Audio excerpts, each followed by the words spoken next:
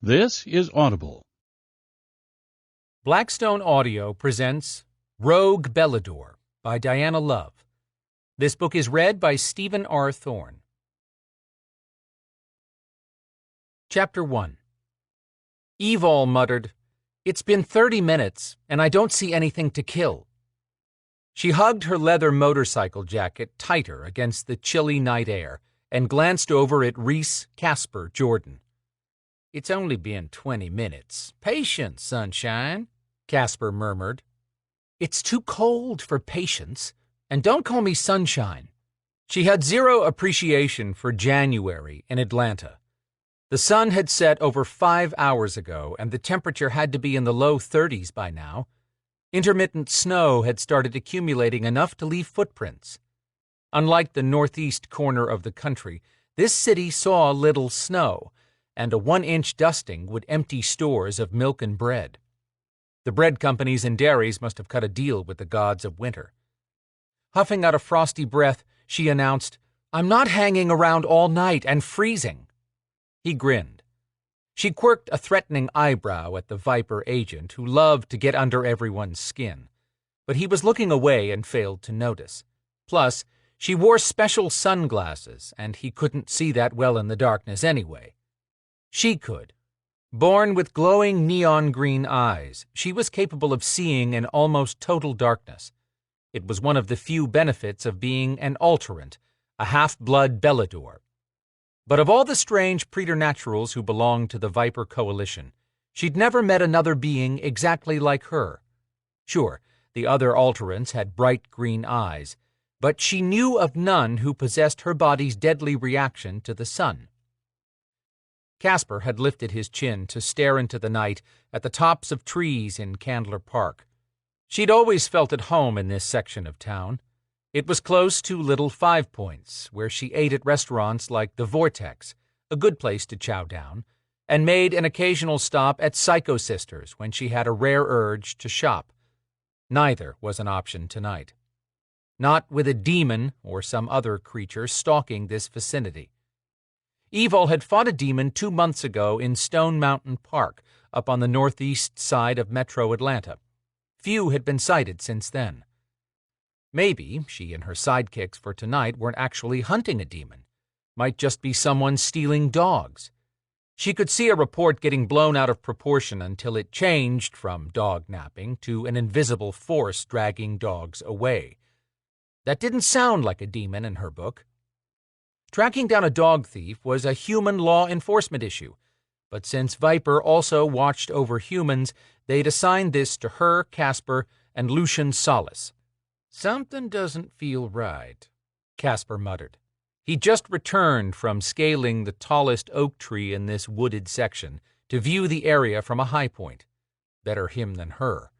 She liked her feet planted on solid ground. But Casper had first shifted into his ghost form, then basically floated to the top. He'd once told her his ghost form couldn't actually fly, but he could levitate above anything solid, including tree limbs.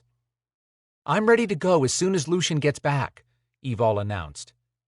She'd hiked all over this place and the nearby neighborhoods, hoping to catch whoever had been stealing domestic pets. This is a crap assignment. Inclining his head, Casper frowned. "Agreed. I don't see squat. Did you hear where the intel came from?" A fair question, since she'd taken the call from her Belador superior, then rounded up Casper and Lucian to join her. Supposedly a troll reported seeing something dragging a pack of dogs into the park after midnight. "Oh, hell. Might be a troll stealing the dogs. They eat about anything." "You." "I wouldn't point a finger at a troll right now if I were you. That's all it'd take to crank them up again after that mess with a warlock using trolls to power a spell to create fake demons." "You're right. The trolls are still complaining that Viper didn't do enough." Since trolls weren't members of the Coalition, they had an agreement with Viper that allowed trolls to live in the city, as long as they didn't hunt here. Translation, don't kill humans. Some trolls were good people, but as a race they were predators and not exactly at the bottom of the food chain. With the exception of a rare few, humans had no idea non-humans existed and cohabitated in this world. But if demons kept popping up, it wouldn't be long before that changed. "This is bullshit," Casper grumbled. "I'm with you. I'm done with being a damn dog catcher." He crossed his arms, then looked to his left as Lucian emerged from the darkness, seeming to do so without even disturbing the air around him. The two men partnering with her tonight were from opposite ends of the spectrum. Casper hailed from Texas. He had snakeskin boots and jeans to go with his southern drawl. He wasn't overly bulked up, but at 6'2" he took up plenty of space and filled out a denim jacket with a mile of shoulders. Standing with his legs apart, he looked ready for a showdown. Lucian's black hair curled at the collar of his wool peacoat, just adding to the mysterious look of the Castilian who kept to himself. He spoke in a smooth voice, rich with his unusual accent. "I may have found something." Evil wanted to groan. Casper did. "I didn't see a thing from up top. What'd you find?" "I'm not sure yet. Every time I got close, it moved.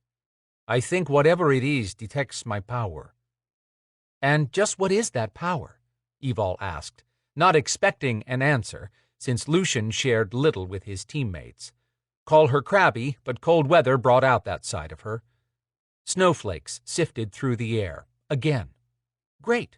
Just great. Lucian studied her for a moment, as if sizing up his reply. "When I first met you, I had no idea what an alterant was, other than a half-blood Belador. I know little more than that now." She got what he was saying. Back before she'd learned the ugly truth about the other half of her blood, Lucian had never hesitated to partner with her on a mission, even when other Viper members balked. Also, he'd never questioned her background, as long as she wasn't a witch. Point taken. His lips quirked with a smile, and he gave a slight nod. If he'd shared that slight smile with a room full of single women, the next sound would have been panties hitting the floor.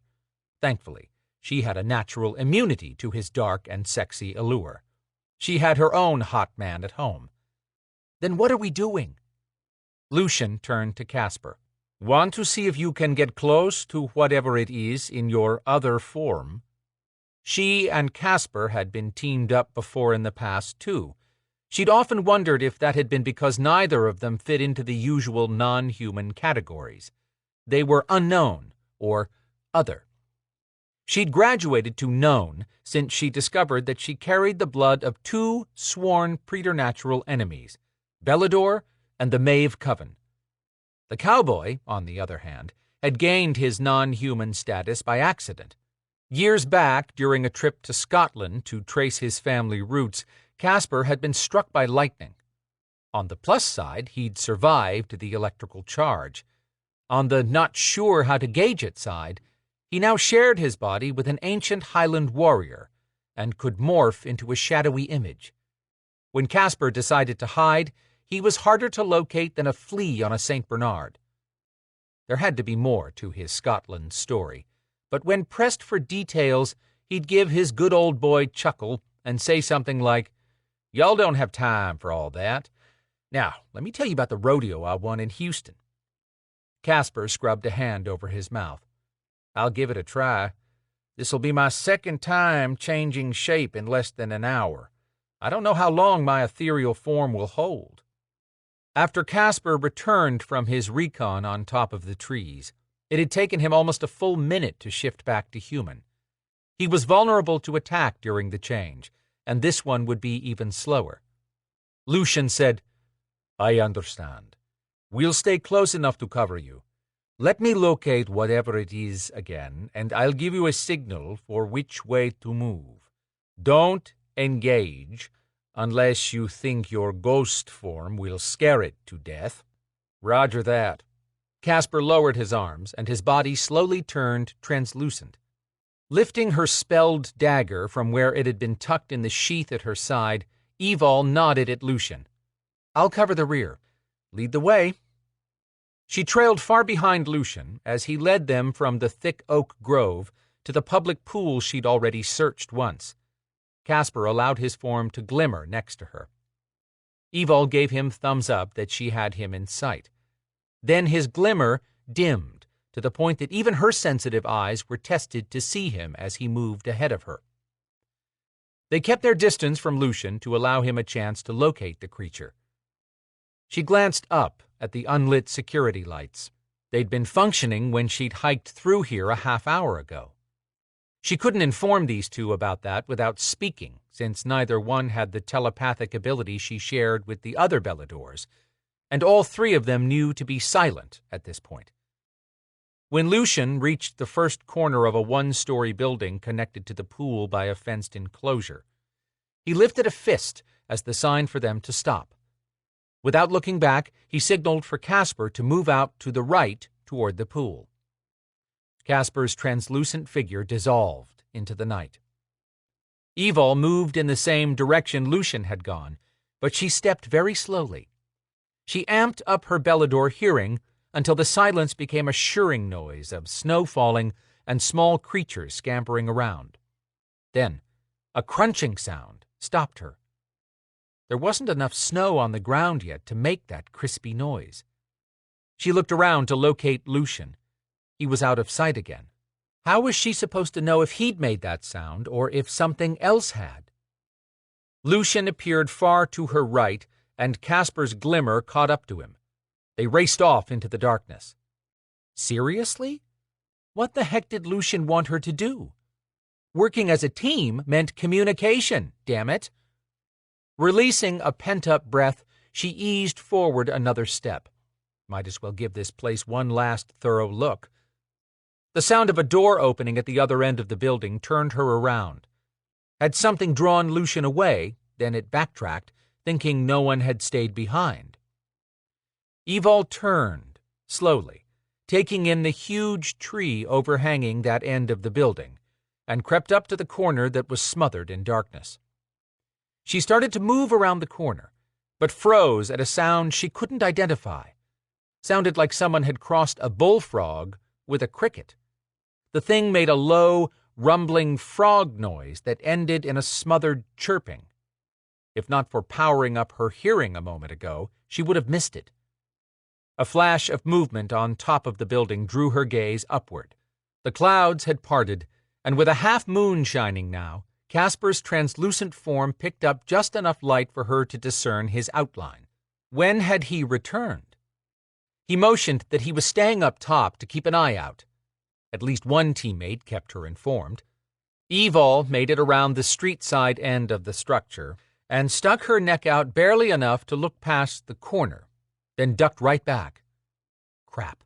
Right around the corner, a door stood ajar. That would be a clue, Sherlock. Leaning out further this time to look inside the room, she counted at least 8 dogs huddled in a tight group. Something invisible corralled them. There might actually be more than 8 animals. It was so dark inside there that even with her vision, she could only separate the light-colored ones. Crud. So much for Casper's theory about being relegated to freaking dog catchers. Something was holding those animals. But what? And what about that strange noise? If the gods were in a good mood, it was nothing more than a mutant bullfrog with no fear of freezing. As she strained to see into the corners of the room, the animals became agitated and began moving around, howling and barking. The sound wasn't loud, even to her ears. Weird. Their invisible constraint apparently also deadened the sound. Whatever held the dogs in place had muffled the noise to where no human security or maintenance person would hear it. Checking over her shoulder and scanning the surrounding yard, she held her breath, listening for anything else. Nothing. But the rest of the area was now pitch dark. Even her exceptional night vision failed to penetrate it. What had happened to the moonlight? The clouds were still AWOL, so the moon should be right above her. Heading around the corner, she'd made one step toward the door when the pack of animals backed away as far as they could, still huddled in a group. Not one of them made a sound now. That couldn't be good. Hair stood up along her arms. She turned, slowly, to search around her again. A cold breeze ruffled her hair, but the chills racing up her spine were no longer driven by temperature. She didn't see anything at first, but then her eyes focused on a dark shape way too close to her, blocking the moon. She looked up, up, up, until she could make out just enough of a long snout shape, 10 feet off the ground, to call that the head. What was that thing? The rest of its body was just a dark blob. So far, nothing that resembled any demon she'd ever seen. It hadn't noticed her. Its head was tilted toward the roof, focused on something. Could it see Casper? She looked back around for Lucian. Still no sign of him, but she needed some room to deal with this sucker. Looking down, she could see where its feet had actually sunk into the frozen ground. It probably weighed as much as an elephant. She had no idea what she was up against. Backing up would give her a chance to size up her opponent and come up with a plan for fighting it. This is what I get for complaining about being a dog catcher. The most she could do from this position would be to stab it in the side of the leg, which was pretty much guaranteed to piss off something this humongous. That would get her squashed by a foot she couldn't see to avoid.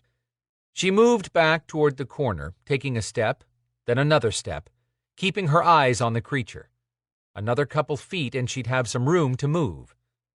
Her next step dropped her foot into a hole as deep as her knee and just wide enough to trap her boot, jostling her backwards. She flailed her arms to keep from falling and breaking her leg. Once she caught her balance, she listened for any movement. Had Sasquatch noticed? Yanking her gaze straight up, she found 2 bright yellow eyes staring at her from the biggest horse head she'd ever seen. It was stuck on top of a giant, hunched-over human body. Shock registered a moment before his huge hands lunged for her. She shoved up a hit of kinetic power to block him. He slapped the invisible force.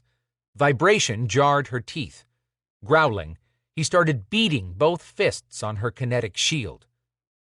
With only 1 foot for support, she was off balance and bending further back with each blow. She yelled, "Hey, little help!" Casper was of no battle use as a ghost, but that didn't stop the cowboy from dropping to the ground. He began changing to his human form, slowly. Thankfully, he made almost no noise while his body worked through the transition. Besides, the monster was focused on her right now. It lifted a foot the size of a table and stomped her shield. Her arms threatened to give out under the pressure. She shoved harder, calling on all her power to push back, but her arms started to shake with strain. The thing weighed as much as a car.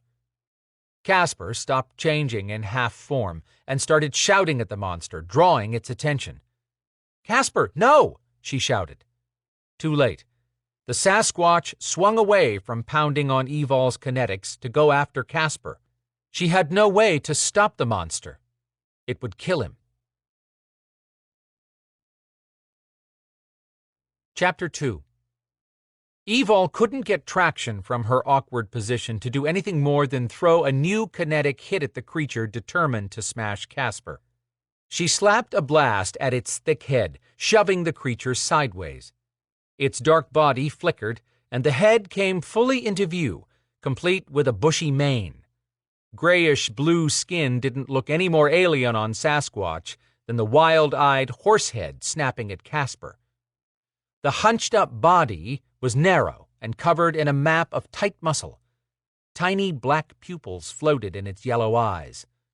The bottom half of its body kept fading in and out from a dark shadow form to reveal snippets of a human-like body. Was it wearing a glamour? Snow sucked up off the ground beside Evol and started spinning into a sphere the size of a laundry basket.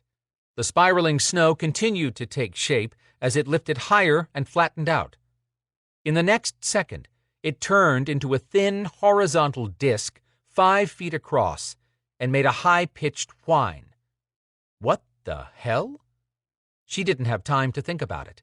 The monster jerked back around to her. She stabbed her hands down onto the hard ground and shoved up, trying to free herself. Bones in her ankle were close to snapping. Sasquatch kicked at her. Damn it. She fought for balance and threw up a new kinetic wall, but it lacked the power of her first one. His kick jarred all the bones in her upper body. A high-pitched whine screamed near her. She glanced around to find the snow disk spinning closer. "Drop your kinetics, Evol," Lucian ordered. Was he kidding? She twisted further to see that, yes, Lucian controlled the snow frisbee. "That all you've got?" Lucian ignored her and moved his wheel higher in the air, just as the monster turned and drew back a fist to swing at Casper again. "Do it!" Lucian demanded. Evol kicked her shield and shouted, "Hit the ground, Casper!" The cowboy dropped fast. His human form finished taking shape in mid-fall, just before he slammed the hard surface with a grunt of pain. The bright, spinning disc shot upward and sliced across the creature's throat without any resistance. Sasquatch froze, then reached up for his head as it tipped over and fell to the ground. His body tumbled next, heading straight for Evol. She pushed up one more time, using what power she had left to block him from crushing her, but her arms wouldn't hold long. Blood spewed from his headless neck and splashed her through cracks in her kinetic wall. Warm liquid splattered her skin and clothes. Ick. Soft howling and barking sounded from the side of the building as Casper got to his feet and shook his head.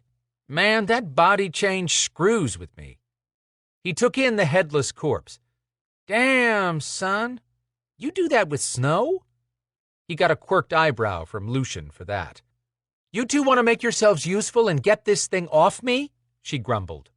It took both Lucian and Casper to drag the body to one side. She dropped her arms and sucked in deep breaths, waiting as Casper and Lucian dug a trough wide enough to free her boot. No small feat with the ground frozen. She accepted Casper's offer of a hand up and hissed at the sore ankle, but she could walk without limping. "You're the only agent I know who could find a gopher hole while fighting a monster, Sunshine," he quipped. She gave up correcting him on how to address her and said, "It's a talent. Anybody know what that thing is?" Lucian studied the body. "I don't think it's a demon." "Huh," Casper grunted. "What then?" "With that hunched body shape and horse head, it might be a tikbalang from the Philippines." Lucian glanced toward the whining and yipping still coming from the back. "But I don't get why it was hoarding dogs instead of killing them, or what it's doing here. Something's not right about this." As if anything was ever easy in their world. Evol glanced at the lifeless eyes staring up at the sky. The eyes were flat black now instead of yellow. Mission accomplished, right? Why did Lucian have to make her think there was more to this than just life in the underworld of Atlanta's non-human community? She wiped ick off anywhere she could. Storm was going to pitch a fit when she showed up bloody. "Do you think the Maeve could have brought it in, or maybe made this thing?" she asked. "They could," Lucian said, not committing to his answer. "But this doesn't fit for any of the covens, even the Maeve. This took serious power to control, and I'm not seeing the reason for it even being here." Casper added, "Yeah, dog theft? What's with that?" Lucian said, "No idea." Evol still liked her worst enemy as the culprit. Maybe the Maeve Coven is behind this, and they just wanted to annoy Viper because of the sanction. Create havoc, I don't know. Lucian looked as if he considered that. "I forgot about the Maeve getting sanctioned for that rogue warlock in November." "Not all of them were sanctioned," Evol clarified. "Just the Queen and Cathbad. That doesn't mean those two wouldn't order their warlocks to find a creature like this and use it to screw with us." Casper grunted.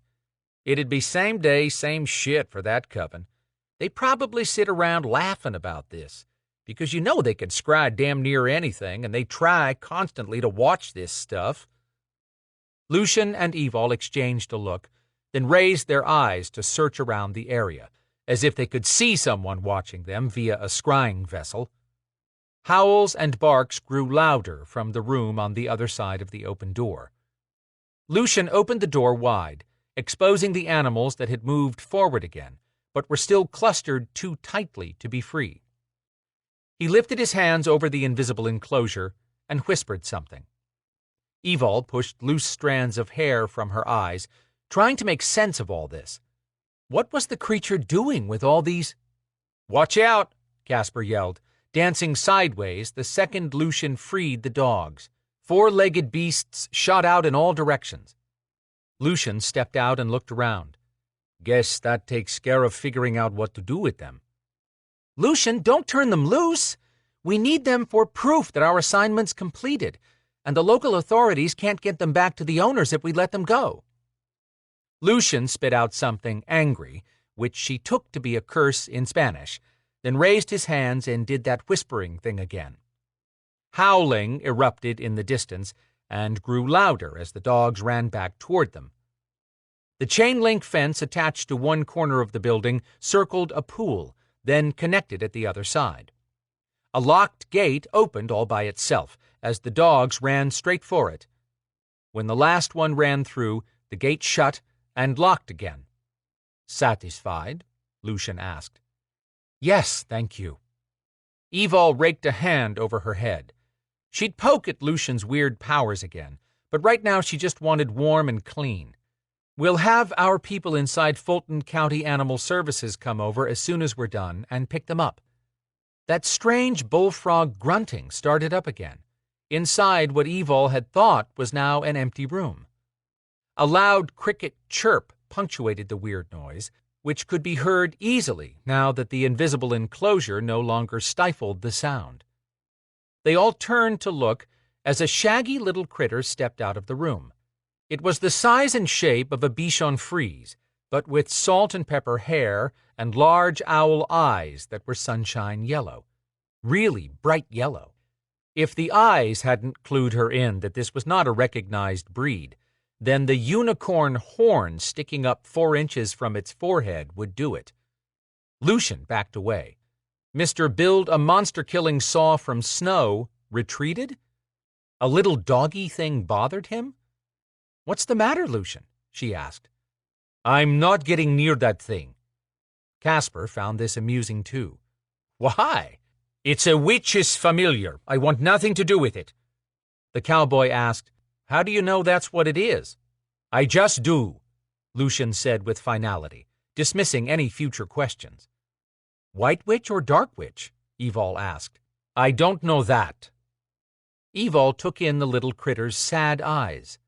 They reminded her of Phoenix, her pet gargoyle, who was only 2 feet tall himself. She leaned over and called to it. "Come here, baby. Let's get you back to your owner." The critter stood up on its stubby, thick hind legs. It waddled forward. "Huh.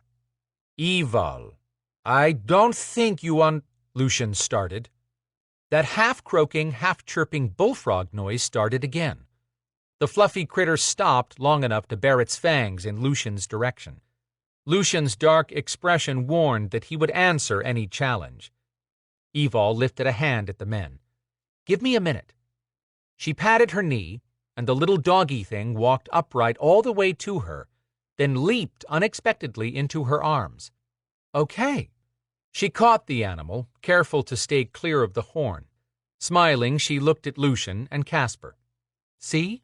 No problem. We'll just take him, her, it, to—" Lucian was shaking his head. "There is no we. It's you." She lost her smile and thought about baring her teeth. "I don't have any idea how to find its owner tonight, and I can't take this little guy home." Casper suggested, "Give it to Sin and let him find it a home." Lucian said, "Bad idea. The White Witch Council is having issues with Viper. If that beast belongs to a white witch, Handing it to Sen would light a powder keg of trouble. Right.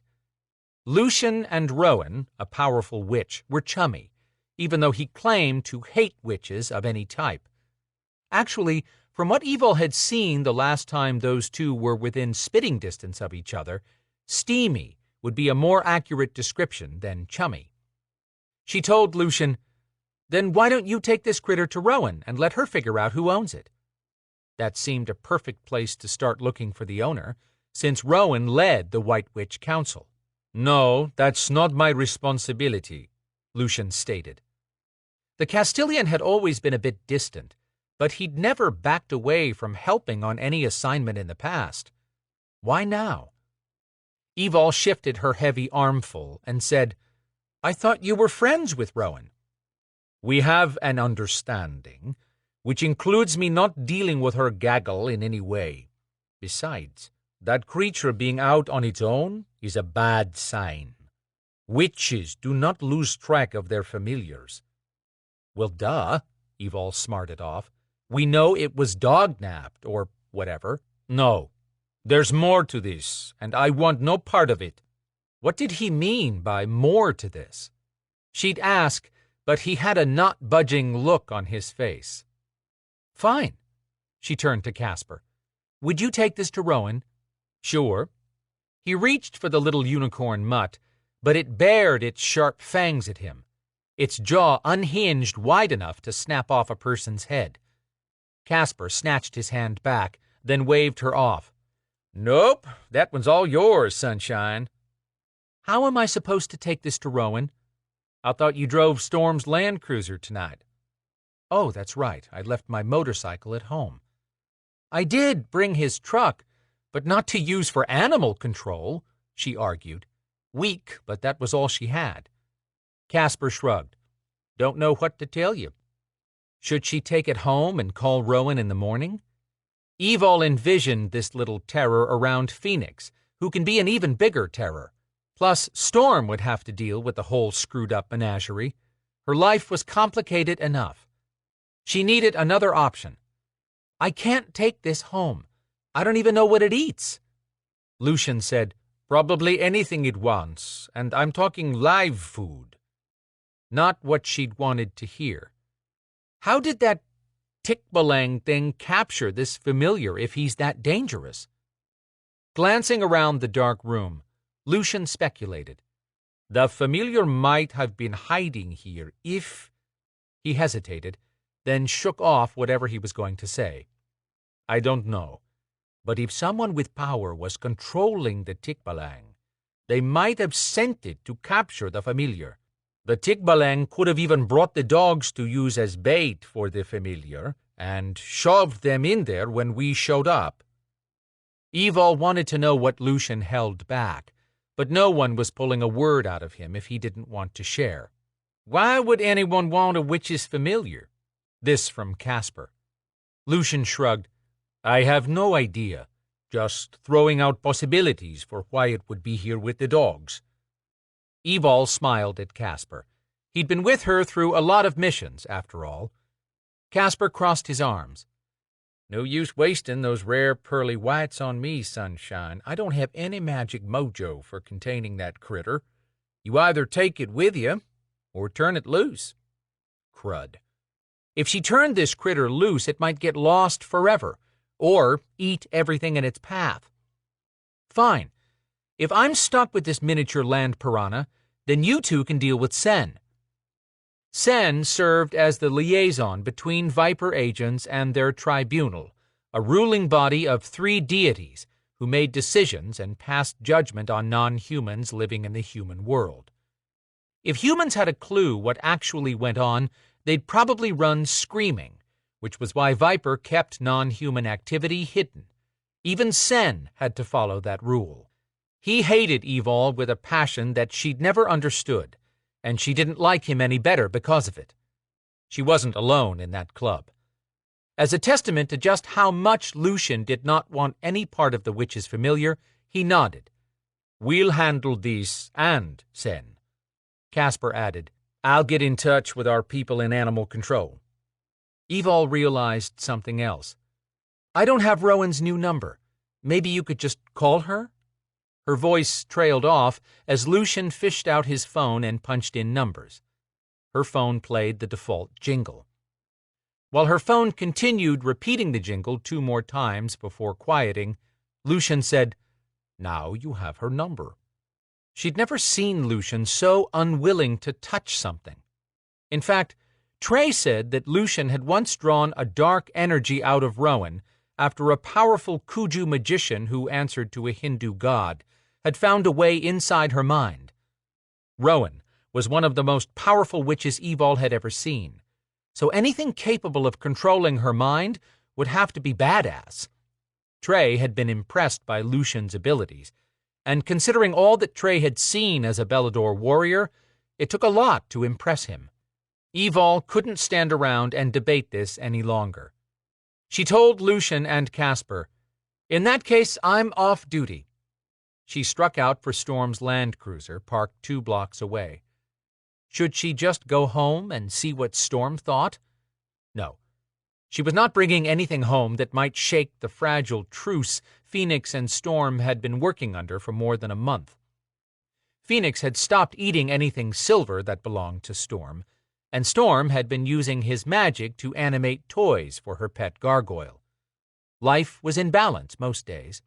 She gave the shaggy critter another look and decided he was a male until she learned differently. "What am I going to do with you?" The mutt familiar showed his fangs, but made no sound. She took that to mean he had no answers either. With a little luck, this critter would belong to a white witch Rowan knew. Problem solved. If not, Evol would have to report it to Viper, which would then make it her duty as the Belador-Maeve liaison to contact Queen Maeve to find out if it belonged to any of their coven members. That would probably require being teleported to Tower Maeve. Wouldn't that be just what Queen Maeve wanted? To have Evol trapped inside her kingdom? By the time she reached Storm's truck, Evol had come up with a second option that might save her from having to visit Rowan or deal with the Maeve Queen. She put the mud on the passenger seat and dug out her cell phone. She had Adriana LaFontaine on speed dial. At one time, Evol had wanted nothing to do with the Sterling Witch, but that had been before they went through near-death experiences and got to know each other. Since then, they'd formed an unlikely friendship that had benefited both of them in the recent past. Adriana answered, "Tell me you're not calling for anything witch-related? That narrows our conversation to hello and goodbye." Adriana sighed audibly. "What do you need?" "Stop sounding like I'm asking you to bloody your manicure. It wouldn't be the first time that happened with you." Evol let that dig pass. "What's got you so cranky?" "I'm getting constant calls from Viper agents asking about my witchlock powers." Adriana's voice changed to mocking. "How does your new power work? Are you going to start a coven? Are you advising the new witch council? Will you be meeting with the dark covens?" She took a breath. "I expect to hear from Oprah next." Grinning, Evol said, "It's tough to be a celebrity." Had Adriana just growled? The witch grumbled, "I even heard from the Sterlings this week." "Really? What'd they want?" "I have no idea. I disconnected the call immediately." "Can't say I blame you for that." A lot of bad blood ran between Adriana and her Sterling Coven family. She'd disowned the lot of them, and for good reasons. Evol could commiserate. The aunt who'd raised Evol had kept her locked in a basement and knowingly allowed a man to abuse her as a teen. To lighten the mood and get back to the problem at hand, Evol said, "I didn't call for an interview or to ask about witchlock. I have a lost familiar and just want to know if you could identify the specific witch who owns it." "Probably not." "I haven't even told you what it looks like, Adriana." "It wouldn't matter. The only way I'd know anyone's familiar was if I socialized with the witch, and we both know that doesn't happen." There had been no emotion in Adriana's words. She'd been raised a dark Sterling witch, but she didn't associate with either dark or white witches. That alone made her the best person to possess the ancient power of witchlock, which could rule all witches, rule a lot of other powerful beings as well. Evol had helped Adrianna fight Veronica, a crazy witch who had intended to use witchlock to wipe out non-humans who refused to serve her and force weaker witches to be her slaves. Veronica lost that battle, and now resided in a cell beneath the mountain housing Viper headquarters. Evol couldn't hide her disappointment.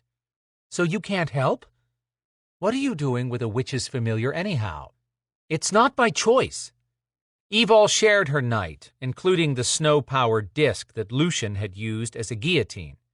"Here's the kicker. This little familiar might weigh 15 pounds and doesn't even come to my knees. After killing the weird dog-thief monster, Lucian double-stepped away from this familiar as if it was a lethal disease." "It might just be." "Why?" "If it belongs to a dark witch, the only way she'd allow anyone to touch her familiar would be if she were dead. As for white witches, it may be the same, but you'll have to ask Rowan to be sure. With the Maeve Coven infiltrating the city, it could belong to one of their group." Evol hoped not. "Any other time I wouldn't lose sleep over one less Maeve witch or warlock, but Viper is actually sending agents out on security details for the Maeve, because the Maeve are claiming harassment." "You had to see that coming. The minute Viper accepted the Maeve into the coalition, the first strategic move I expected was something that would put all the non-Maeve on defense, especially Belador's. Viper should have anticipated these problems." "Agreed, but this goes beyond harassment if one of theirs is dead," Evol conceded. "Exactly. If you show up with a familiar and it belongs to the Maeve, you'd better hope the witch died of natural circumstances, or that you find the killer quickly. I'd start looking for a killer. If a witch or warlock died naturally, someone in the Coven would know and would have come for the familiar, which means Queen Maeve can use this as grounds to demand restitution from the coalition." Evol made the leap to where Adrianna was headed. "Like handing over a griffin." "More like handing over you," Adrianna pointed out. "She wants any and all griffins, but getting you would be a coup. Everyone knows you're on the top of Queen Maeve's wish list. A tribunal might even suggest giving you to them as compensation." "True. This timing sucks. I can't imagine it would ever be a good time to cross a powerful dark witch coven," Adrianna noted in a wry tone. "Now is really bad, though. A tribunal is supposed to finally vote on acknowledging the Alterant Griffins as a free race this week, but I have a feeling it's been put off again. No one has confirmed the meeting. The deities are already jacked up about the constant conflict between Belador's and the Maeve. If this familiar belongs to a Maeve witch, things would turn far worse." "True. How much time until the vote?" "It's supposed to be tomorrow, but—" Evol shrugged. "The only ones with a vested interest in this vote are the Griffins. I have some degree of freedom and a life. When the vote doesn't happen, I'm the one who will have to tell them. How am I going to do that, then return home to Atlanta with a clear conscience? I can't." "That's unfortunate," Adrianna consoled. "Tell me about it. Every time Quinn asks Sen for information on the vote, Sen just smiles and shrugs. It's not like Mako will raise a fuss over it on our behalf." Still, Evol had hoped for a quiet week leading up to the tribunal meeting, just in case it did happen. Adrianna was right. Queen Maeve would turn this into an opportunity to go griffin shopping. At that point, it wouldn't be just Evol's future at risk. There were the other griffins to consider. But beyond that, Storm, Zader, and Quinn would get involved in a bloody way. "Good luck," Adrianna offered. "I'll be interested in hearing how this turns out." "Me too." "Thanks. I'll let you know." Evol ended the call and glanced at the furry bundle in the passenger seat. Nothing to do now but contact Rowan. She texted a quick message to the witch, then cranked the engine to warm the cab while she waited for a reply. Nothing came back. She drove away, determined to leave this little guy with someone tonight. Evol would rather have her fingernails ripped out one at a time than take this familiar to Viper. But she'd end up hauled into a tribunal meeting the second someone got wind that she'd failed to inform everyone of what she'd found. She rubbed her head. No easy answers. Not with her best friend and former Belador Meister, Zader, out of pocket at Traor Castle. In Zader's absence, her other best friend, Quinn, was doing his best to carry out the duties of Meister over all North American Beladors. Added to that, Quinn was dealing with a boatload of personal grief over the death of a woman he'd loved in secret for years. When Evol pulled up to a stoplight, she turned to her silent companion.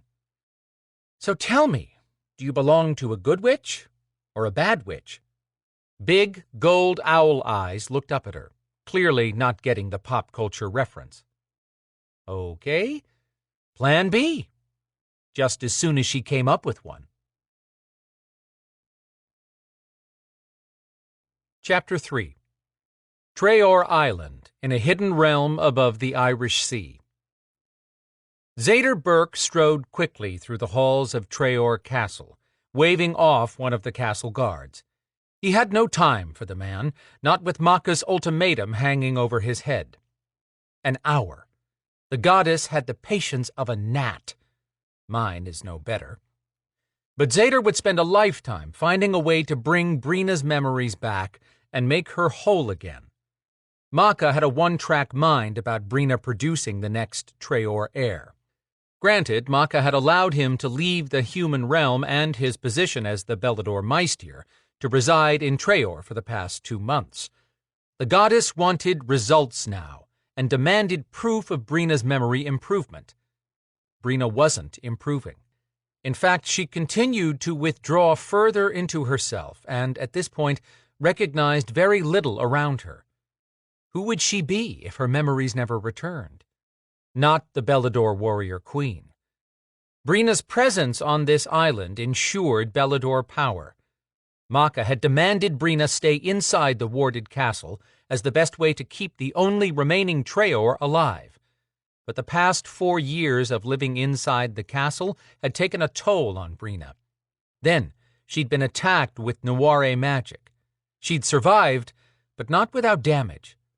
Her memories of life before the attack deteriorated each day. What scared Zader most of all was the possibility that his Brina, the valiant woman he loved, would cease to exist.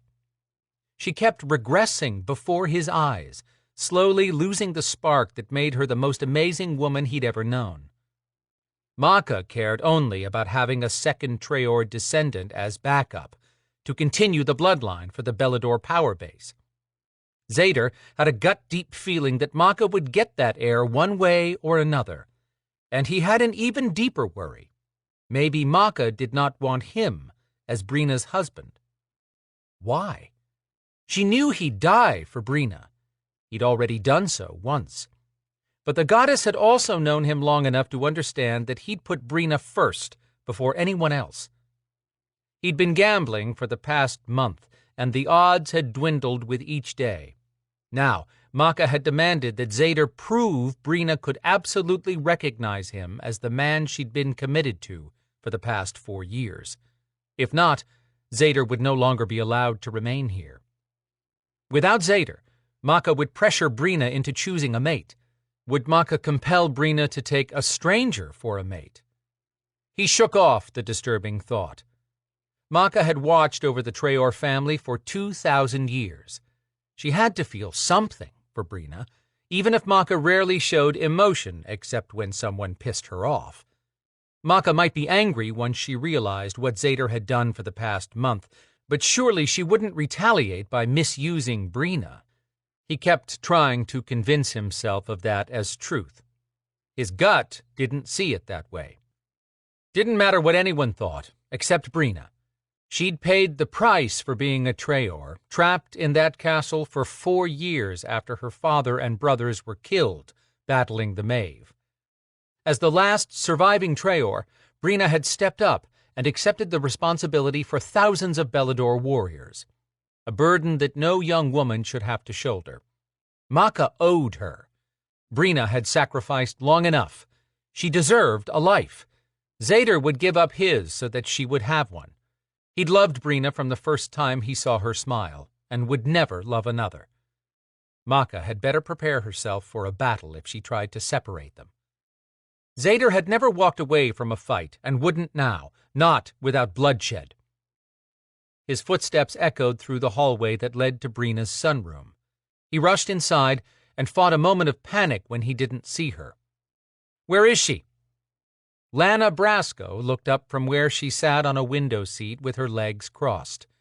She wore a frown that cut deep worry lines into her smooth, teenage skin. "Brina is sleeping."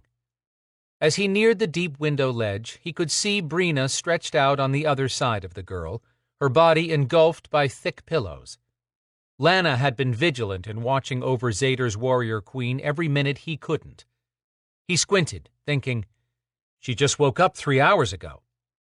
"Yes, she is very tired."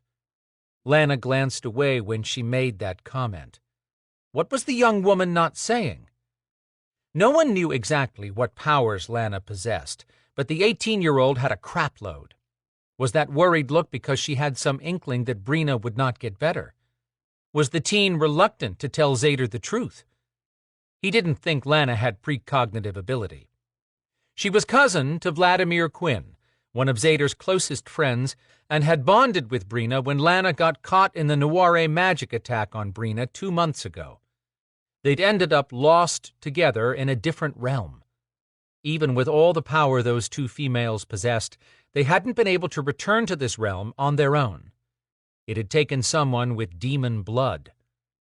Evol's skinwalker mate had drawn on the dark side of his blood and, with Evol's help, brought them back. Zader had come so close to never seeing Brina again. She'd returned physically intact, but with corrupted recall. She still didn't remember that she and Zader had been planning to marry for 4 years. Lana leaned forward. "What is wrong, Zader?" He glanced around the room. "Is the soundproof spell you created still in place?" "Yes, I remove it now only when you are both asleep." "Maka just said I have an hour to show her the progress Brina is making." Lana's eyes opened until white glowed around her blue irises. She shook her head, making the black tips of her blonde curls fly around. "Brina is not ready. She is worse." "I know that," he snapped, then quickly apologized. "Sorry, Lana." He ran a hand over his smooth head. "I think Maka is onto us." "What do you mean?" He gave her a look of, "Seriously?" "I think she suspects you're doing something to shield what's really going on. Maka isn't buying the phony conversations she hears Brina having with me when she walks in. If Maka had heard any of our arguments, she'd have busted me before now." "It's not Brina's fault.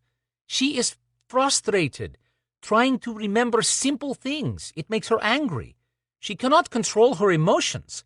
Then Lana added, "Especially now." Zader had started to explain to Brina's little champion that he understood why she was irritable, but Lana's last words stalled his brain. "Why is it especially harder for Brina now?" Lana's lips parted for her to speak, but then she closed her mouth, looking confused. She tried again, and her face showed the strain. What the hell was wrong with Lana? Zader asked. "Are you okay?" "Yes, I just forgot what I was going to say." Swallowing hard, Lana asked, "What will we do?" Whatever it took to protect Brina. But Zader was no match for the Celtic goddess who ruled over all the Beladors, and he would not put this teenager at risk. "Maka wants me to bring Brina to the main atrium to state that she remembers all that we did as teens, and that I'm absolutely the man she wants to marry." "You cannot do this to Brina," Lana insisted, her hands fisted. Brina moved and mumbled something. Lana whispered, "She is having more problems with memory. She says it also takes her longer to reach the dream-walking state." Zader wanted to ask how much worse her loss of memory could be, But in the preternatural world, that had the potential to be a dangerous question. I've kept Maka off our backs as long as I can. She's no longer content with my telling her that I don't want to put Brina under pressure, because I feel that will cause her to slide backwards. He swallowed and stared down. But Maka thinks Brina knows who I am. Brina does. Not in this realm. He hated admitting this out loud. Brina knows who I am as the man who comes here and talks to her each day. I tell her about her past, but she has yet to remember any of it on her own, or what I really mean to her. But in your dreams? Her memory is fading there too, Zader finally admitted, the words twisting out of his gut. There was more to her deterioration than what played out on this realm, more than any of them had believed, and he had no idea how to combat it. He explained, "In fact, it's getting worse in the dream world. Brina is seeing things. I don't know if it's hallucinating for a moment, visions, or what? Or if Brina is losing touch with reality." Dear Goddess, that hurt to admit. He struggled for his next breath.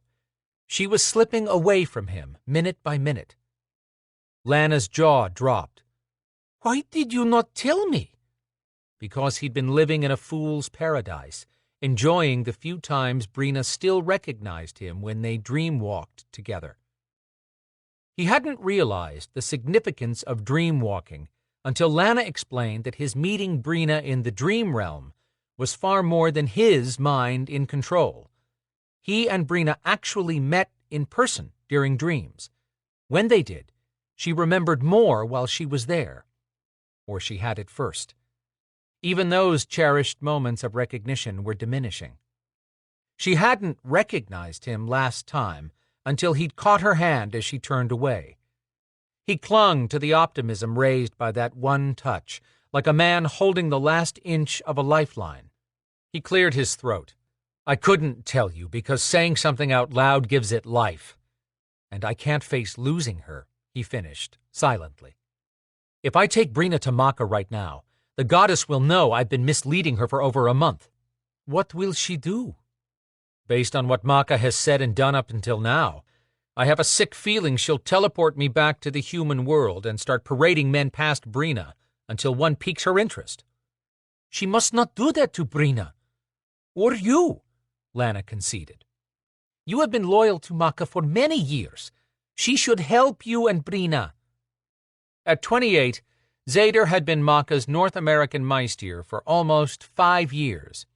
He took over when his father died, but he'd been his father's second-in-command from the moment he'd turned 19, pretty much his entire adult life. That should count for something with Maka. Lana chewed on her lower lip. "You have not told me what we are going to do now." Zader owed this young woman for all she'd done to protect Brina and be her friend, and for helping him keep Maka at bay with the spell that shielded their conversations. "You said there was one more thing I could try with Brina in the dream world?" Standing and animating her hands as she spoke, Lana whispered, "I also said you could be harmed, maybe even die, if she did not remember you when you both came out of the dream. You might lose both your memories. I am not sure of outcome." "I'm out of options, Lana. I won't be tossed out of Traor without a way back to protect Brina." "She would not want you to risk so much." "If the day comes that Brina's memories all return, she would never forgive me if I failed to try everything possible. She would wonder how I could have truly loved her if I had not been willing to risk all and keep her out of a stranger's arms. If that day came to be, everyone would find out just how dangerous it was to piss off a woman who wielded ancient Traor power." "Maka would not really expect Brina to marry someone else, would she?" Lana asked, in the voice of a teenager who couldn't imagine just how cold Maka could be. At one time, Zader would have asked the same question. The goddess is ruthless when it comes to ensuring Belador power remains strong, and that won't happen if the Traor dynasty ends with Brina. Maka wants the next generation of Traors started now, regardless of who fathers the child. Over his dead body, No other man was touching the woman who belonged to him. It might just end up over his dead body when the goddess figured out what he'd been hiding from her. Lana combed her fingers through her hair, getting upset, which would turn into a catastrophic problem if she brought on a thunderstorm. She'd caused one in the past. Inside a building, no less. Quinn had said his aunt, Lana's mother, had vanished at one point 19 years ago and returned pregnant, with no memory of the time she'd been gone. The origin of Lana's powers was as unknown as the extent of what she could do. "Lana, calm down," Zader said quietly. "No one is in danger yet. If you use this spell, you must hold Brina's hand as you return from the dream realm. If not, you may end up sleeping forever." "I'm just going to have to make sure that doesn't happen." "Did you bring a pen?" "Yes." He handed the pen to her. "Hold out your hand," she ordered, all business when it came to magic. When he did, Lana drew a series of Cyrillic symbols in a circle with each symbol connecting. She looked up at him. "I will cast the spell as I push you into deep sleep while you hold her hand. When you both are ready to return here, you must hold Brina's same hand and repeat the chant as you leave the dream realm." He nodded, listened to the chant, and ran it back through his mind. "Take these words to heart and mind, from when our souls were first entwined. For you I share my life and memory. Take what you need and set your mind free. We go forth as one, so hold my hand. Share my knowledge of when we began." "Zader!"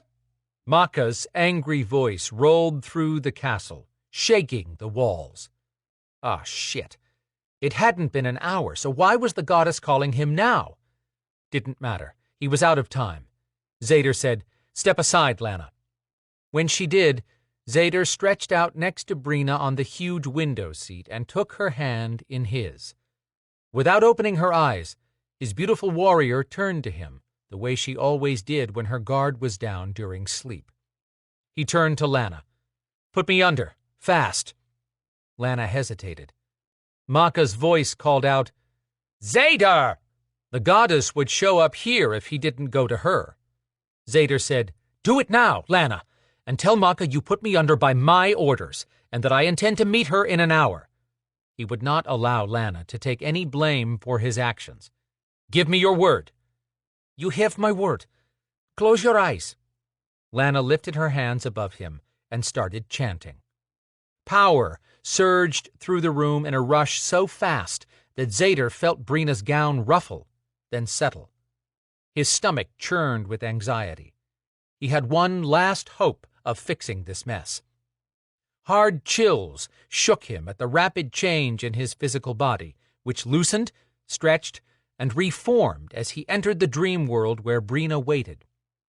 He heard Maka's voice once again, but it was distorted and losing volume. He had to reach the dream realm and hope Lana convinced Maka it would be unsafe to wake them while he was going under.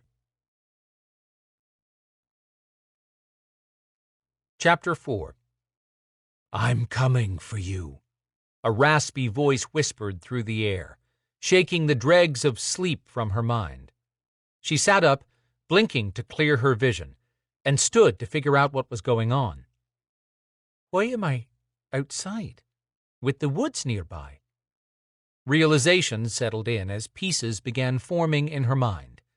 She was in the dream world, alone, except for the trees surrounding this peaceful clearing. Who had spoken? Wait, for that matter, who am I? She closed her eyes, thinking hard. "'Tis a simple question, brain."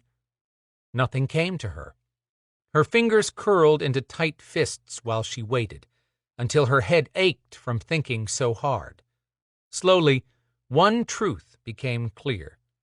She could recall nothing. Where are my memories?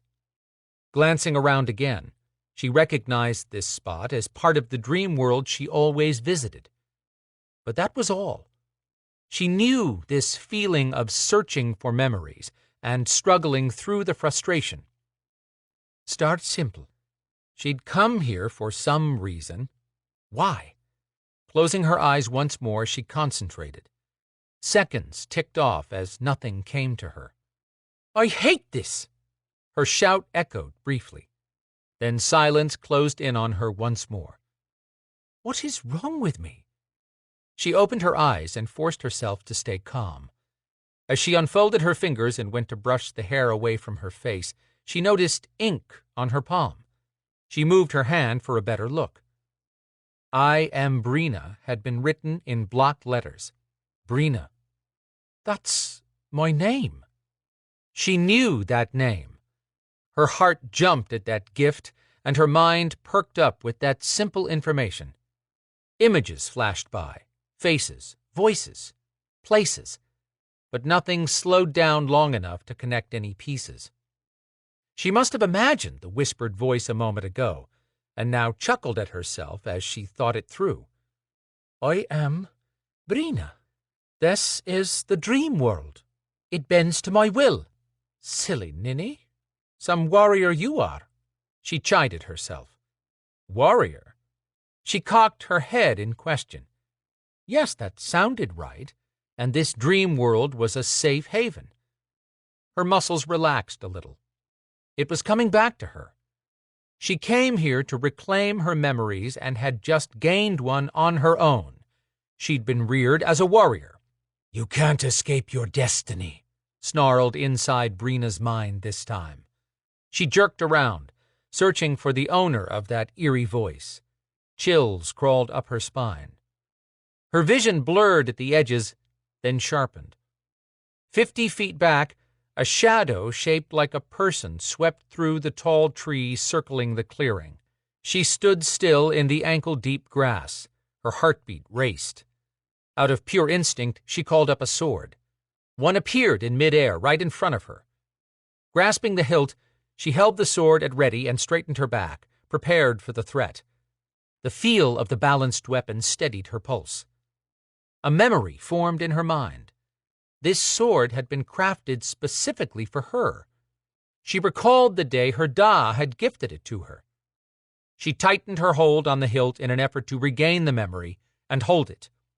How bittersweet to have that memory return when so many others had abandoned her. That long-ago day had been the last time she hugged her Da, before he and her brothers marched off to battle and never returned. Her Da had told her to be strong, to protect the others. She frowned. Who were the others? Panic chipped away at her confidence. No, she would not lose the battle with her mind. Inhaling the fresh air deeply to calm herself further, she scanned the woods again. Nothing moved. Cotton, white clouds floated overhead through the blue skies. Leaves stirred, tossed gently by a breeze. Where was the shadow that had moved within the trees? Had she imagined the whole thing? Stop acting like a scared rabbit, she muttered. See?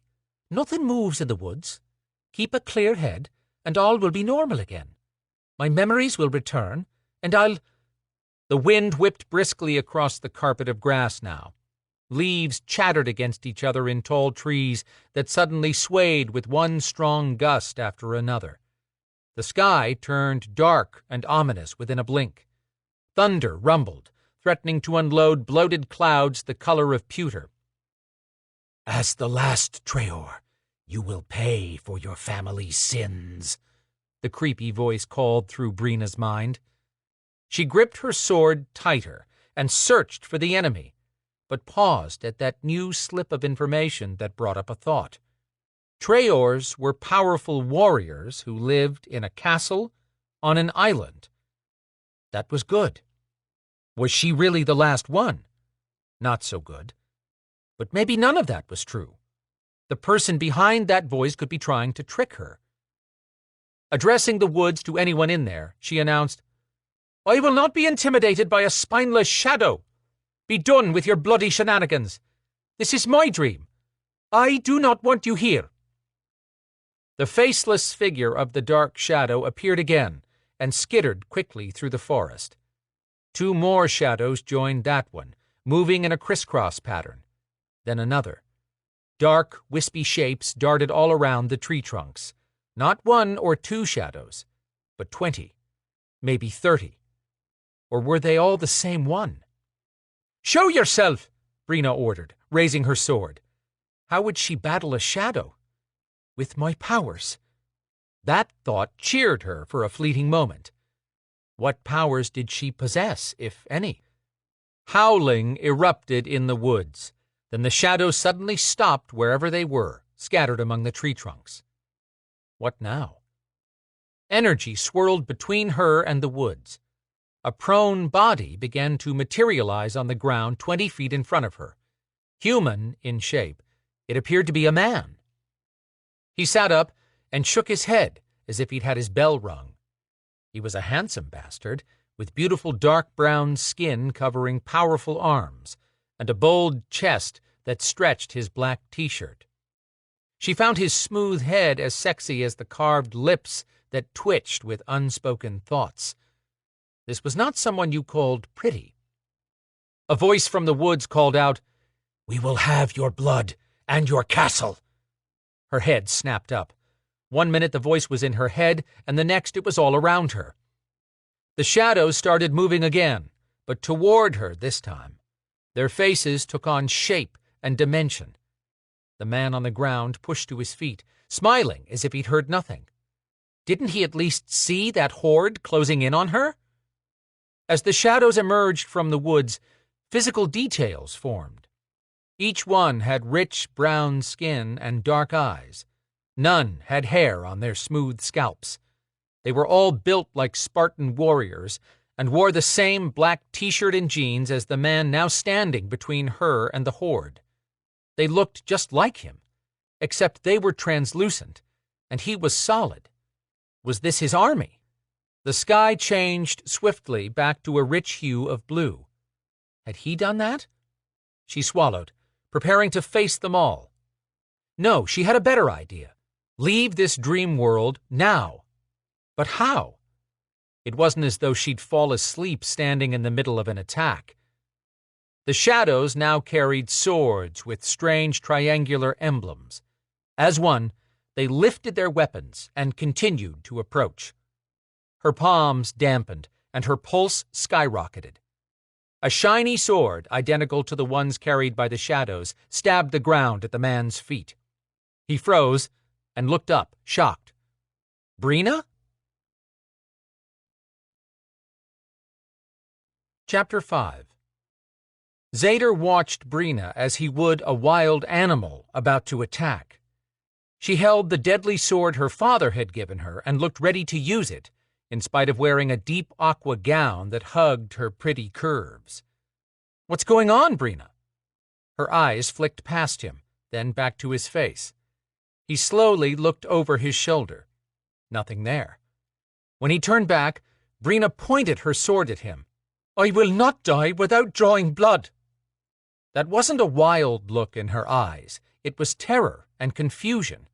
What gripped her mind now? Zader kept his voice soft. "You know me. I'm Zader.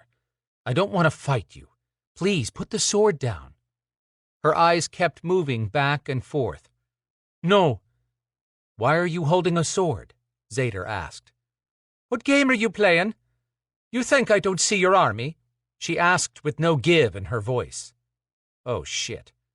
"Not my army, Brina. I love you. I would never harm you." "Love me? Who are you to be saying such things? You think to trick me?" She swung her sword left then right, as if preparing for a battle. With an army her mind had conjured. This was worse than last time in the dream world with her. She swung her sword in a liquid movement, so like his warrior princess back when they used to spar, before she became the warrior queen and carried a world of responsibility on her narrow shoulders. Damn it. Her gaze still tracked something moving in the woods. The army she thought he'd brought here? Or could there be a real threat he had yet to see? He doubted it. Not in the dream world, where she had far more control over her power than even he had here. But the muscles in her arms tensed, ready to fight something. He had to bring her back to him. There was no way to know how long Mako would hold off. He pushed power into his voice. "Look at me, Brina." She jerked her head around, staring at him now. He asked, "Tell me what you see, and I'll help you fight it." "You think I'm that easily swayed?" He had to be careful how he replied. "No, but they may be tricking you, and I might be your only ally here." She swung her gaze back to the woods, and her mouth opened. "Where did—" Finally, whatever she'd seen must have vanished. He said, "It wasn't real." Turning to him once more, she gave him a measured look. "But you are?" He didn't like the suspicious sound of that. "You know me, Brina." "You keep saying that." She studied him harder. "Your face and name are vaguely familiar, but I still don't know if you be friend or foe." His heart dropped to his feet. Until the past few days, he'd been able to talk his way past her dementia and disorientation. But the day before yesterday, he'd spent a half hour just hunting her as she hid from him. They'd argued until he'd grabbed her arm when she tried to walk away. She turned back, swinging, but held up at the last second. With that touch, she began recalling bits and pieces until she'd finally walked into his arms. Yesterday, he'd come upon her arguing with unseen opponents, but she had not called up a sword as she had today. With a wave of her free hand, the gown she'd been wearing disappeared, replaced by jeans, a loose shirt, and lightweight boots. Her normal attire for sparring. Was this a positive change or not? Her waist-length red hair snatched light like polished copper as it wove itself into a braid down her back. She looked like the young woman who had stolen his heart in this glade. He smiled at the memory. "You find this amusing?" she asked, clearly not happy. "I like your outfit," he replied, tiptoeing around each word. "'Tis easier to battle without tripping on a blasted hem." He held his hands up in surrender. "Like I said, I'm not here to fight you." "You think to have me lowering my guard until your army returns?" "Think for a minute, Brina. I'm here alone. You know me. You chose this place to visit in the dream world because it's ours."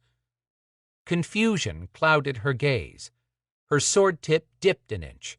She was at least considering his words. He pressed his case. "We've spent a lot of time in this very spot." "Doing what?" she asked. Now that was a tricky question. If he told her they'd made love here, would it trigger her memories, or cause her to doubt him if she didn't remember? He'd won more battles by going on the offensive. Zader reached down and tapped the pommel of the sword stuck in the ground. "We sparred." They'd do that back on the real Traor Island for long periods, then end up tumbling into each other's arms. He took a chance and added, "Sometimes we wore fewer clothes." She smiled. His heart tilted, wanting to be happy at that sign, but he waited. Lifting a hand, she pointed at him, and his t-shirt vanished. "Feel better now?" she asked. He grinned. Yep, a very positive sign. Now they were getting somewhere. Actually, it was even better when we both— Her gaze jerked back to the woods. "No, please, no." All humor fled her face, replaced by a fierce glare. She turned on him. "You liar! You play with me, and then call back your army." She raised her sword and advanced, slashing at her invisible opponent. Zader's knives hissed and clicked in response to her swinging that wicked blade as she moved toward him. He spit out Old Gaelic, ordering his knives to stand down. Both blades quieted, but Brina was coming closer. "Brina, stop! There's nothing there." Twice as many shadow versions of this man, Zader, had returned. They rushed Brina one at a time. She fought furiously, striking each shadow's sword and blocking a hit, but never feeling a solid resistance even though she could hear metal clash with metal. Keeping track of their leader in her peripheral vision, she fought hard, slashing back and forth. Every time she made a clean strike, the shadow burst into tiny gray pieces that rained to the ground. Another one attacked her. A third one wound its filmy hands around her neck and tightened its grip, strangling her. This would be a good time for those powers her memory had hinted at, If only she knew what she could do with these things. More waited in the forest. Was Zader calling them one at a time to wear her down? She clawed at the hand clamped around her throat, wielding her sword with one hand. Anger rode her hard until power ripped from her. It blasted toward the woods, smashing shadows that stood in the way. But more stepped into the empty spots and waited. For what? She'd fought her way over to Zader. He stood there, staring at her as if he could see inside her mind. Good luck finding anything there. Still, his face and name stirred something deep in the recesses of her mind. Who was he? This was the dream world. Why couldn't she push her power out again and make him and the rest of his army hovering among the trees go away? She wished for that with all her might. Nope, that one burst had happened all on its own. Why was this happening? What did this man want? Still, Zader stood there without moving a muscle. He hadn't lifted the sword. He'd made no attempt to harm her, but all the shadow soldiers wore his face. At this rate, confusion would beat her to a pulp. She let out a weary breath and asked Zader, "What are you doing here?" "I always come for you here. I was here yesterday, the day before, and the day before. We've been doing this for many weeks. I'm here to remind you who I am and who you are. I'm here to help bring your memories back." Her heart thumped at his words. Were they true, or was this some hoax? Should she lay down her sword and trust him? The shadow soldiers sucked in closer, murmuring. She listened, sorting out words, until she heard, "Give up. All is lost. Treor Castle is mine." Those shadows belonged to him, and they were moving in as one unit this time. She didn't bloody care who Zader was anymore. If she cut him down, would his army vanish? Her mind might have doubts, but her body knew exactly what to do. She swung her sword to attack. And look at that. He dodged, and the shadows started receding. She'd made the right decision. For a man of Zader's muscular build, he surprised her with lightning-fast reflexes. He snatched up his sword with a curse and blocked her next strike.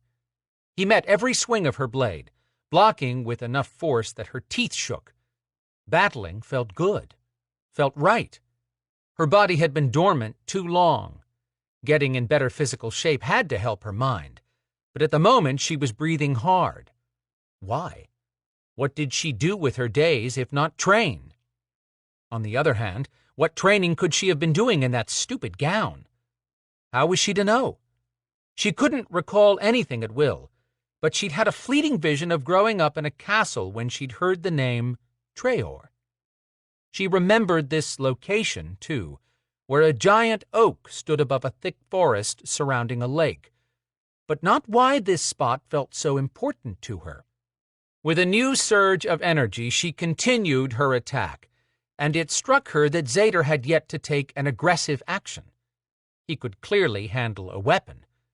Out of nowhere, a memory flickered of fighting this same man, but with a younger face and a cut body, though not as beefed up. Not fighting, but sparring. She stumbled at the realization, and he pulled back. Brina warned, "Lower your guard again, and I'll not be apologizing for drawing blood." "You never have." His eyes twinkled, taking attractive up to devastating. He was enjoying this? She knew him and recalled practicing this way. Zader had acted as if he hadn't seen the shadows. A sick thought churned her insides. Had she been hallucinating? That would be one step worse than having no memories. Swinging right, then left, her blade clashed with his. More images came to mind, of sparring in this place with him. But had that been in this dream world? Was he a friend after all? He challenged her for 2 steps, always careful not to make a deadly hit. Her next strike surprised him. She expected anger. He grinned and acknowledged her expertise with a nod. The tension in her chest eased. Her lips twitched with a smile. She felt more alive than she had in a long time. Yes, she had done this before, and with him. Her attack changed to practiced moves because she began to sense truth in his words. She hoped she was not being a fool, but she wanted to believe he could help her. Zader met every swing, strike for strike, still never fully using the power in those massive biceps. He hadn't even broken a sweat. He toyed with her, and though she didn't remember how she'd gained the skill, she was no pushover with a sword. Zader moved with the agility and confidence of one who had fought many battles and won. The more she sparred with him, the less she wanted to harm any of that smooth ebony skin. She stumbled, more fatigued than she'd realized. She should have been paying attention instead of looking at the handsome man. At her falter, his demeanor changed in a flash. His voice came barreling out with an edge of irritation. "Stop, Brina, I understand you're frustrated, but—" She scoffed, cutting him off. He thought he knew what she was going through? Try living with no mind to call up the simplest things. Swinging again, she struck hard, and he blocked her. No mind, no energy, and no patience. She snarled, "What do you know about frustration?" Zader blocked her next swing. "You, of all people, should know better than to ask me that. He parried, spinning and moving faster, too fast for her to get a decent strike on him. She had her own supply of irritation. "What, Zader? You say you know me? What do you know that you think I should?" He lost his smile. "Never mind." "No," she shouted, driving him back and striking harder with each word. "You will tell me what it is I should know." With one mighty swing, he knocked her sword flying and chucked his to go with hers. Glory to the gods, he was furious, deadly, and magnificent. His deep voice shook when he told her that I waited 4 years to be with the woman I love, then I watched her disappear after being attacked with Noire magic, with no idea when she'd come back. By the time he took a breath, he was grinding out his words. "Now you don't even know me." Fire should be bursting from his mouth. She had nothing to say, but she heard the sincerity in his voice, and the hurt. This man held his pain deep inside, but it was there. His last words hit her. "Now you don't even know me." Waiting 4 years for the woman he loved, who didn't know him. Is that me? Couldn't be. She'd remember someone like Zader, wouldn't she? Brina. One word. Pleading from a man whom she knew without a doubt begged no one for anything. The emotion in his voice sliced across her heart. He whispered, "Please, don't fight me, Mornine, when we have so little time left." Taking a slow step toward her, he kept talking. "This is our place, where we hid from the world when you were a teen. I stole my first kiss from you beneath this tree." Images floated free in her mind, exactly the way he described it. The more he talked, the faster the images came to her. He said, "You laughed at me when I missed the target with my knife. You told me later you had been thrown left-handed." She touched her lips, surprised at how that popped into her mind. When he stopped right in front of her, Brina's gaze flitted across his face and the gleaming perspiration on his chest. She lifted her gaze to those brown eyes that looked at her as if she were the only woman alive. Those eyes had always looked at her that way. Her breath caught. "Zader." That's all it took for a sigh filled with relief to escape him. He put his hands on her shoulders and slowly touched a kiss to her forehead. Warm sensation rushed through her. Her body knew him. She wished her body would teach her mind a few lessons. He tilted her chin up and kissed her gently. That triggered a rush of memories. Images of this man kissing her in this very clearing assaulted her, and of doing so much more here. She wrapped her arms around his neck and leaned into the kiss. He growled, and his mouth claimed her now, demanding more the longer they touched. Or had she been the one to deepen the kiss? Who cared? She might not remember every detail of her life, but she knew this man, knew his body, knew that he had stood between her and danger. He grabbed her by the waist and lifted her, swinging her around. He smiled, and the world came to life. She laughed, enjoying the way her body sang with happiness. When he finally lowered her, he murmured, "If I could only hear your laugh every day for the rest of my life, Mornine, I would die a happy man." With him holding her and kissing her, the meaning behind that Irish term of endearment rattled another memory loose. He'd called her that many times before, in this very spot, and in the castle. Still not sure of all that had happened in the past, she asked, "We are friends?" "No." She pulled up short. "What?" His eyes filled with tenderness that tugged at her heartstrings. When he spoke, his voice came out rough with emotion. "You are far more than just my best friend in all the worlds. You are my love. You are life itself. You are everything I have ever wanted." "The woman you've waited 4 years for," she repeated. "The woman I would wait a lifetime for," he said, then studied her, making a decision of some kind.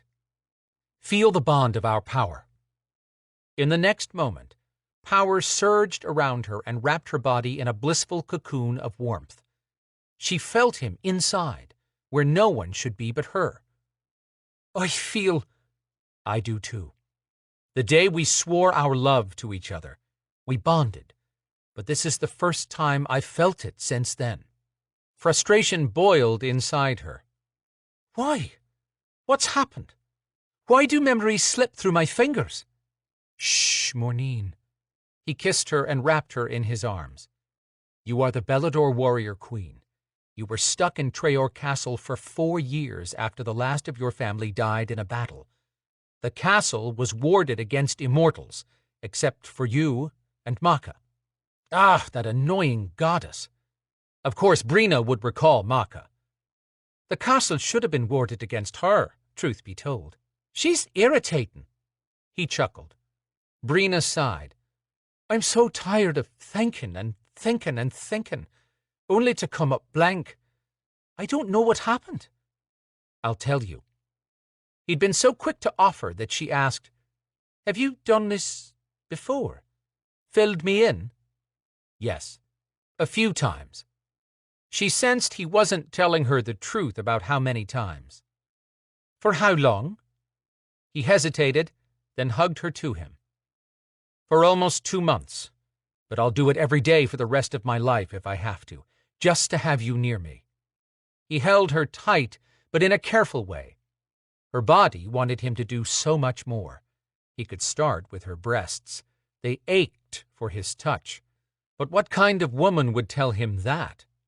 A woman who missed him and whatever they'd had, hopefully still had. He continued explaining. "For 4 years I couldn't get through the ward on the castle to reach you physically, until a battle between the Maeve and Beladors broke out on Traor." She leaned back. "You said it prevented immortals from passing through?" "I'm immortal just like you." He brushed a loose tendril of hair away from her face. "Oh." She thought on that for a moment.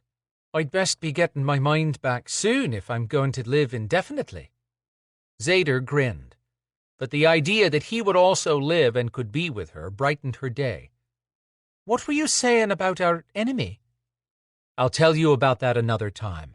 But when I finally managed to reach you, a traitor in our midst was casting Noire magic on you. And Lana. I killed the traitor." He asked, "Remember Lana?"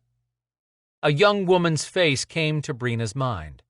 Curly blonde hair, full of energy. Busybody personality and scary level of power. But she had no idea exactly what the girl could do. Brina said, "Yes, I know Lana. She was with me in the strange realm. I remember it looking like nothing. No land, or trees, or sky. Just gray." "Right. You two disappeared in front of my eyes. It's a long story, but a skinwalker named Storm and Evil Kincaid one of your Belador warriors, helped bring you back. That was the good news. The bad news is that your memories have been corrupting ever since." She leaned her head on his shoulder and let him hold her. "Could be that's why I'm so bloody tired all the time. And getting worse every day." Fatigue from mental stress made sense. The brief sword fight had also stolen her energy. She'd enjoyed the battle, even though it was clear now that Zader had been careful not to harm her. He loved her. She opened her heart and her mind. She felt the flow of his love inside her. Pieces of memory shifted around and fit together. She recalled a battle going on around the castle, then darkness, then Lana's face, and nothing. "Thank you." "You're welcome, but I'm not done. I will find a way to return your memories. Do you recall this spot?" She lifted her head and looked at the peaceful setting that gave her comfort now. "Yes, it took a bit, but I know it." A hot gleam burned in his gaze. "Do you remember why we declared this our special place years ago?" Images flashed in her mind of him wearing nothing but that intense gaze and driving into her. Damp heat swirled between her legs. Her damn breasts ached again. More flashes of memory returned. A very graphic memory rose up and caused her nipples to tighten. "Zader, did we make love here?" Relief rolled over his face. He kissed her sweetly. "Yes. The day we committed ourselves to each other, we said the words we planned to repeat in front of a druid on our wedding day." She might not recall every little detail, but the second his power had swept inside her body to greet hers, she'd known this was her man, the one she loved, a man she wanted to feel inside her again, physically, before her mind took another vacation. She ran her hands over his carved chest, feeling warm skin flowing over the ridges of hard muscle. Hooking his neck, she pulled his mouth to hers, pausing long enough to say, "Touch me, Zader. I need you." He didn't have to be asked twice. His hands gripped her at the waist and pulled her up as he kissed her with single-minded determination. Rubbing her hips against him, she moaned at the feel of his erection, recalling how she'd been a bit daunted at the first glimpse of him naked. But once he'd filled her with a powerful stroke, nothing had ever felt so perfect. His hard member thumped against her, clearly just as ready to replay that memory in real time. She wanted him now. Heat and moisture pooled between her thighs. "I've missed you, Mornine." He kissed her with the mouth of a raider determined to lay claim to everything he put his hands on. Finally, she let go of her cares, content to live in the moment where she knew the man holding her. She knew her feelings and cared nothing for the rest of the world. His hand slipped under her loose shirt and caressed her breast. His thumb brushed across her sensitive nipple, and she cried out, jerking at the shock that raced through her body. "Good goddess, that was—" "It's been way too long," Zader murmured, wanting to feel every inch of Brina's smooth skin. He missed them, just the two of them together. Why did life have to be so damn difficult? Not life, but Maka. Brina made a noise that sent heat rifling through him to his groin. He couldn't think about the goddess right now, not while he had Brina warm and soft in his arms. He pulled back, wanting to see her, and let his gaze rake her from head to toe. He'd touched her only once in 4 years, and that had been 2 months ago while they were dream-walking. He started to comment on how she'd changed in those years, but sometimes back in the castle, the most innocent comment had brought on panic that more was changing than just her memory. Even her breasts seemed different now. He kissed her, loving her with his mouth. "You're so perfect, every inch of you." When her nails dug into his back, he grunted, but with a sound of pleasure. She whispered in a conspiratorial tone, "The girls miss you as much as I do." Oh man, she was killing him. He said, "It'd be so much easier if you had your gown on again." "I don't want that stupid gown back on." Energy buzzed. and she'd removed her pants and boots, leaving her in only a shirt and panties. Shock, then pleasure spiked through him. He looked down, then back up at her face, and knew she wanted him. This place definitely likes you better than me. I could never get it to do anything like that. She opened her mouth, probably intending to give him a sassy comeback, but he didn't want her thinking. He wanted her to feel everything, with no hallucinations or stress. Using one hand to pull her to him, he allowed his other one freedom to roam her lovely breasts. "Oh, yes," she squeezed out. "Don't stop." As if. Holding her bottom close to him, which was pure torture, he slid his hand inside her panties from the back and ran one long finger through her damp skin. She arched up, lifting into the air. He pulled her back down. Easy, love. Then he contradicted that order by plunging the same finger inside her, moving it in and out. A second finger teased her sensitive folds. At the same moment, he pinched a nipple. Tiny lightning bolts flashed around both of them. She called his name, and he loved it. Never letting up, he pushed her to give up all she had. When she came back to reality, or as much as they had in the dream realm, he hugged her limp body to him. He whispered in Gaelic, telling her how much he loved her. "Why can't we stay here forever?" she asked in a breathless voice. "Forget about castles and goddesses and enemies." She looked him squarely in the eyes. "All I need is you." He kissed her cheek, trying not to admit how many times he'd thought the same thing. But she didn't realize she was getting worse, and the dream world would not cure her. "I want you to be happy no matter where you are. You okay, love?" "I won't be running any races on these wobbly legs." Releasing the fierce hold she had on his neck, she eased down the front of him. He held her until she could stand on her own. He loved being the one who rocked her world. She quipped, "Your back may be a mess." It had better be after that. "I'm not finished," she said, matching his smug tone. She reached down to stroke his erection through the jeans. He moaned, grasping her hand and stopping her. "You have no idea how much I want you, love. But what?" Zader took a deep breath, pulling his honor around him to quench the inferno inside him. "Everything we do here has implications. Lana tells me if we're killed while dreamwalking, we die." He wasn't sure how that would play out for two immortals, but wasn't taking any chances. "If we make love," his voice trailed off. "Then we make love. What of it?" Brina punctuated that reply with a frown. Why would he be concerned? They had pledged their love long ago. "I'm not seeing a problem. I know you right now, right here. I've no idea about an hour from now. And that's why we'll wait until you do know." Zader had that unyielding look in his eyes. "I won't risk you ever looking at me and wondering if I took advantage of you when you had no idea who I was. What about the last time here? I remember us naked in a dream in this very spot." "We were, but at that time I didn't know we were dreamwalking, not until Lana clued me in. I thought it was just me dreaming that I was making love to you." His eyes searched hers.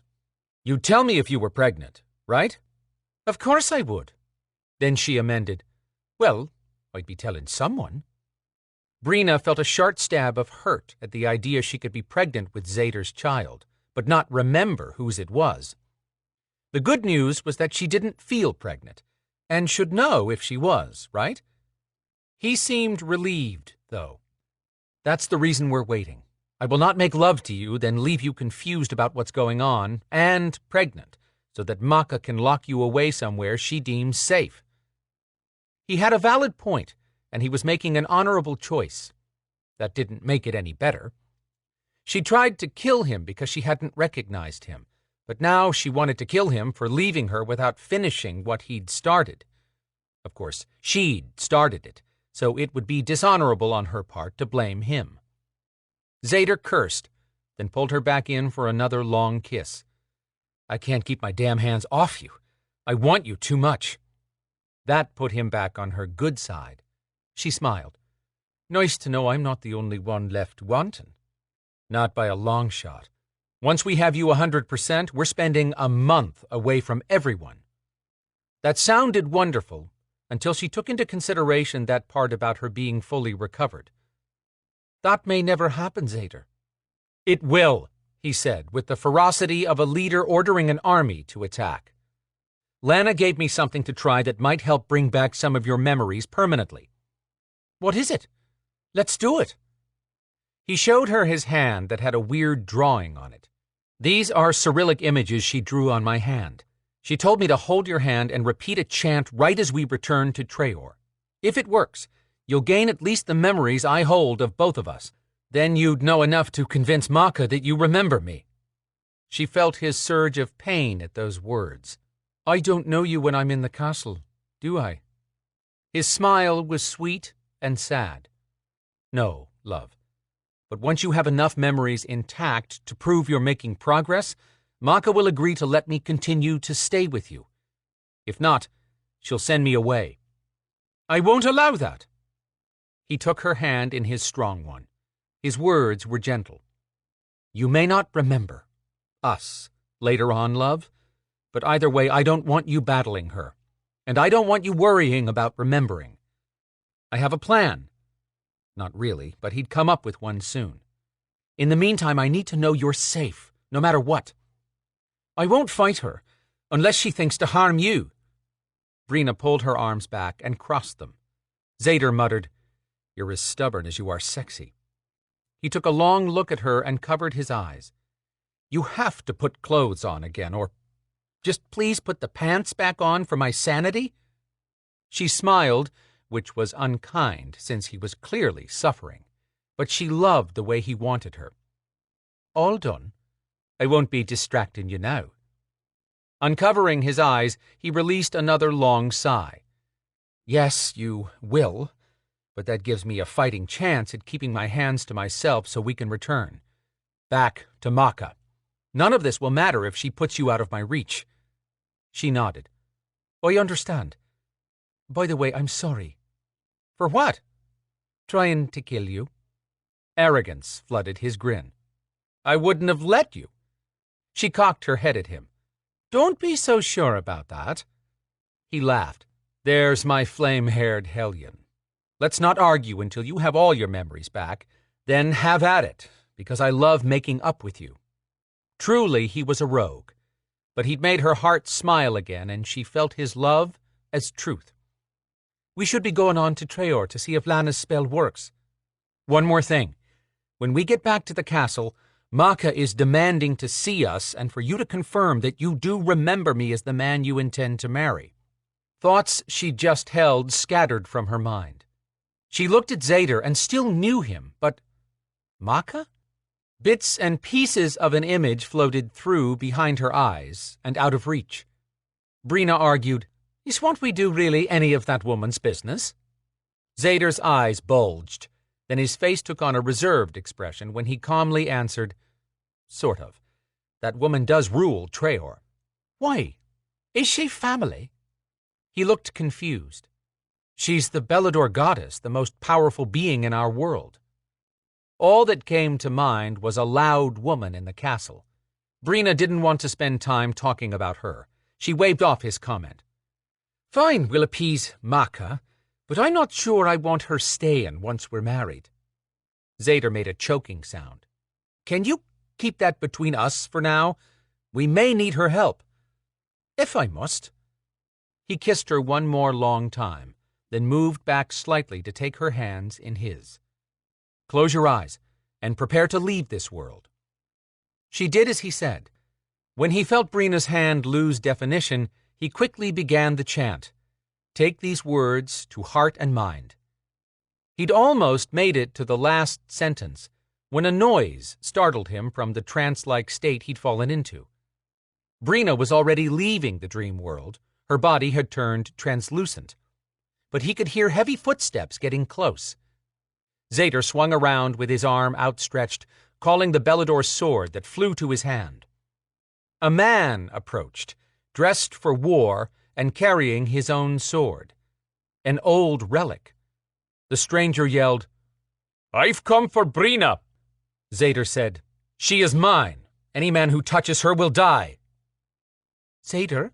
Brina's voice whispered through his mind. "Whose voice is that? Where are you?" He answered her telepathically. "Go to the castle. I'll be there soon." "But the spell?" "Do not come back, love." He had to convince her, or she would return. "You are the warrior queen. You are vital to the Belador power. If you're harmed, it weakens me. A stranger is here. I'll be back as soon as I deal with this bastard. Please, do as I ask." "Return soon, or I'll be coming back for you." He placed his wider body in front of her slender, vanishing form. Brina finally gave in, even though it went against her nature. She preferred to stay and fight, but Zader's words reminded her she had responsibilities. She continued forcing her body through the half-state of transitioning from one world to the other. As she drifted off, leaving the dream behind, a vicious clash of steel on steel rang through the air. Her thoughts fogged, and she fought to clear them. Images assaulted her, jumbling together. Faces jumped in and out of her mind. "Open your eyes, Brina." When Brina managed to peel back her eyelids, a woman 5 or 10 years older than her stood over her. Glowing blonde hair fell to her waist, then lifted an inch off her shoulders.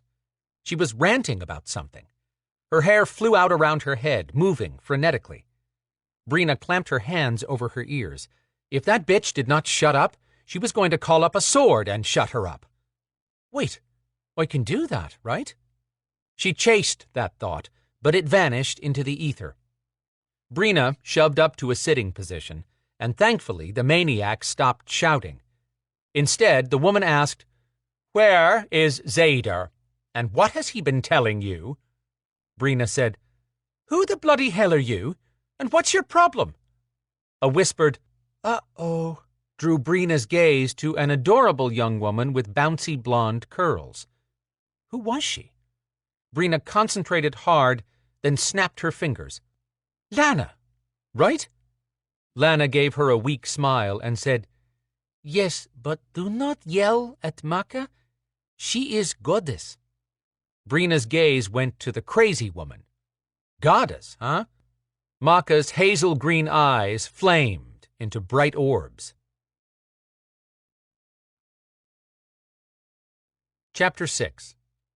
With Brina gone from the dream world, Zader faced the threat striding boldly across the private clearing. No one should be privy to this place in the dream world except him and Brina. Who was this guy? A warrior. There could be no doubt of that by the way he carried himself. Plus, he held a sword that required serious muscle to swing. He wore a billowy white shirt that had seen a few battles, and a weathered leather vest, both of which covered obvious slabs of muscle. The sleeves of his shirt had been rolled to his elbows, and his pants, a faded black material, were stuffed into tall boots. He looked like a warrior plucked from the past. Those forearms were capable of cleaving a body in half diagonally with that sword, and not slowing his swing as he did it. He didn't appear to be in a hurry, but moved with an easy confidence as he closed the 50-foot distance. Just what I don't need in the middle of this mess with Brina, worrying about her returning here and meeting some stranger. Her hallucinations were bad enough. Had Lana's spell taken hold before Brina left, even though Zader hadn't finished the chant? Maybe Brina would at least retain the memories she'd grasped while here. He shoved that aside. The sooner he dealt with this guy, the faster he'd return to Brina. Hopefully, before Maka pushed her for answers. Lana's warning about actions having real consequences during dreamwalking kept harping in the back of Zader's mind. Was this warrior also immortal? He'd like to have an instruction manual for the dream realm. Even without reading the fine print, he'd bet a fight to the death would mean just that, based on what little he'd learned since visiting so often.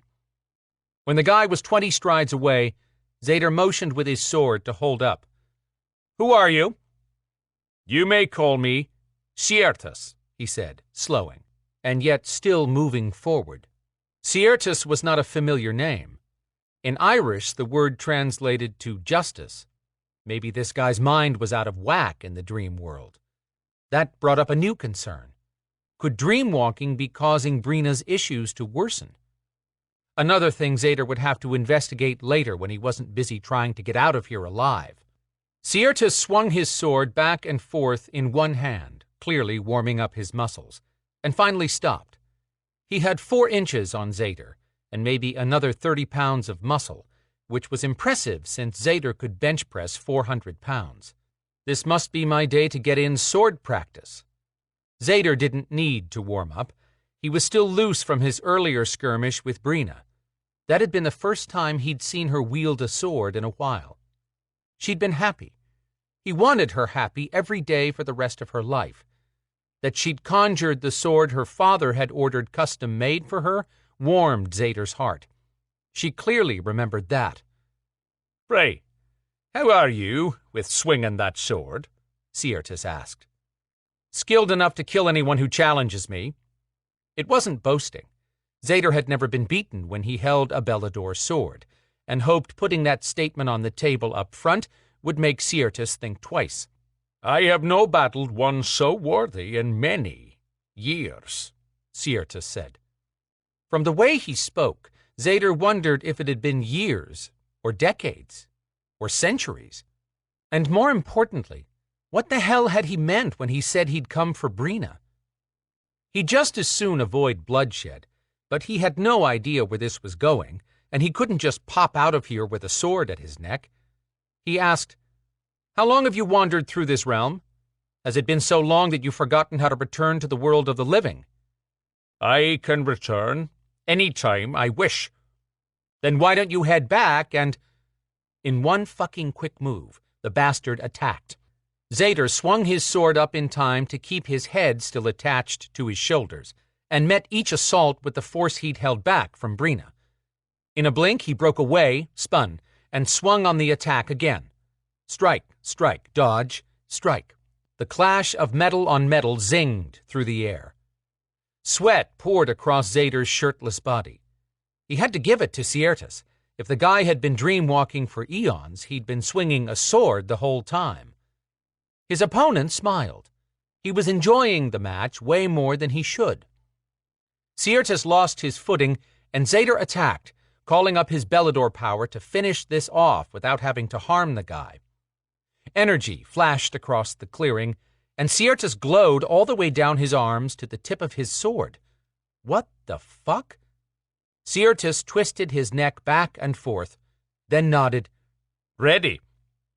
Zader sighed and moved forward in no hurry.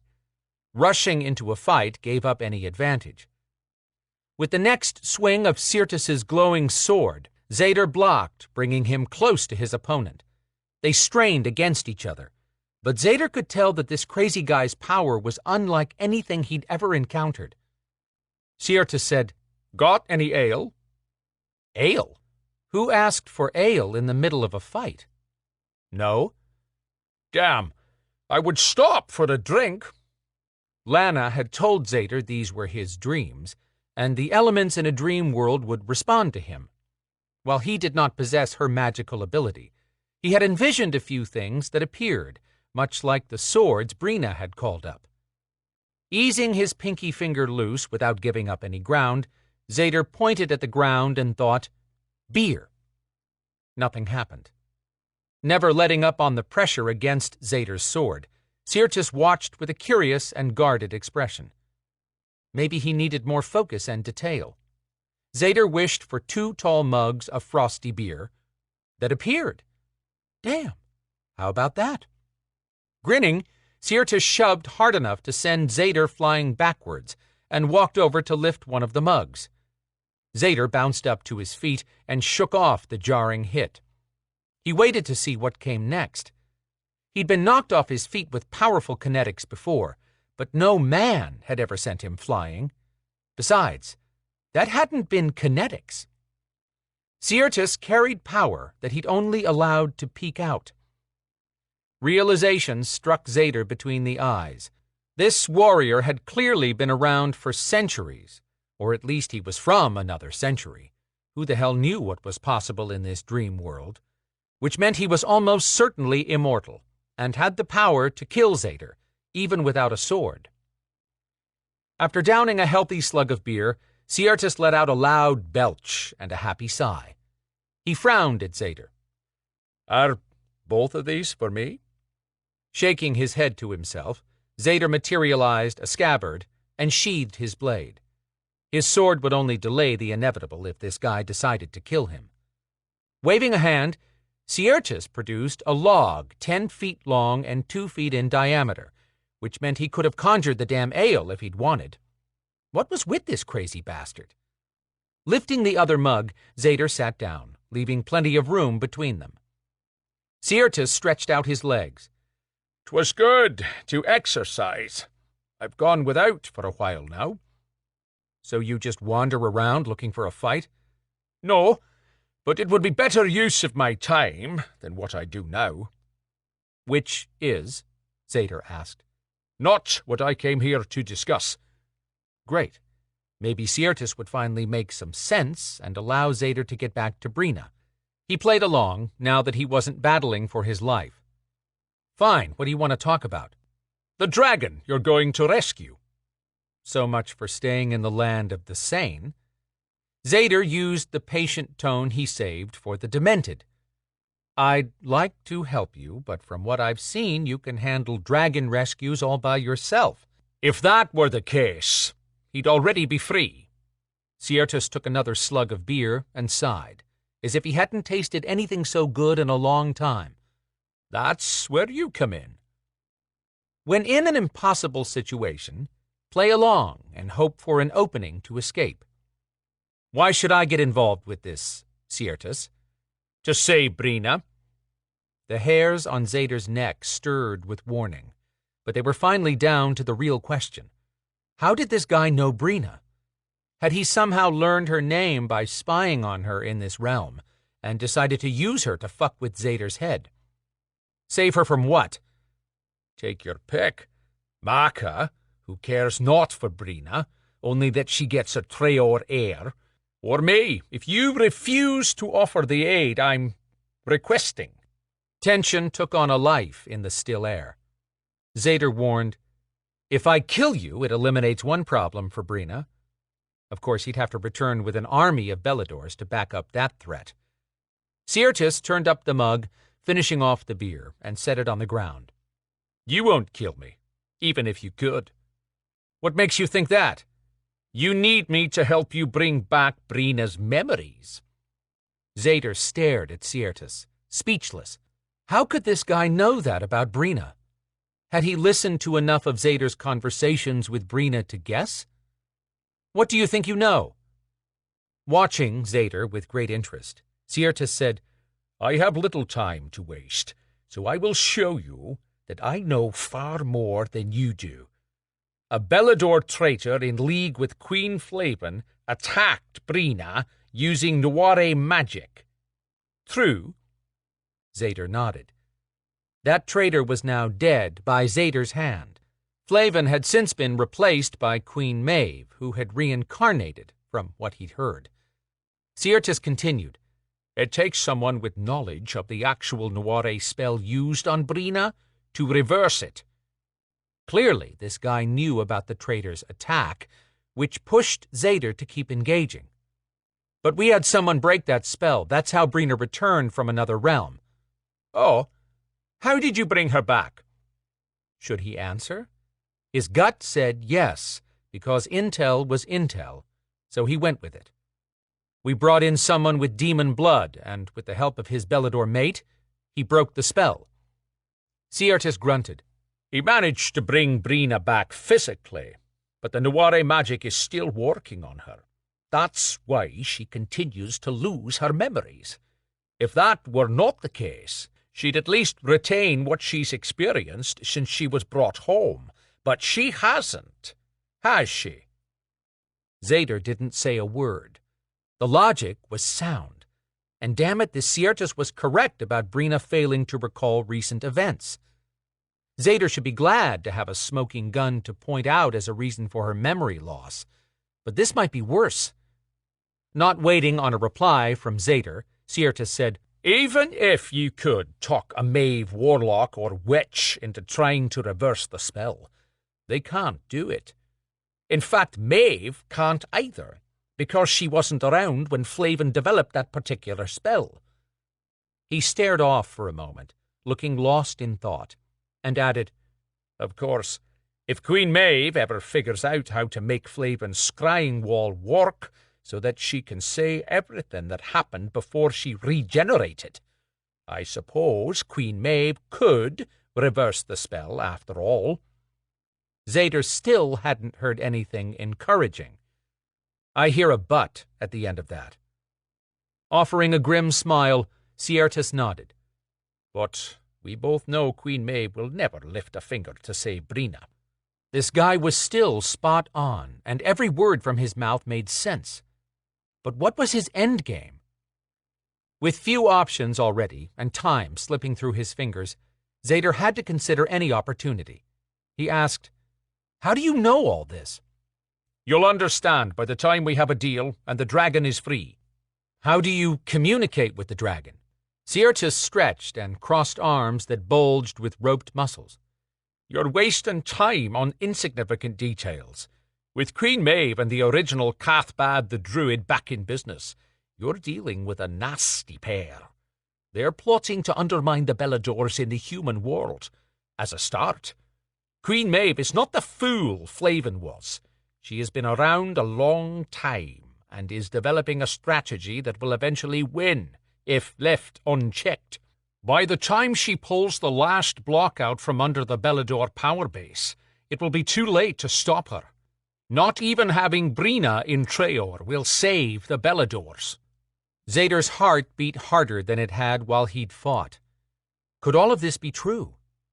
While he reeled from those statements, Siertas pointed out, "However, if you lose Brina, the war is lost before it's begun.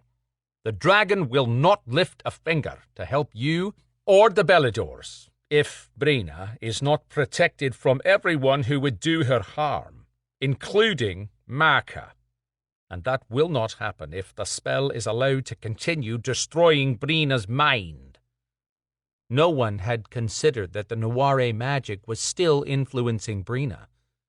What if Flavin was the only one who could reverse the damage? A lead ball of disappointment landed in the pit of Zader's gut at that possibility. This guy claimed the dragon could help. Why would Zader trust a stranger or some unknown dragon?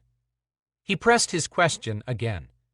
"You still haven't answered me. Who are you to know all this?" "I am the champion for a dragon who was cursed to remain in Tower Maeve 2,000 years ago. He remains there even now. Having no choice in the matter, he was present when Flavin created the Noire spell your traitor cast upon Brina.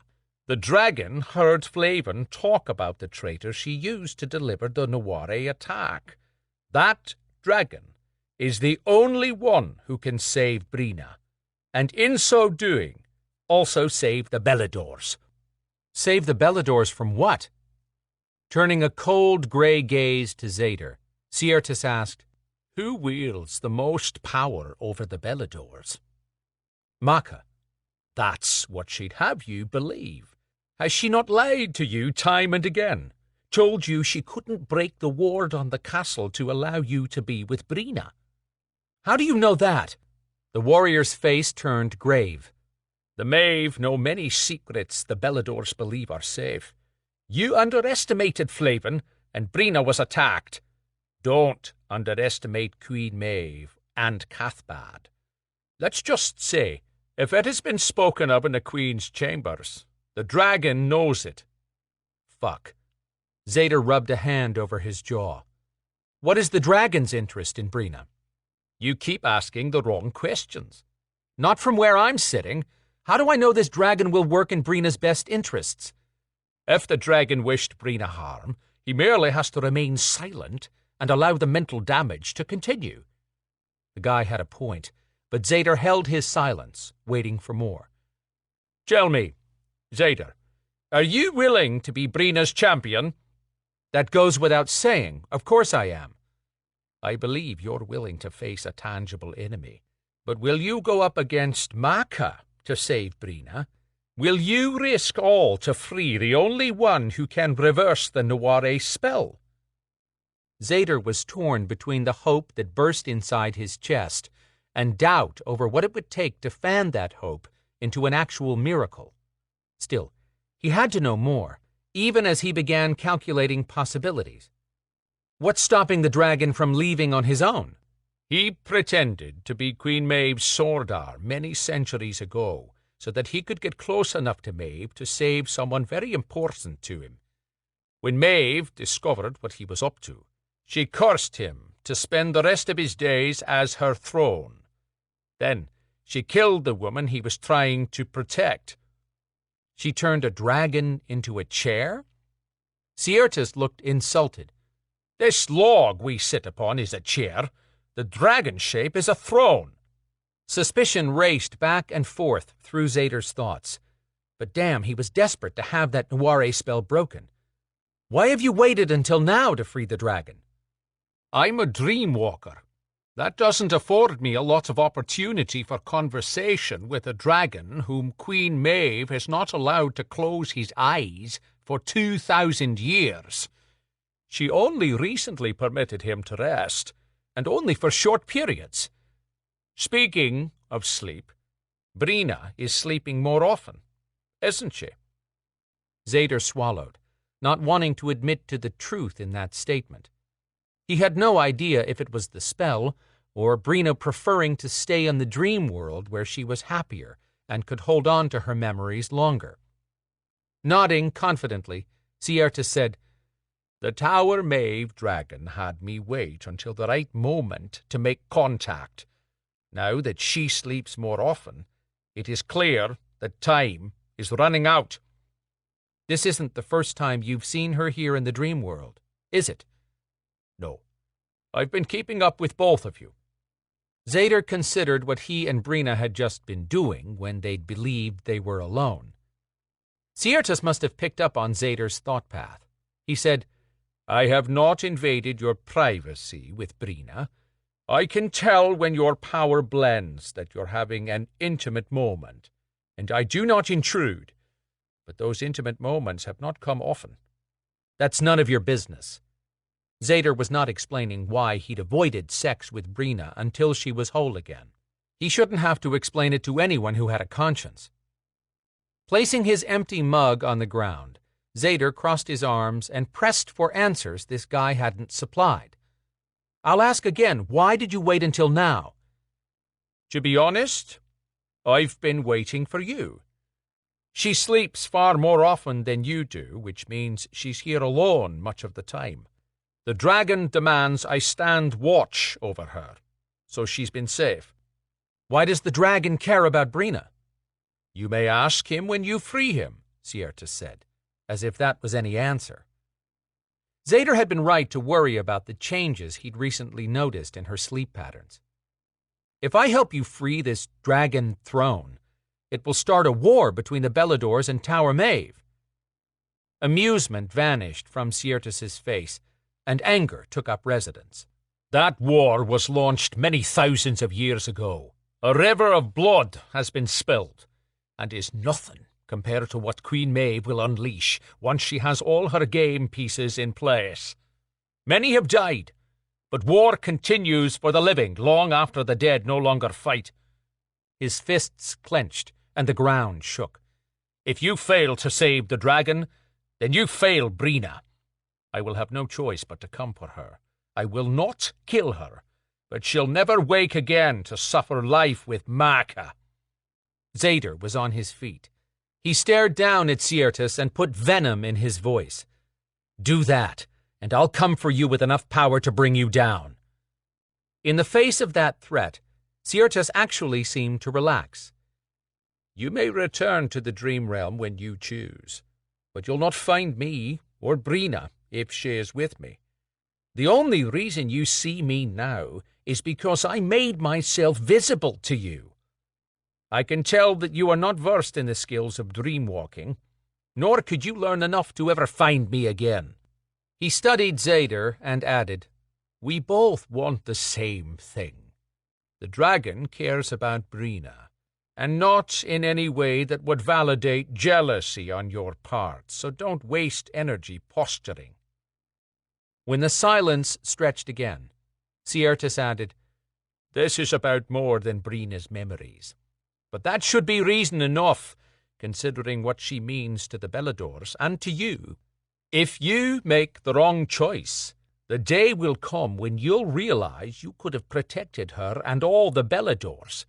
By then, no one will be able to help you, and Brina will be long gone from your life." Zader didn't know if it was the months of strain from watching Brina struggle or the offer of hope, but he stopped fighting.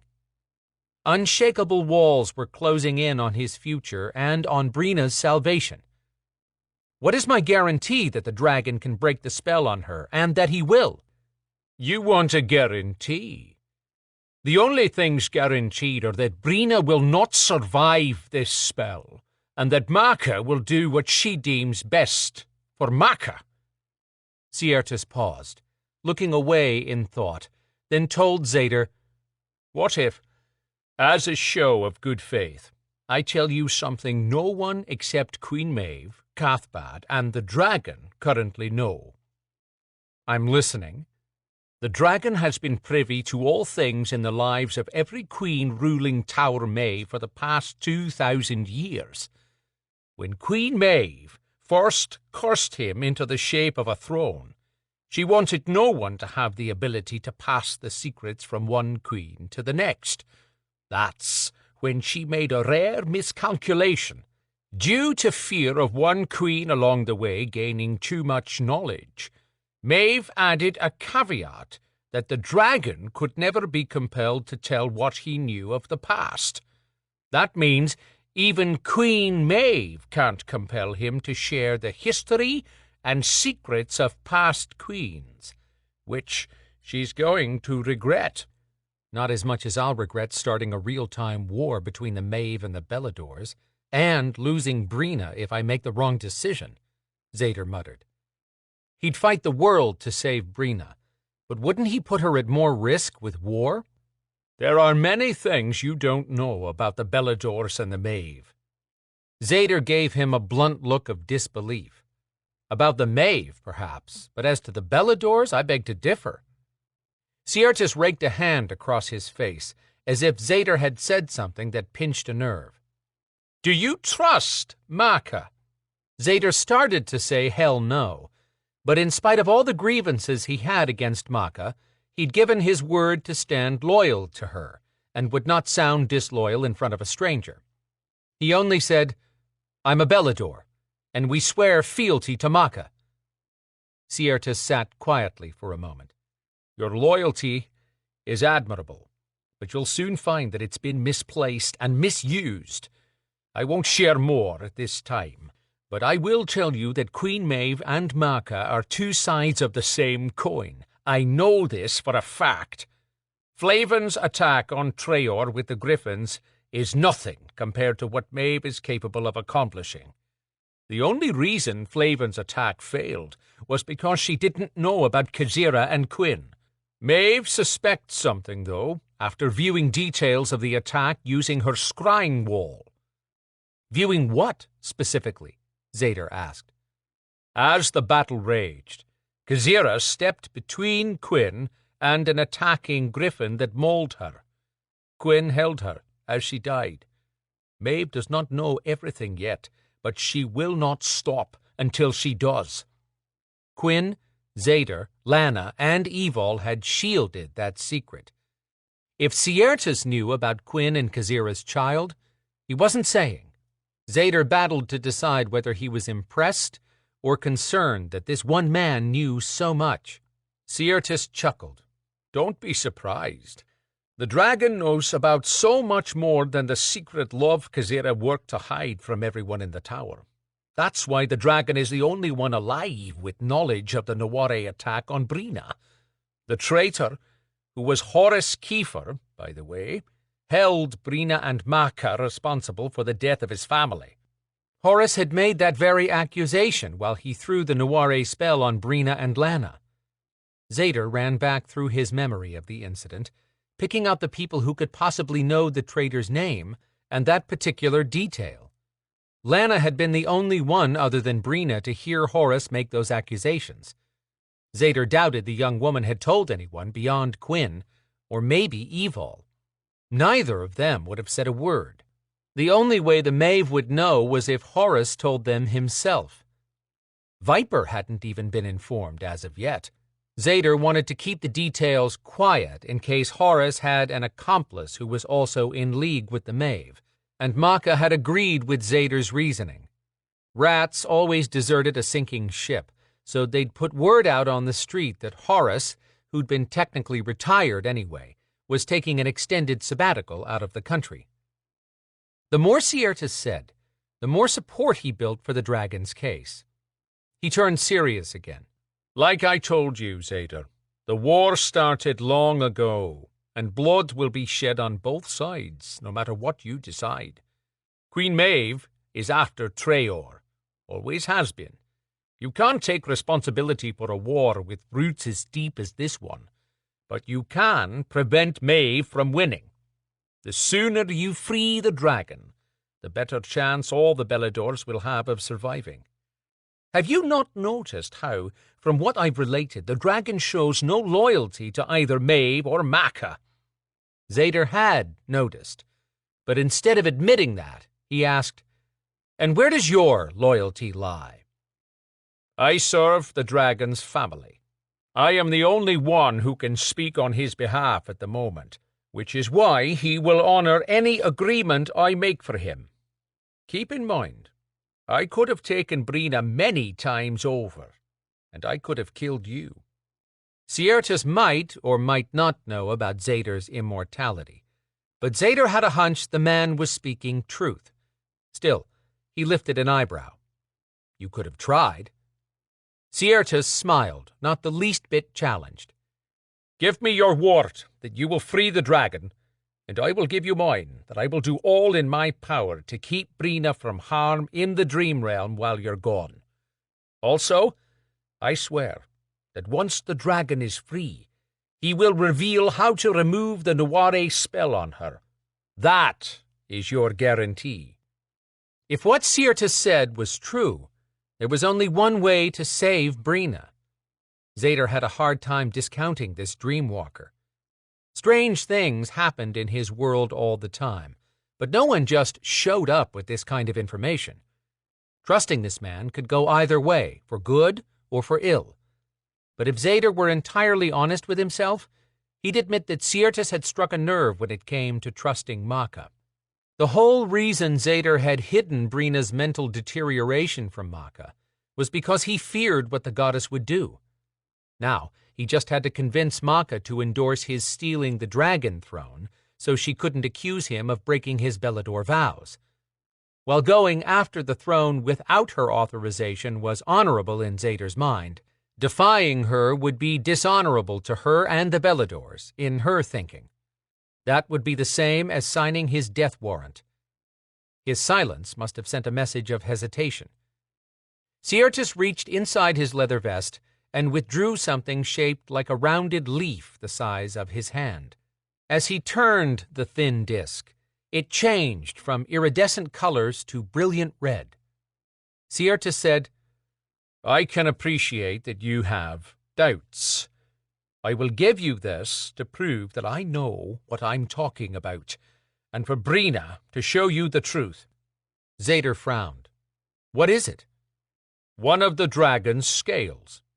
He shares this with Brina to help her while you're rescuing her savior. This scale can't stop the Noire spell from continuing to infect Brina, but it will offer her a brief reprieve. She will remember you. Those 4 words gave new life to Zader's hope. Then Siertes ruined it by saying, but only for 24 hours once she touches it. However, she will remember you immediately and recall far more than she has in the last 2 months. Clamp it between your hand and hers when you see her again. Make sure she does not show this scale to anyone. Zader accepted the scale, surprised at the energy buzzing over the surface. He made his decision. If this scale does what you claim, then I give you my word to try to free the dragon. But I'll need some time to figure out a few things, like how to get inside Tower Maeve undetected, how to break the curse placed on the dragon so that he would be mobile, how to get out of the place with the dragon before all hell broke loose and Queen Maeve turned them both into something far worse than chairs. Rising slowly to his feet, Sierta snapped, "You can't try, Zader. This is an all-or-nothing deal, and time is running out. If you don't think so, go back and talk to Brina before sharing the scale. Then have her touch it. And if you want to see proof of what I've said of Maka and Queen Maeve being no different, just ask Maka what she plans to do when Brina's memory does not return. I assure you, she'll turn Brina into nothing more than a mindless vessel for making babies."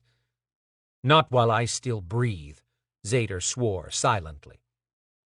Much as he hated to admit it, Siertas voiced the concerns about Brina's future that rode Zader's heart every minute of every day. He admitted something now that he never would have in the past. He did not trust Maka with Brina's well-being or her future. Maybe not even with the future of the Beladors, if Maka gave Zader reason to question her commitment to him and Brina. Decision made, Zader extended his hand. "By my word, we have a deal if this scale performs as you say." "I would not give just anyone the dragon's scale." Siertas shook hands. Zader winced at the amount of power flowing through this man. "What are you when you're not dream-walking?" "A very dangerous warrior to those who cross me," Siertas said, without a bit of ego. "But you and I are allies. You have a day, if that much, which is another reason I'm delivering the scale now." "What? Why?" Sympathy softened the warrior's intense gaze. "'Tis not my timeline.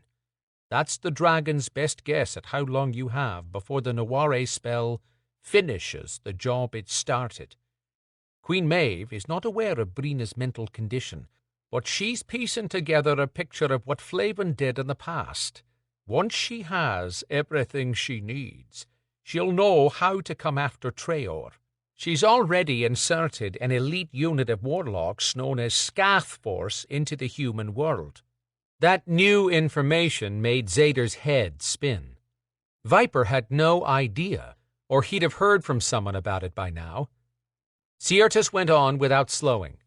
"You will need the dragon very soon. Need his aid to protect Brina and the Beladors against Queen Maeve. You're a powerful warrior in your own right, Zader. But remember, no one can win a war alone. You can save Brina and gain a powerful ally at the same time." "So Flavin is definitely dead?" "Yes," he shrugged. "More like disintegrated. The power that brought Queen Maeve to this time took Flavin from it. The same thing happened to reincarnate the original Cathbad the Druid, who is Maeve's partner in all ways." Siertas turned to leave, but stopped, looking back at Zader. "You must not tell Maka about any of this, and definitely don't allow her to see the scale." "Well, that fucked his only plan." Zader snarled. "Why not?" "She doesn't like the dragon any more than Queen Maeve does. Always remember one rule about Maka. Regardless of who she steps over to get what she wants, she will always put herself ahead of everyone and everything." "How is it that you know so much about two goddesses?" Siertas looked away as if weighing his answer, then shook off whatever thought had come to him. "The dragon will answer all your questions. He is the one who knows most about Maka and Maeve. Free him, and you'll learn truths you have never been told. Truths about Maka that she has hidden for centuries. She will not be bothered if Brina loses her memories forever. Don't mistake Maka for a benevolent goddess. She has survived all this time by being just as ruthless as Queen Maeve. She won't allow anyone to get in her way. Not you, and not Brina. And do not forget that if you fail to save Brina, the dragon will do nothing to help the Beladors. Zader didn't need that spelled out any simpler. For whatever reason, Siertis believed Maka was as much a threat to Brina as the Maeve. Or did this dreamwalker consider Maka the greater threat? Siertis's gaze narrowed until he peered out through slits. Do you believe Maka cares whether you and Brina remain together? Answering anything but yes would show a lack of loyalty to my goddess. A sad smile appeared on Siertis's face. I know the answer. I asked you so that you might find the answer for yourself. If Maka felt any compassion for either of you, she would not have kept you apart for 4 years. She is a master of manipulation. The truth of this stranger's words stabbed Zader deeply. Hadn't he questioned that time and again?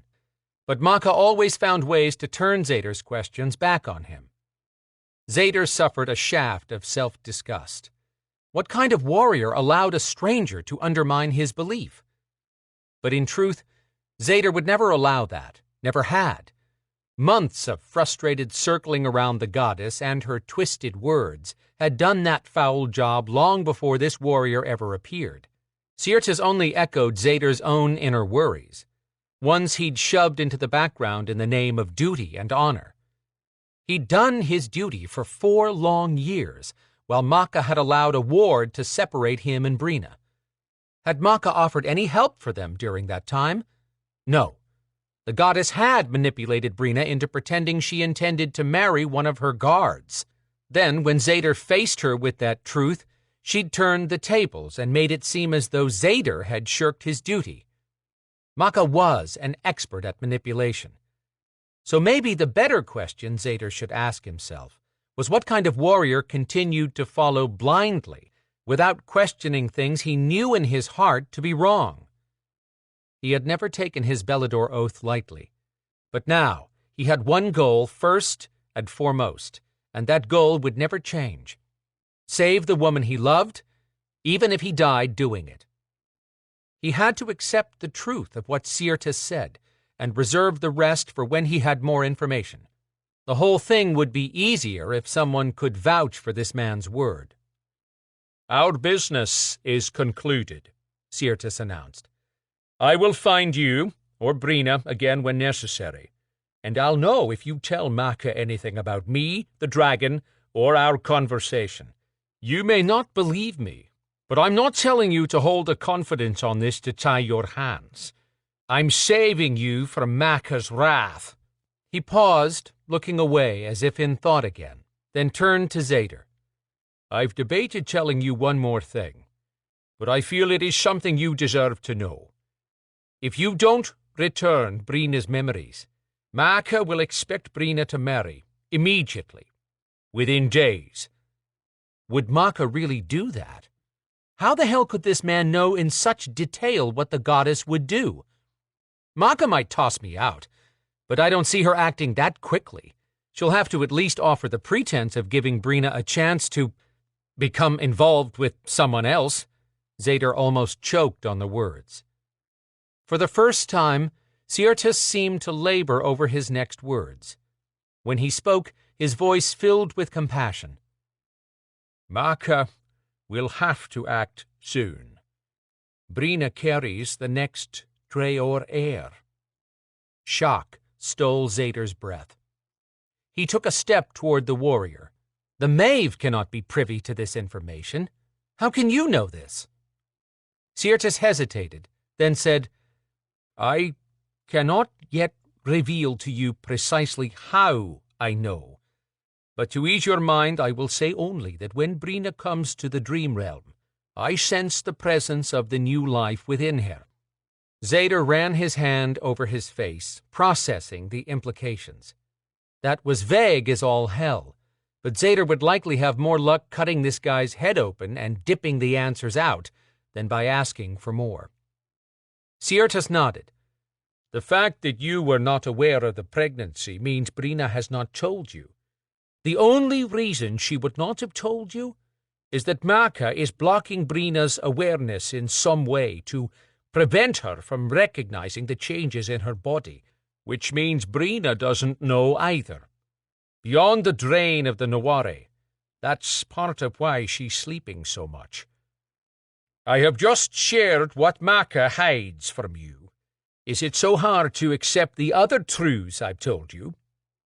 I don't know what to think, Zader said, clenching his clammy hands. Decide, quickly, or all will be lost. Siertas moved backwards. As he did, his face and hands became translucent until he vanished. Zader stared in disbelief. Brina was pregnant? He and Brina had made love in the dream realm 2 months ago, before he found out there were real consequences to actions taken here. Her breasts had felt fuller. She slept all the time. Was she carrying his baby? Is she carrying someone else's baby? Someone she met dreamwalking but doesn't even remember? What kind of an asshole am I? Brina might not be able to grasp her memories, but she knew Zader every time they touched in the dream realm. No matter what state her mind was in, she'd never give herself to anyone for less than love. And deep inside, she loved him. Fear for her safety and future was twisting him into an emotional pretzel. It was his baby. Their baby. Zader looked at the red scale humming with power in his hand. He held the evidence he needed to end all debate, because the minute he went after the dragon without Maka's authorization, Zader would be breaking his vows, especially if Maka hates this dragon. Now, he just had to return to the castle and figure out what the hell he would say to Brina. Sitting down, he closed his eyes and began the process Lana had taught him for releasing his hold on the dream realm. A pain clenched his chest and yanked with enough power to pull him apart. He grabbed at his chest where the ache ripped through him with sharp teeth. "Zader!" boomed in his mind. His eyes rolled up in his head, and he let go. Chapter 7. Zader curled in on himself, trying to ease the gut-wrenching agony of hurtling between different dimensions. His head should explode from the pressure building inside it from changing realms so quickly. That couldn't have been his doing. He'd never had any trouble returning from the dream world. A woman had shouted his name in his mind. Not Brina or Lana, which meant it had to be Maka. When everything stopped spinning, he opened his eyes. He was lying flat on the window seat bed and staring at the ornately painted ceiling of Brina's sunroom in Treor Castle. Made it again. He swallowed against his dry mouth and dragged in a deep breath. One day, his body would pay for the punishment he'd been putting it through for the past 2 months. Tough shit. He had no time to waste. His body would just have to keep up. Sitting up, he searched for Brina first. She stood 10 feet away. When he leaned to his right, he found Lana and Maka on the other side of the room. He'd have only a moment before he had to deal with the goddess, so he jumped up and stepped over to Brina. She backed away. Maka called out, "How long did you think you would keep me in the dark, Zader?" No good answer for that. He spoke softly to Brina. "Please, I can help you remember." When she leaned forward, he grabbed her wrist. She tugged it back, but he tightened his hold so she couldn't pull free. The confusion in her face broke his heart. He opened her hand and clamped the dragon's scale between their palms. Energy shot up his arm. It must have done the same to Brina. Her eyes blinked quickly, as if her mind raced through thoughts. Then her gaze sharpened. "Zader, you and I remember." He kissed her quickly and whispered, "Don't give up on me. I'll be back. While I'm gone, keep this and show it to no one." He hoped like hell that Lana was doing something subtle to keep Maka from overhearing. "I will not be ignored by you, Zader Burke," Maka demanded. Come here and face me. To buy even a few seconds, he said, I'm coming, Maka. I would never ignore you. I just need a moment to regain my bearings. When he spoke to Brina, he lowered his voice again. Do you know why you sleep so much? Her eyes brightened. Oh, Zader, Her face clouded and she mumbled, I forgot what I was about to say. Damn. It's okay, Mornine. Just do as I ask and don't cross Maka. I'll be back soon. He sure as hell hoped so. But for right now, play along, please. Pretend you still don't know me and don't remember what we are to one another. That got a frown out of her. Trust me, love? Finally, Brina nodded, and he released her hand, which killed him. He had no idea if he'd ever have a chance to touch her again, but if he still breathed, he would move anything in his path until he did. He strode over to Maka.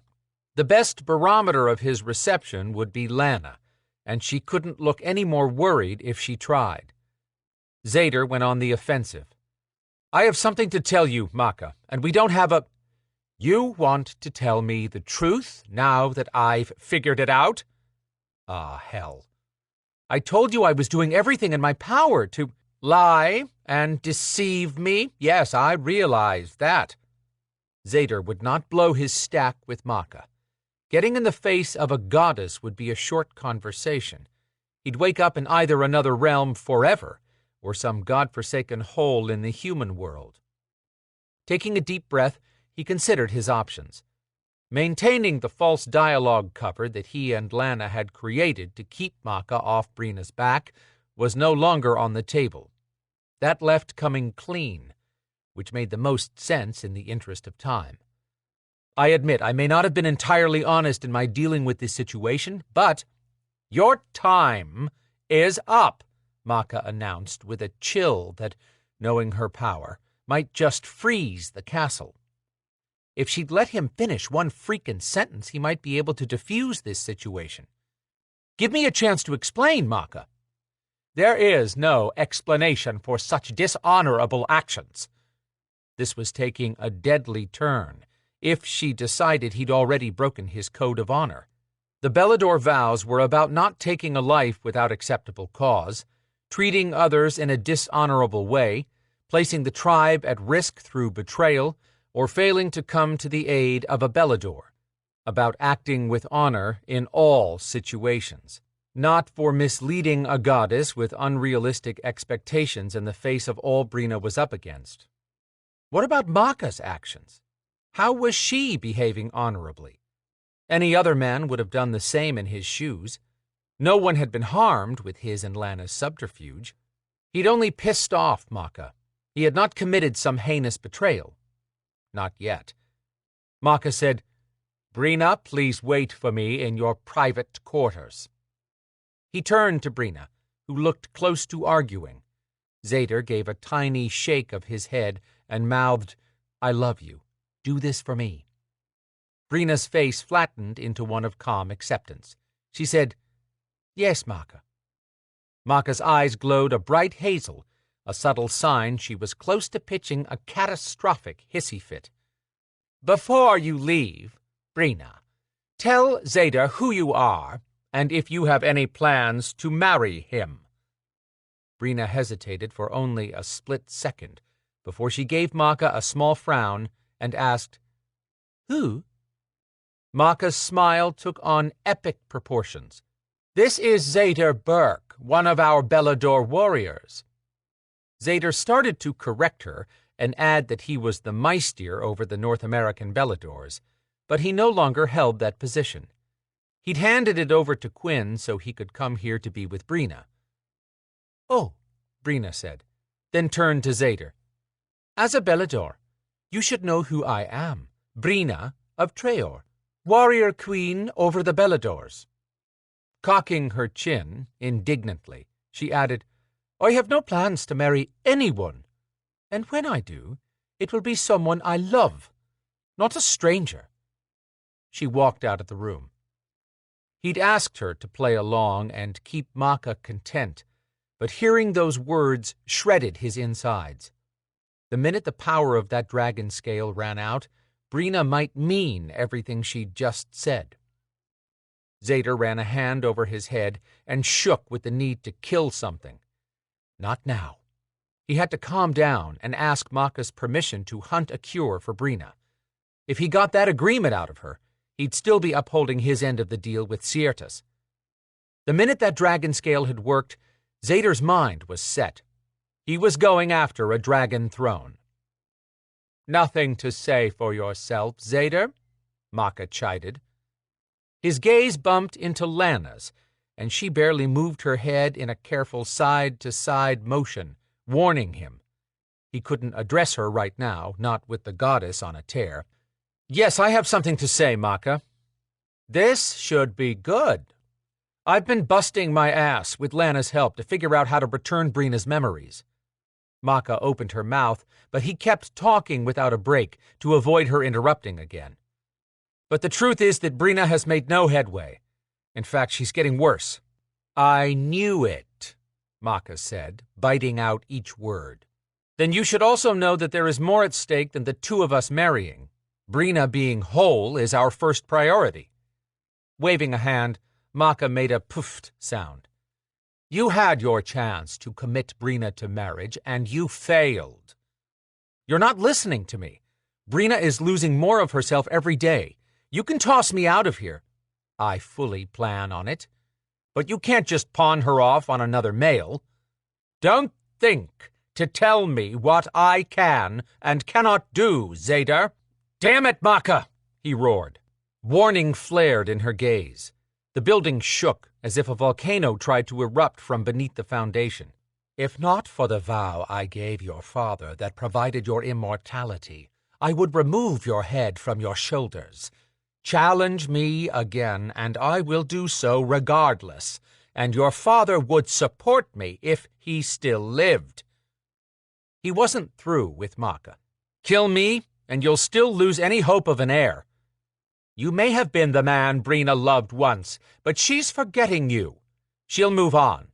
A man of honor would allow her to do so." He locked his jaws so tightly his teeth should be crumbling. He should just gain Maka's consent to pursue a solution to Brina's problem and get going on it. But Siertas had gotten through to Zader, and now Zader had to know. "What did you do? Compel Brina to be at peace with no memories, and to not worry about anything?" Lana's eyes widened. He shouted, "You did, didn't you, Maka?" "I answer to no one, and I allow no one to raise his voice to me twice. Don't push me, Zader." "Oh, I see. You think that guard Brina pretended to be interested in before I breached the ward is going to just step in again? Even if you compel Brina to fall in love with Alan..." Zader had to catch his breath at the real possibility that Maka would do that. "Brina won't even know him in another 3 days. She'll turn into a body with no mind." That got Maka's attention, but did nothing to remove the firm look on her face. "I'm tired of your games, Zader, and of repeating myself. You wanted a chance, you got it, and you're done. Move on." Now what could he say? Zader considered how far out on a limb he'd already crawled, and had nothing to go back to if this didn't work. "I think I may know how to help her." "Give it up, Zader. Allow her to live her life." "Give up on Brina? On us? No, never." Maka's eyes narrowed. "This is the problem with you, especially in recent years. Being Maka's husband would require you to defer to me just as Brina does. But you constantly fight me at every turn.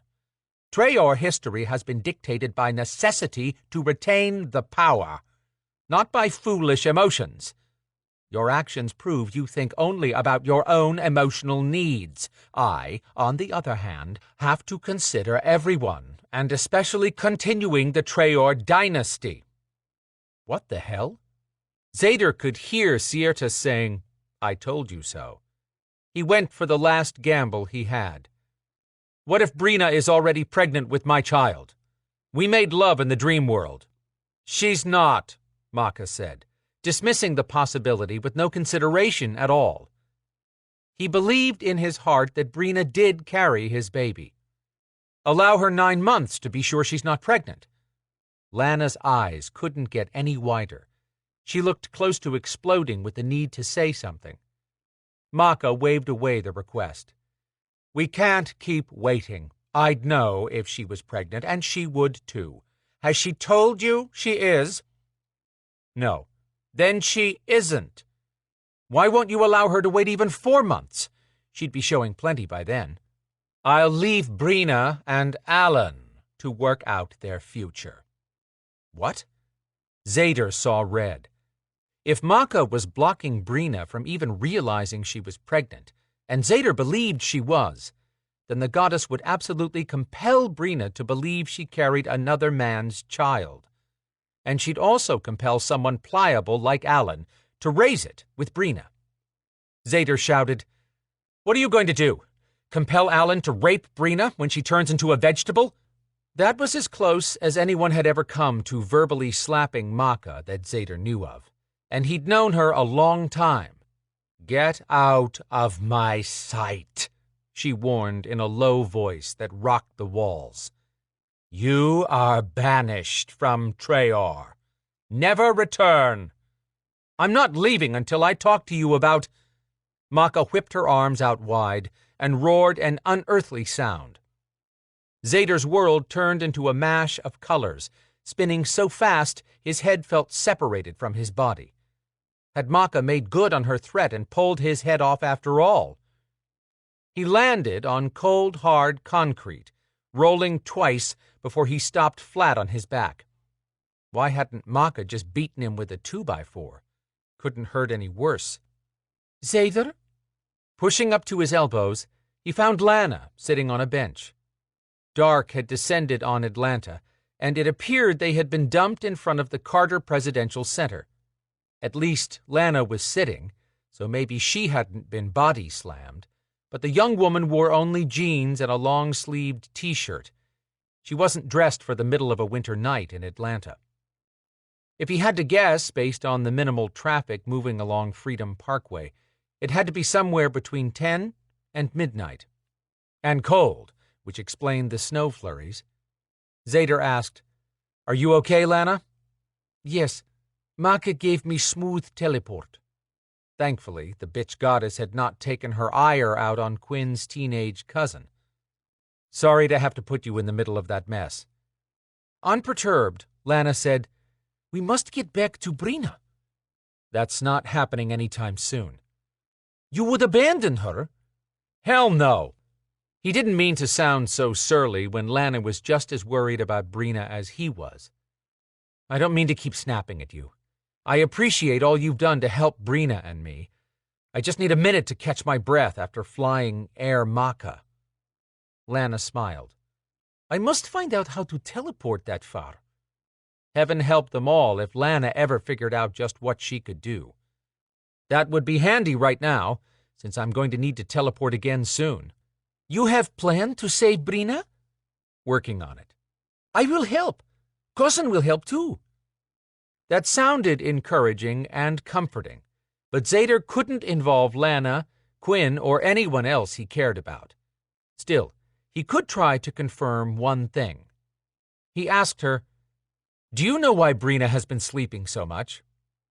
Yes, but when I try to tell you, the words disappear from my mind. You know why. I heard you tell Maka. Brina is pregnant. Yes. Brina will be even more upset when her body changes and she does not know why. Maka keeps her from knowing. Zader hadn't really needed the confirmation. Brina's pregnancy didn't change his goal anyway, but now he had a child at risk, and that upped the ante. He was going into Tower Maeve to free a dragon. If he pulled that off and the dragon made good on curing Brina, Zader hoped to live long enough to see life fill Brina's eyes again. Who am I kidding? He had no way to teleport, and no idea how to break a curse of any kind, much less one cast by an immortal. Chapter 8. With a quick check on the doggy critter perched on the passenger seat of Storm's truck, Evol stayed at the speed limit while she worked her way to Rowan's home in Midtown. All she needed was to be stopped by human law enforcement and have to explain a witch's familiar capable of taking off a hand. Storm's truck was warmer than her GSXR motorcycle in the winter, but she missed riding her baby. In spite of snow flurries, Atlanta never lacked for traffic, even late at night. The good news? No wrecks to turn the highways into parking lots. Evol reached Rowan's Midtown neighborhood by midnight. Please tell me Rowan is a night owl. Evol slowed to navigate the historic neighborhood full of homes with wide porches and double-hung windows. With all the remodeling going on at the building where she and Storm intended to live, Evol had been getting an education on things such as how the two movable parts of those windows were called sashes. Who knew? Storm was having custom windows installed in their future home, which had once been a commercial building, just so she could open them on cool nights. After living underground for pretty much her entire life, the idea of owning just one window thrilled her. She drove under a canopy of leafless limbs on big oak trees hovering over the road. The last time she'd driven Storm's truck to a house he'd owned in this area, he'd been trapped in another realm with an army of demons. Let's not relive that memory. She parked at the curb in front of Rowan's Victorian-style home. It fit in with so many others built a century ago, but this one had always felt different. Rowan lived in the big old house with her younger sister, Sasha, and brother-in-law, Trey McCree, who was also a Belador warrior. According to Trey, one of Rowan and Sasha's ancestors had built the house. She checked her phone. Still no text reply from Rowan. What to do now? If Evol called telepathically to Trey, he'd hear her and let Rowan know she was here.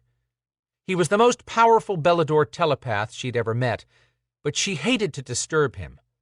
Between his and Sasha's new baby girl and Trey's Belador duties, the guy's hair had a perpetual bedhead look from exhaustion, not from any sense of style.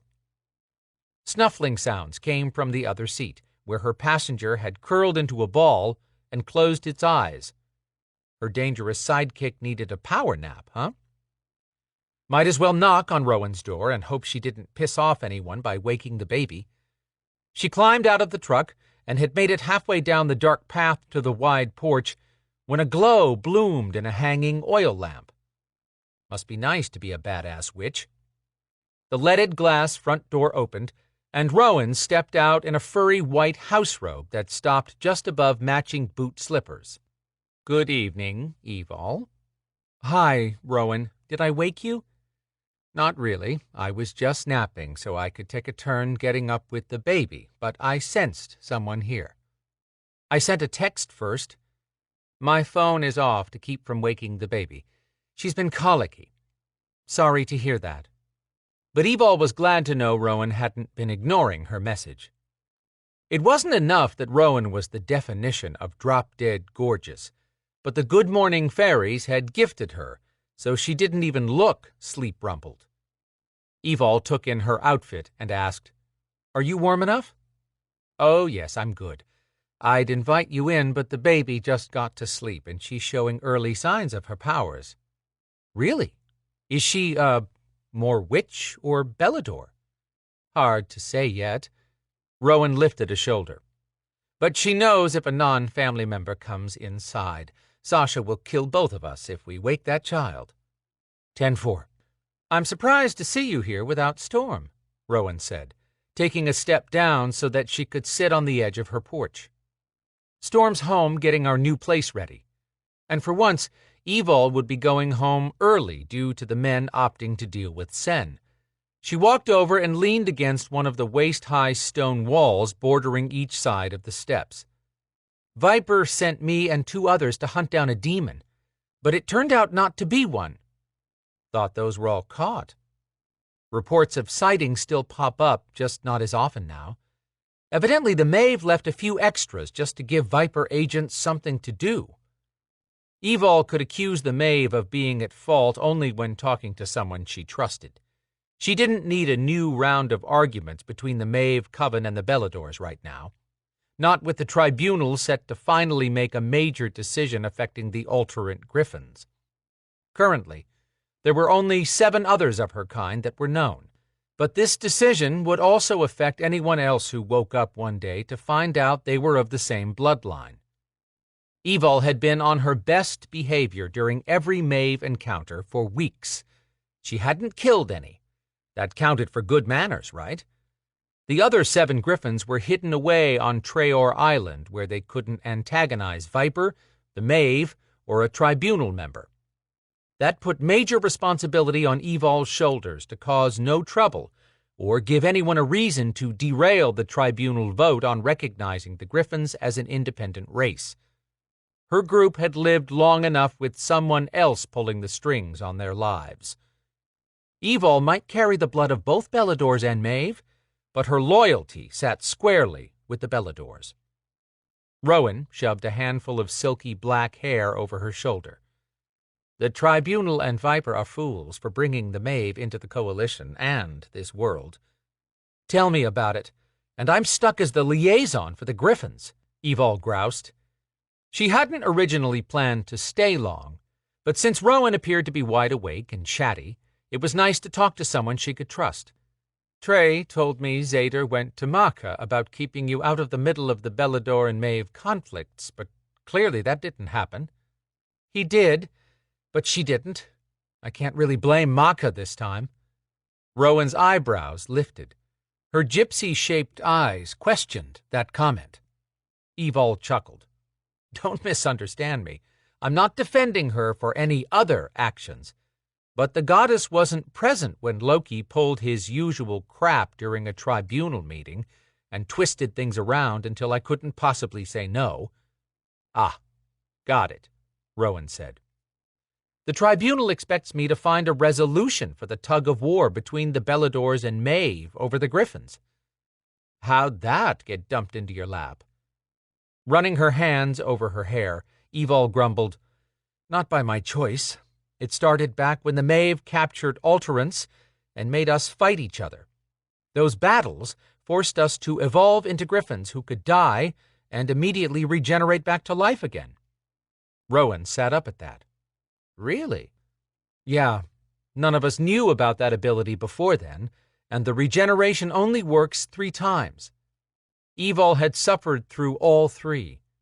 Every time we die, we become stronger as Griffins when we return. Flavin compelled us to attack Traor and sent their priestess, Gazira, to lead us. She died during the battle. Once that happened, she no longer had control of the Griffins, so the most powerful one in the pack became the leader. His name was Boomer. He was a huge SOB and went after Brina, so I had to fight him when he busted into Traor Castle. She shrugged. I won and became the Griffin leader by default. Kill the biggest, baddest one on the team, and bam, you get to be in charge. She hadn't wanted that position, but for now she had to deal with the responsibility. Rowan leaned back. Wow, Maka is so lucky to have you and the others. Why isn't she pushing her weight around in this mess with the Maeve? She hasn't even shown her face in this world since the Maeve started sending warlocks and witches into Atlanta, has she? No, she won't leave Traor, not with Brina still having problems with her memory. The closest I ever came to seeing Maka show real concern was when she thought Brina had vanished forever. But you and Storm brought Brina and Lana back. Doesn't that matter to Maka? You're asking the wrong person, Rowan. I'm lucky Maka didn't leave me locked up beneath Viper headquarters last year. I didn't care for the deal she made, but she did get me out. All I know is that I have to perform my duties. If she wants to stay on Traor, I'm the last person in a position to share my opinion. And I don't want anything to happen to Brina. Rowan leaned forward and propped her chin on her hand in a thoughtful pose. I can understand Maka's concerns, given that the entire Belador power base is dependent upon Brina being alive and on the island, but not stuck in that castle. poor woman, is a prisoner. Zader is there. He's immortal, so why can't he watch after Brina? Evol froze. How did Rowan know that? Rowan chuckled. Trey has told me nothing, but rumors did fly after Zader died breaking through the ward on Treor Castle, and you brought him back to life. Now I understand how that happened. Yup, it was my last regeneration, and even then, the fact that it brought Z back was a miracle, one I can't repeat. She smiled up at Evol. But you risked truly dying when you linked with him. Evol shrugged. He'd have done it for me. I have no doubt. Isn't the warding around the castle still a problem for him? Zader said it's back up, but he can cross it. Evol shrugged. Don't ask me about magic. I just kill things. Rowan nodded. Back to my point, though, which is that Zader can protect Brina as well as Maka. Maybe better. His heart's in the right place, at least. Rowan grimaced. With Maka, who knows what beats in her chest? I doubt it's a functioning heart. This was why Evol had stuck around for a bit. Rowan called it straight, with no concern over politics. I couldn't agree more, but I have no idea why Maka does or doesn't do anything. Rowan shook her head. I wouldn't leave my people to face off with their enemy. What's the point of being loyal to a goddess if she isn't just as dedicated to her people? Sitting back and supporting her weight with her elbows, Rowan struck another cover model-worthy pose. Men in this neighborhood who had turned in for the night were missing out, big time. Evol marveled over how the chilly air didn't seem to bother Rowan, but she felt it all the way to her frozen toes. I don't know how we're going to get rid of the Maeve now that Viper has allowed them to populate the city, but their coven members will eventually screw up. When they do, we'll nail them, even if it means taking them down one at a time. Sooner would be better than later. Then Rowan added, We think they may be attacking our witches. Some have gone missing. What? Did you report it to Viper? Yes, for what good it did. Trey delivered a message to Viper for me, then returned with a curt reply. I was informed that I had no hard evidence to support my claim. Also, that if the White Witch membership and council wanted access to Viper's resources, they needed to join the coalition. Viper kept ordering the Beladors to smooth out relations with the Maeve, but the coalition had no problem blowing off a powerful White Witch who had kept tempers calm and prevented a massive witch war back in November. Rowan sat up and seemed to shake off her irritation. If you got your demon, or whatever, tonight, why are you here when I know you'd rather be home with Storm? Just hearing his name brought a sense of peace to Evol and deep longing to get back to him. She explained, Like I said, we don't think it was a demon. But this particular creature had been gathering food or something, because it captured a lot of dogs. Surprise lifted Rowan's voice. You got that dog thief everyone's complaining about? That's great. Wait a minute. I know this is going to sound bad, but why would anything preternatural grab an animal when it could have a human? I don't know. We kicked around several theories, and Lucian suggested it might be a tick-belang, but we don't know for sure, and we've got no idea who controlled it, so we're just making wild guesses. Rowan's gaze narrowed at the mention of Lucian, much like Lucian's reaction to hearing Rowan's name. What was going on between the witch and Lucian? Rowan didn't share her thoughts, so Evol stayed on track. I'm here because one of the animals was not exactly a dog. Lucian says it's a witch's familiar. That brought Rowan to her feet. What does it look like? Cute in an odd way and not quite knee-high. It looks like a Bichon Frise, but it has shaggy salt and pepper hair and a horn jutting up from its forehead plus a mouthful of fangs, Rowan finished in a flat tone. Score. Evol would be headed home empty-handed soon. Great! You know who the owner is. Yes, it's Mother Mattie. She leads a small but powerful coven of our oldest witches, and she sits on the council, but Rowan's voice drifted off. I don't see how it could be Oscar. Evol was missing something. Shouldn't Rowan be happy to get her friend's familiar back? Speaking of which, Evol cast a glance at Storm's SUV, where she found Oscar awake. He stood with his front paws on the window, watching them. His gaze went from Rowan to Evol, as if intent on keeping up with the conversation and waiting for a verdict. That wasn't creepy, not a bit. Hooking her thumb in the truck's direction, Evol asked, "So that's Oscar?" Rowan took one look and said, "Yes." She didn't sound very happy to confirm the familiar's identity.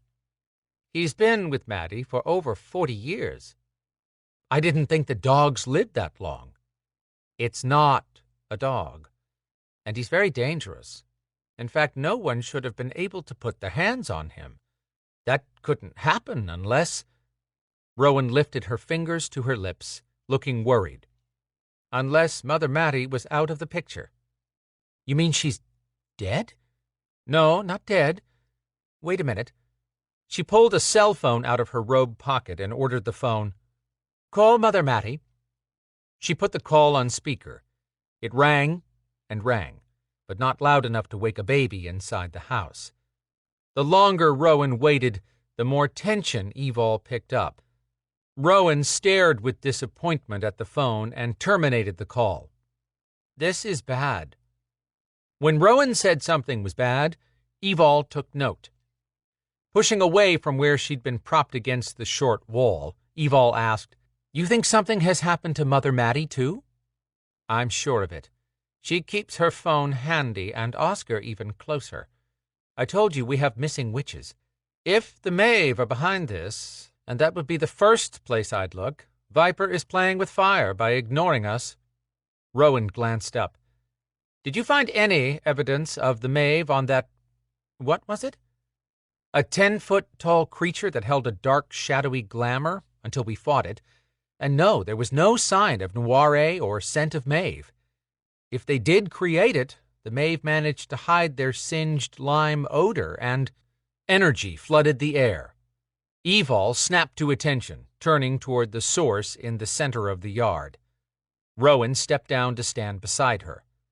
Power whipped around Evol.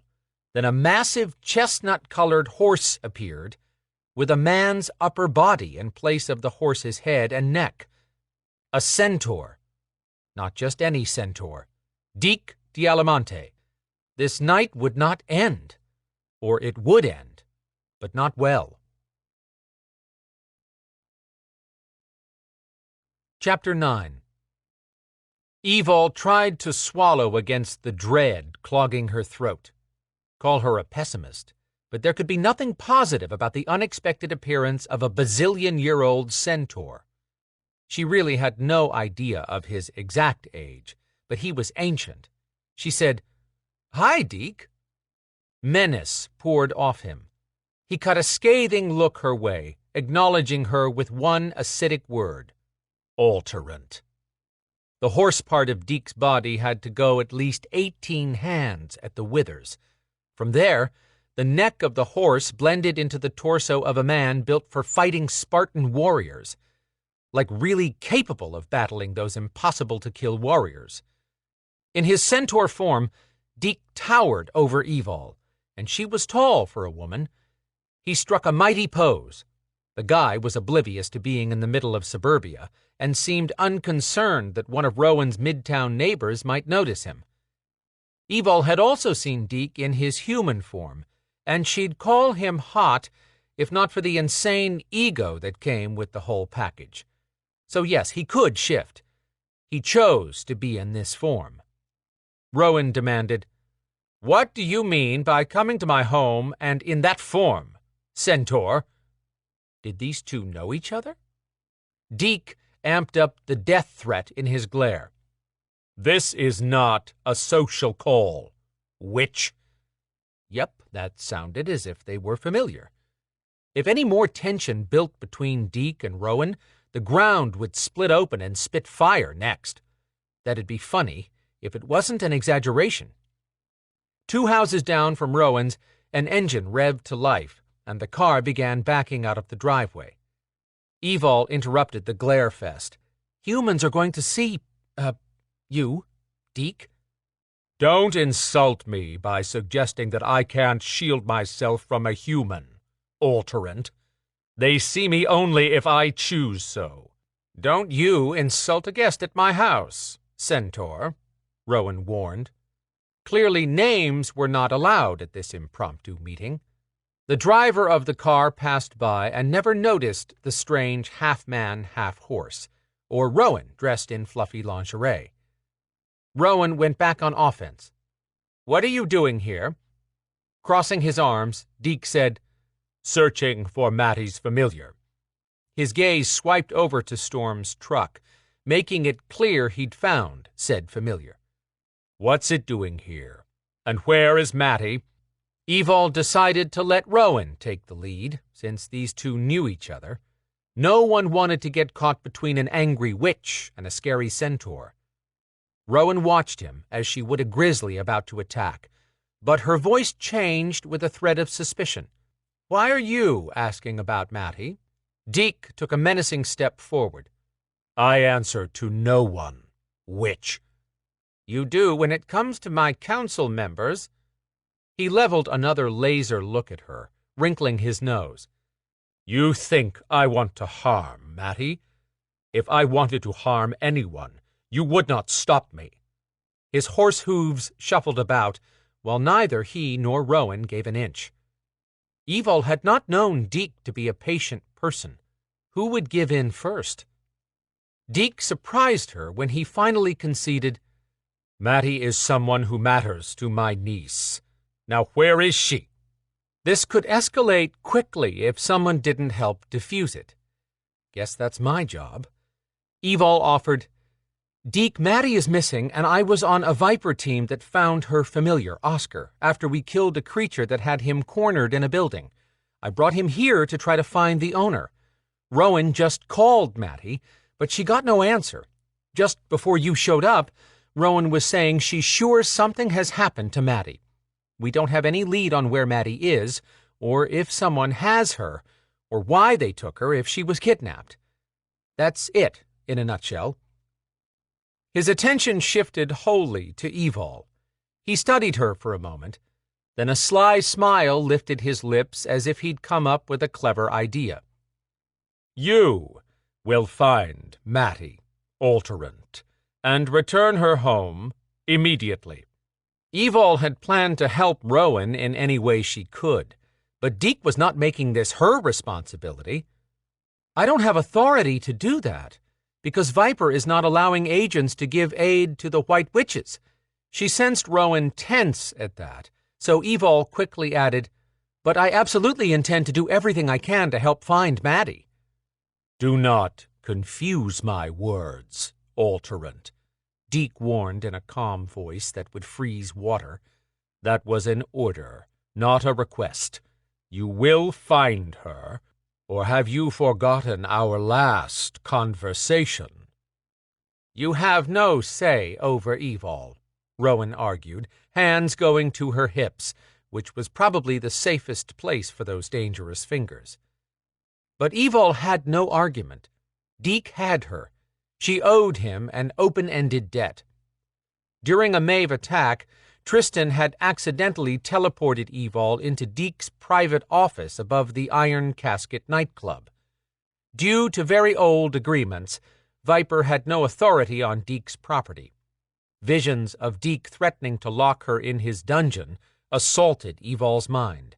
She'd been at his mercy and agreed to repay the debt in exchange for Deke allowing her to leave alive. The Centaur could have held her forever, or until Zader, Quinn, and Storm came after her, which would have ended with them dead. Or he could have just as easily smoked her with a flick of his fingers. Evol put a hand on Rowan's arm. Actually, I do owe him a favor. See, witch, Deke said with a smug look. 'Tis as I said. The alterant will find Mattie. Evol couldn't go quietly into the night, though. "You're far more powerful than I am, Deke. Why can't you locate Maddie? You found Oscar." "Because I have you to find her." He was pleased with his answer. Rowan leveled a narrowed gaze on him. "What is Mattie to your niece?"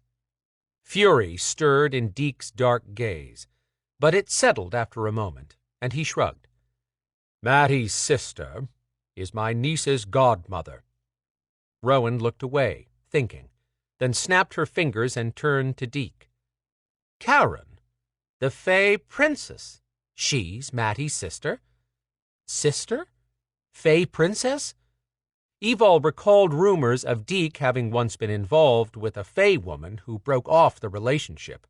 Word was Deke proceeded to create a nightclub so shiny and sparkly it would be irresistible to any Fey, and named it the Iron Casket. Not exactly subtle about his hard feelings over the breakup, since iron was death to many Fey. Deke's hooves pawed at the lawn. "Karen and Mattie are half-sisters." "What's up with Karen? Why can't a Fey find her own half-sister?" "Karen is none of your concern," he grumbled back. "You don't want to tell Karen that Mattie is missing," Rowan said, sounding as if she'd figured out something. "Why?" Evol wished she could send Rowan a telepathic shout to stop aggravating Deke, but Rowan didn't share telepathy with Evol. Glaring clearly had no effect on the witch either. She continued jabbing that sore spot of Deke's.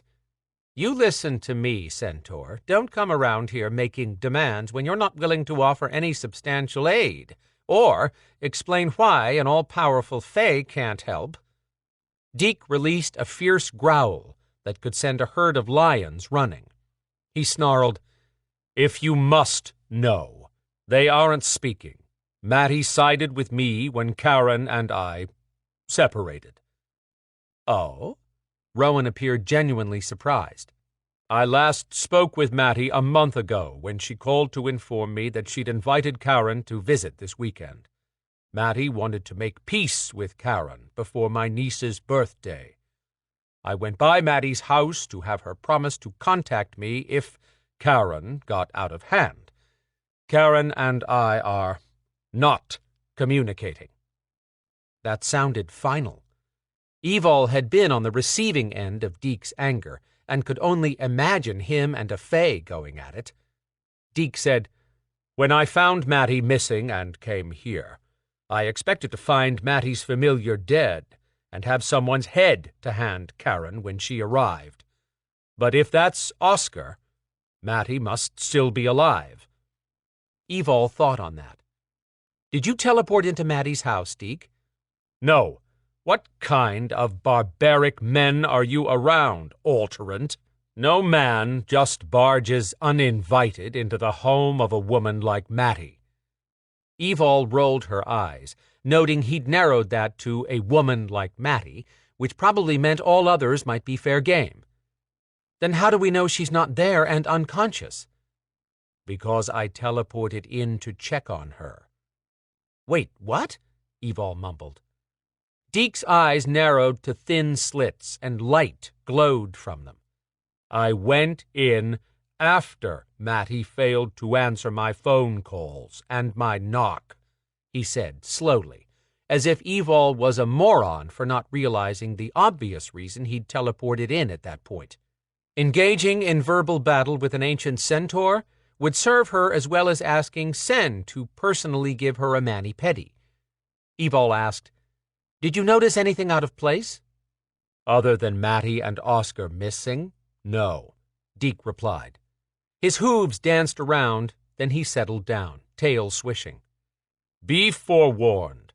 While Karen may be angry with Mattie for siding against her, she will allow no one to harm her family. If Karen arrives to find Mattie missing, she will level this city and every other one in her path until her sister or her sister's body is returned." The way Deke kept moving around gave Evol the idea that he was going to disappear soon.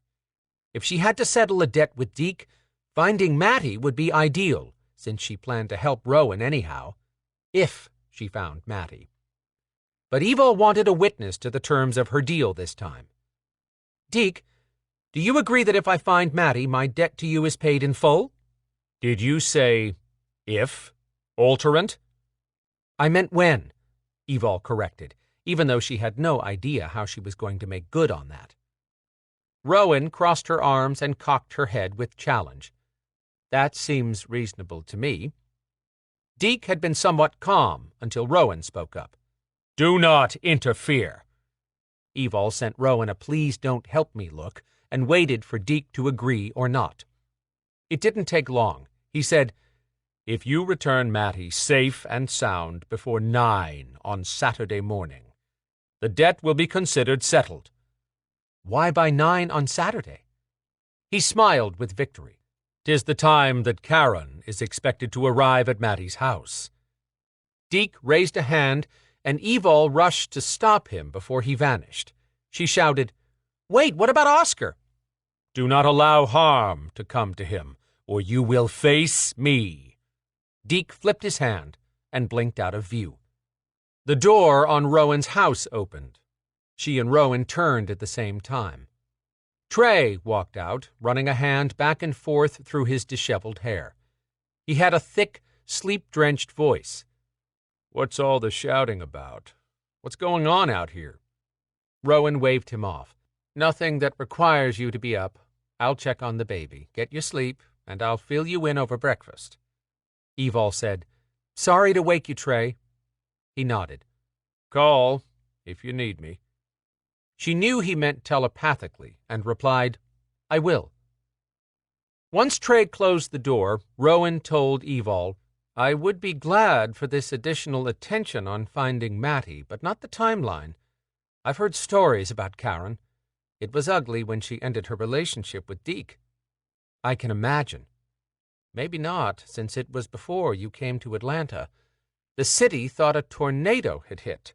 Word was that Karen selectively struck every property Deke owned, and he owns a lot. She managed to do it without any loss of life, but she doesn't care one bit for Viper, or shielding humans from the knowledge of non-human existence. Got it. I'm actually shocked to find out about Deke's connection to Matty. He never gets involved with anything that isn't extremely important to him. Just coming to look for Oscar says a lot. Who knew that Deke had a soft spot for a little old white witch? His niece is pretty important? Rowan said, He's raised her since her mother, Deke's older sister, died. How could the sister of a centaur die? Evol wanted to know. Deke is the only one who knows the whole story. I've only heard rumors. I hate to give him any credit, but he raised his teenage sister and his niece. Shaking off a thought, Rowan said, Matty has never spoken about her family, Deke, or his niece that I know of, which was wise since that's a volatile situation. Karen is just as dangerous as Deke indicated. That meant he hadn't been blowing smoke about Karen wiping out the city. Evol tried to envision telling Viper about this. Yep, not happening. Rowan walked around, hands in pockets, sounding as if she was thinking out loud. None of the homes of missing witches have been broken into, so that fits for Matty's to also be undisturbed. The fact that Deke teleported in means that Matty's wards were down too. I've had council members trying to find the first 3 missing witches. Even I can't pull up anything by scrying. She sighed disgustedly. What do you have for me to start with? Just a distinctive odor. We found residue of noire magic at each kidnapping site, but it's too... What? Obvious.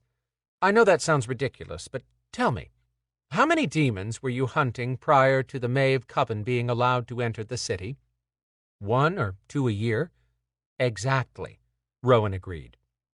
While not all demons can be verified as Maeve creations, we both know they've created quite a few. They had to use noire magic to create the demons, yet any evidence and the noire scent has been hidden. Why go to that kind of trouble to cover their tracks so well with the demons, and yet leave clear evidence of noire in the homes of kidnapped witches? Good point. One that Evol had to run past Storm and Quinn for their feedback. Rowan continued, "Even if I convince Viper to send a team to investigate, and they confirm the Noire residue present at the kidnapping locations, I have no doubt the Maeve will accuse us of planting that evidence. I don't want to bring a tribunal into this, but neither will I allow anyone to harm the witches under my protection and get away with it."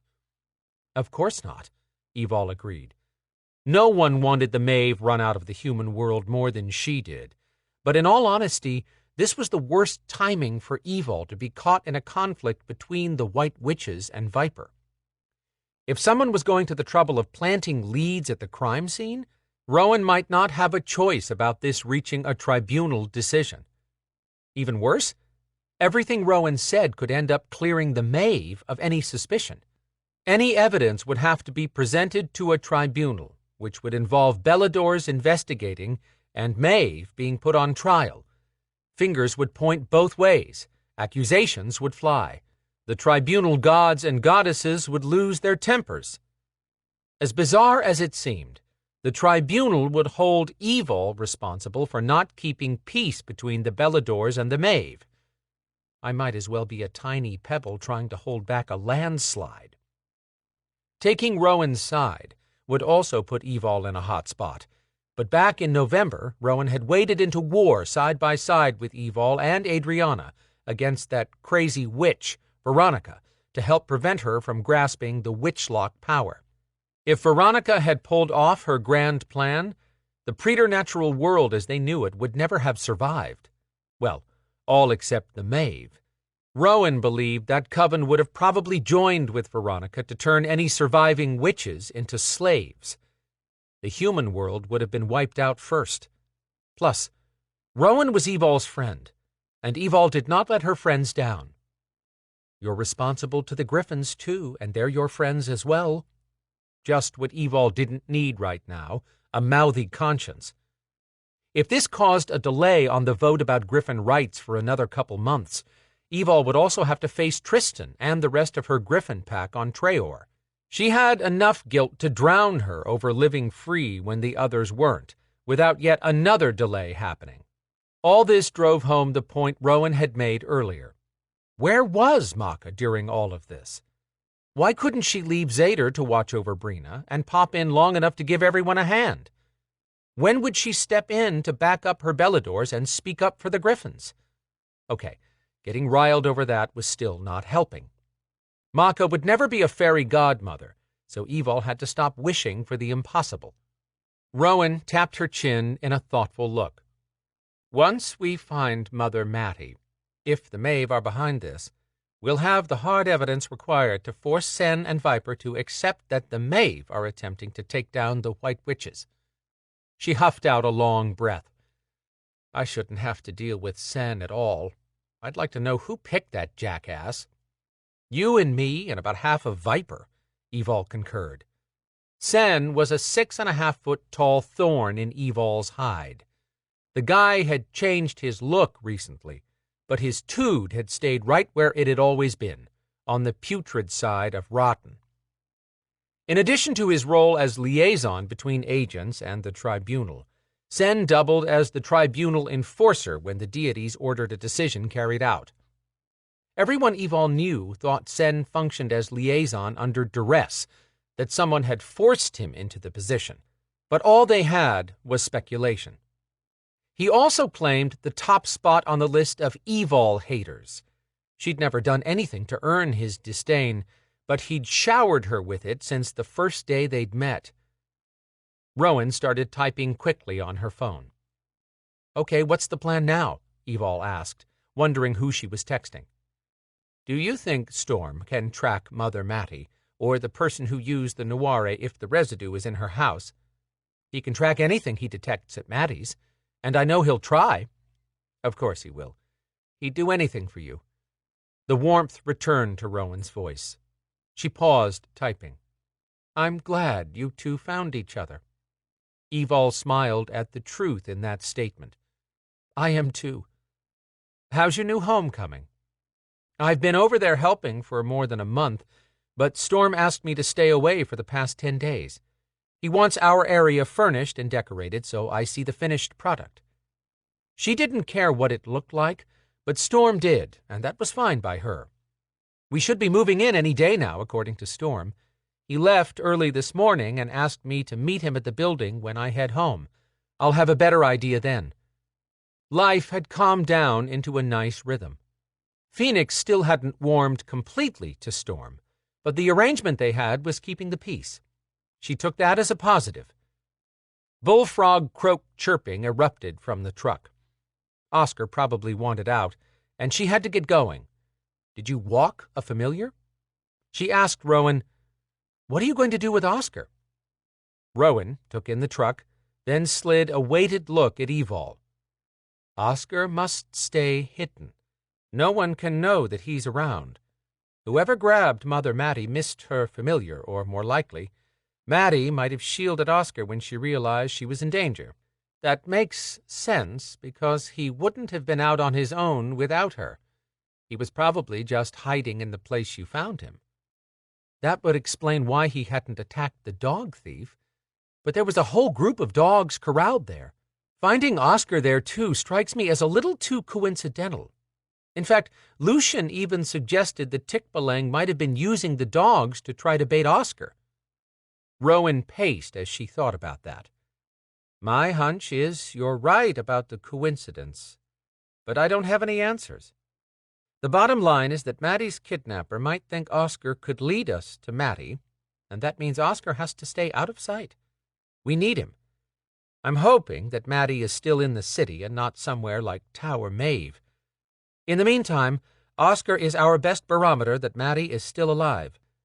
Evol was still waiting for Rowan to suggest who could hide Oscar, but that last comment sidetracked her. Why is Oscar a barometer?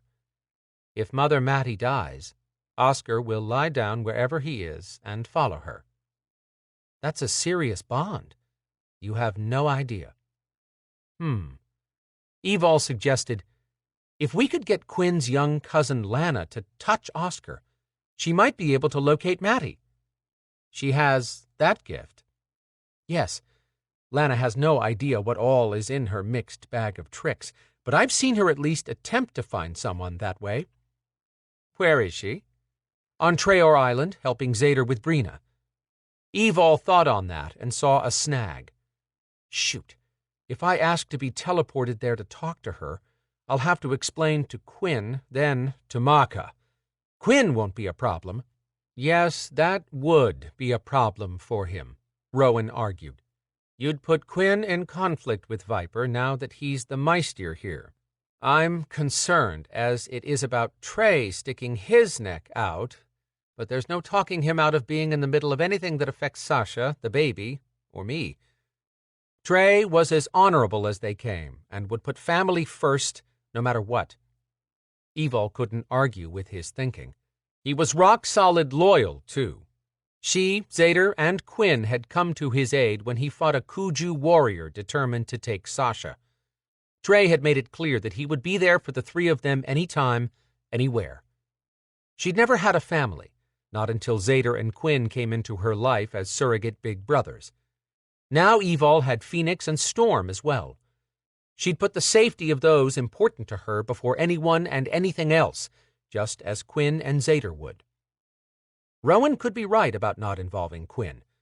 Evol would make that decision if and when she decided it was necessary. Pulling her back to their conversation, Rowan asked, "When do you think Storm can visit Mother Mattie's house to determine if there is anything to follow?"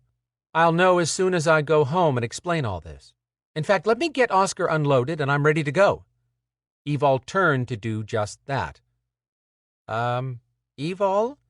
He likes you, and you're not a witch, so... Evol spun around with her hands up. "Oh, no, I can't take him home." "Why not?" "I have Phoenix. He barely tolerates Storm right now. I don't need anyone else new in his territory."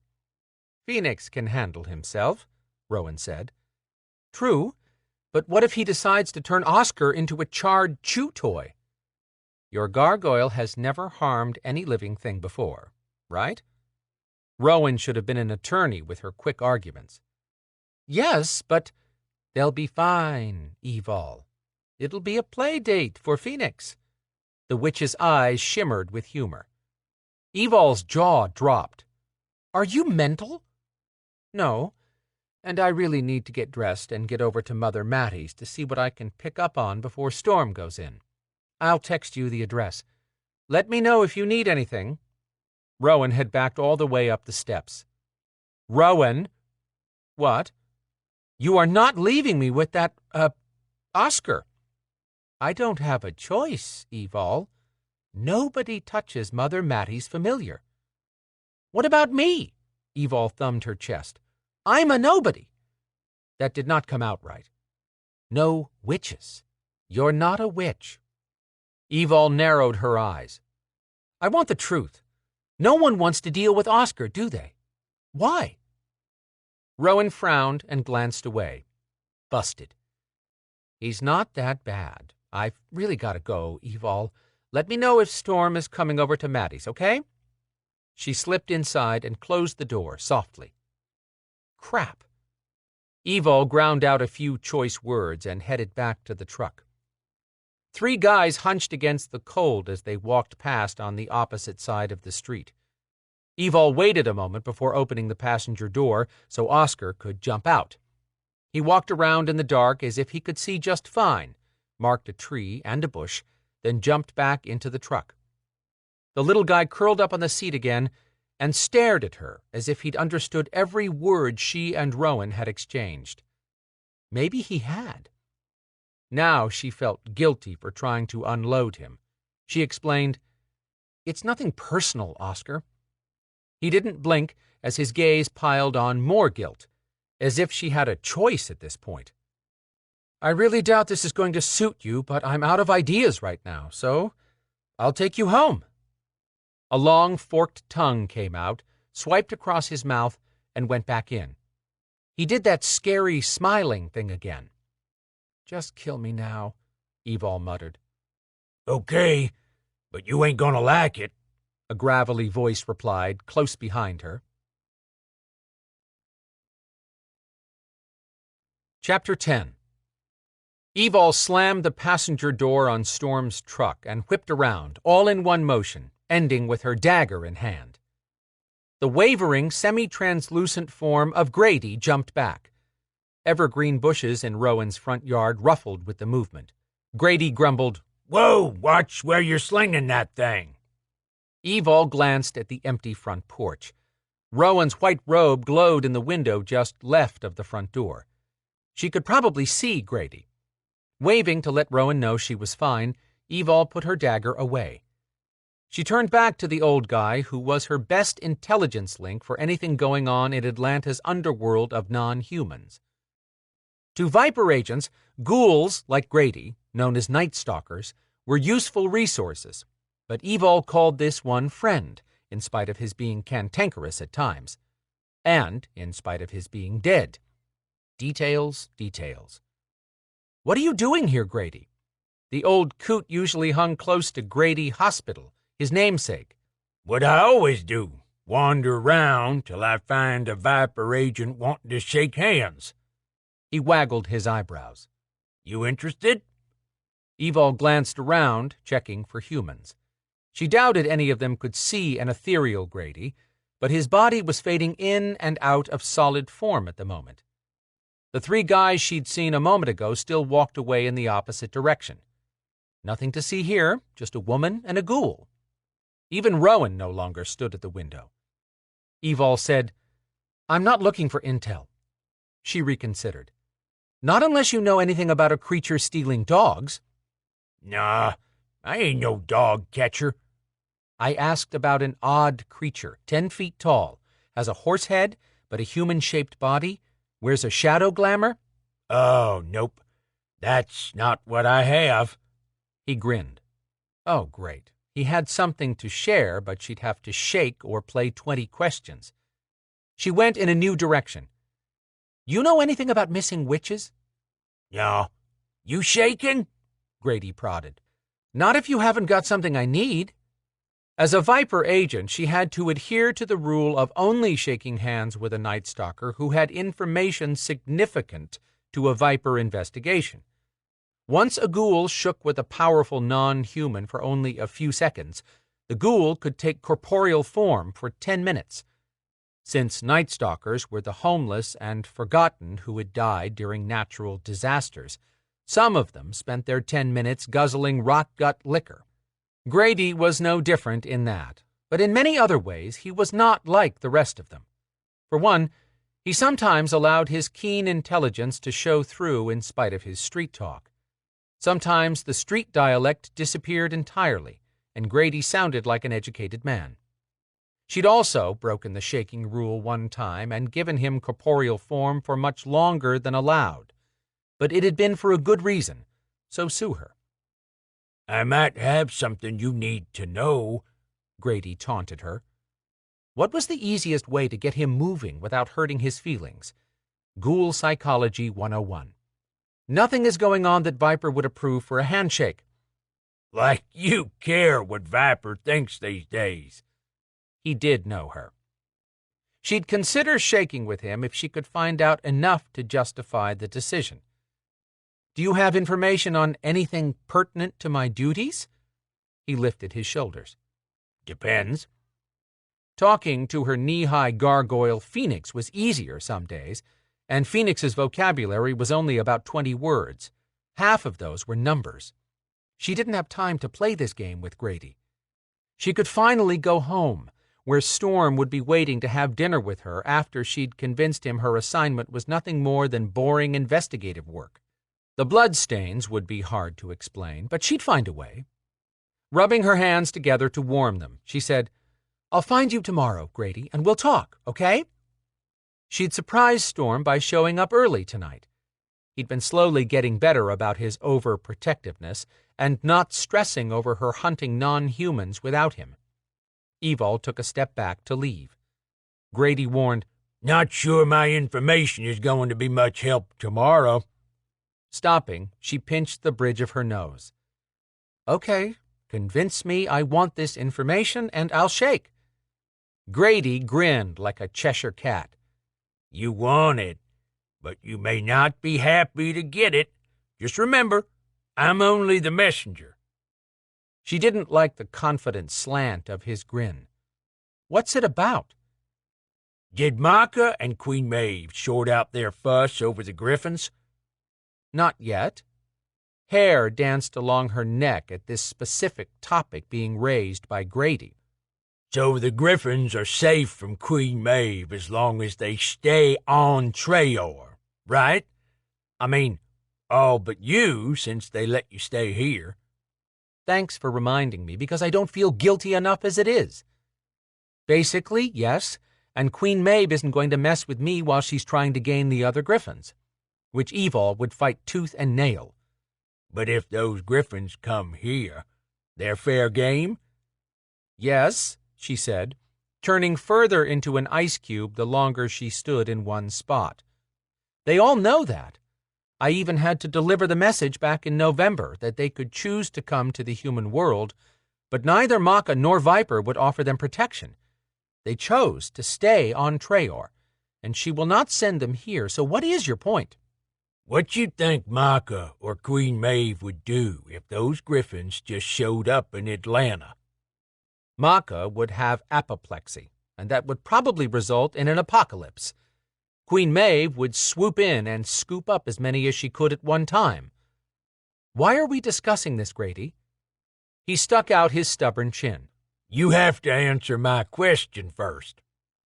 She scrubbed a hand over her face and said, "If the griffins somehow left Traor on their own, and Maka found out before Maeve captured them, Maka would make an example of any griffin teleported here without her knowledge. I don't think either of us can imagine just how hideous that backlash would be. Not to mention what Maka would do to Evol, since everyone had made the griffins Evol's responsibility. As for Queen Maeve, my guess is that she wants to imprison the griffins and compel us to do her bidding, since that's what her predecessor, Flavin, tried to do. I'm done playing what-ifs. What have you got?" In that case, Grady stuck his hand out. you might want to know where I saw Tristan in the city right before I got here. Oh, shit. What the hell was Tristan doing here? Forget Maka punishing that griffin. Evil would kill Tristan herself. Chapter 11. I gave Quinn our route. He'll be here any minute, Zader told Lana as they walked up a paved trail that paralleled Freedom Parkway, just east of downtown. Knowing Quinn, he'd pull up as soon as Zader and Lana reached the intersection ahead, about 50 steps from now. Things were quiet here this time of night. When Lana said nothing, Zader worried about the girl. She'd been through a lot in recent months and had just been kicked out of Traor, where she'd said the old druid had been training her. I can't make any promises, Lana, but I'll tell Quinn that Garwiley was helping you, and maybe Quinn can get you two back together. I am fine, Zader.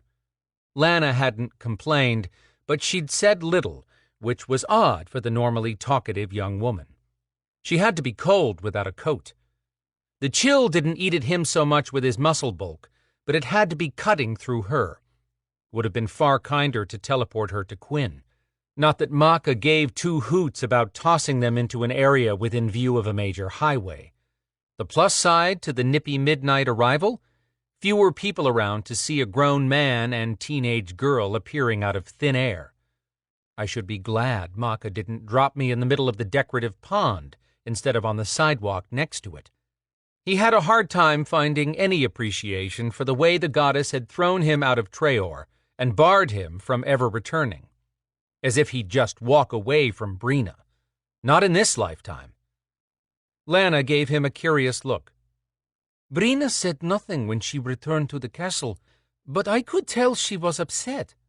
What happened when you dreamwalked? He wasn't about to tell the world's greatest busybody a thing about the dragon.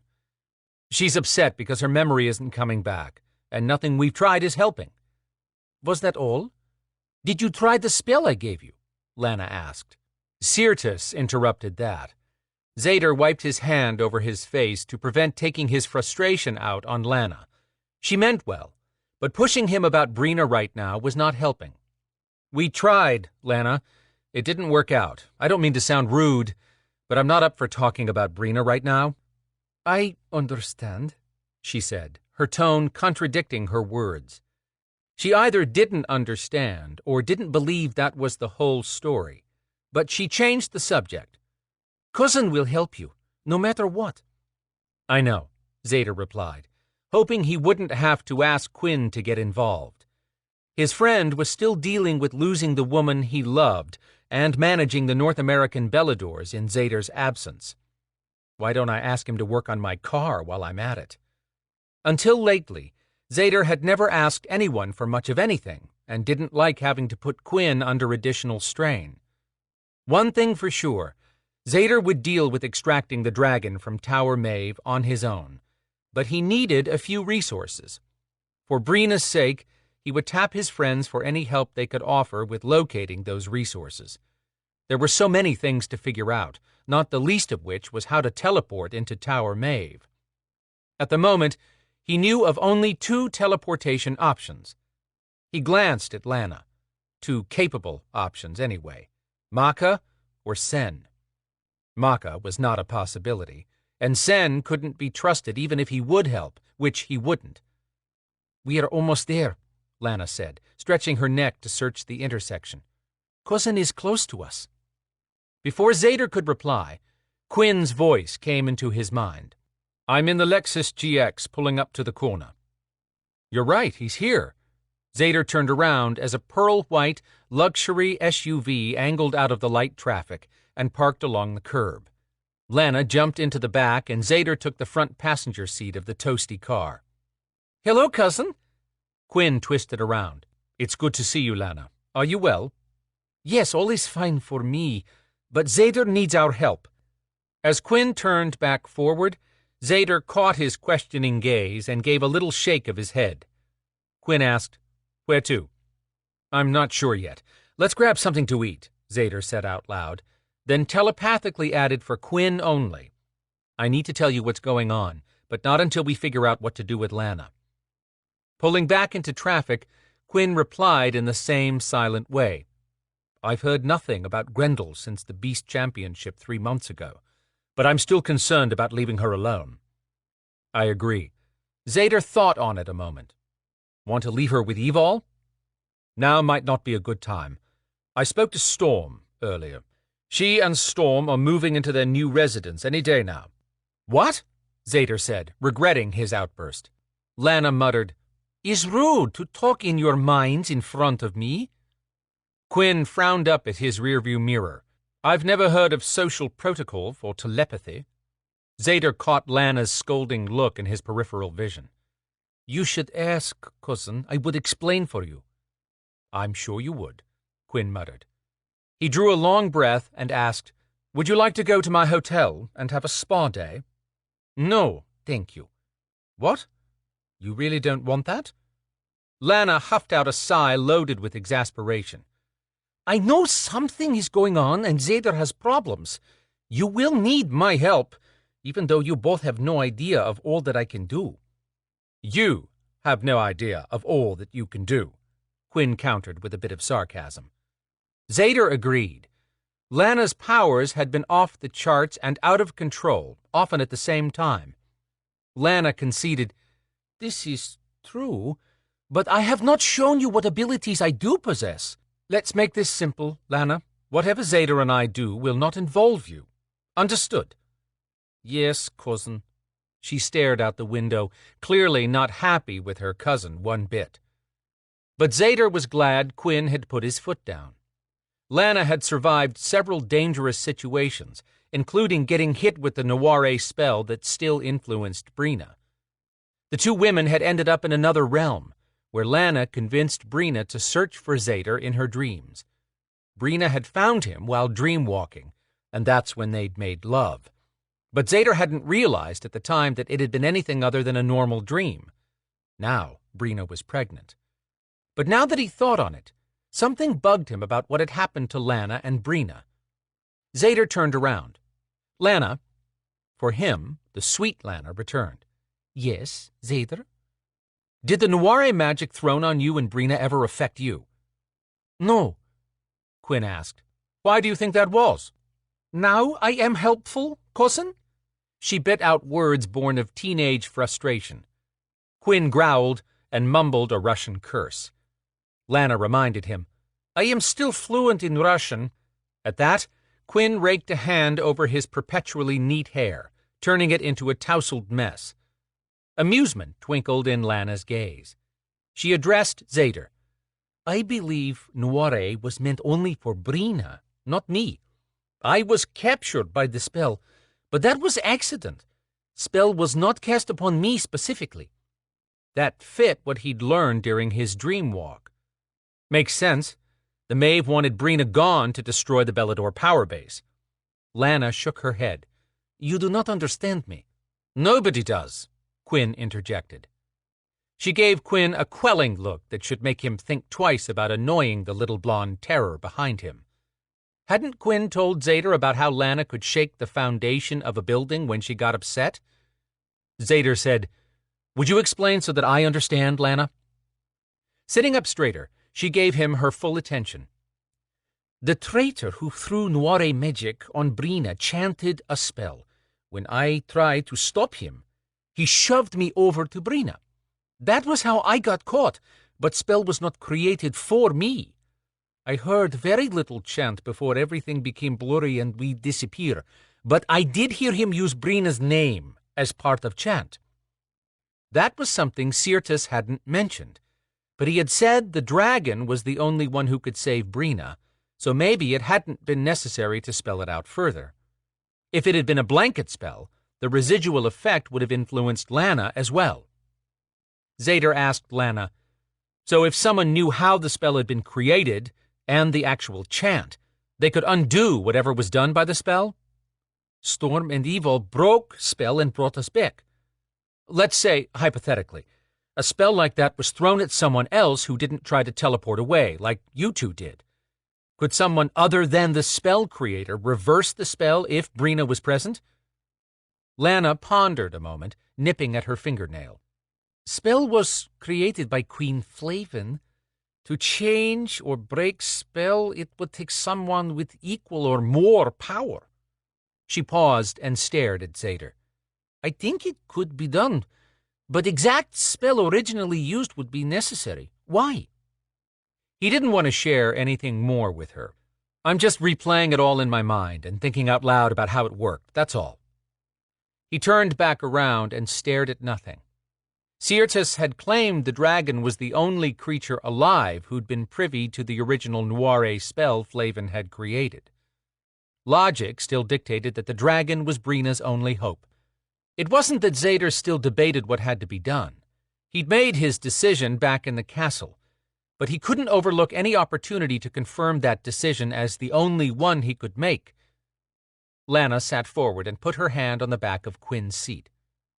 Cousin, I have thought about Kizira, and maybe if I touch her, I will see something that will help us find Phaedra. The young woman continually showed her backbone and how loyal she was to family. She tried holding a braided piece of hair that Kizira had given to Quinn. Several strands of the hair belonged to Phaedra, the daughter Kizira had birthed without Quinn's knowledge. Hell of a thing to find out as the child's mother died in his arms. Lana's one attempt to use her gift for finding someone by holding something personal, like hair, had ended with a protective spell burning her hands. Quinn shook his head. No, I appreciate your willingness to try once more, but I will not put you at risk again. She sat quietly for a moment as Quinn wove the Lexus through the dark streets, probably heading for an all-night diner he'd eaten at with Zader and Evol. Lana's voice came out softly, no hint of her earlier aggravation with him. I do not want to be the one to make you feel bad, cousin, but you must not leave Kizira's body in the cemetery tomb. Trust me, Lana, it's safe.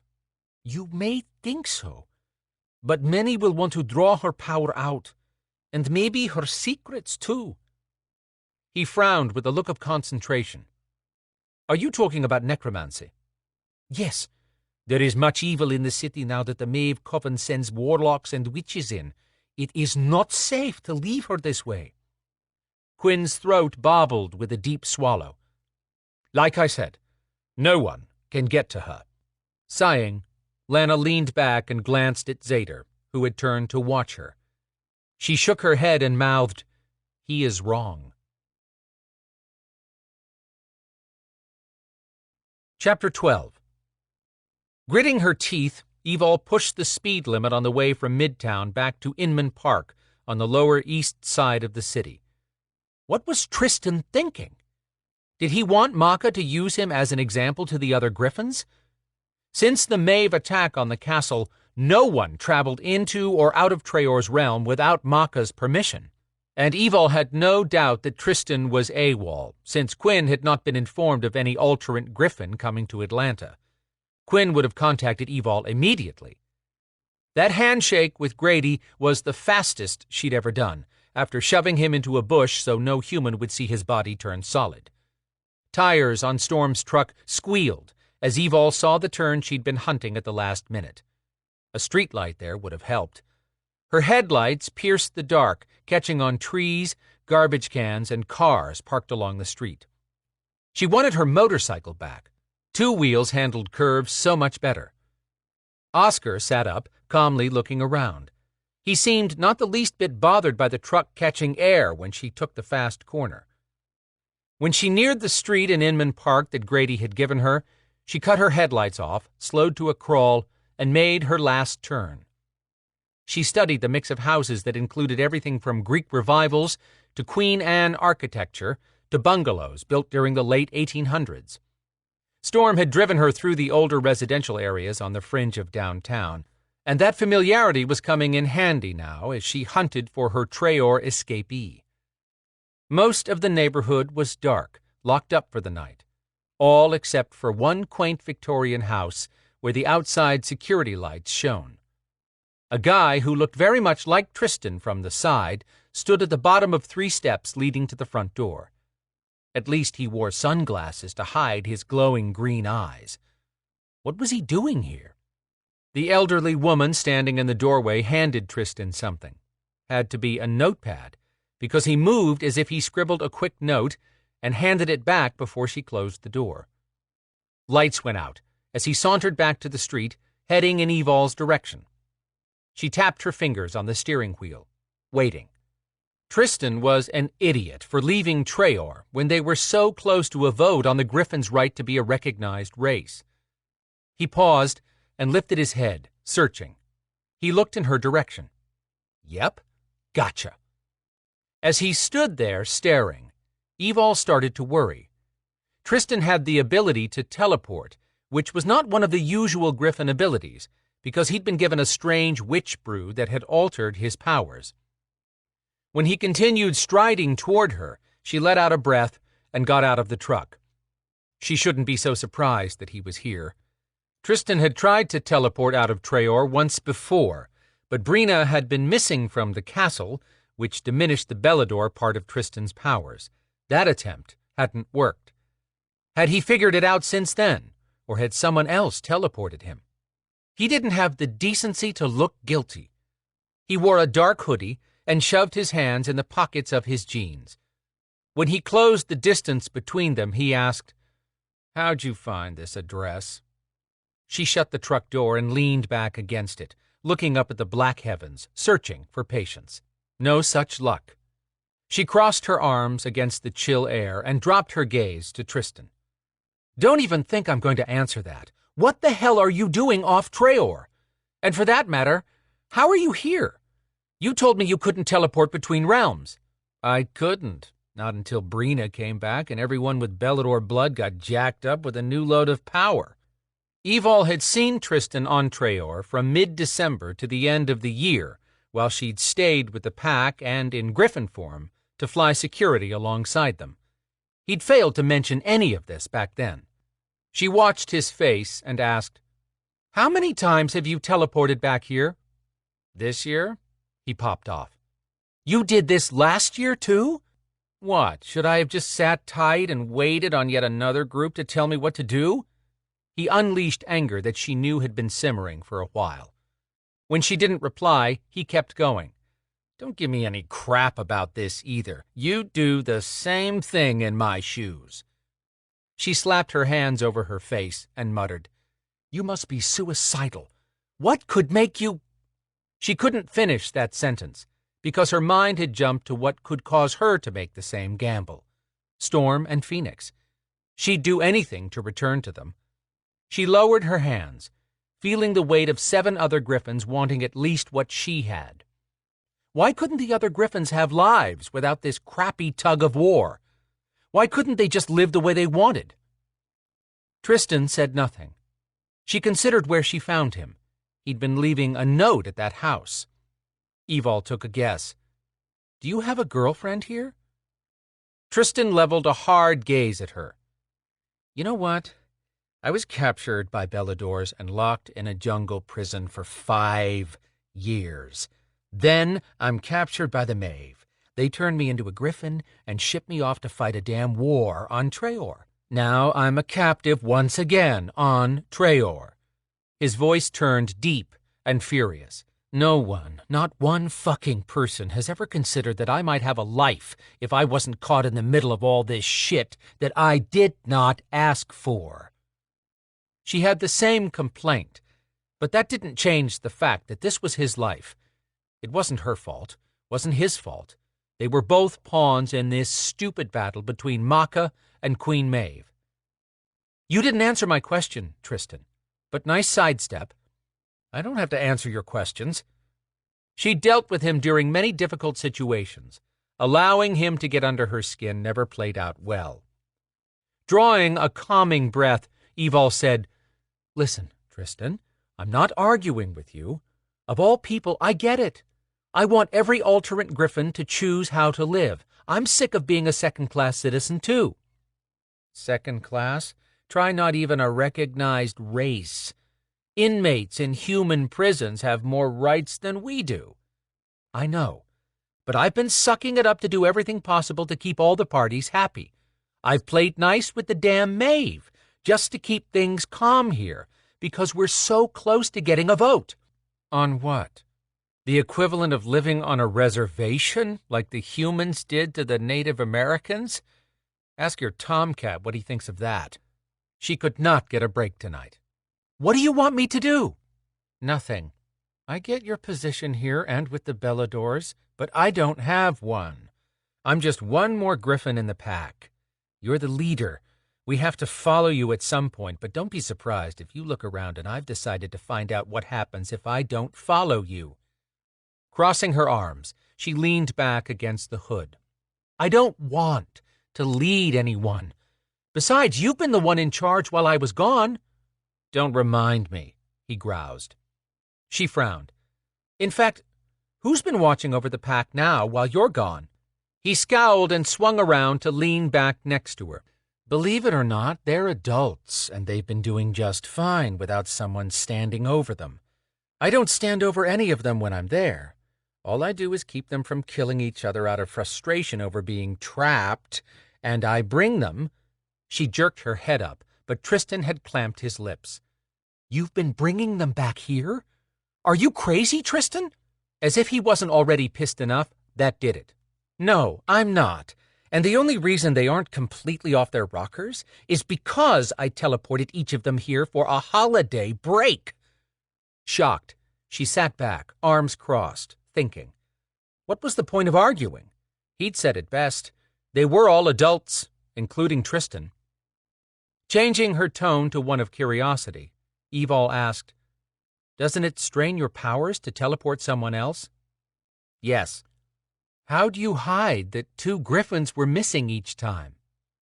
Until you came to the island during December, we were flying double shifts, which gave everyone extra time off. He shrugged. I had to fly a few extra shifts each time to make up for my place in the rotation, but we all agreed to cover for the group. Tristan could be the most infuriating man she'd ever met sometimes, but he had a streak of loyalty he hated to admit. He'd taken on extra duty and pushed his powers to bring members of the pack home for a visit. Instead of yelling at him, Evol felt bad about not having helped him. When was your last trip? The day you showed up to spend the rest of December with us. I just returned with Petrina and Bernie. 3? You teleported 3 at a time? He muttered a curse. I sort of figured out under duress that I can teleport more than one if we link. What kind of duress? Tell you about it another time. But that reminds me of something I did want to pass on. Like you would have found me while you were here? No, he said with pure honesty. But I'd have figured out how to send the information before I left. What is it? She asked. There's a human group hunting for non-humans. There, I've done my civic duty and told you. She pondered on that for a moment. Are you talking about that guy, Kosman? He's a medical researcher or something. Trust me on this, Evol. He's hunting for non-humans. He's not out to harm us, but he's putting big bounty money out. At 50,000 a pop, it's bringing in plenty of calls. That's bad enough, but non-human traffickers are getting into the picture. They aren't taking their captures to Kosman. They're selling them on the black market to people like Queen Maeve. The only way I convince the other Griffins to stay on Traor right now is because it's too dangerous for them with Viper, the Maeve, and now greedy bounty hunters gunning for them. Life just never got any easier. But that gave her an idea. Have you heard of Kosman putting a bounty out on witches? No. He's after something that no one would believe is real. A lot of humans know about witches. You mean he wants something like a griffin? Evol joked. Alterance, to be specific. She sighed. Viper knew about Kosman, but didn't consider him a serious threat. She'd have to inform Quinn and Zader that his hefty bounties presented real issues. So what are you doing here, Tristan? That's my business. She silently bounced around her options, and only one made sense. You can't stay out here. Come back to my place.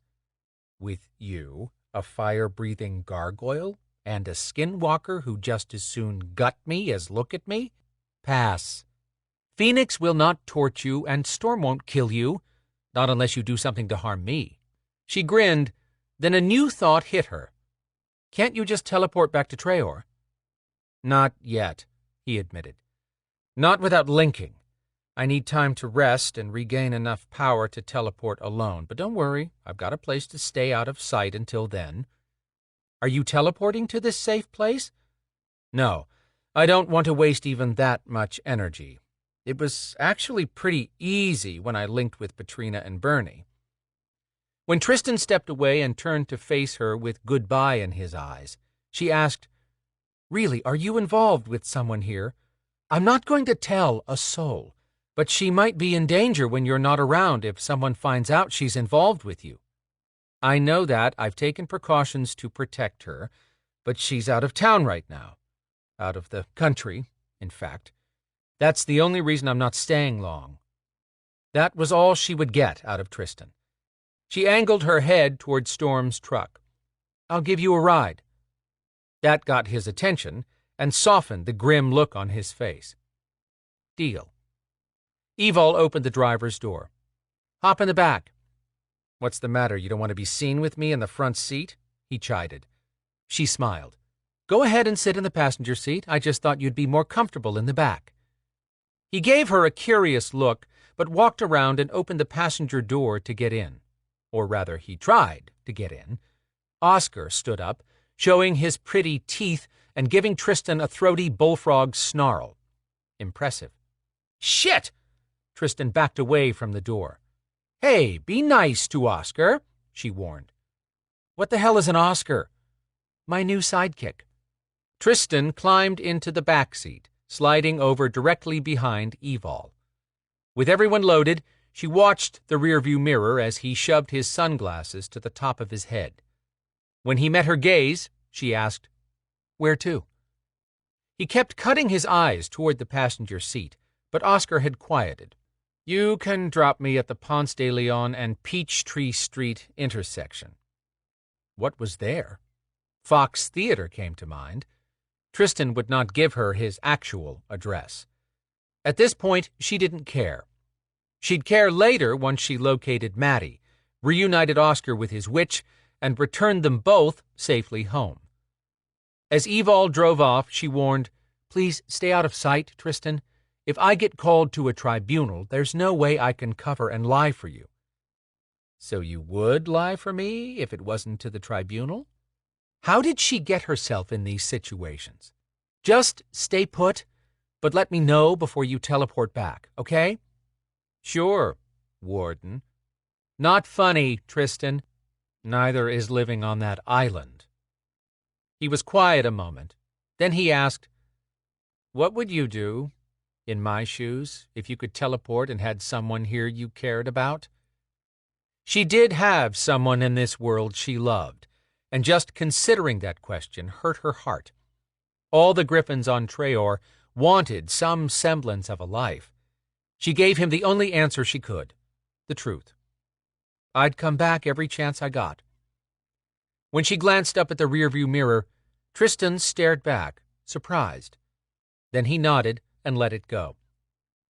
She took Ponce de Leon back into town and pulled to the curb just before Peachtree Street. Tristan opened his door, then paused and turned back to her. I'll let you know before I leave, as long as no one comes for me in the meantime. She twisted around. Fair enough, just don't get caught. Don't worry, Mom. I'll stay out of trouble. He stepped out, closed the door, and sauntered off, blending into the night. Just the fact that he was here contradicted his claim to stay out of trouble. Whatever.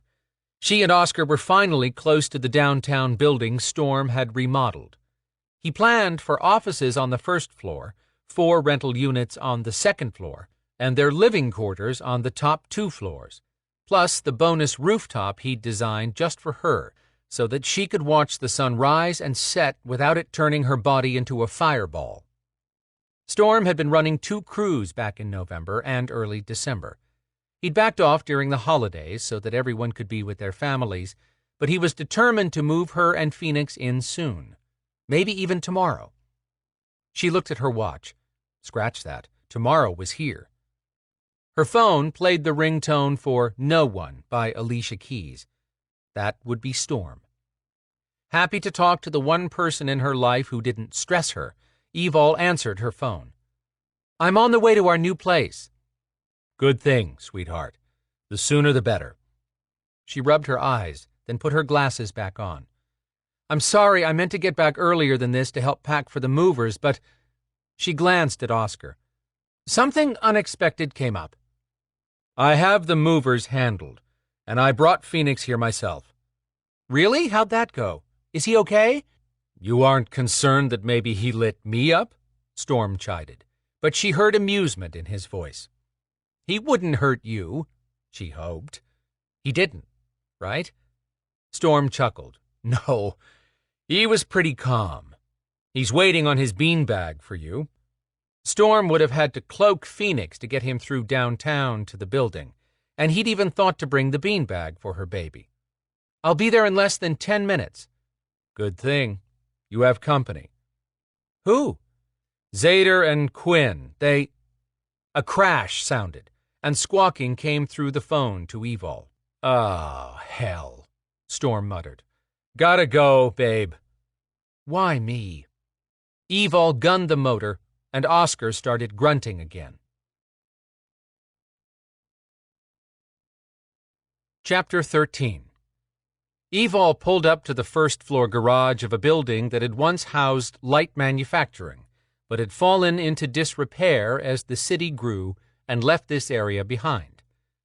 From what little she'd seen in recent months, Storm had a keen insight when it came to investments, and particularly liked to reclaim abandoned properties. She'd been so ready for an early evening at home with just him, but having a life full of people to love was still new for her. Besides, she shouldn't feel annoyed to have company when it was the two men who had been her only friends for a long time. Why would Zader and Quinn be here at midnight? Quinn should have called her telepathically to let her know Zader was back. Did that mean Brina was healed?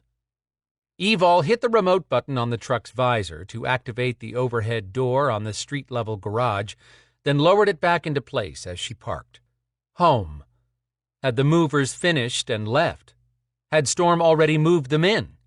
She smiled as she opened the door and stepped out.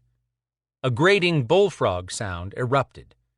She slapped her head and muttered, "Storm's going to kill me. Hell, I might help him." Turning back to the interior of his classic Land Cruiser, she considered leaving Oscar in place for the moment.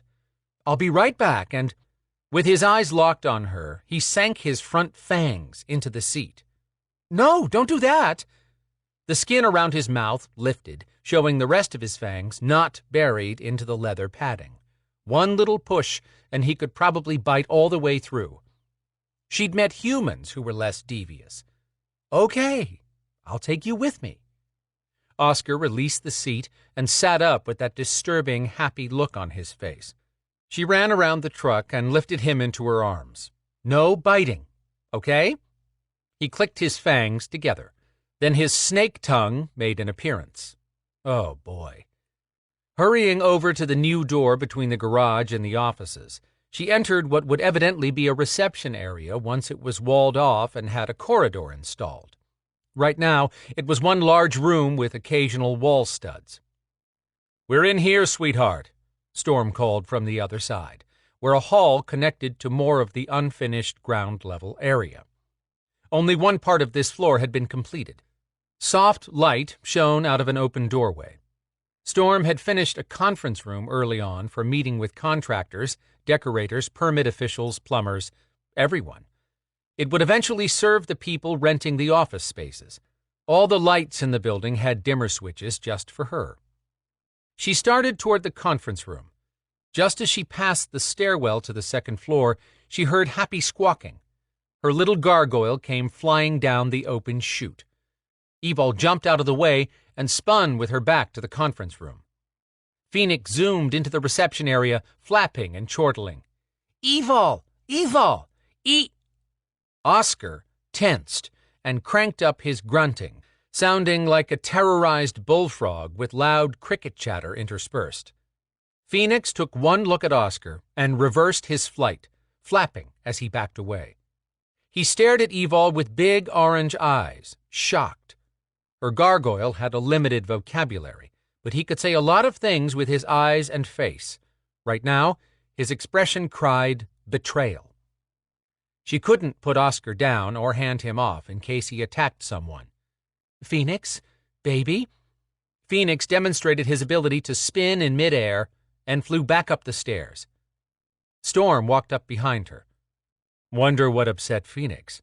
I had him all calmed down." He stepped around to the front of her, and his eyes widened. "What's that?" Evol stalled. "Oscar." "You didn't answer my question." "He's a witch's familiar." At least Storm didn't back away like Lucian had.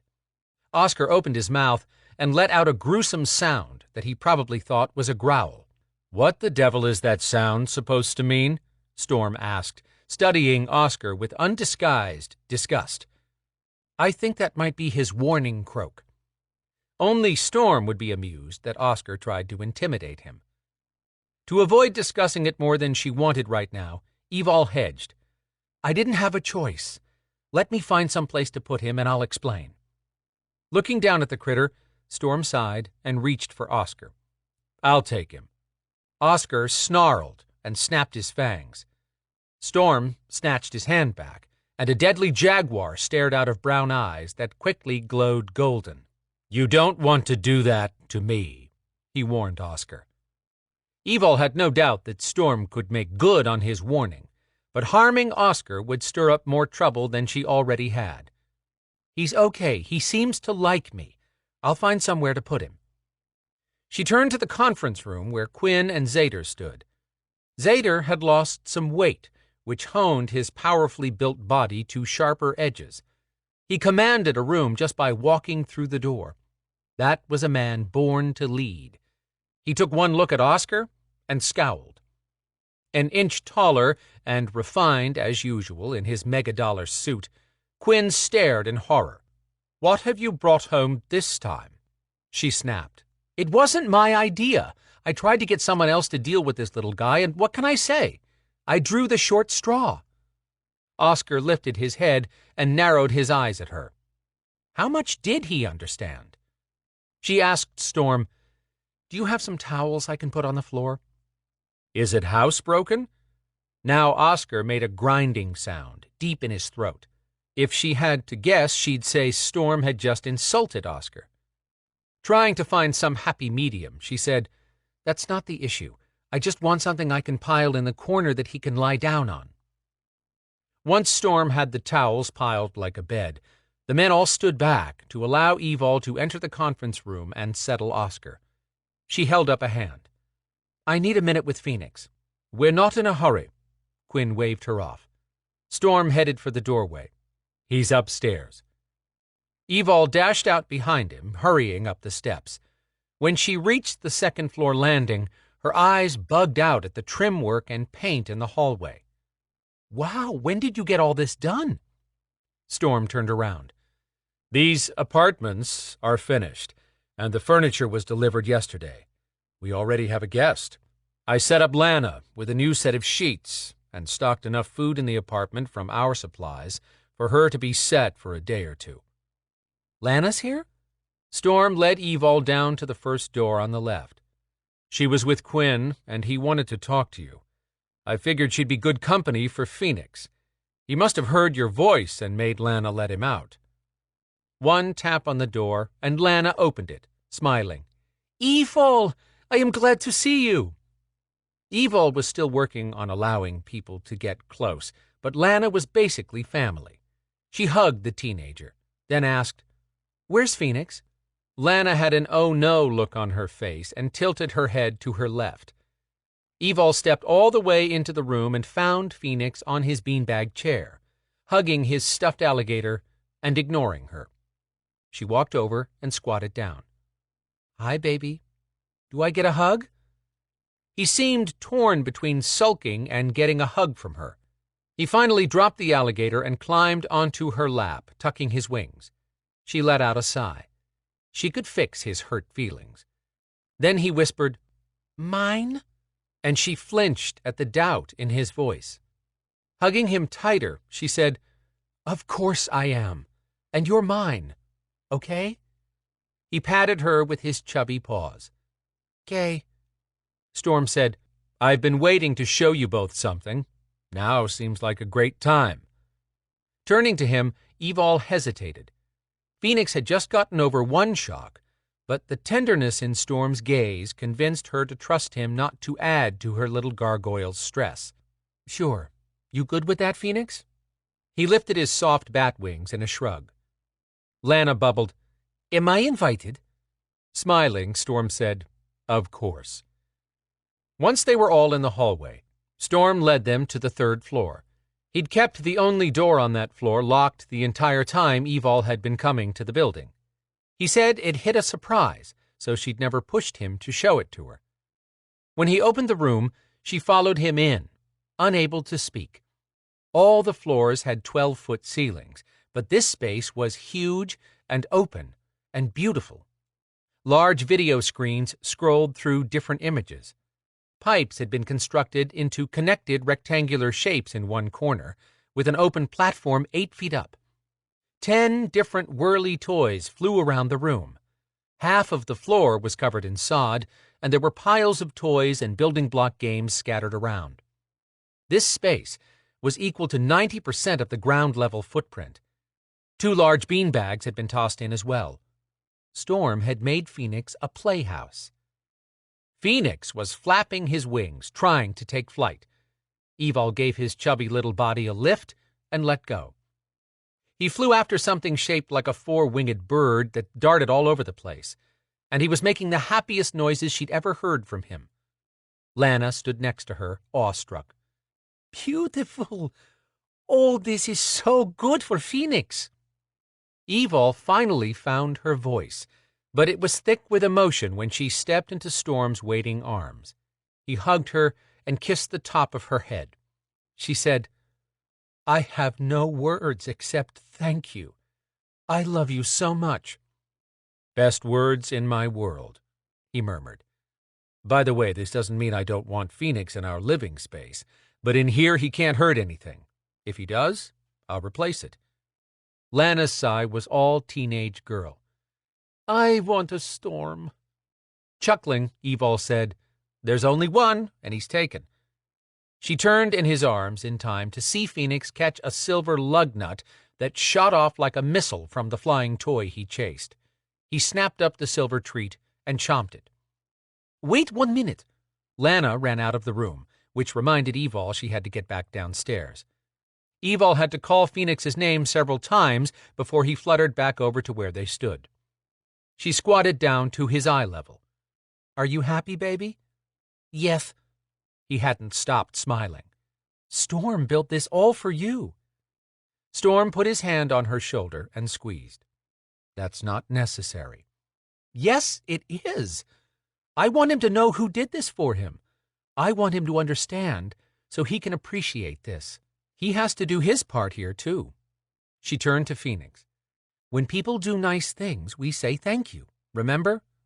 "Uh-huh." Ugh, he was being stubborn. "Do you want to go back to our old place to live?" Phoenix's orange eyes strayed, taking in his playroom.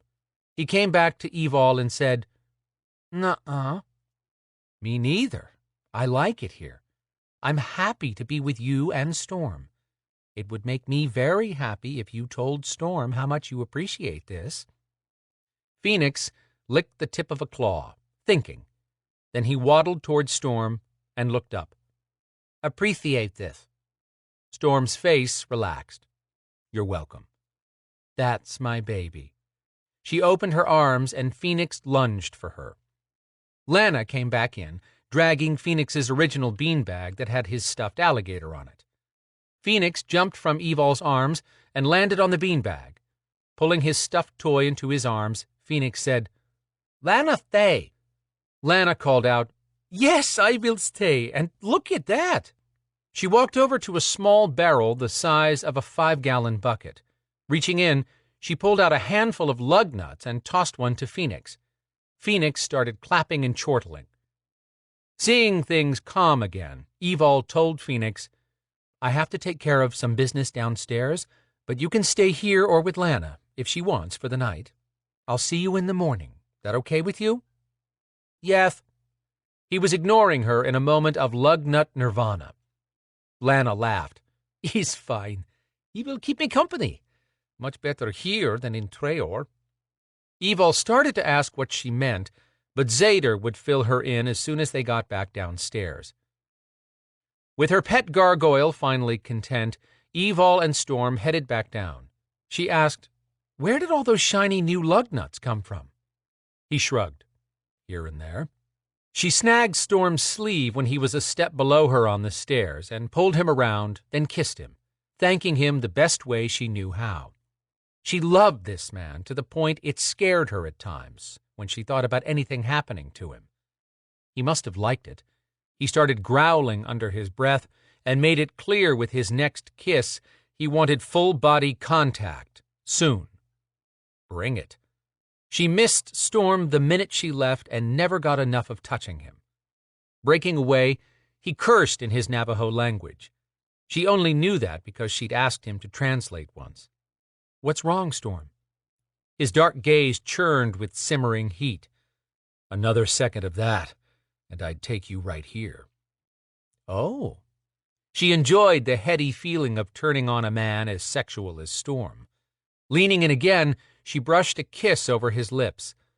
I only wanted you to know I really appreciate all you're doing to make Phoenix happy. One of his dark eyebrows climbed up at that. Let's get this meeting done, and I'll let you take more time showing me that appreciation. When you're done, I intend to make Phoenix's mama a very happy woman. Another word out of him, and she'd be the one crawling up his body right here on the stairs. He smiled and kissed her forehead. When she stepped down, he slung an arm around her shoulders. I feel better now that I'm not the only one ready to call it a night. I get it. Misery loves company. Think of it as motivation to make this a short meeting. When they reached the conference room, Evol took a chair at the table on the end near Oscar. He seemed to be sleeping. Good news on that front. Storm sat next to her on the other side and whispered, If he gets out of hand, I could calm him down with a little something special. Oscar's head popped up and turned, much the way an owl's head rotated. He sent a withering look toward Storm, who watched him the way a predator studies something new in its territory. She knew that look. Storm was assessing Oscar as a threat to her. Evol said, He'll be fine. Let's talk about it later. Oscar's intense gaze slid over to Evol. She smiled at him, and that must have been enough for him to relax. When she turned to the three men, she had a hard time deciding who had the more grim expression, Zader or Quinn. She understood Quinn's. He had to be juggling stressful situations related to being the new Meister, but that was likely second to his grief. He normally kept his emotions shielded, but he would probably grieve in silence for a long time. Evol had no idea how you got over losing someone you loved that much, and didn't want to find out. Zader, on the other hand, shouldn't be back in Atlanta unless all was right with Brina. Cutting a sharp look at Oscar, Zader asked, Now will you tell us what the hell is going on? Evol arched an eyebrow right back at her friend. I was about to ask the same thing. You first. Is Brina better? No. Zader seemed to force the words out. I've been booted from Treor, but I have a lead on how to help Brina. Booted? As in can't go back? Exactly. That was the last thing Evol had expected to hear. How bad is Brina? Her memories continue to deteriorate every day, and I've discovered that the Noire magic is still influencing her. Storm sat forward. But Zader cut in. Brought her back from wherever the spell sent Brina and Lana, I know. He rubbed his eyes and squared his shoulders, not giving an inch in any battle. His emotions were clearly under siege from her illness. Zader explained. We've been doing a lot of dream walking because that's where Brina remembers more easily. But even there, she's been retaining less. I met someone in the last dream walk who said—" He shook his head. "This may be hard to believe." Evol's empathic ability wasn't as sharp as Storm's, but she picked up something she'd never felt from Zader before. Fear. He was terrified for Brina. Storm chuckled at Zader's comment. When Zader tensed, Evol suffered a moment of embarrassment. It was unlike Storm to make light of Zader's situation, but then she realized the energy coming from Storm was compassion. Storm must have caught her distress just as quickly and placed his hand over hers. He told Zader, "I'm a skinwalker who shifts into a black jaguar, and I have demon blood. Evol turns into a griffin and has a pet gargoyle. Quinn can mind lock with anyone, and you're immortal. All three of you have kinetics. What can be so hard to accept about our world at this point?" Quinn cut loose a sound. Evol couldn't believe what she heard. He was laughing. A real laugh. Not a big one, but more than she'd heard from him in a long time. Quinn said, "Good point, Storm. Just tell them, Zader." Evol asked, "You already know, Quinn?" "Some of it, which is why we didn't contact you telepathically." Storm interjected, "Evol trusts anything and everything you two say, so you have my trust, and I will hold your confidence." That seemed to draw the tension from Zader, who had fisted his hands together on the table in front of him. "A dreamwalker showed up today when I was in the dream space with Brina. I convinced her to leave the dream so I could deal with him without distraction. Once she was gone, we fought with swords." "He attacked you?" Evol recalled Lana's warning about the potential of being injured or dying while dreamwalking. "Yes and no. He's powerful. So powerful that he could have killed me at any time. He swings one hell of a sword, like he was born to do it in the Dark Ages. In fact, I think he's pretty damn old." "What did he want?" Storm asked. "He wants me to help someone escape Tower Maeve." At that moment, Evol realized this was not going to be a short meeting. "Why you?" Zader's grim face tried to smile. "Motivation? He knows what's going on with Brina. I was hiding Brina's deterioration from everyone except Lana, who helped me conceal it even from Maka, but this guy knew about that. I could go on about all he knew, but it would be simpler to say that after a lot of debating, I believe him." "How does he know so much?" Storm asked. "That was one of my questions." Zader took a moment, as if gathering his thoughts. "He says he gets his information from the person he's trying to free, and he claims that Noire magic is still in Brina's system, still affecting her. After hearing him out and questioning Lana, everything he said makes sense. He also seems to know things about Maka and Queen Maeve, and the traitor who attacked Brina, things someone privy to the prior Maeve Queen's conversation and actions would know. Basically, the person trying to get out of Tower Maeve is the only one who was present when the original spell was cast. That person can reverse the spell." Evol had spent a significant amount of time in Tower Maeve when she and the other Alterans had been captured and were forced to finish their evolution into griffins. She'd managed to pull out every person who mattered to the Beladors when the griffins were sent to attack Traor Island. Had she missed someone? Just who needs rescuing? Zader took in all three of them when he said, "A dragon." She thought on it. They keep all kinds of creatures locked up near a fighting pit in their tower. How are we supposed to know which one? Storm swung around to stare at her, but didn't jump in, yet. Zader drew in a long breath, and on the exhale said, "This one should be easy for me to locate. It's the Queen's dragon throne." "The throne? You've got to be kidding." Evol shook her head. "Queen Maeve would go postal. That would be nothing compared to what Maka would do." "I know, that's why I'm going in alone, but I need help finding resources." Reeling from what he'd just disclosed, Evol said, "No, you're not." Quinn objected. "Absolutely not." He added, "I told you Evol wouldn't go for it any more than I would." Storm slapped a hand over his eyes. "This is suicide." "Storm's right," Zader said. "I won't put anyone else at risk. This is my battle." Evol agreed with Storm, but she also knew that look in Zader's eyes. She'd seen it when he went into battle. He would not back down, and he would not accept defeat. Zader, are you saying that dragon-shaped throne is a person? Evidently. Queen Maeve supposedly cursed a dragon shifter into the form of a throne 2,000 years ago. He hates her and Maka, doesn't trust either goddess, and to be honest, I can now see why when I couldn't before. Storm lowered his hand. What's the whole deal? Zader laid out the entire conversation with this man called Syrtis, then said, he gave me a red dragon scale that I gave Brina. It worked, just as Syrtis said it would. After my last argument with Maka, I'm convinced that she's as much a threat to Brina as any Maeve at this point. In what way? Evol asked, still trying to wrap her head around what they were discussing. Zader would never make it alone, but to do this, that was no simple decision.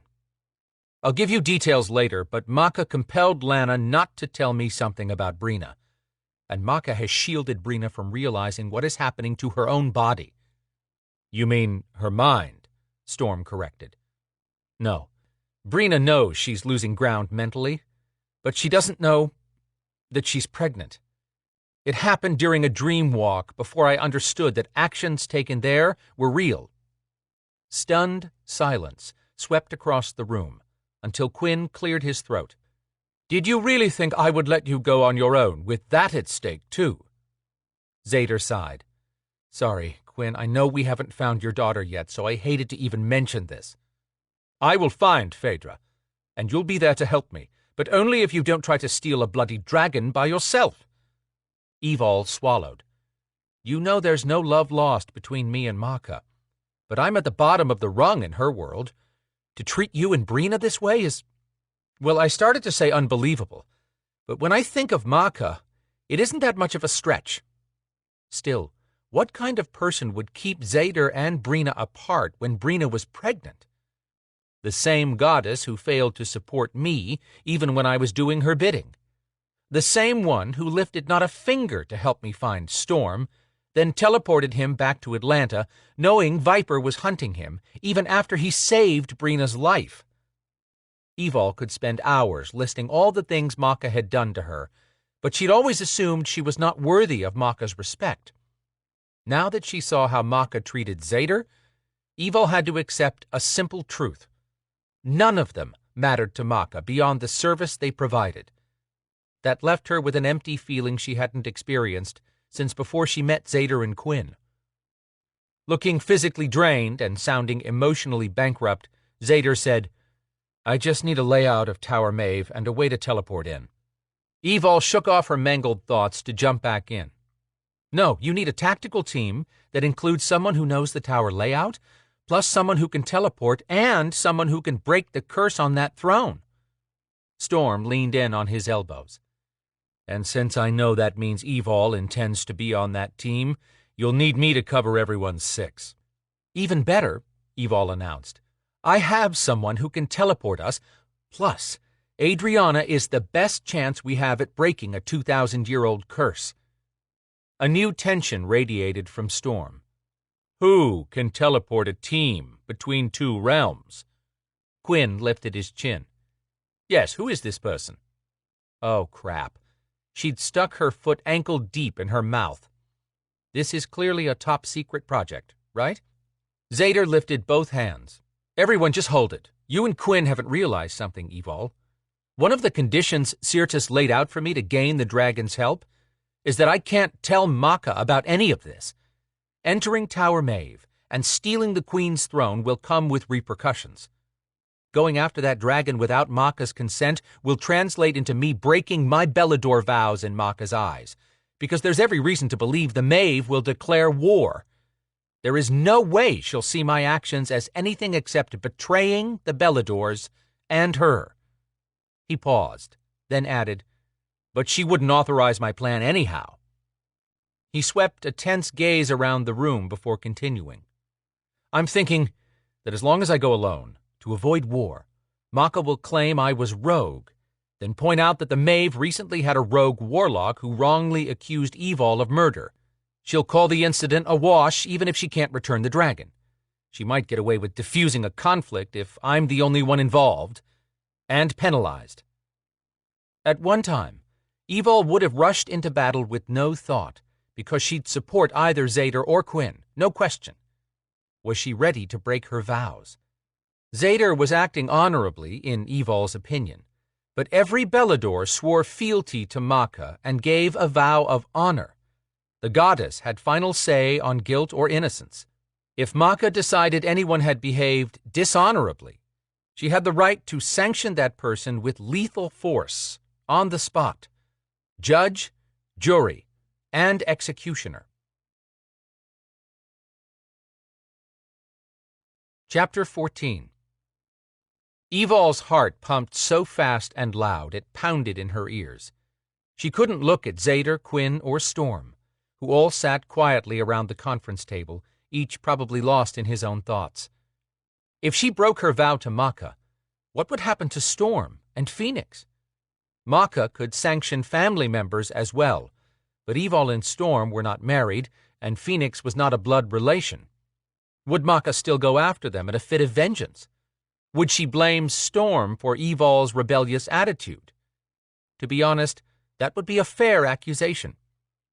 Until meeting Storm, Evol had gone along with whatever was asked of her in order to keep peace and not rock the boat.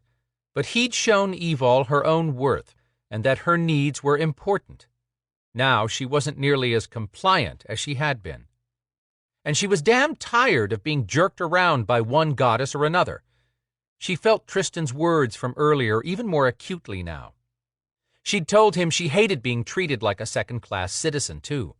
He'd scoffed at her and thrown it back in her face that they weren't even a recognized race.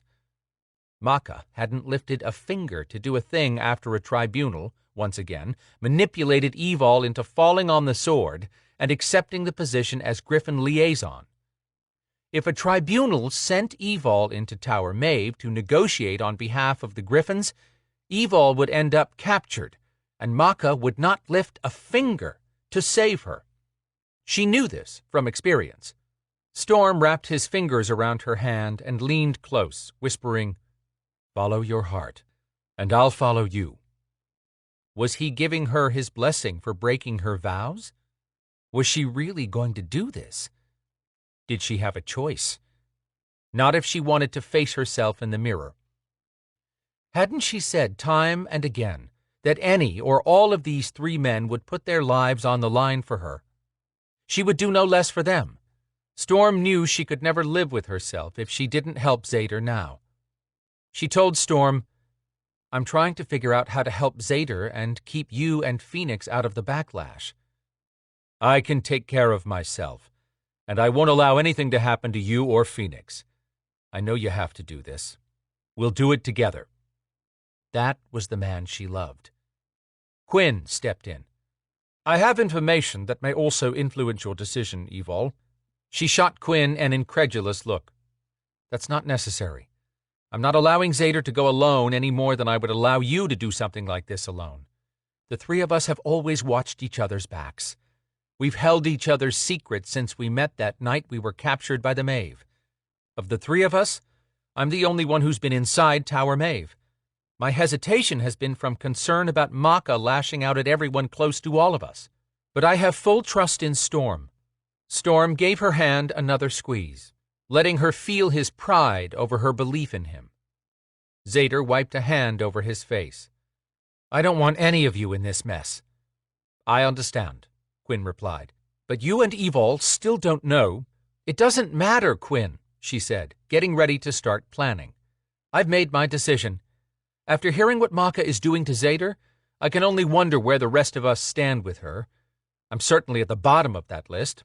"That's what I'm trying to tell you," Quinn said sharply, and with a hint of censure after being interrupted twice. Cranky much? Evol's empathic senses picked up worry from Quinn, mixed in with his irritation. "Sorry, what did you have to say?" Quinn clarified. "There is something else you have to know about, but I had intended to discuss it after this meeting. I found out just before I picked up Zader and Lana." "What the hell?" Zader groused. Quinn lifted a shoulder in his friend's direction. When I drove up, you looked as if you'd been run over a few times by a Mack truck. Telling you then wasn't going to change anything. We needed the time while driving and eating for you and Lana to catch me up to speed. I figured you could wait to hear yet another bit of disturbing news.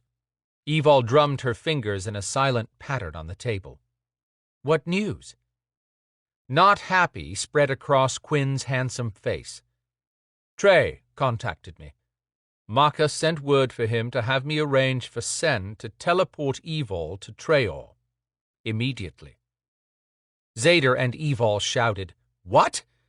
Anger joined tension barreling off of Storm. Why? Evol leaned forward, hands curled into fists. For how long? Quinn's jaw quirked with an angry muscle twitch. Maka has decided that since Evol is a griffin and their leader, she should reside permanently with the pack, not here in Atlanta, dealing with human issues. Storm snapped. Hell no. Zader looked stunned. Was that all? Quinn's throat bobbled with a hard swallow. Actually, no. Trey is no happier about this than I am. I told him I would come by to see Evol myself, since this was not news to receive over the phone or via telepathy. He said Maka made the comment that she'd never approved for one of her griffins to mate with any being, especially not a skinwalker. Trey did his best to convince the goddess you were needed here, Evol, and Maka took his head off. She told him, you have until Sunday to present yourself to her at Treor, or suffer her wrath. Evol's world shifted. Maka thought she could snap her fingers and demand that Evol walk away from Storm, Phoenix, and everything that mattered to her. Maybe at one time when Evol had been all alone. Not anymore. Storm was on his feet. He seared the air with curses in 2 languages and snarled, She can't have Evol. Zader stood and slammed his hand on the table. This is my fault. Damn her goddess hide. It would be just like Maka to screw with Evol and claim she'll allow her occasional visits home if I give up all claim to Brina. Anger swept off of Storm in massive waves. I'm done with Evol dancing on Maka's strings, and for every other person's demands. We can't allow Maka to do this to Evol, Quinn scowled, rising gracefully to stand. This wasn't the first time Evol had been expected to sacrifice what mattered to her just to appease Maka. She cared for every man in this room raving about the injustice to her, but she was no longer an abused teen trying to find her way in life. Pushing up, Evol shoved the chair back. She crossed her arms. Anyone interested in my opinion? They quieted at once and turned to her, sitting again. Taking a breath, she said, I've been persecuted the entire time I've upheld my vows to Maka. That wasn't good enough for her. When I was imprisoned beneath Viper headquarters, she didn't come to me to offer her support, as Zader did. No, Maka came with an offer for my release if I did her bidding, which I did, and, as usual, put my head on a chopping block with Viper by doing so. Not pausing for commentary, she continued. The only reason Maka put in the original petition for Alterans to be recognized as a race earlier last year was because she wanted control of them, of us. She made it clear her offer was good only for those who swore fealty to her. The Griffins currently patrol Treor Island, and yet she's done nothing to push for the vote to recognize us as a race, because that means we could make our own decisions. She leaves all of our Beladors to fight her battles as the Maeve infiltrate our world. We're expected to put our lives on the line, even with our hands constantly tied by Viper. Her gaze swept to Zader. And now Maka is willing to compel Brina to marry another man and not even allow Brina to realize she's having your child. That's abominable. Evol would never stand down if she were in Zader's shoes, and she would not step back while he went into battle alone. That's what it meant to care deeply for another person. I appreciate that you're all willing to stand up for me, but I'm taking my own stand. I gave a vow of honor. I expect the same in return from the goddess, and in my way of thinking, Zader's proposal is based on honor. Evol didn't have to look at Storm. All at once, she felt his burst of pride and love roll over her. This was a scary step, but she'd been down similar paths with Maka, and had barely escaped with her skin more than once. If they could return Brina's memories, Evol believed Brina would stand firm about her relationship with Zader and would support her Beladors. Brina had asked for Evol's trust in the past, and, unlike Maka, Brina had earned that trust more than once. Now it was time for the Beladors to support their warrior queen, because Evol saw no hope for any of them to have a life without Brina in power. Returning to the topic, she settled in her chair again and nodded at Zader. You said Syrtis made the point that this war has gone on for thousands of years. From all I've heard since joining the Beladors, he's right. The way I see it, we're just the current pawns in a game between these two goddesses. I will not be sent back to Traor as a prisoner, and no other griffin should be forced to stay against his or her will. Once this is done, I'll find a way to free them, too. Storm reached over and took her hand. Evol left no question about what she was saying. Storm and I will go with Zader to rescue that dragon to cure Brina, and to find out what he knows that we don't about Queen Maeve's plans, and about Maka. Zader said, I believe this Syrtis. I think this dragon may be our only hope once Maka finds out what's going on. He's keen on Brina being protected at all costs. I don't know why, but I'm banking on whatever he has up his sleeve to protect her, and any of you who go with me. But that doesn't change the fact that if Maka doesn't see it the way we do, she has the right to take our lives, and that of everyone in our families. I don't have any more family except Brina, but the rest of you do. Evol said, Understood.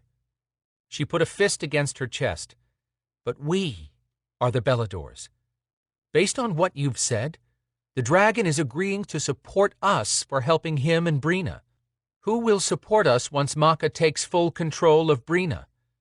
We have a choice, and we have duties, but we have never agreed to blindly follow anyone. I'm willing to put my faith in Zader and the dragon.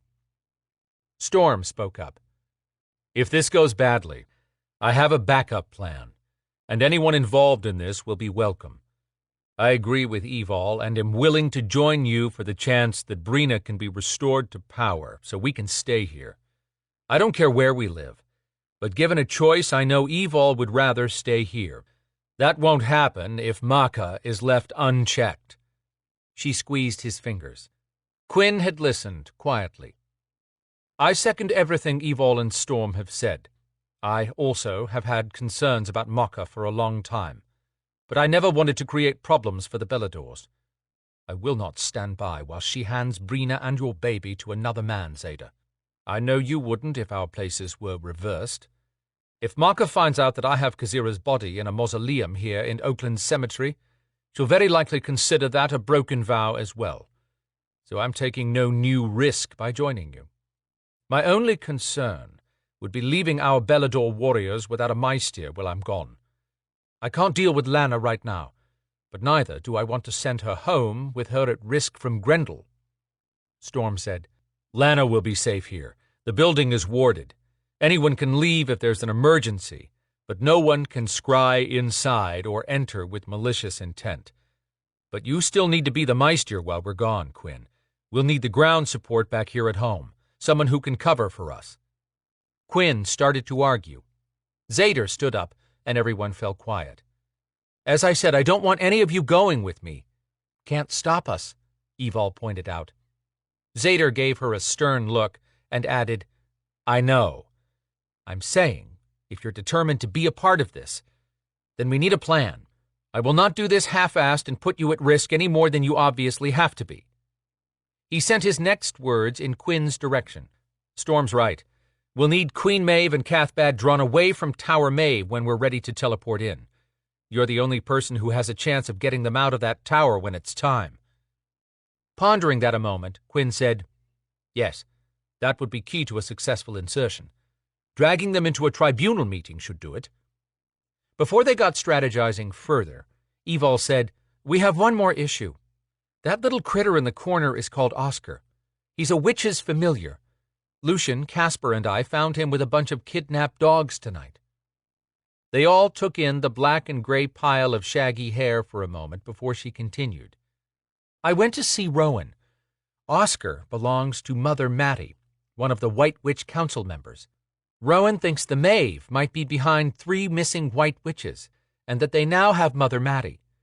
Rowan went to Viper when the first one disappeared, and Sen said the tribunal would not listen to her accusations unless the new Witch Council wanted to join the coalition. "That bugger, Sen," Quinn grumbled, echoing Evol's thoughts.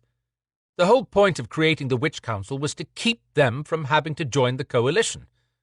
Viper makes exceptions for trolls, for crying out loud, but not witches who will support us." "Exactly," Evol said. "I need Storm to go with me to track a Noire residue at Maddie's house before we leave to free the dragon. Hopefully, we'll find something that might give us a lead on where they're holding Maddie, if the kidnapped witches are still in the human world." Zader said, "Noire residue is enough evidence to authorize a Viper investigation." "Rowan doesn't want to call them at this point," Evol explained. "She thinks it's odd for the Noire residue to be so obvious when the Maeve clearly shielded their scent when they created demons. Even the creature we killed tonight had no Maeve scent or any evidence of Noire. She thinks the blatant Noire clue is a trap, and the minute she shows that to Viper, the White Witches will be accused of trying to frame the Maeve." Storm murmured, "Could be. Keep in mind there could be another player. There's always been a black market for that kind of magic. Plus, a lot of Noire was traded during the Beast Championship on Cumberland Island." Now for the punchline. Evol said, "We have a time issue. Maddie's sister is a powerful fae who is coming to see Maddie Saturday morning. At this point, the sister doesn't know Maddie is missing. If we don't find Maddie before this Karen visits, Karen will flatten the city." "Karen? As in Karen of She-Orlath? That fae is her sister?" Quinn asked, appalled. "Half-sister, but yes, that sounds right. We have it on good authority that Karen will take the city apart to find Maddie, and with no regard for human witnesses." No point in mentioning that Deke was the good authority. Storm hadn't forgotten that Evol owed Deke a favor. She'd have to break it to him later about agreeing to find Maddie to pay her debt. Quinn shared, "Karen destroyed 17 different commercial property locations belonging to Deke D'Alamonte." He described how Karen had cherry-picked the targets for destruction, not killing a person. "I heard," Evol confirmed. "If we don't find Maddie before we leave for Tower Maeve, we'll need Quinn to work covertly with Trey to find the witch." "Understood." Quinn speculated, "I might be able to use that in some way to draw Queen Maeve and Cathbad into a tribunal meeting." "And one more thing," Evol said. "We can't tell anyone that Oscar is alive and here, because Rowan says the kidnappers will realize we might be able to track Maddie through Oscar. If tonight's hunt doesn't pan out, I'll ask Lana to touch Oscar's hair to see what that shows her. I'd ask her now, but she looked whipped. Plus, we have to go to Maddie's, and I don't want to rattle Phoenix again tonight." Zader stood up and shoved in his chair before addressing Quinn. "Queen Maeve and Cathbad are cagey. Just don't give the tribunal any reason to retaliate against you." He took a look at his watch and asked, "How about a ride to my place?" "Certainly. With Lana here, I can drop you, check in with Viper to see if anything critical is happening, plus talk to Trey and stop by my hotel before returning." Quinn suggested, "It's after 2 now. I say we convene back here at 8. Sound good?" Evol said, "Yes." Storm nodded. Zader looked as if he wanted to overrule that. Evol walked around and put her hand on Zader's arm. "We'll get the dragon, and, with a little luck, no one will know it was us. But if they do, we'll face the consequences together. Once the dragon returns Brina's memories, she'll be a game-changer with Maka, who wouldn't dare push Brina at that point. We do this together, just like we always have. If Maka's willing to betray you and Brina, plus treat me and the other griffins as if we're only beasts to be ordered around like trained dogs, then she's not a person who deserves my loyalty."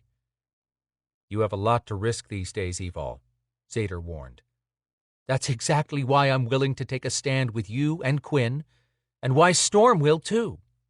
She leaned in and kissed Zader's cheek, then told him, "You look exhausted. Meeting at 8 will allow me the time I need for a few things too. Get some sleep before you come back." "I'll be ready," he said. She doubted he intended to rest, but hoped exhaustion would win out. Storm stepped over. "If you're not sharp, you'll put your entire team at risk." "Point taken," Zader said, clearly accepting that everyone was in agreement. He walked out with Quinn. She turned to Storm. "I don't want to go back out, but—" "We need to go check Maddie's house right away before something happens to disrupt the sense." "Right." She waited as he locked up behind Zader and Quinn. On the way to the land cruiser, Storm said, "Don't think for a minute that I didn't notice how you failed to inform the other two about who would be teleporting the team. It's not Deke, right?" "No." She hurried over to the passenger door, hoping to jump in and come up with a way to avoid this conversation by the time he got in. Storm's hand came down on the top of the door before she could open it. Crap. She flipped around. "What?" He dropped his head until their noses almost touched. "I only know of one other person you could ask to teleport us, but he's still flying his Griffin gig on Treor, right?" Storm had been born a human lie detector, so she didn't waste effort sidestepping the question. "Tristan is in Atlanta. Grady told me about it tonight as I was leaving Rowan's house. When I found Tristan, he said he's been experimenting. He's teleported 3 at one time between Treor and here. I know you don't like him." "Understatement. To be more accurate, I don't trust him," Storm corrected. "Right, but he's our best hope for making this work." Storm put his other hand down, caging her between his arms. Any other time, this would lead somewhere interesting, but at the moment Storm wouldn't let this Tristan bone go. He said, "This is the same person who put you in a jam with Maka and a tribunal." "Well, yes." "Tristan also grabbed his group and ran, while you stood between him and a Black Ops team sighting in on all of you." "Technically, I asked him to—" Storm interrupted. "He walked you into a Maeve trap and—" "Teleported me away so I could escape," Evol managed to say. Storm's face became even fiercer. "Yes, Tristan did teleport you, right into Deke D'Alamonte's private office, and almost got you killed by that centaur." She gave up defending Tristan. Storm sizzled with the renewed anger at the alterant whose actions Evol had tried to defend. He said, "If Tristan agrees to teleport the team both ways, then so much as hiccups at the wrong time and puts you in danger again, he'll be unable to ever teleport, fly, walk, or eat without a straw when I'm finished with him." Storm kissed her forehead and opened the door for her. Yep, this was shaping up to be so much fun. Not. Chapter 15. Tower Maeve, home of the Maeve Coven. Queen Maeve passed through the tall double doors carved with disgusting erotic scenes and entered her private chamber in Tower Maeve. If she planned to stay here very long, she'd reconstruct most of the tower, but there was no point in wasting magic on this place when she'd be moving to Treor Castle soon. Cathbad the Druid waited with his hands tucked behind him and a smug smile on his face. He enjoyed dressing in the modern styles, wearing a dark gray suit today with a black turtleneck pullover. Pale brown hair had just enough curl to add to his devilish attraction. Striking eyes, the color of a dark beer, followed her as she crossed the room. He was the druid who'd first come to her aid 2,000 years ago, and he was still her partner today. The doors swung shut upon her silent command. She spared a glance for Dagon, the dragon she'd cursed to serve as her throne. His silver eyes were trained on her and shooting death wishes her way.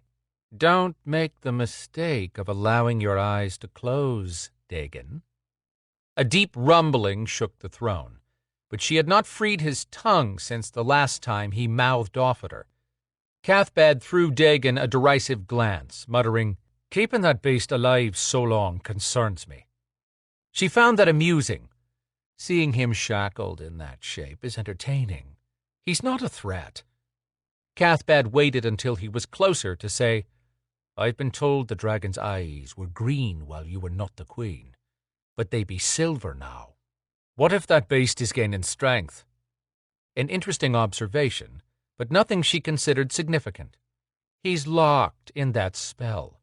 His body could change color and I wouldn't care. So you shouldn't. Still not convinced, Cathbad pointed out, "He's been privy to everything said in this room for 2,000 years. 'Tis a mistake to allow him to continue listening to our plans now." She made a scoffing sound in Cathbad's direction, dismissing his argument. "The only mistake I made with Dagon upon cursing him was to prevent anyone from compelling him to talk. 'Twas a good plan, so he did not share anything with successive queens who ruled until we returned." Cathbad angled his head, thinking. "However, it would save us considerable time if that beast could be compelled to tell us how to access the history in the Scryan Wall." Agreed. Queen Maeve dismissed Cathbad's concerns. There was only one place Dagon could be a danger to her. He'd never see that place again. Not unless he could figure out how to open his wings and fly as a throne. No, Dagon was just fine where she had him. This way, she could enjoy his misery every single minute possible. If not for him, she wouldn't have— "Are you ready for an update on Ossian's integration into Viper?" Cathbad asked. Ignoring the dragon's evil gaze following her every move, she turned to Cathbad. "Tell me about my griffins. I've waited long enough. I want them. Now. I have no heard from the tribunal yet." "Send a message. The tribunal's deadline for this decision has passed. What is the delay?" Cathbad strolled several steps. "Could be nothing more than arrogant gods and goddesses making a point. Or it could be they don't have three willing to work together yet to form a tribunal. Not all the pantheons joined the Viper Coalition, and of the ones that did, not all get along. I cannot be seen in Atlanta at the moment, not until Viper sends word. It's part of the sanction for what trouble our rogue warlock caused with the witchlock mess. The tribunal deities are fools to think that sanction means anything to me." He sighed heavily, the way he always had when he'd tried to appease her in the past. "I hear you, but if we are to keep up this ruse of pretending to be a part of the coalition—" He stretched his arms out and shrugged. "We need to play the part." She wished for something to kill. Nothing eased her anger like a bloody death. Letting the topic go for the moment, she said, "Very well. Do you bring me good news?" "I believe so. Our man Ossian has inserted himself into Viper and has been receiving agent assignments." "How is that news?" "I should be more specific." Cathbad held up a finger, then cocked his head, which meant he was speaking telepathically with Ossian. Nodding once, he waved his hand, and Ossian appeared, or a version of Ossian. Cathbad had created a unit of elite warlock warriors and endowed them with a few extra perks, such as being able to mask their Maeve's scent.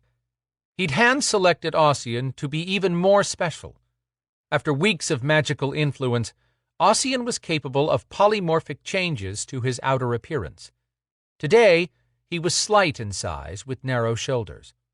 Maintaining his footing in a strong wind would be a challenge.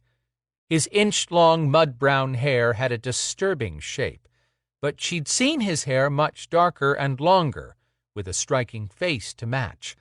Not this time. Dark-rimmed glasses he didn't need for his vision perched on his too long nose, and his thin lips parted to show crooked front teeth. He wore an unflattering dove-gray suit and white shirt, standard clothing that turned human men invisible once they joined a herd of similarly dressed males at jobs in their world. Cathbad beamed. The druid did enjoy showing off his handiwork. "Ossian has encouraging news. He has recently been assigned to an intelligence team that answers directly to Vladimir Quinn of the Beladors." "Oh? The Queen moved her attention to Ossian. "Are we closer to gaining access to the mausoleum where Quinn hides Kazira's body?" "I hope so, my Queen. I'm making headway in developing a closer association with Quinn, though that Belador is one surly bastard at the moment. It is difficult to gain a meeting with him, and he's distant on the rare occasions I can draw his attention. But he's becoming accustomed to seeing me around Viper. The agents believe I'm a warrior mage from the Julian Alps in Italy. I actually lent a hand to save a Belador from a demon attack last week." Ossian hurried to add, "Of course, I performed that action only as part of my duty to you." She overlooked his aiding the enemy, since Ossian was doing exactly as he'd been told. His instructions had been to infiltrate the Beladors and gain the confidence of Quinn. She qualified, "No one suspects who you really are, correct?" Ossian shook his head. "Not even the other members of our Scath Force team have been allowed to see me in this specific disguise. I change to my natural form to meet with them in secret, then I change back when I return to Viper as a contractor." "Do you have anything new to report?" "Yes. With my access to Viper, I hear about anything related to our coven. We're being blamed for every infraction in the human world right now, even those we haven't committed." Cathbad inquired. "Such as?" "White witches have disappeared. I heard that Rowan Armand, the head of their council, sent word to Viper, but Sen dismissed it because they're not part of the coalition." "Best move ever when our Queen joined that coalition," Cathbad said, looking over at the Queen when he gave that compliment. "No one expected it, especially Marka, and now we have a layer of insulation from the Beladors and the new council." Queen Maeve would normally enjoy being credited with any harm to white witches, but she killed anyone who dared to take an action on her behalf without her explicit consent. There were rules in the supernatural world when it came to that sort of thing. Actions had power. Members of the Maeve Coven were soldiers in her war to take back Traor. They were not generals to map out strategy on their own. Anyone acting without her authorization would regret assuming that autonomy. Returning to the conversation, she told Cathbad, "Our Scath force is excelling in covert operations, but we could use a team of Ossians." He smoothed his fingers over his trim beard. "True, but it required a considerable amount of power and resources just to give Ossian the ability to change his physical appearance at will, plus gift him with a semblance of mage abilities. Took me several days to recoup my stamina after that, but it's been worth the effort. He's the reason we know what is happening with the Tribunal and Viper, but creating another one would be unwise." "Understood." She caught his meaning. They could control one such as Ossian. After having dealt with a rogue warlock recently, it might not be wise to hand a second one such gifts. She changed topics. "When will we be able to send all of our warlocks and witches to the human world?" The sooner she could undermine Viper everywhere, the sooner she'd begin to weaken Belador resistance and implement a large-scale plan. Ossian replied, "Based on comments Sen has made, the Tribunal is not in favor of changing the rate of our coven's entry into the human world. I believe Sen would allow it, but not because he favors us. His motivation appears to be more about irritating the Beladors than accommodating our coven." "Odd that he would be allowed free rein," Cathbad commented. "True," Ossian agreed. "I've been able to find out little about him, save that he's been liaison between Viper and the tribunals for years. He has been in place for as long as any current Viper associates recall, and he has not aged the entire time, which leads me to believe he is immortal. Everyone speculates that he's been forced into his position, which is peculiar considering how he at times displays godlike powers." Cathbad's eyebrows danced with interest. "Keep surveillance on him as well." "Yes, my lord." Maeve floated across the room and turned to the men. "I'm not interested in Sen. I have no griffins, and I'm sick of being held accountable to those far beneath me.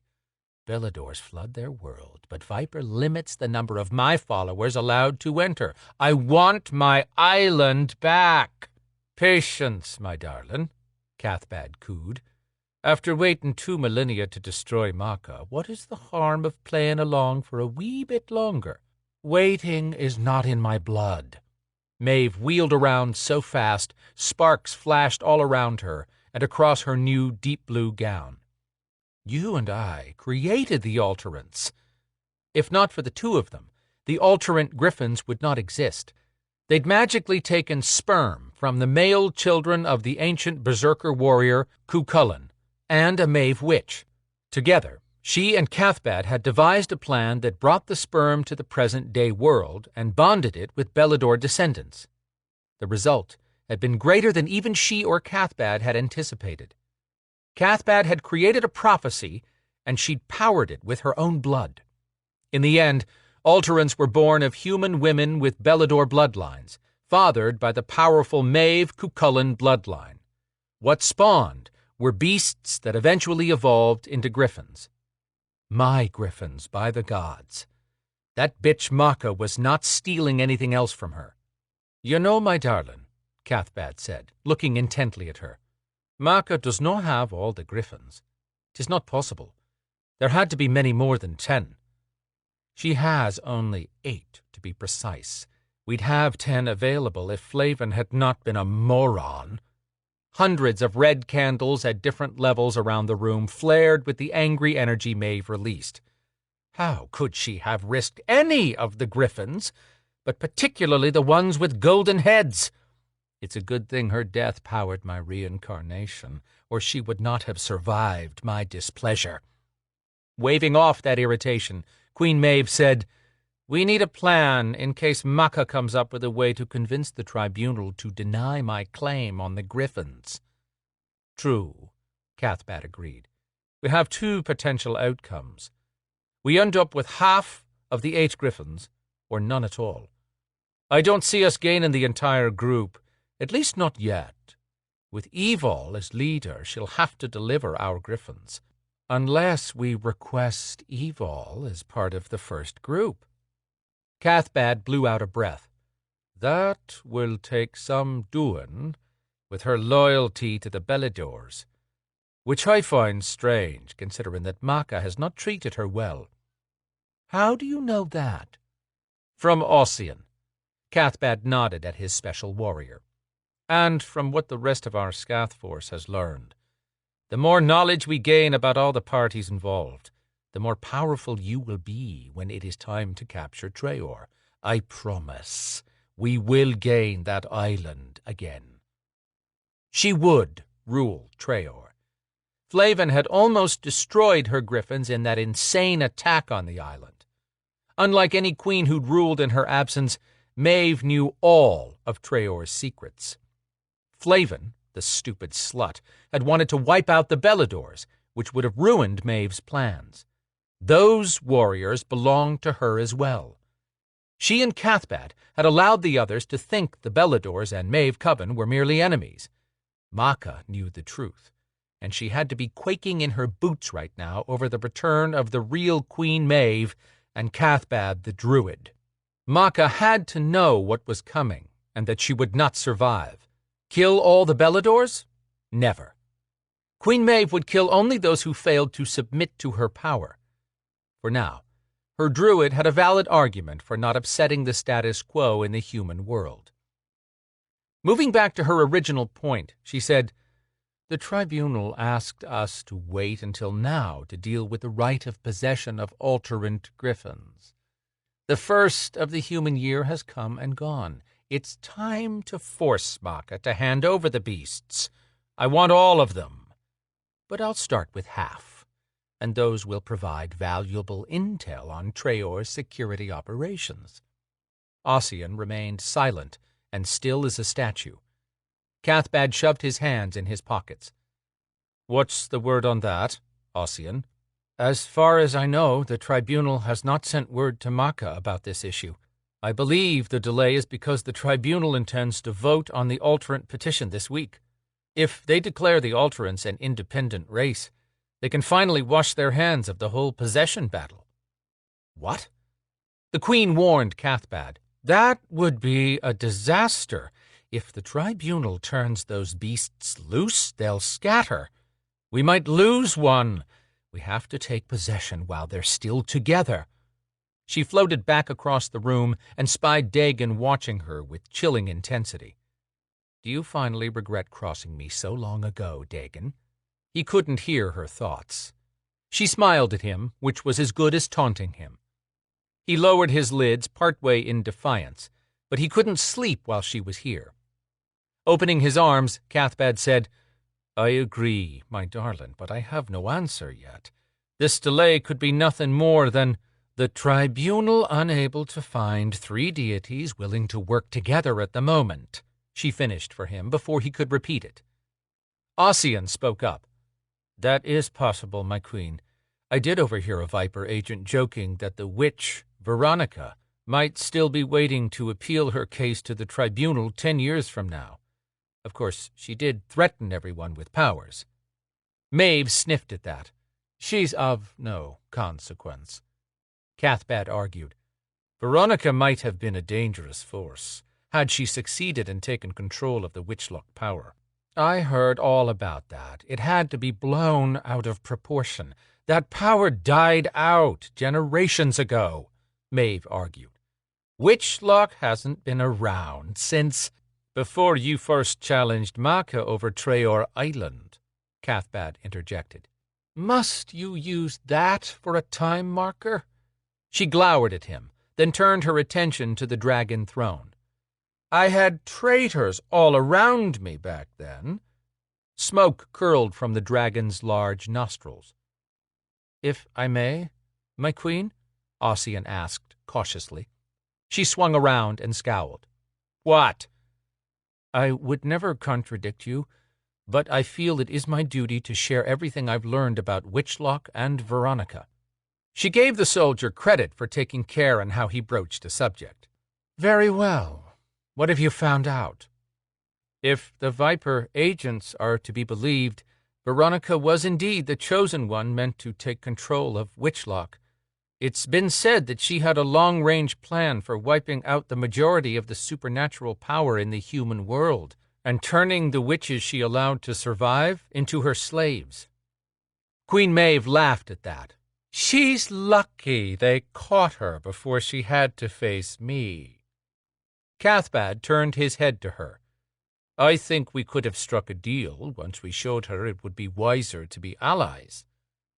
Ossian's gaze bounced back and forth between his superiors, until Cathbad nodded for his soldier to continue.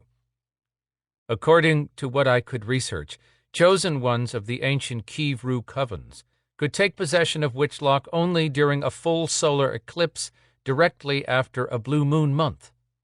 She waved her hand in dismissal. Yes, we heard about that.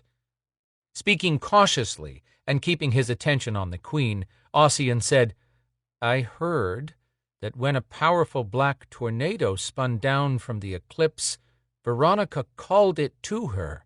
But she was in the midst of a battle with the White Witch Council members and the Sterling Witch, Adrianna, at the time. What happened? Maeve asked. I'm not entirely sure, but I believe Adrianna took possession of Witchlock and now wields that power.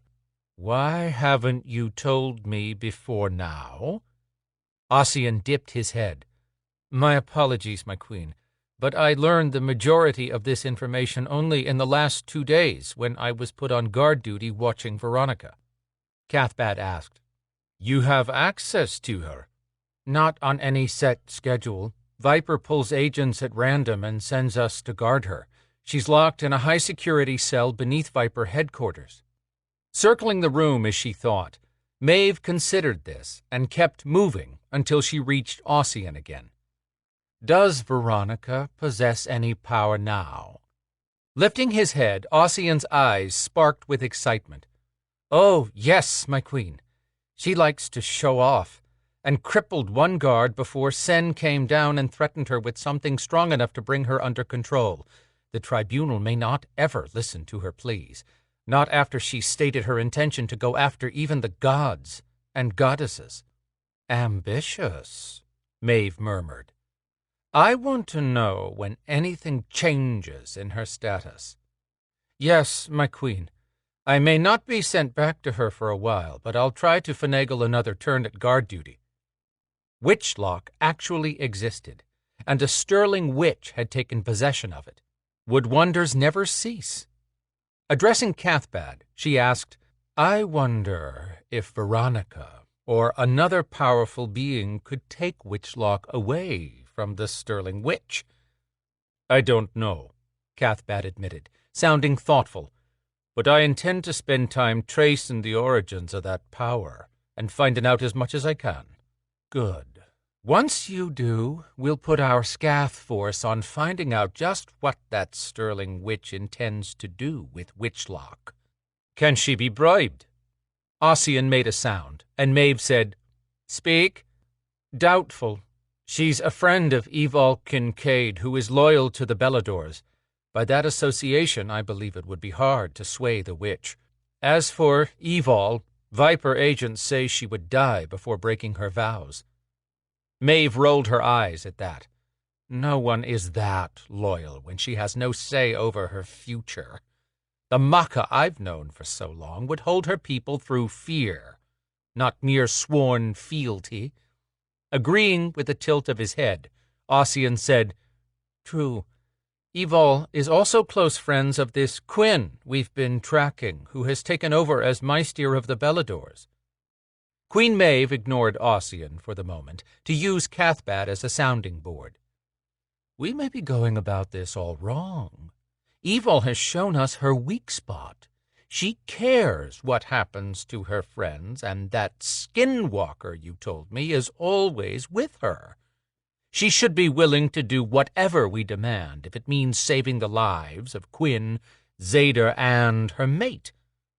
Cathbad said, If the tribunal does not come through, then Evol may be our next option.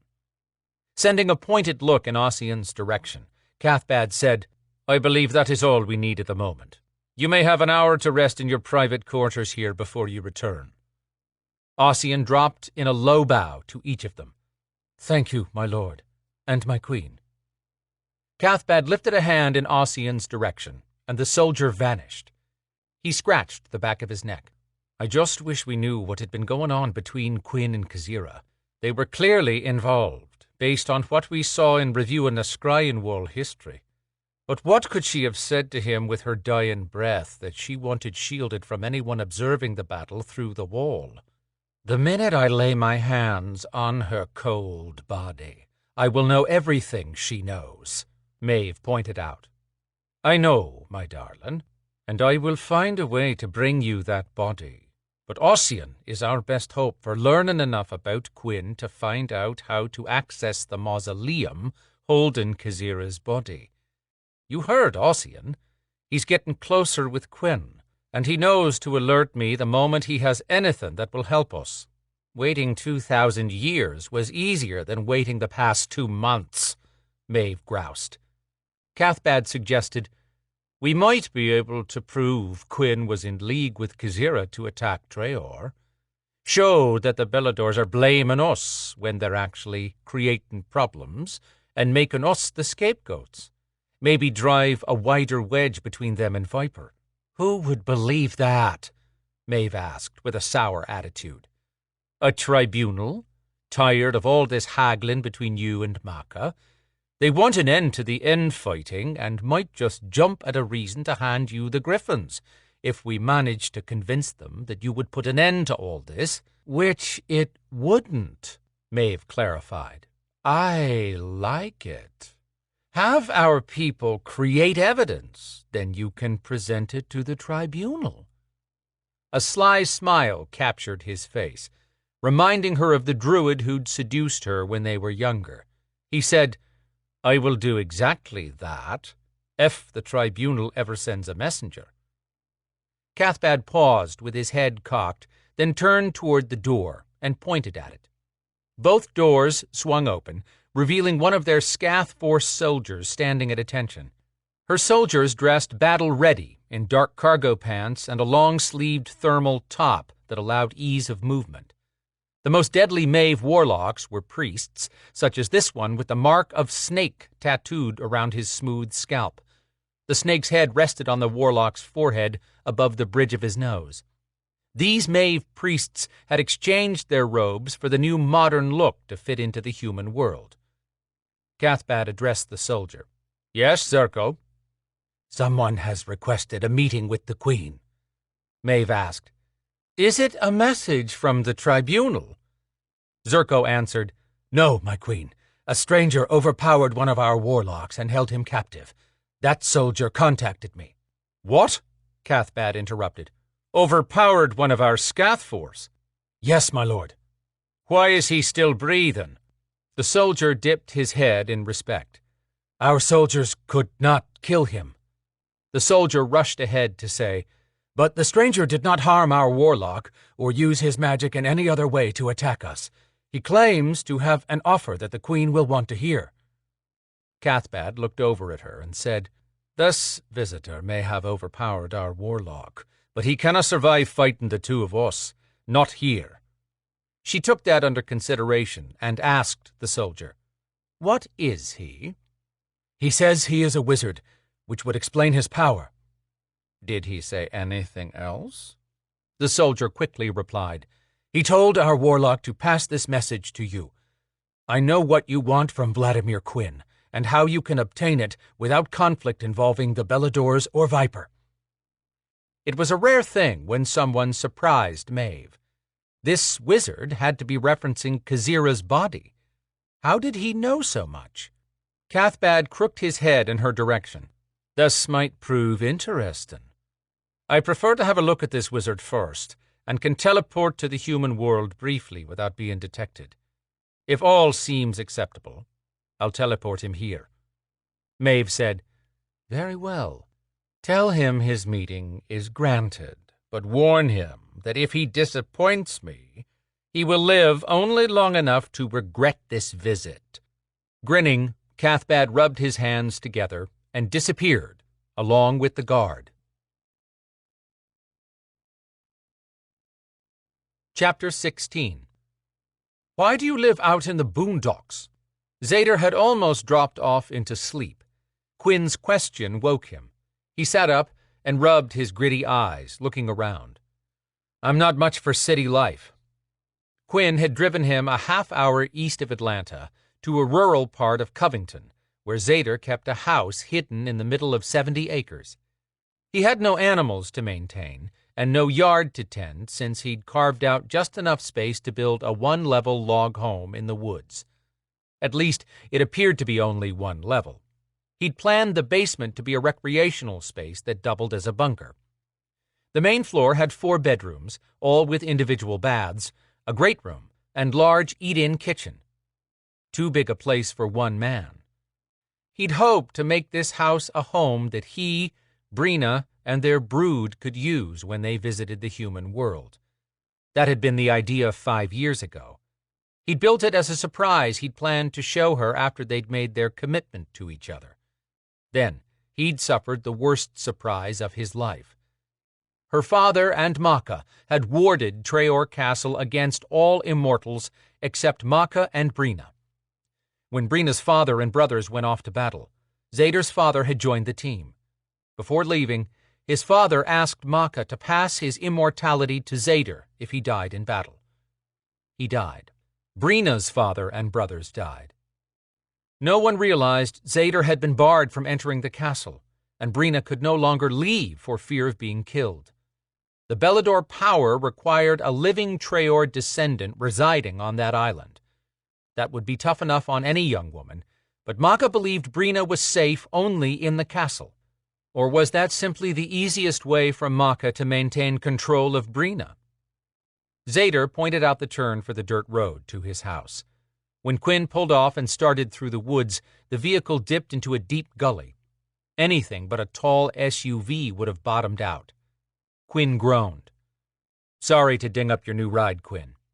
That's not a big deal. I was actually thinking about this mess with Maka. I want to ask you something. What's on your mind?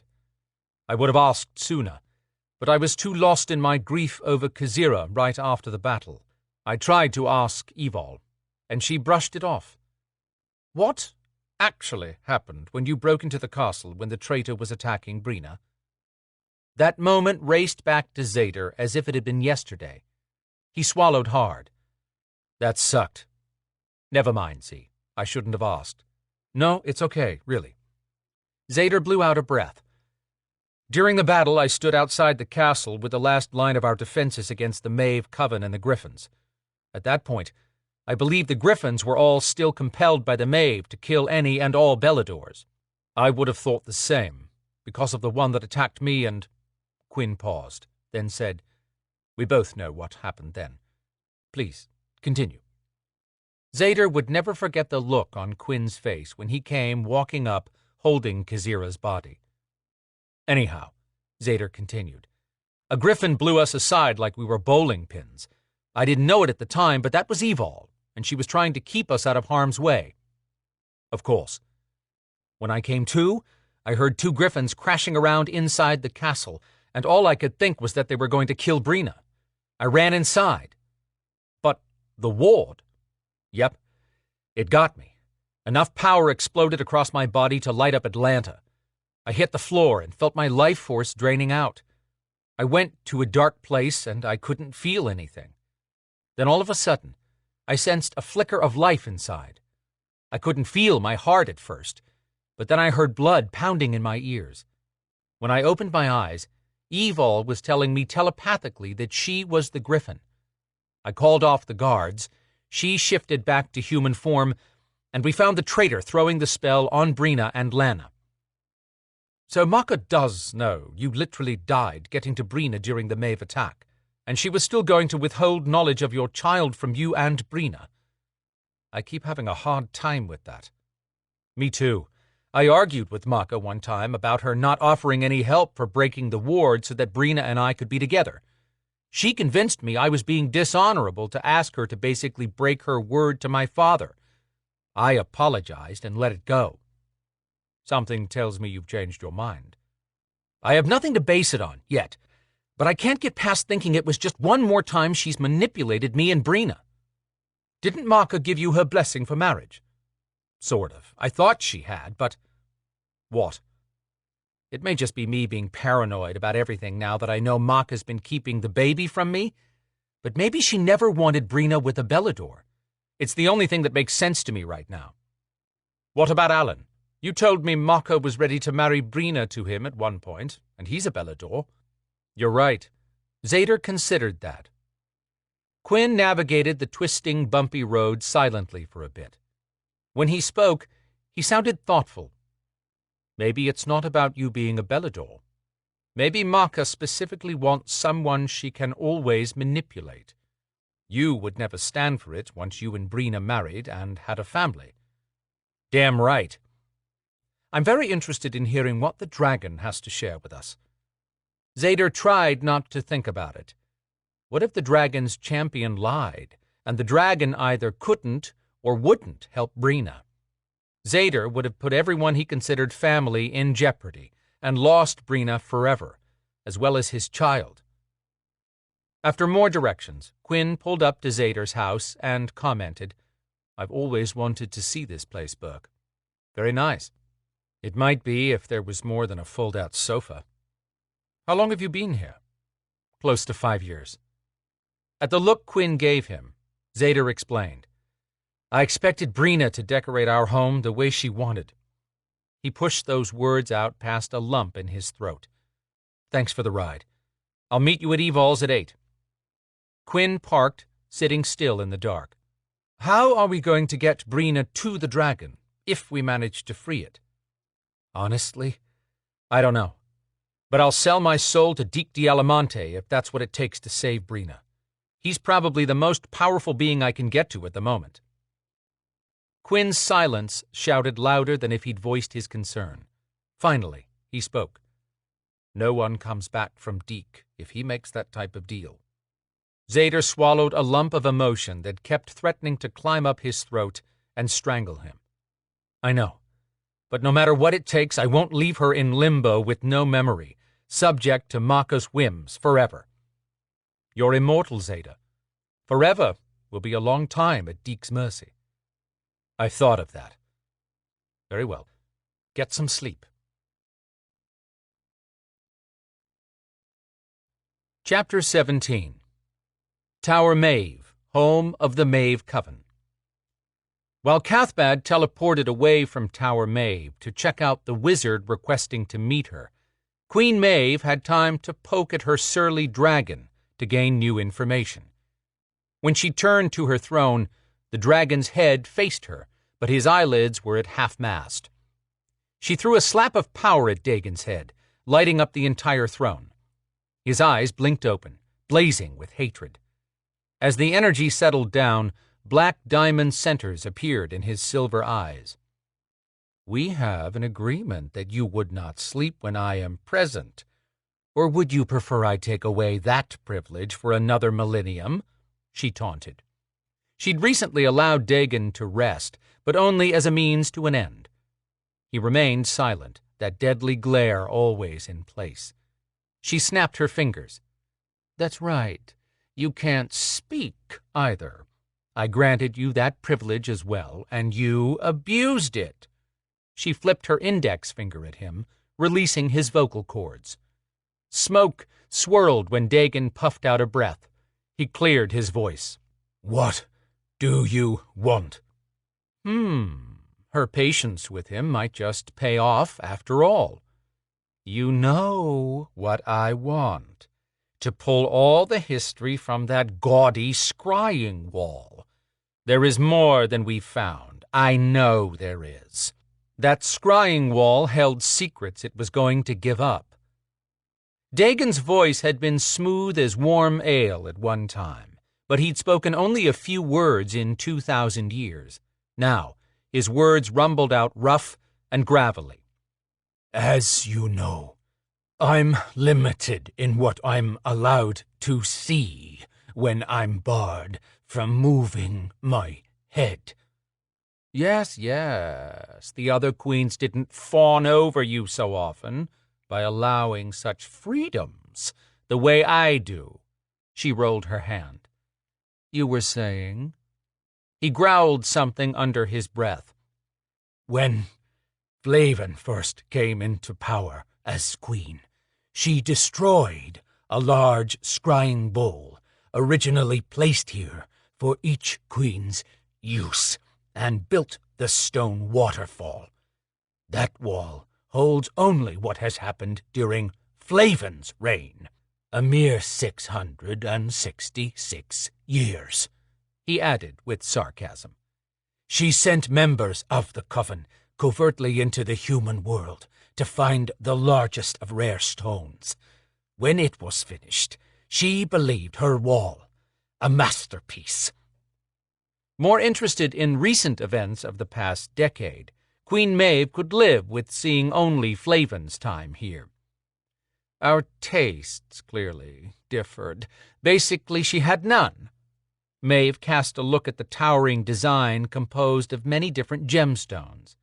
A waterfall cascaded over scarlet emeralds, diamonds, black opals, jadites, and more. Most were fist-size and dazzling, but some were far larger. A spectacular assortment, but the assembly looked ridiculous, something a novice would design. On the other hand, Cathbad had yet to break the chant Flaven had used to create it. For as much a fool as Flaven had been, she'd built in exceptional security to prevent others from accessing her wall. Maeve tired of this game they played. What was the chant that powered the wall, Dagon? The words were cloaked from me. You are worthless. You know that? What do you offer me in trade? I know of Kazira. Maeve let out a hefty sigh. She answered in a droll tone.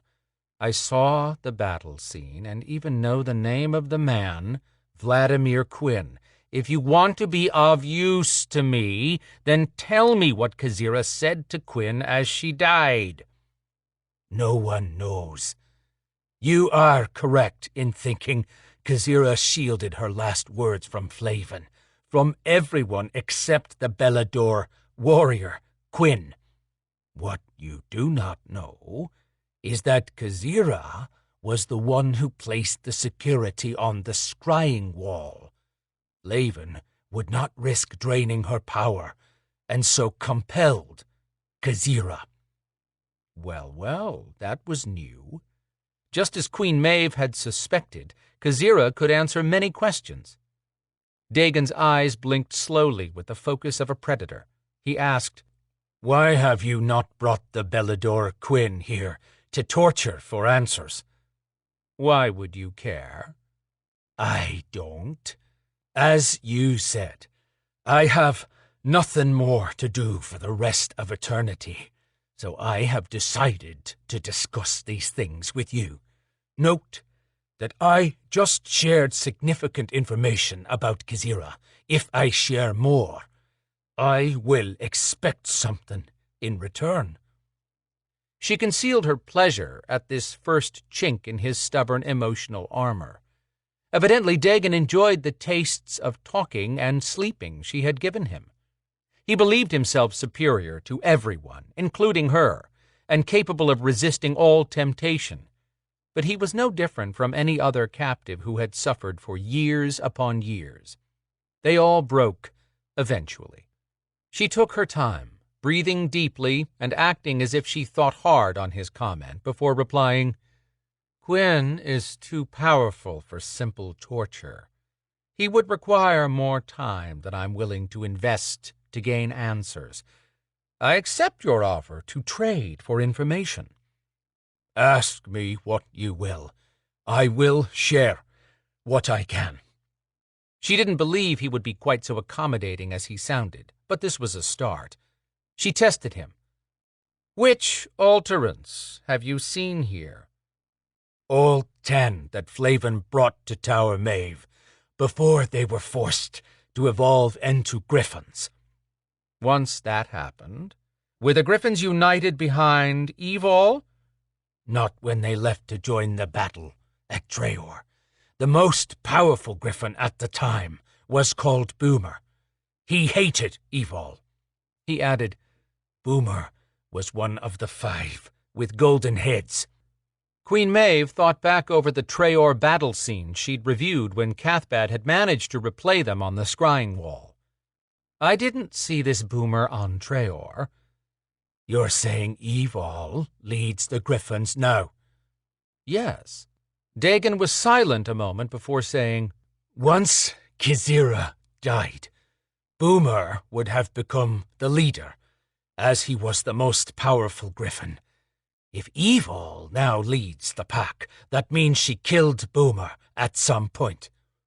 Correct, since Queen Maeve knew there were now 8 griffins. She'd seen one that did not have a golden head die during the battle. What Dagon said made sense. She couldn't believe how careless everyone had been with her griffins. Kazira's name came up in relation to practically every topic. The dead priestess had been privy to everything in Tower Maeve. She could shed light on so many things. Queen Maeve said, "We believe Quinn has entombed Kazira's body within a cemetery in Atlanta.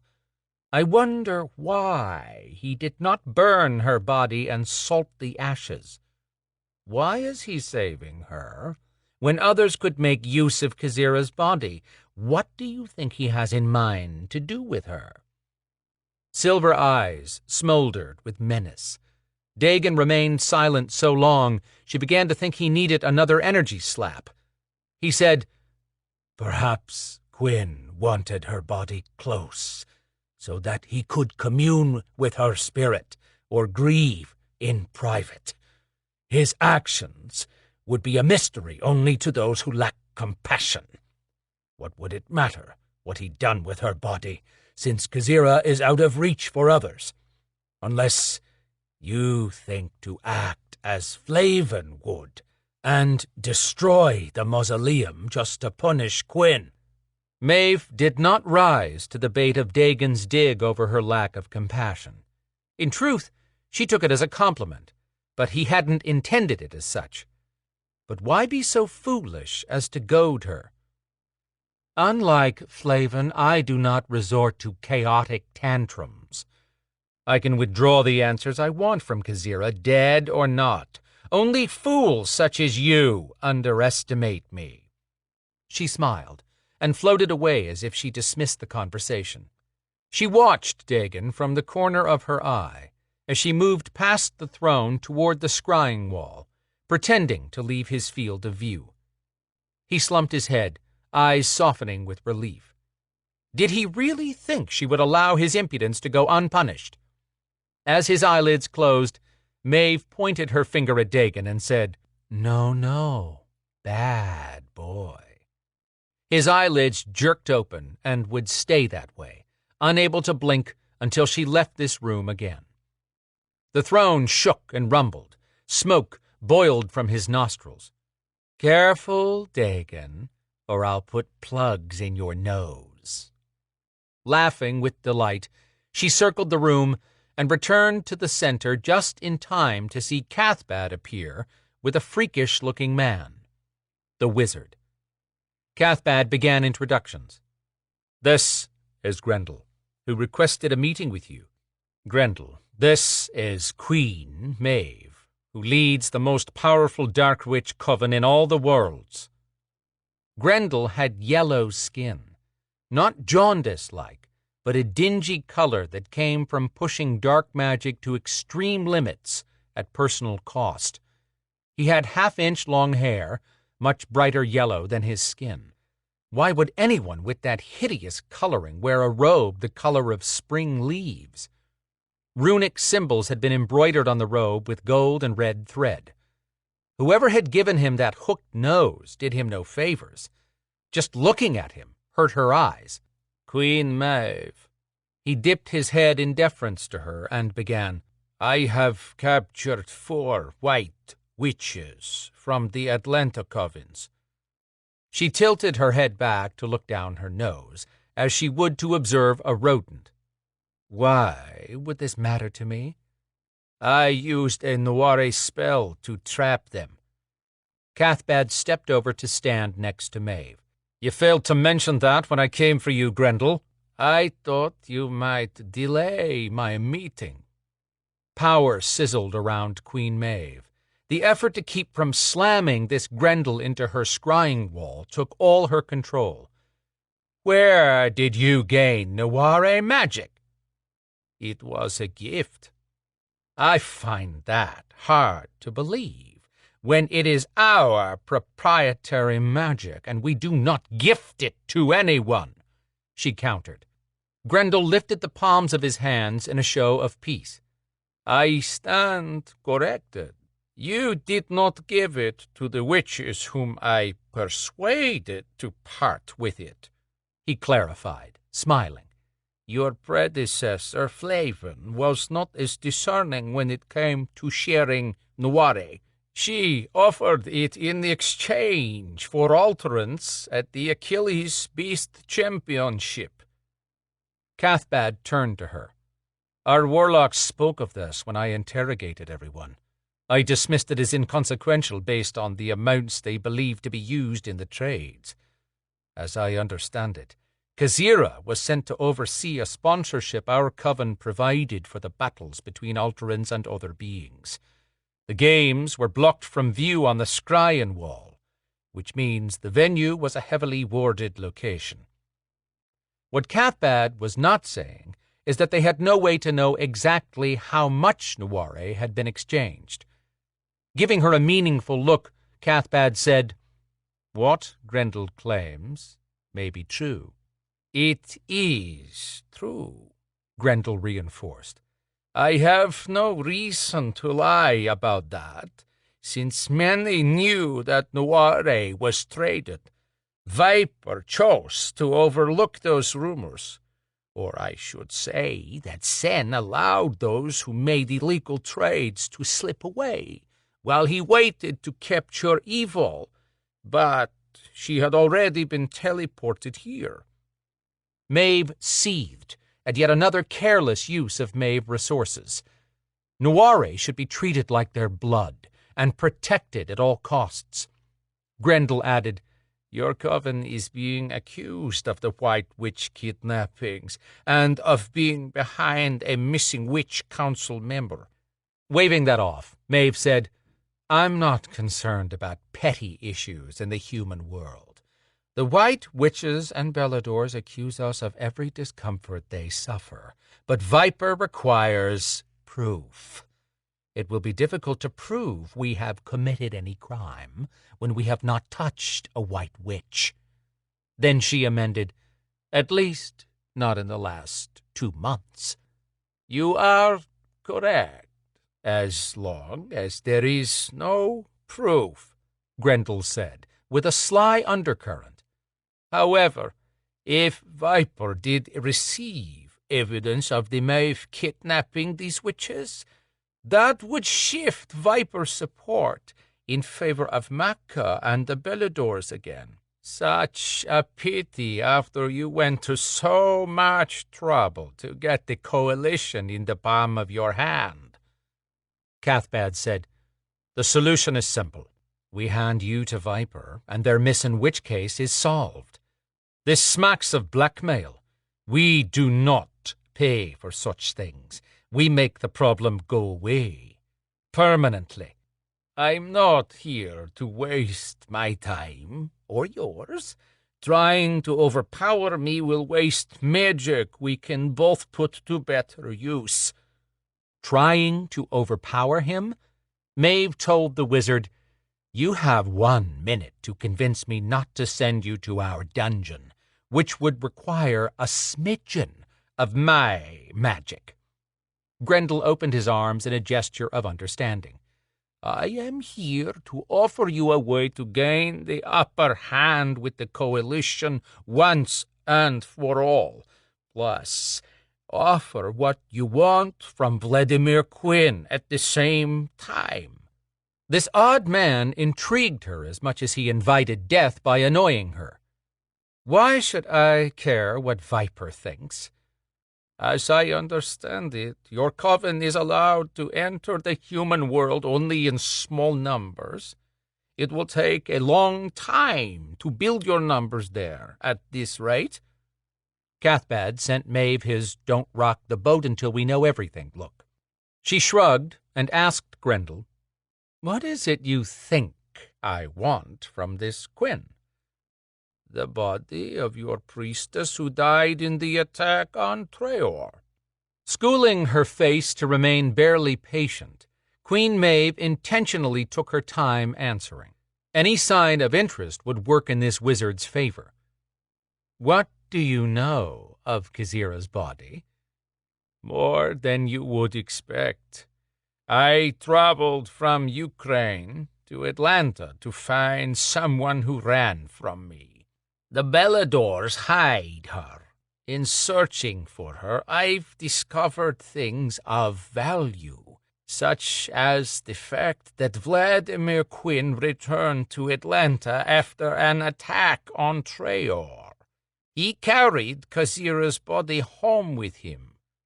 Grendel paused, then added, "And he has concealed it in Atlanta." Why does everyone think they know more than I do? She made a production of sighing. "Tell me something I don't know." "Her body is hidden in Oakland Cemetery." "Still waiting." Grendel seemed genuinely surprised at her lack of reaction. "If that body belonged to me, I would want it back. Perhaps I made this trip in error. Do you not want Khazira's body back?" Maeve glanced away, thinking. Her gaze landed on Dagon, who gawked at her with his eyelids stuck wide open. Everyone tested her patience today. She turned back to Grendel. Who was this wizard? "Let's say that I would like to have it returned." Grendel's thin lips tilted up. "I know how you can gain the body and avoid conflict with Viper or the Beladors." Maeve thought on all the ways she could torture what she wanted out of Grendel. He held himself in high regard, but he had no idea of the danger he toyed with at the moment. Cathbad murmured. Tell us more, Grendel. I have said all I intend to share, until we strike a deal. It was time to stop dancing around. Queen Maeve asked, "What do you want?" The one thing that has brought me this far from home. I want Queen's cousin by the name of Lana Brasco delivered to me alive. She is mine. Where is she right now? Cathbad asked. That is what I have not been able to discern. As I mentioned, the Beladors hide her. I've gotten close twice when she's drawn on her magic, but she's managed to vanish just as quickly. I tire of this hunt, and am here proposing we help each other. His offer of gaining Kazira's body with no fallout piqued her interest, but Maeve would not agree to produce someone out of thin air. "You want me to do what? Look into my scrying wall to find this Lana?" No, I could do that myself, and have tried to locate her in similar ways. I want you to use your Scath force to track her down. Once I realized you had an elite detail of warlocks secretly inserted into Atlanta, I found the answer to my quandary. I don't believe Viper or the Beladors realize the extent of the covert force that moves among them. The normally exuberant Cathbad had quieted considerably as Grendel continued to present his offer. Maeve doubted the wizard realized that Cathbad would see Grendel as a loose end that had to be snipped.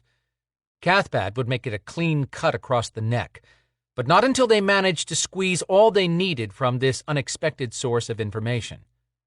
Grendel explained, "Once you deliver Lana, I'll share with you how to gain Kizira's body without incident. You're fortunate in that Queen chose to keep her body intact. If Maka finds out what he did, neither Queen nor that body will last very long." He'd put some effort into learning much about the Maeve operations.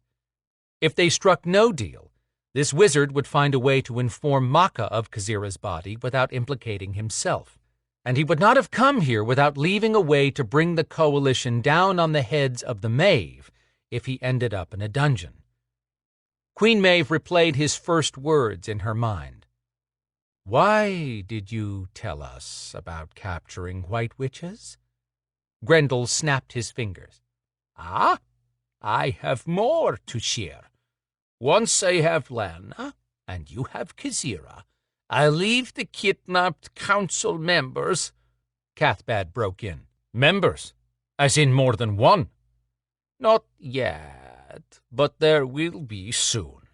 One must always have plenty of backup.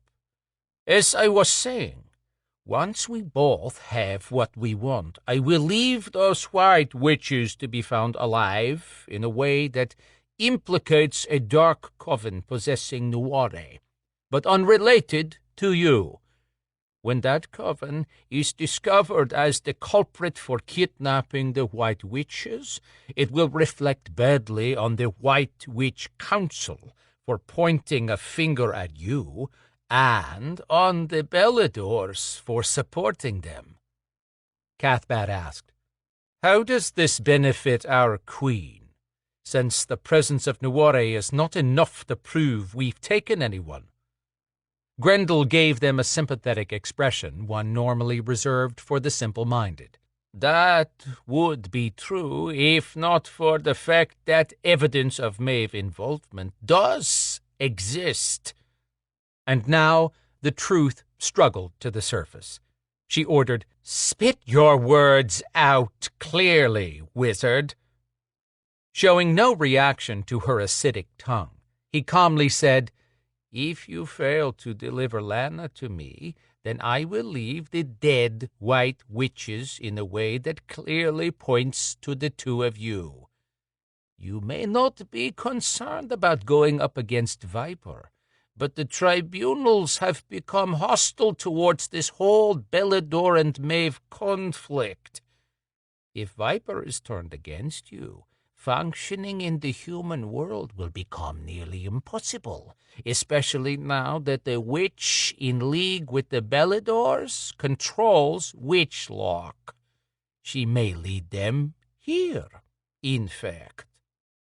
Cathbad's icy tone could raise fear in the dead. You dare to come here and threaten our queen? Grendel's frown-wrinkled skin sagged around his eyes. Please, let's not turn this into a conflict, when that was not my reason for coming here. I have the White Witches and currently one council member as insurance. Once the Queen and I complete our deal, all will be fine. What is Queen Maeve's insurance? Spreading his arms once again, Grendel said, What would you ask of me? Maeve allowed the hint of a smile to tilt the corner of her mouth. She swirled her finger about, and a shallow dish 3 feet in diameter and 10 inches deep hovered waist-high between her and the wizard. She wiggled her fingers over the empty vessel, and water filled the bowl. Then herbs rained down onto the water, causing ripples. Grendel stared at the liquid with more curiosity than concern. His black eyes lifted to meet hers. I'm listening. This will be a binding spell. Not for one to bind the other, but to be performed by both of us. After considering that a moment, Grendel said, I accept. She explained, You will give your oath first, then sprinkle your blood in the water. I will give mine next and do the same. Once the blood is blended, we will both be bound by our words. Grendel slid his deep sleeve back to expose an arm scarred in vicious ways. He produced a T-handled bowline and drew the sharp knife across his skin. Cathbad said nothing, merely sending her a questioning arch of his eyebrow before returning his attention to Grendel. The wizard's blood drizzled into the water. I, Grendel, from the house of Miron in Transylvania, give my word that upon mutual execution of this agreement, I will not implicate Queen Maeve, Cathbad the Druid, or the Maeve Coven in the White Witch kidnappings I have performed and will continue to perform. Plus, I will share how to gain Kizira's body without conflict with Viper or the Beladors. If Queen Maeve delivers Lana Brasco to me alive and without implicating me in Lana's capture. Within 3 revolutions of Earth around the sun from this moment. If these terms are not met to the letter as sworn, this agreement is unbound, and I am free to take action as I choose. 3 Earth days, Cathbad questioned. All agreements need a time limit. That is mine. Do you accept? Maeve lifted her arm, which was as smooth and perfect as the rest of her skin. She used a long black fingernail to slice across her skin. Blood bubbled, then dripped straight down, pausing before it touched the water. I, Queen Maeve, ruler of the entire Maeve Coven, give my word to deliver Lana Brasco to Grendel in 3 days, and in exchange I will receive information at that time as to how I may gain Kizira's body per conditions of the agreement. Also, Grendel agrees to leave all who belong to the Maeve Coven, including Cathbad the Druid and me, blameless for any actions associated with White Witch kidnappings currently underway in Atlanta. Additionally, for receipt of Lana Brasco, Grendel will expose the kidnappings in such a way that Viper is convinced The Beladors and White Witches orchestrated the kidnappings to wrongly blame the Maeve. If these terms are not met to the letter as sworn, this agreement is unbound, and I am free to take any action I choose." She held Grendel's gaze the entire time she spoke, and enjoyed a smug moment when he blinked at the way her blood waited for her command. She released her blood. The water boiled and churned with her magic. Grendel cocked his head, with concern this time, but he said nothing. Once the bubbling water settled down, black smoke rose from the center and swirled in the air. Maeve brushed a finger over her cut, and it closed immediately, leaving her skin as good as new. Not to be outdone, Grendel blew softly on his arm, and the cut sealed, but left a thin scar. That should have shown Grendel who was the more powerful. She'd never had a doubt. Dagon angled his head to stare at the wizard, and she stifled a chuckle at the way his eyes were practically bulging with the need to blink. Cathbad cleared his throat. "Now that you two have reached an agreement, how will we locate you once we have Lana?" Grendel slid one of the many rings from his fingers. The one he chose was of a dark metal and carved with symbols the queen did not recognize. Grendel said, "This will work only if we are in the same realm. I will be in Atlanta for the time being. When you're ready, place this wherever you want to meet with me and call my name. Then allow me 1 hour to reach that location." Accepting the ring, Cathbad told Queen Maeve, "I'll be back in just a moment, once I've returned Grendel to Atlanta." Good to his word, Cathbad vanished with the wizard, then returned 10 seconds later. He said, "That was an unexpected gift." "Only time will tell if it's a gift or a curse." Cathbad snorted with a smothered laugh, until he took in Dagon's wide-eyed state. "What has this one done to provoke you now?" "Just being himself." She thought back on the meeting and revisited something that still needled her. "We've been to the cemetery. Kazira's body is there. What has Grendel discovered about removing the body that we don't know?" He sighed. "I've no idea, but I intend to find out. Remember, we've been reincarnated only 2 months. Grendel has been around the human world longer than we have. He knows more than we do about Viper and the Beladors. He discovered we have our Scath force there, and no one should know that. I want to find out what he knows, and how he got the information. If he tells it straight, we could turn the tables on Maka in a big way." Queen Maeve tapped her thumb against her cheek. "Before we make any trade, I want to know what's so special about this woman.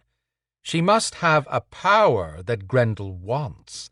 "Aye, that would be my guess. The man's skin is disgusting. He's misused dark magic more than a time or two. If I were to guess, I'd say he needs her to continue living. Death is his shadow right now." She agreed with that assessment. "Have Ossian and our Scath force find this Lana and the missing White Witches. Have them bring Lana to me." Cathbad's eyebrows lifted high. He grinned. "I do love how your mind works. You intend to remove his bargaining chip and turn the tables on him. Well done, my queen. Now, about Witchlock. It intrigues me." Chapter 18. Zader was spent, but the idea of sleep offered no sanctuary for him. He took a shower and meandered around, trying not to notice the empty echo that reminded him this house had been built for a family. His eyes were gritty from being up so long. Maybe he'd grab a battle nap, where he wouldn't sink deeply enough into sleep to enter the dream realm. Much as he would love to spend the time with Brina, he didn't want Siertas coming around to ask what progress he was making. An hour later, he had sucked down a nuked frozen meal and stretched out on the sofa. He set the alarm on his watch. Yes, he needed more sleep, and definitely deep sleep, but if he went under that far, the alarm on his watch might not wake him. Zader closed his eyes and started drifting off into a half-alert sleep state. Energy tingled across his face and neck. Someone was inside the house with him. He cracked his eyelids just enough to see shadows, but didn't move another muscle. His heartbeat picked up, even though his mind refused to believe anyone had been able to cross the ward he'd had an old druid put around this house. Allowing his eyes to adjust, he slowly searched the immediate area. "Zader?" whispered very close to him. No point in pretending to be asleep now. Rolling his head to the left, he found Brina in glowing hologram form. Brina! He was on his feet and reaching for her when his brain reminded him he couldn't put his hands on her. "What are you doing here?" "Are you not glad to be seeing me?" His hand shook with the need to touch Brina. "I'm thrilled to see you, love. Being apart is killing me." "Me too. We need to talk, without Maka around." It dawned on Zader that Brina had never been in his house. Their house. "How did you find me?" "It was strange. I kept thinking I had to leave and find you, but Maka pitches a fit if I dare to leave the castle now, even in hologram. I was rubbing this thing you gave me." That's when he noticed that she had her hands cupped against her chest. She wore a peach-colored gown with a billowy skirt. He'd seen her in gowns most of the time these past years, but they weren't the clothes she preferred. She wore them only to appease Maka. "And the next thing I knew, I was standing here watching you sleep." What kind of magic was in that dragon scale? Or was she able to locate him through the bond of their magic? He didn't want Brina stressed out, especially with her pregnant. "I told you I'd be back, Mornine. I don't want to worry you while I'm gone." Her fists flew to her hips. She had the scale clutched in one hand. "I'm no fragile flower to be kept locked in that castle." "No, you're a warrior queen, but we need you to be safe. I need you to be safe." She waved her free hand around. "I know. I'm constantly reminded of the Belador power and my responsibilities. I've had more memories in the last few hours than in 2 months. I feel like myself again." His heart jumped with joy at that. "Then I put this thing down." She held the scale up. "All those memories started swimming away from my mind." "Don't put it down," Zader said, with more force than he'd intended.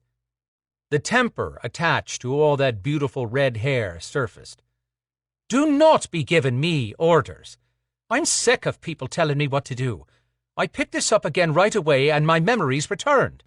Shoving both hands over his face, he gripped his head. "I'm sorry, I didn't mean to shout at you." "There you go, acting like I'm going to break again." He was damned no matter what he did. His Brina had always had attitude, but she'd never been quite so irritable. What had her snapping at him? The baby. He brightened. What he wouldn't give to have her in his life every day, snapping at him because her hormones were all out of whack. What drove most men crazy would be a blessing for him. "You find this funny?" Dropping his hands, he sighed. "No, this isn't funny. I just had a happy thought for a moment, and it made me smile." She got quiet, studying his face. "Was it about me?" Her voice had gone from battle-ready to vulnerable. He shook with the need to hold her and reassure Brina that he would keep her and the baby safe. "Of course it was about you, Mornine. Just thinking about you lifts my spirits, and knowing we will be together keeps me fighting to have you at my side. I will not let you go, no matter who tries to stop me." She cupped her hands in front of her, still clinging to the scale like the lifeline it was. "Maka is getting on my nerves." "That's not new." "I hadn't realized it so much until my memories returned with this thing." She waved the scale. but I'm recalling everything in sharp detail. Like when she convinced me to pretend that I was ready to move on from us and to show an interest in Alan. Zader growled at being reminded that Alan was still around. Once I learned the truth about what Maka has been trying to do, I warned that guard to keep his distance from you. He is, but I think Maka is trying to convince me to take a serious look at him again. How serious? She wants me to invite him into my sunroom. Did you? Not yet. Zader would prefer not to harm the guard, but he'd already made it clear to Alan that Brina was off limits. He said, "If he comes around uninvited, give him a message from me. Tell Alan I thought he had a better sense of self-preservation." Brina said, "Don't be getting huffy around my guard. He's done nothing wrong. I'm the one who dragged him into this mess when Maka coerced me into her shenanigans." "He isn't quite so innocent," Zader argued. "I saw the way he looked at you. He had far more on his mind than just guarding your person. Keep your distance from him or he'll face my sword." What about when, the dragon's scale power ran out and Zader had not returned to her? Maka would push Brina and Alan together the minute Brina lost her grasp on her mind. He longed to tell her about the baby, but Brina had a tenuous control over her mind. If she slipped and let Maka know that she knew, Maka might snatch Zader back into Traor before he had a chance to reach the dragon, and it wouldn't be to congratulate him on his impending fatherhood. Brina took a breath and went on. "I've been pretending I still don't have memories, and testing Maka to see what she'll do. She's pressuring me, and warned that I should bond with someone now to begin building new memories." "That bitch." In a rare moment, Brina allowed the curse to pass unchecked. When I told her I was too tired to be considering another man at this moment, she told me it was imperative to my health that I not delay. I know I'm more tired than usual, but what could she possibly mean by that? "Tell me the truth, Zader," Brina demanded. "Don't keep me in the dark." "Am I dying?" "What? No. You're just tired from trying to regain your memories. I won't allow anything to happen to you." He'd said the first words that his heart shouted out, but guilt swamped him over hiding the fact that she did face dying. If Syrtis had told the truth, Brina would become incapacitated, maybe even comatose, which would put her and the baby at risk once she could no longer maintain her health. He also hated the fact that he couldn't tell her she was pregnant. Brina would deal with Maka to buy Zader time to deliver an answer for her situation.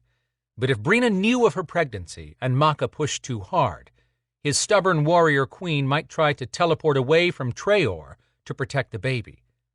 Maka would never allow that, and Zader did not want to give the goddess any reason to escalate things before he had a chance to free the dragon. If successful, he'd suffer the consequences of crossing Maka.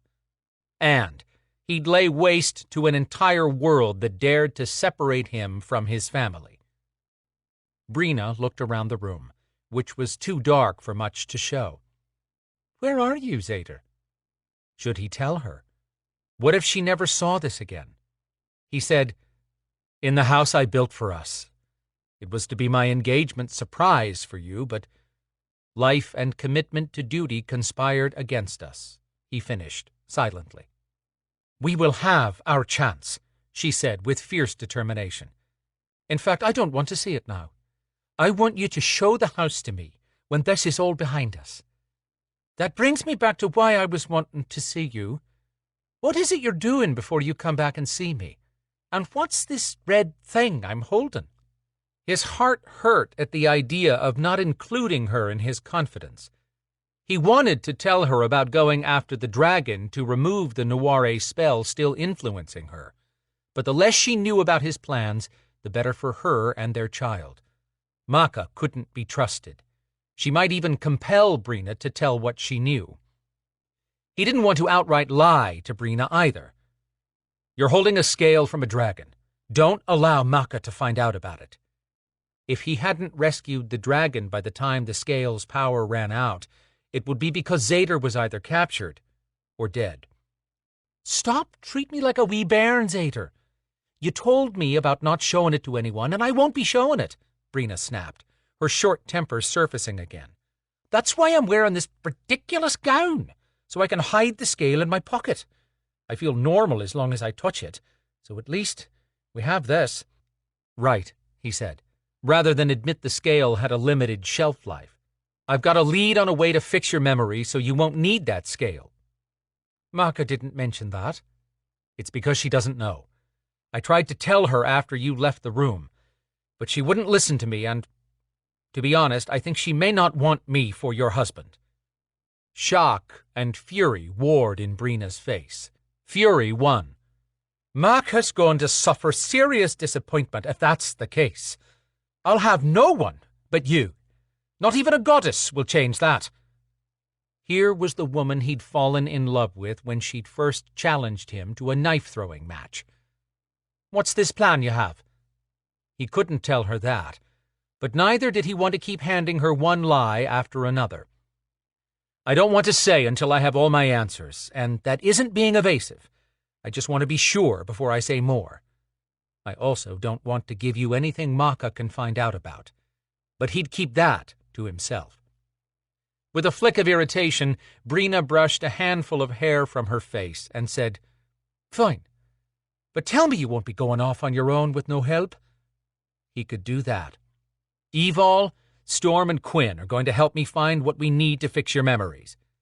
That sounded far better than saying they were joining forces to go rogue and steal a Maeve throne. We're meeting in a couple of hours to get started. I just came home to shower and catch some shut-eye. Where is this meeting? I should join all of you. I can clearly still travel in hologram. No. He regretted shouting the minute that word shot out of his mouth. No? As in you think to be telling me what I can or cannot do? Of course not, Brina. Even in hologram form, Brina could unleash her power. Calming his voice, Zader said, You said you were tired. The more you rest, the easier it will be for that red scale to help you regain your memories. That might be the case. Also, you'll want to be rested and at your best when I return. I'll need you then more than ever. Suspicion swept across her narrowed gaze. Brina was not easily fooled, and he wouldn't have a chance at it if not for her trust, which left him with a bad taste since he was taking advantage of it. She shoved her hands in the deep pockets of her gown. I suppose you're right. I wish I could kiss you, Mornine. He'd feel better about convincing her to stay away if he could apologize without the words. But he couldn't have her showing up while they were discussing the dragon. Her eyes shone, but she forced a smile to her lips, refusing to allow a tear to slip out. We'll catch up on our kissing and loving soon. Until then. Her voice drifted off. She normally left quickly in this form, but her hologram faded slowly, as if she couldn't bear to let go of watching him. At the last second before she blinked out, Brina said, Meet me in the dream world. Hell, he wanted her so much he was tempted. She yawned and came back into focus. Some days Zader just wanted to be a man and for Brina to be a woman. No Beladors, no Maeve, nothing but the two of them. You're tired, love. If I go to the dream world, you won't get any rest. Ah, but you're wrong. Every time I return after seeing you there, I'm recharged. Really? I would not lie to you. Guilt pummeled his chest. He'd lie to her, but only to save her. Sleep dragged at him, pulling him down. He could reset his alarm and spend some time with her. Go to sleep, love, and I'll join you as soon as I can. Her eyes brightened. I don't feel so tired there. Maybe this time I can convince you to do more than before. She waggled her eyebrows, flirting with him. He wanted to hold her so much it physically hurt. It was the one place Maka had not interfered. Could she find them in the dream world if she knew about their meetings? If so, why hadn't she yet? Maka was not one to respect anyone's privacy. But every minute that went by might be the last he'd have with Brina. If he thought too long on that, it would cripple him. He would not give up hope until his last breath.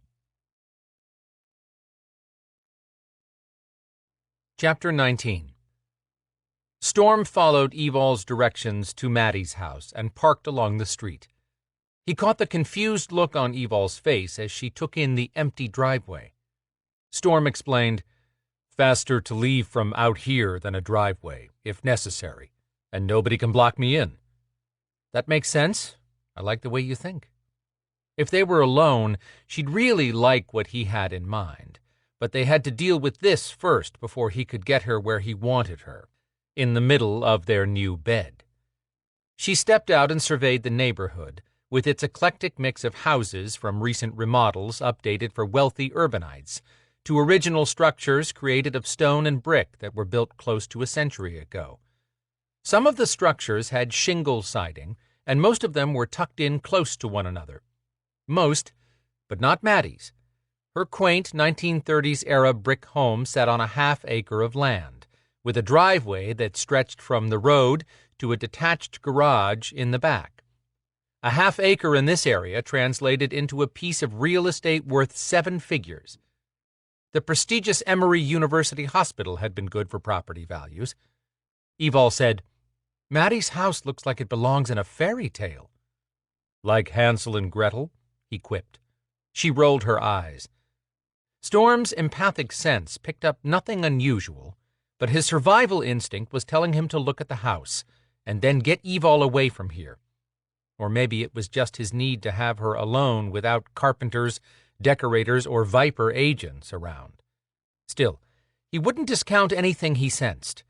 Someone other than the Maeve might be after white witches, but he was suspicious by nature, and he could see this being a way to draw Evol even deeper into the Belador-Maeve conflict.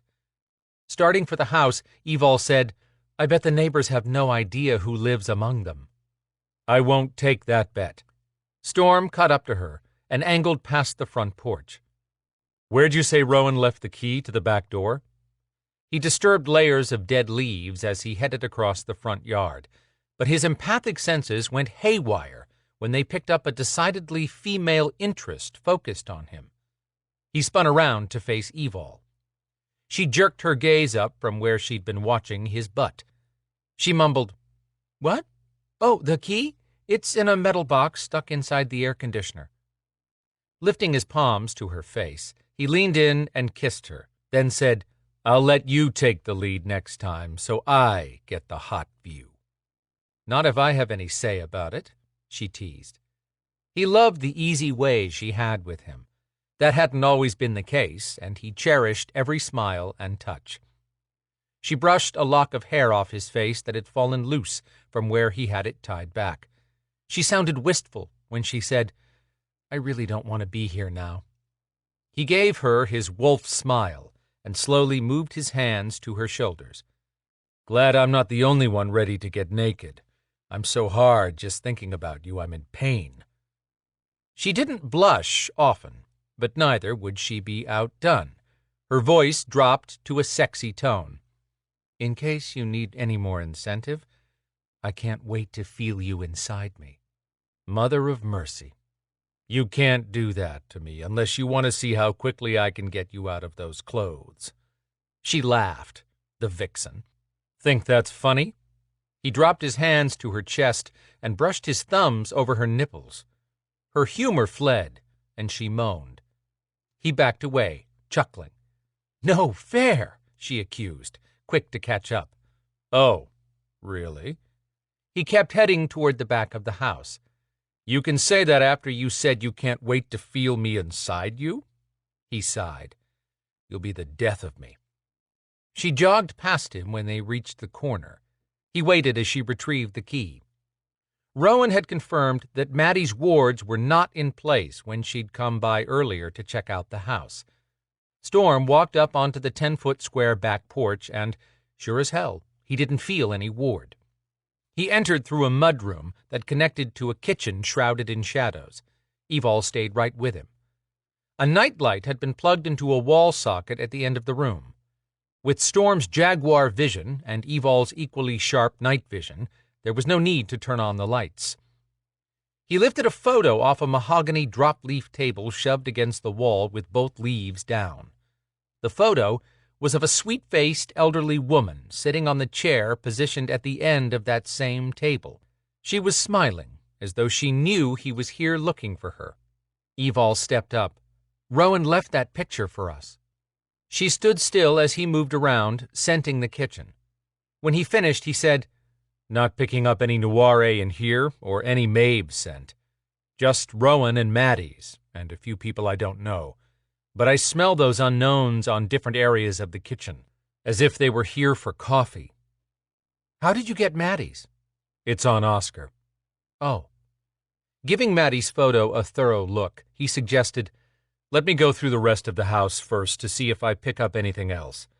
Why don't you see what you can find here?" "Sounds good." Evol poked around through white cabinets filled with well-used baking pans, which sent her mind back to the witch in Hansel and Gretel. But Mother Maddie wouldn't lure kids here for anything nefarious, not a white witch, especially one associated with and protected by Rowan. Porcelain figurines of fairies cluttered the counters and any open cranny. The windowsill above the sink held a unicorn, an unfinished clay figure that looked similar to Oscar, and a hobbit trinket. Maddie collected knickknacks.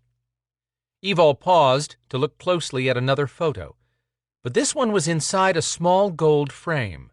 It appeared to be Maddie, around 10 years younger, standing with another woman who had her head tilted down, shielding her face from the camera. Maddie had a hand on her friend's shoulder. The other woman wore a wide-brimmed red hat that hid everything above her shoulders. "Who is that, Maddie?" Evol murmured. The hat shifted as the woman in the photo lifted her head, revealing a beautiful face with burnished skin and exotic diamond blue eyes that sparkled as though struck by sunlight.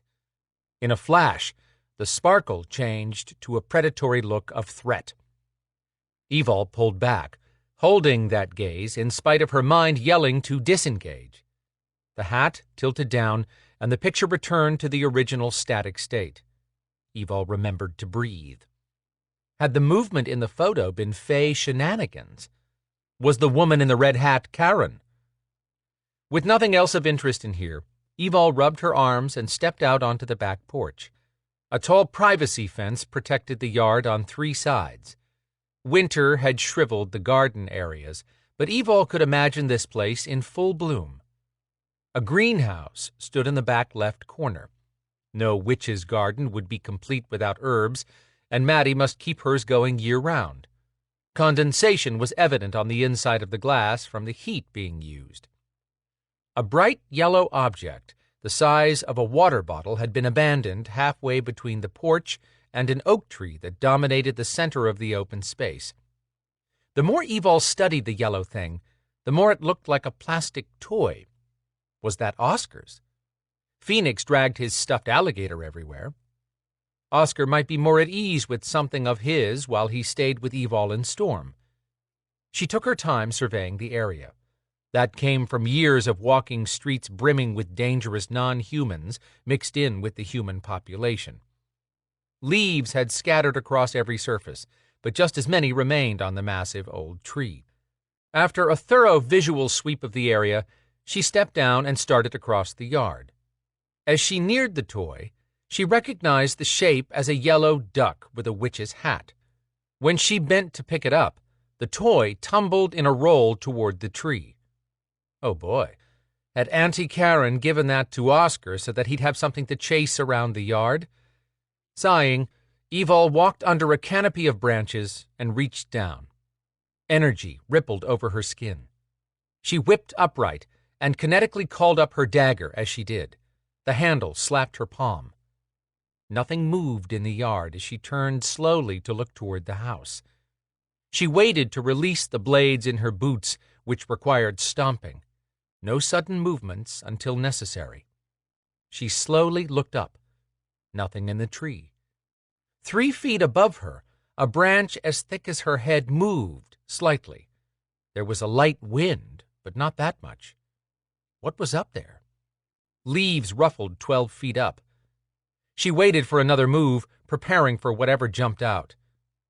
Something that felt like a massive hand wrapped her neck and lifted her 2 feet off the ground.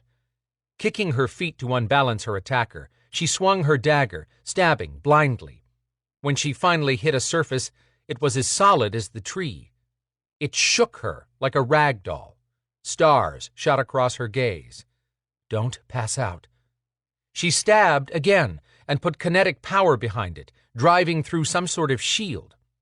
A gray arm came into view, jutting away from her neck. Warm liquid dripped down on her, smelled like sewage. She might not kill it, but if she made it bleed, this thing would lose its glamour.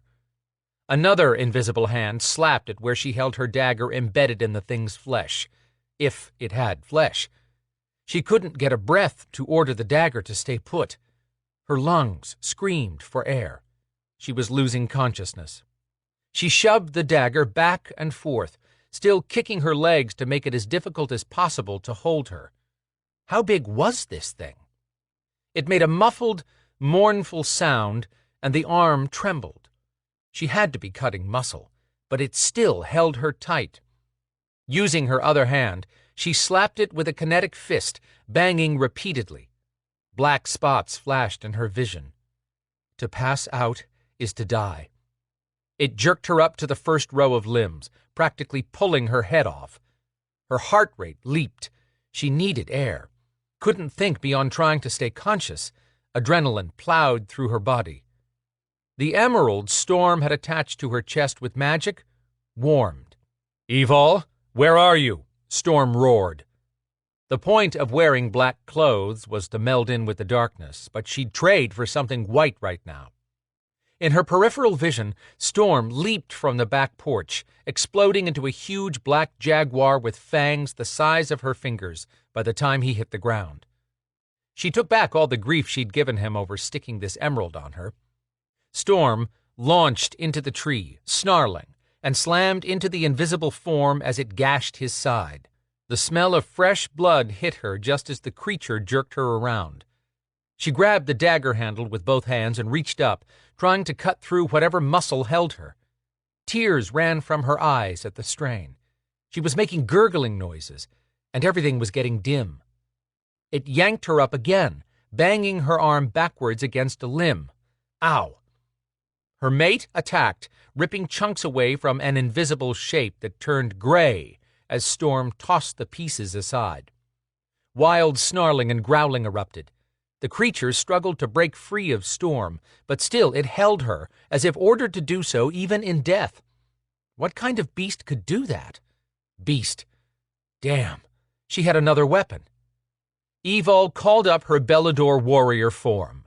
Her neck expanded, forcing the creature's fingers to open further.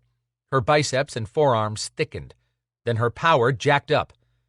The thing howled and hit Storm, knocking him sideways off the higher branch.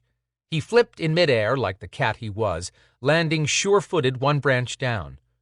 Evol gripped the arm holding her and wrenched in two directions, snapping bones and ripping muscle. She snatched the dagger out of the thing and shoved it sideways into the heel of the creature's hand, but its fingers had already let go. She managed to use her kinetics to break the 12-foot fall so she could land on her feet. It howled a painful sound of agony. Storm attacked again, leaping higher this time and clawing viciously. The creature dropped its cloaking, or couldn't hold it, as it tried to shield the head that Storm had finally found. An oversized horse head, with a 10-foot-tall human-like body, but this one was covered in short gray fur with blotchy patches of rhino hide. Had to be related to the dog thief creature. It dove from the tree, dragging Storm with it. Breathing hard, Evol called her dagger back from the creature's hand. Were the horsehead things demons after all? Her vision cleared gradually, and she moved forward to back up Storm. But she knew better than to jump in at the wrong moment and put him at more risk. Energy powered up, slapping her skin. The creature had called up magic. It shoved Storm 20 feet to the side. Storm hit the ground and spun, ready for the kill. That's when the creature bent its legs and leaped over the house into the front yard. Storm landed in the empty spot, snarling and looking up. He hunched down and jumped onto the roof, racing up to the crest, and paused. He stared out toward the street for a long moment, then padded back down and landed silently in the yard. In 2 steps, he shifted into his human form, walking the rest of the way. He pulled her into his arms without a word and held her as if this moment was all he lived for. Even after she joined the Beladors, she fought her own battles, never expecting anyone to take care of her, to protect her. Storm had come along and changed all that. But she loved the feeling of being safe within Storm's arms. When it came to her, he'd jump in with no thought for his own safety. She'd do the same for him. That's why Maka was not taking him from her. Ever. When he finally eased his fierce grip, she said, "That was like the thing that captured the dogs and Oscar. Did you pick up the Noire scent inside?" Yes, in the house. But Rowan's right. I think the Noire is planted. The residue was in one spot, as if someone had literally placed it in a circle around Maddie's bed.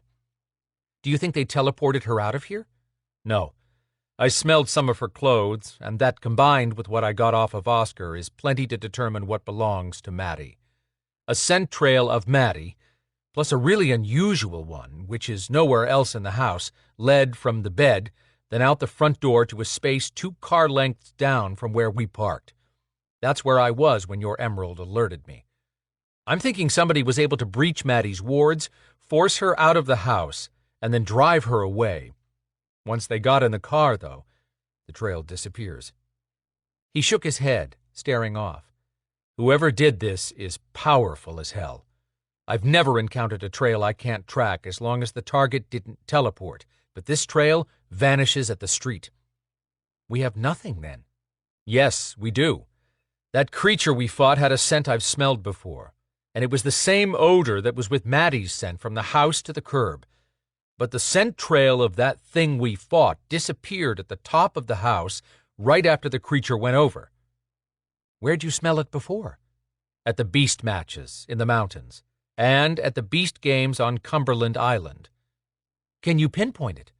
No. I have to think on it some. I may have to go back to that valley in the mountains and scout it to find the spot where I smell it again. Once I find it, I'll know what I saw in that spot. What do you think that creature was tonight? I don't know. It made weird noises, and you know what? Evol turned in a circle and looked around, considering.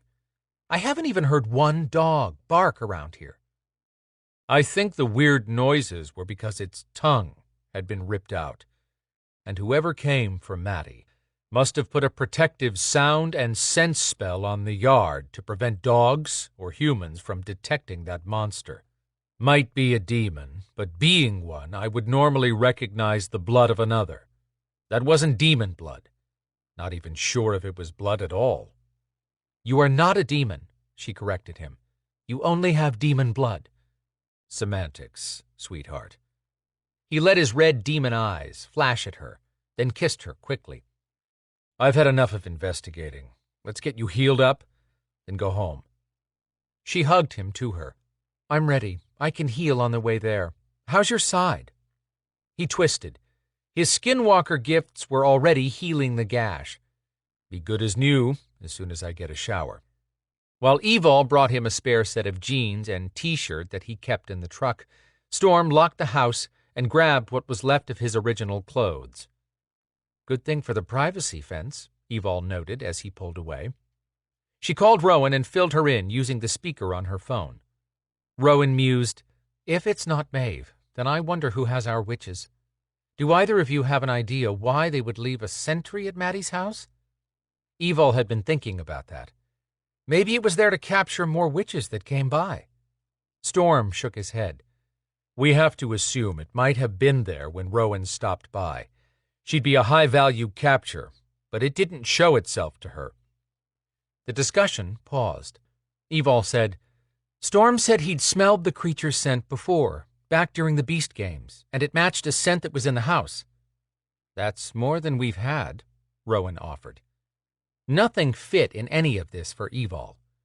That creature would not have been there on its own, so it belongs to someone. She kept piecing her thoughts together. I don't think it would have attacked me if I hadn't discovered where it was hidden.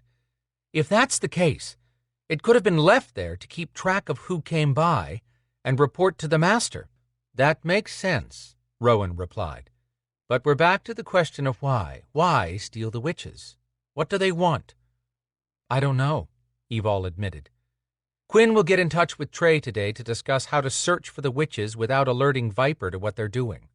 I've already told Trey to let me know if any of you have ideas that would require my abilities. Thanks, Rowan. We will. Evol wished Rowan could help with breaking the curse on the dragon, but Rowan did not deal in dark magic. I'll be in touch once we know more about the strange scent. Thanks. Storm pulled into the garage at 4:45 and hustled Evol into the unfinished office area. He released a heavy sigh. I had hoped for a calmer evening or morning to do this, but let's go see our new living quarters. So much had happened she'd forgotten about moving in today. We're really all moved in? Yes. He walked her up the 3 flights of stairs and told her, Close your eyes. When she did, he led her 20 steps and said, Open your eyes. She blinked and started smiling. All the things she'd labored over choosing with Storm had been placed right where she'd envisioned each piece. For the past few weeks, she'd stressed over the furnishings, and he'd given only minimal input. He'd pointed out that he furnished his house in Midtown, but he wanted this to belong to him and Evol. For that to happen, she'd had to go shopping. He'd even arranged for some places to stay open later in the evening to allow her extra time on the nights she had free from her duties. They still had plenty of open areas for adding new pieces, but the overstuffed leather furniture already gave the space a comfortable feel. Mixing glass and teak for the tables and burnished copper for accents looked even better than she'd imagined in the showrooms. Her heart thumped a crazy beat at seeing their home for the first time. She'd loved her underground place with Phoenix, because before that she'd been living in a storage unit. But this was a home. Her home with Storm. He pulled her back against his chest and wrapped his arms around her. I love everything you picked out. She hadn't realized until that moment just how worried she'd been about screwing up the decorating. Really? Yes, sweetheart. We have enough to make this livable, and we can take our time to add more as we find things that interest us. That's what will make this our home. Our home. 2 words she'd never thought to hear together. I love it too. I'm sorry this is a quick tour, and there's more to see, but we'll have to be back downstairs in less than 3 hours. I know you're tired. His fingers slid down her front, then back up under her shirt, and higher. She held her breath, waiting for him to touch her. When he did, her knees almost folded. Her bottom bumped into the front of his jeans. He murmured, Does that feel like I'm tired? She tried to sound nonchalant, which was beyond her acting skills, with a man like Storm making it clear he wanted her. I need a shower, and... He spun her around and started pulling clothes off, walking her backwards. I can help with that. She was down to panties and bra in 3 steps. How did he do that? She put a hand on his chest. I'm not taking off another piece until you catch up. The grin he shot her was pure devil. He shrugged out of the jacket. Crossing his arms, he grabbed the tail of his shirt. He peeled it off his body, revealing each ridge of an 8-pack and chest muscles that begged to be licked. When he flicked the shirt away, he unzipped his pants and stepped out. That's right, he'd gone commando when he dressed at Maddie's. Storm had always been comfortable in his skin. Literally. He'd have no trouble walking around naked all the time. She wouldn't care either, as long as no one saw him but her. He reached for her waist and nipped at each side of her bra, giving her shivers. His carved biceps flexed when he lifted her, and she felt heat wick down between her legs. The man held her without a bit of strain. They were moving, him walking, her floating in a frenzied sea of passion. His mouth was doing incredible things to her stomach, lifting her higher and kissing lower. When he let up on the sweet torture and brought her back to the floor, he turned her slowly so she could take in the bathroom. She opened her mouth, but nothing came out. This bathroom, theirs, was the size of her whole bedroom in her old apartment. A whirlpool bath that would accommodate a small group had been installed so that half of it was below floor level. A glass shower stood next to the bath, large enough for two, and then some. Multiple shower heads pointed from every direction. The entire place had slate floors, sleek, dark granite counters, antique cabinetry. Not a decorator's showcase, but deeply personal. He'd kept this hidden from her, wanting to finish the bathroom himself. To surprise her, he'd said. When had the word surprise become inadequate? In that moment, she took in all the love he'd poured into this. He'd listened to her apologize constantly because she was embarrassed every time she saw him in her tiny apartment bathroom after being in the spacious one at his midtown house. Even that one paled next to this one. He tugged her around. "Do you like it?" "I love it," she smiled, reflecting the pleasure lurking in his gaze, begging to break out. "Love you. Love us." His eyes turned thoughtful, and he kissed her softly, with a sort of reverence. When he lifted his head, he reached around and released her hair from the ponytail. His smile caught fire, and the gleam lit his eyes. "Good. I have plans for ways to have you on every surface." Her nipples perked up. This man could twist up her insides with just a look, but he turned on the jets in the shower and had unclasped her bra just as quickly. "You going to shower in those panties?" he asked. Just to see what he'd do, she said, "Maybe." He grinned, then grabbed her and hauled her into the shower that blasted her from all directions. She shouted, "Wait, I'll take them off." "Lost your chance." He put her down and spun her around. Water pinged over her too sensitive skin. His hands cupped her breasts, and she forgot about the panties. Shower or not, they'd be wet by now anyhow. His hands swept down the front of her, taking his time as he went. He slowly pushed the underwear down and kissed the backs of her legs. Then at the last moment ripped the material. It hit the corner with a splat. "Those were," she gasped when his lips caressed the backs of her knees. "New." Moving around in front of her on his knees, he said, "You have a new Victoria's Secret charge card. Buy plenty." His eyes glittered up at her, full of challenge and promise. Reaching around to cup her lower back, he said, "Lean back. I've got you." As if she'd deny him anything. She arched back, and the water tortured her breasts, raining down with 1,000 tiny pricks on her skin. At the same moment, Storm's mouth closed on her, and she had no idea if her feet touched the floor anymore. Sensation overload. Water cascaded like 1,000 electric fingers, sizzling over her aching breasts and skin. Storm's tongue lashed across the fragile folds between her legs, stroking and not stopping in spite of her crying out. She shook with her release that went on and on. Then he was there, pulling her to him and holding her in his arms, the only place she'd ever felt truly safe and loved.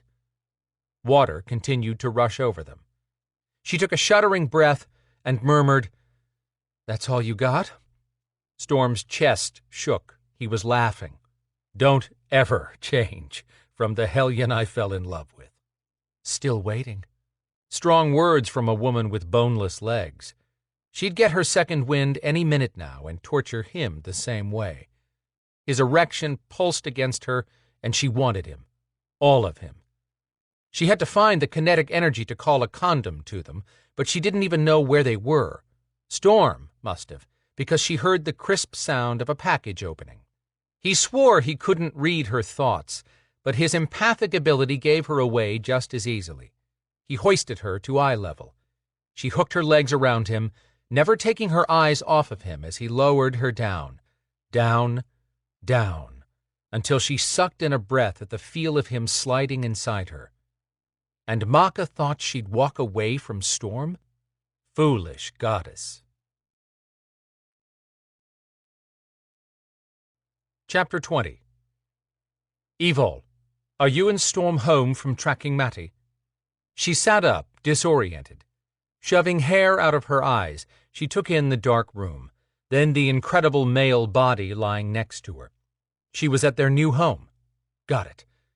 She called back to Quinn telepathically. Yes, how close are you? After a brief hesitation, he asked, Should I give you more time? She leaned over Storm to see the time on the nightstand clock. 16 minutes. She'd dressed in less time. We'll be ready, Quinn. See you in a few. Storm's hand hooked around her waist and pulled her against his chest. Where do you think you're going? Quinn just called me telepathically. He's on the way. He and Zader will be here in 16 minutes. Oh, hell. Is it 8 already? His lips twitched. Easy to forget about time when I'm sleeping with a woman who keeps me up half the night, having her way with me. Evol smiled at his gruff morning voice. How long will it take you to be ready? Depends on what I'm doing. He flipped her over onto her back and loomed above her, all dark and sleepy-eyed. He lowered his mouth to play havoc with her neck. If her body had a vote, it would go with Storm's plan. But she didn't want to have Quinn and Zader show up with her and Storm tangled up. Don't start that or I won't have time for a shower. Growling like the jaguar he kept hidden inside, he pushed up from the bed, still gloriously naked and definitely in the mood for sex. She teased him. Such a shame to waste that. Then let's not. He scooped her up. Storm, we don't have time to...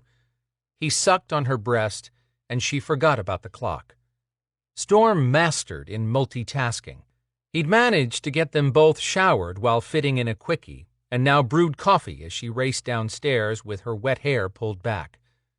Just as her foot hit the office area at street level, Quinn and Zader walked in from the garage access door. She pulled up short. How'd you get inside without me opening the garage door? Zader looked at Quinn, who sent a chiding look at Evol.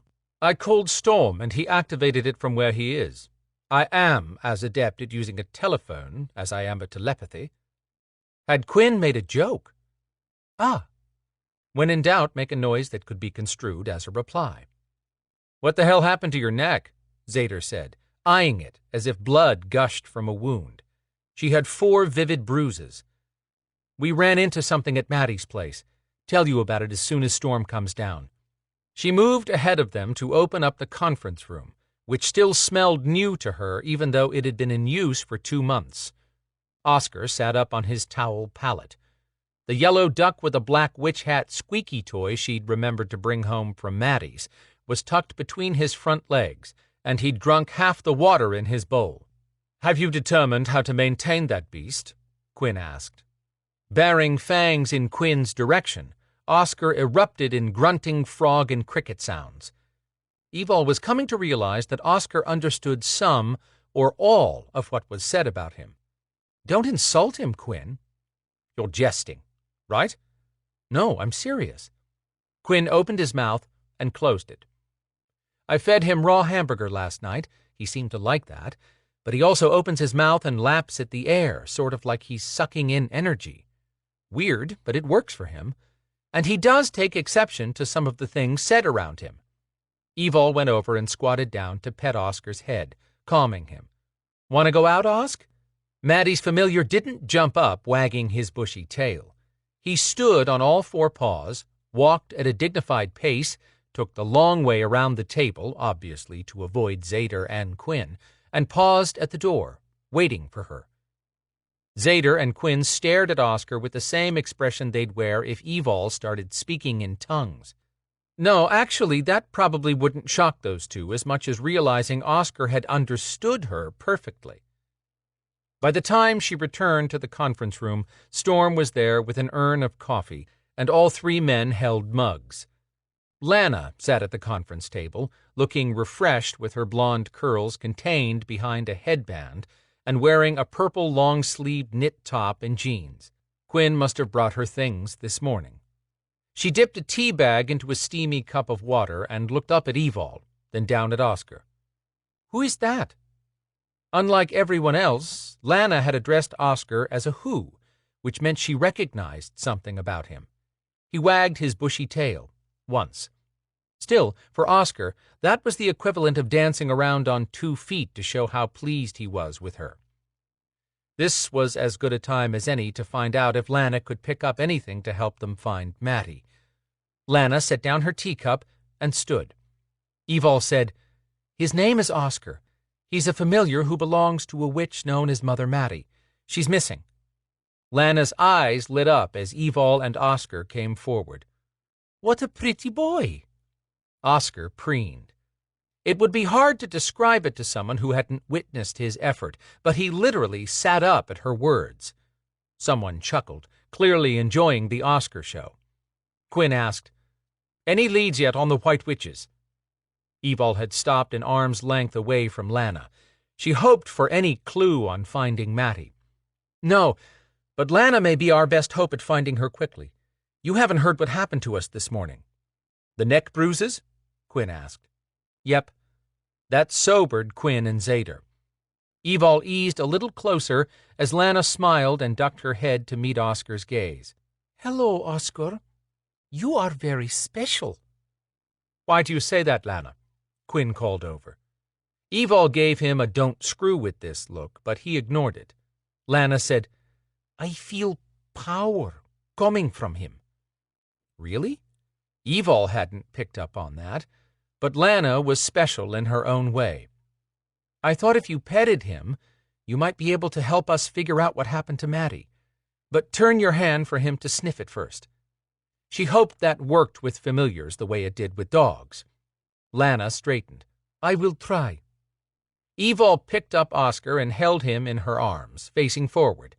Lana smiled again at the familiar. "Oscar, I would like to be your friend."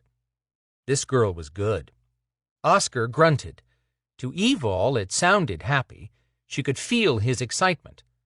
Lana reached out slowly, showing the back of her hand. His shaggy body wiggled with anticipation. When Lana's hand was an inch away, Oscar inhaled deeply and scrambled backwards. He swung around and tried to climb up Evol's shoulder. The little guy had sharp claws. "Ouch!" She tried to pull him back down and away, but he was wailing and grunting as if something had hurt him. Was Oscar having a panic attack? Storm cursed, and heavy footsteps came rushing around the table. "Let me!" "Don't!" Evol shouted, even if it was Storm. She had to calm Oscar down, and that wouldn't happen if anyone else grabbed him. The familiar finished crawling over her like a giant sand spur on steroids.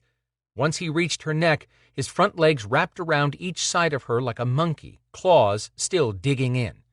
Every spot he'd grabbed burned. Now that a mop of gray dog hair didn't block her vision, she had a great view of a pissed-off trio, Storm, Zader, and Quinn, all shaking with the need to do something. "You're bleeding," Storm said, his jaw clenched tight. Zader and Quinn were making similar noises. Oscar clutched her neck tighter and stuck his mouth around to snarl. Storm growled right back at him, a noise so chilling he could have cleared an entire jungle of animals. In 2 seconds, he'd established himself as the alpha in the room. Oscar quieted and pulled back behind her, whimpering.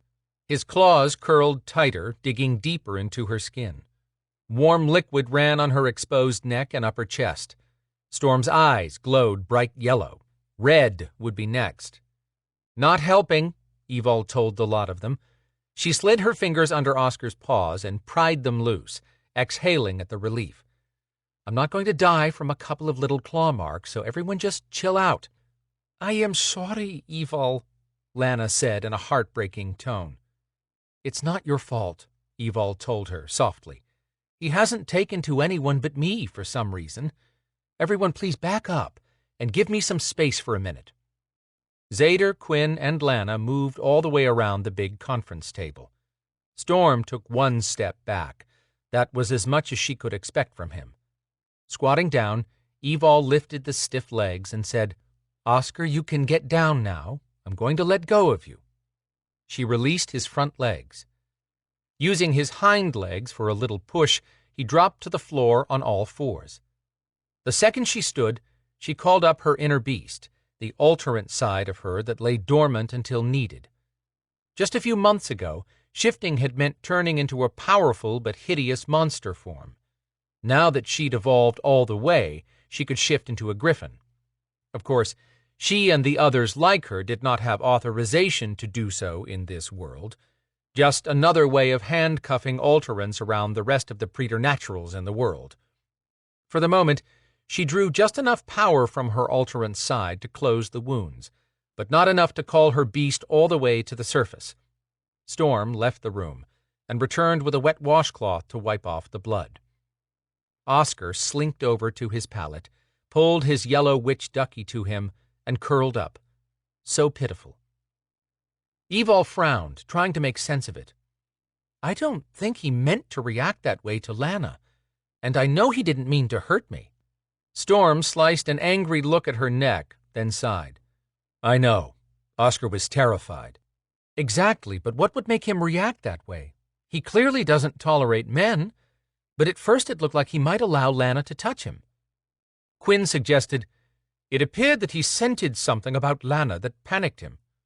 Zader grumbled under his breath and scrubbed at his bloodshot eyes. "That's a dead end for finding Maddie. What else have we got for locating the witches, Quinn?" "Trey, Lucian, Casper, and a new guy called Emilio are searching." "Can Emilio be trusted?" "I think so," Quinn said with an easy confidence. "He and Sen have gotten into it a couple of times because Emilio questioned Sen's orders. I stepped in on the new guy's behalf." Evol snorted. "That couldn't have gone over well." "No, but the guy had just helped us save a Belador from a troll attack. He's new, and no one wants to partner with him. It's been up to me to put Emilio on cases, and he's worked alongside Beladors with no issues. He seems to be an adept chap, and he's quiet, always willing to do his part. If he doesn't find a place in this region, Viper may send him somewhere else. Emilio has a son in Canada he wants to bring here, but not until he feels his child will be safe. Sen made it clear he can't choose agents based on rugrats. In retaliation for Emilio's questioning him in front of other agents, Sen has taken him off field assignments that pay more and has him doing errands for Viper. That basically means Emilio has time on his hands and is knocked back to half pay. That's not what he wants when he's trying to get settled and bring his kid here. That bastard Sen. Evol would like to backhand whoever moved the rock that let him crawl out and escape." Zader suggested, "Let's get busy with all we have to get done. Evol and Storm can tell us what they found at Maddie's, then we'll need to work out—" His gaze jumped to Lana, "the rest of the issues at hand." Quinn caught the hint. "Lana, please excuse us." "You'll need me," Lana argued. All three overprotective men said, "No." Evol glared at the trio. She didn't want Lana harmed either, but they could have just said so.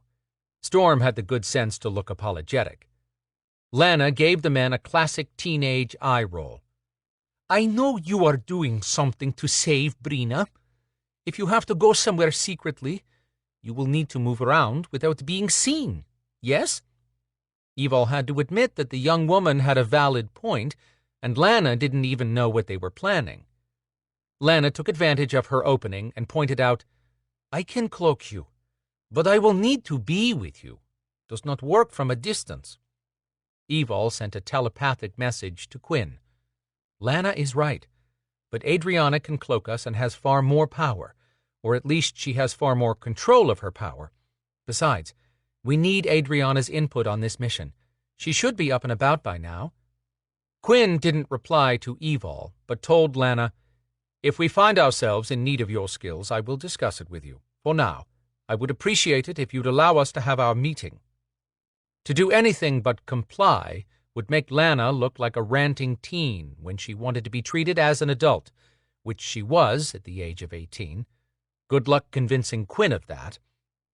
Lana expelled a long sigh, intended to let everyone know they were wasting her exceptional skills. There was a certain truth to that, but Quinn had lost her and Kazira at the same time. Thankfully, Lana had returned with Brina. Quinn would not bend when it came to avoiding putting her at risk again. They all waited for Lana to make it up to the next floor and shut her apartment door, then for Storm to confirm that she was no longer in the hall. Evol checked on Oscar. Poor little guy seemed to be hiding his face, so she took a place at that end of the table again. She told Storm, "I sent a message to Quinn that we do need cloaking, but Adriana can do it. We'll have to ask her, but the way I see it, we're going to need her help for sure with breaking the curse to free the dragon." Zader, the only one still standing, put his mug down and kept moving around, looking too antsy to be still. "She's never been to Tower Maeve, has she?" "No, but do you know about Veronica and Witchlock?" Quinn filled me in. Zader pinched his lips, frowning in thought. "Powerful witch from the Kivru Coven in Ukraine came here to take possession of Witchlock, but when the time came, Adriana took it?" "That pretty much sums it up. But Adriana didn't want Witchlock. She had a twin, very powerful Sterling witch, although Adriana was no slouch at the time. Veronica cooked her twin's magic as part of the process of taking over the power. When everything in the universe lined up just right, Witchlock descended as a tornado, and Adriana's sister begged Adriana to take the power. That was the only way to free her sister's spirit, because the body was gone. Adriana did, and it's a good thing, or we'd all be hunting for somewhere to hide. Veronica intended to wipe out anyone with power who wouldn't be her slave." "Damn. Right." Evol's phone rang. She pulled it out and muttered, "Speak of the devil," before answering the phone. "Funny you should call now, Adriana. I was about to call you." "My reason for calling is not a bit funny. I left you 2 messages. Evol thumbed her phone. "Huh. Yep. 2 messages. "What's up?" "I'm making a delivery. Where are you?" Adriana snapped. "At our new building." Evol gave her the location. "Just press the buzzer by the garage." "What are you delivering?" "I'll be there in 6 minutes. I want tea. Good tea." Adriana hung up. "She's on the way," Evol said. "She has something to drop off and doesn't sound happy about it." "Finish telling us why you think Adriana can break the curse on the dragon," Zader said, but he had a distant look in his eyes. Something about the Sterling witch bothered him? Evol replied, "I'm still not clear on everything that happened to Adriana when she accepted Witchlock. There's probably no way to know for sure if she can break the curse until she sees the dragon throne, but she might have some insights." Storm interjected. "I could feel the difference in her energy when she walked up to us after it all went down." He looked over at Evol. "She cloaked you with little more than a thought." "Right. She'd gone to far more effort to cloak the 2 of us only a half-hour before, and that cloaking was very limited." Evol thought back on that day. Here's the thing. Veronica inadvertently opened a channel to Adriana's twin that, when everything was over, allowed Adriana to access some of Veronica's thoughts. Adriana found out that Veronica had more ambitious plans than anyone suspected, and that Veronica specifically wanted the dragon from Tower Maeve. The room went silent. Zader's head snapped up, and he stared at Evol. "The dragon throne?" Evol said, "We need to ask her if she can tell whether that dragon was the throne dragon, and see if she's gained anything from Veronica since then." Quinn quietly stirred his coffee. "I doubt Adriana has picked up any telepathic noise or impressions since we locked Veronica away beneath Viper headquarters." "I don't know." A buzzer sounded at the garage entrance. Evol jumped up. "That's got to be Adriana." Storm crossed the room in 2 strides. "It's daylight outside. Let me get it." Evol followed as far as the open space that would eventually be the lobby, and waited while she heard Storm speak to someone. Boots tapped a brisk staccato from the garage, across the concrete floor through the door, to the lobby. For a short woman, Adriana made the most of her size through meticulous choice of clothes. She'd wrapped her voluptuous body in a black denim jacket, black turtleneck, and black jeans. Blonde hair that normally fell loose around her shoulders had been pulled back, revealing a smooth oval face, smoky blue eyes, and ruby lips. One smile from her, and most men would drop to their knees to give her what she wanted. Not Storm, though. Evol smiled over the thought, but she no longer had concerns around this sterling witch. Irritation snapped in Adriana's gaze the minute hers met Evol's. She stopped, arms crossed. "They're all yours now." Evol shook herself mentally. "Who?" A pair of twin teenage males entered next, with Storm right behind them. Cardos and Kelman had changed in the short time they'd been away. They were close to 6 feet tall, their bright blonde hair had darkened to a rich gold, and someone had trimmed the wavy locks. They were dangerously attractive for 17-year-olds. Storm swept around the trio, and as he continued past Evol, he slowed to whisper, "Good luck." What was that all about? "Hi, guys," she called to the boys, who both showed off their infectious grins. Kelman had always been the quiet one she could depend on to use common sense. Cardos, however, tested the limits of Evol's patience at every turn. She had the strange urge to give them a hug, but she'd only recently started accepting hugs from a very few people and was still feeling her way. These were 2 homeless street kids. Out of respect for their space, she squashed the idea of a public embrace. Adriana looked like she might need a hug, but Evol would defer to someone else for that. Best to keep a reasonable distance from a witch that powerful, who looked close to exploding. "Thank you," Evol told Adriana. "I planned on picking them up this week." But she'd rather shove a stick in her eye than take Storm anywhere near Isaac Knight, even though Isaac had recently shown an interest in Adriana. 2 months back, when the twins were at risk from Svart trolls invading the city, Evol had asked Isaac's mom, Kit, if she'd keep them away from the trouble for a few days. A few days had turned into weeks, then into months. Evol had to find a way to thank Kit for her generosity. The boys had filled out some, which meant they'd been active and had eaten on a regular basis.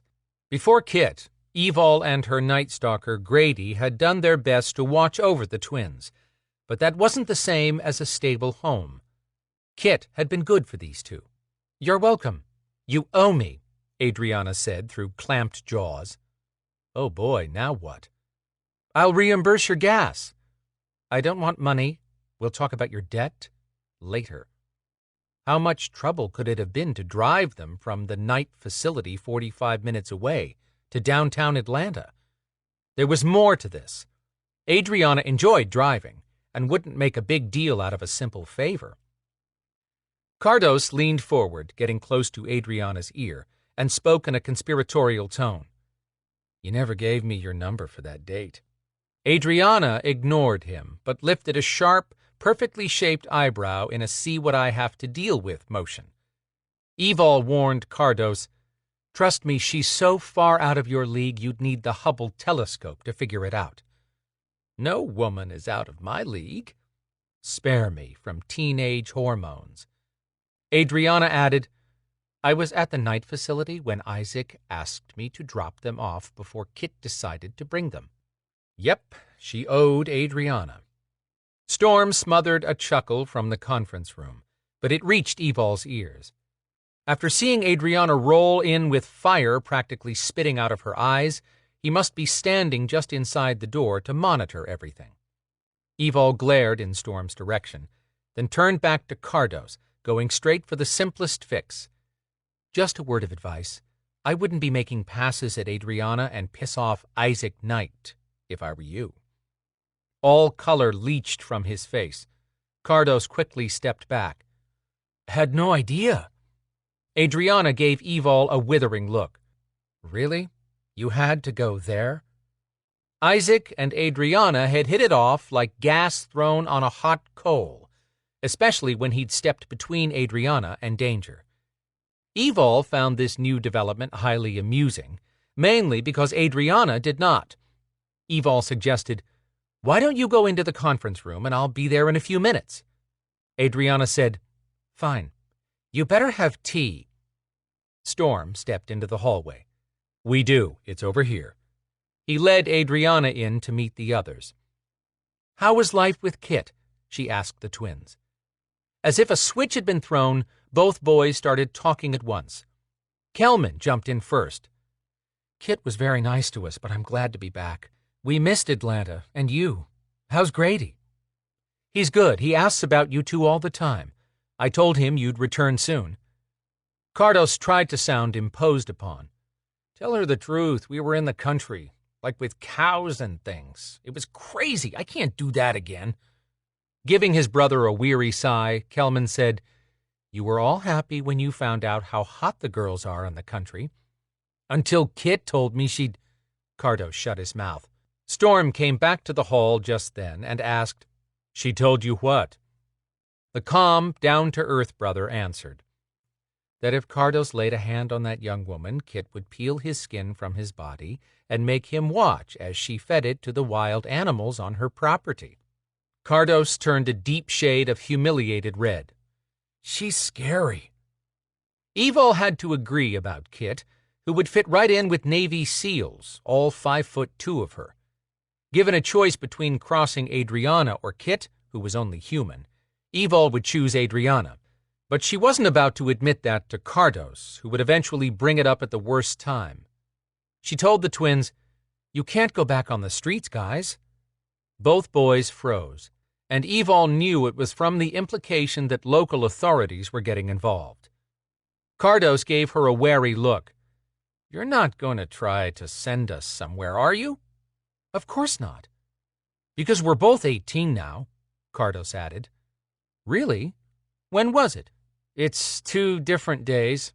Poking his thumb at himself, Cardos said, Mine is December 21st and his is December 22nd. A Sagittarius and a Capricorn. Evol was not up on zodiac signs, but that helped explain the huge difference in their personalities. Of course, that was based on the astrology she gleaned from the newspaper each week, which everyone knew was so accurate, just as dependable as what she found on the internet. Kit had a birthday party for us, Kelman mentioned. It was nice. Evol bet it was amazing, since they'd avoided discussing their birth dates in the past, and for all the time she'd known them, they'd never had any semblance of family. Storm tilted his head toward the conference room, reminding her of the waiting group. They had to get to the meeting. She pushed the topic back to discussing a place for them to live. Here's what I had in mind. I'm going to be living here, so I was thinking maybe Quinn could work something out with you two for my old place. Underground? Cardos asked, sounding appalled. Yes, it's a nice place. Her old apartment was nothing like where she lived now, but way better than the streets where these two had spent years. Kelman's face registered concern when he glanced at his brother. We know you're making us a great offer, but Cardos has... Cardos cut in. Shut up! His brother turned to him. Evol is not going to tell anyone.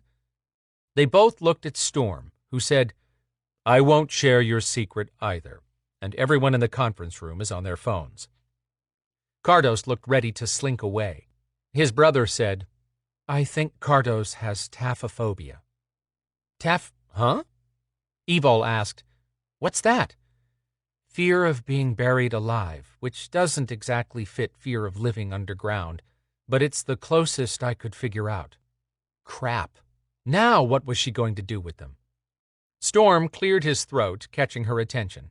He said, We have a 2-bedroom apartment available here. Looking embarrassed, Cardos put a hand on his brother's chest. He clearly didn't want anyone speaking for him. When he did reply to Storm, Cardos sounded more mature than when he'd left.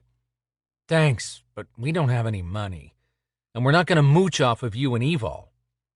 Evol held her thoughts, allowing Storm to say what was on his mind. Storm hooked his hands on his hips. No mooching involved.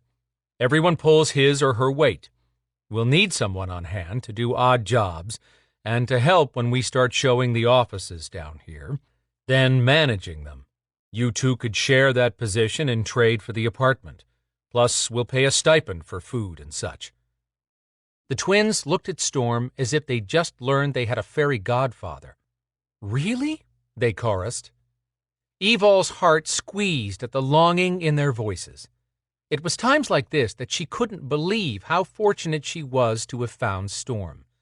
Or more like he'd found her. Storm nodded at the twins. Yes, but it means respecting the agreement.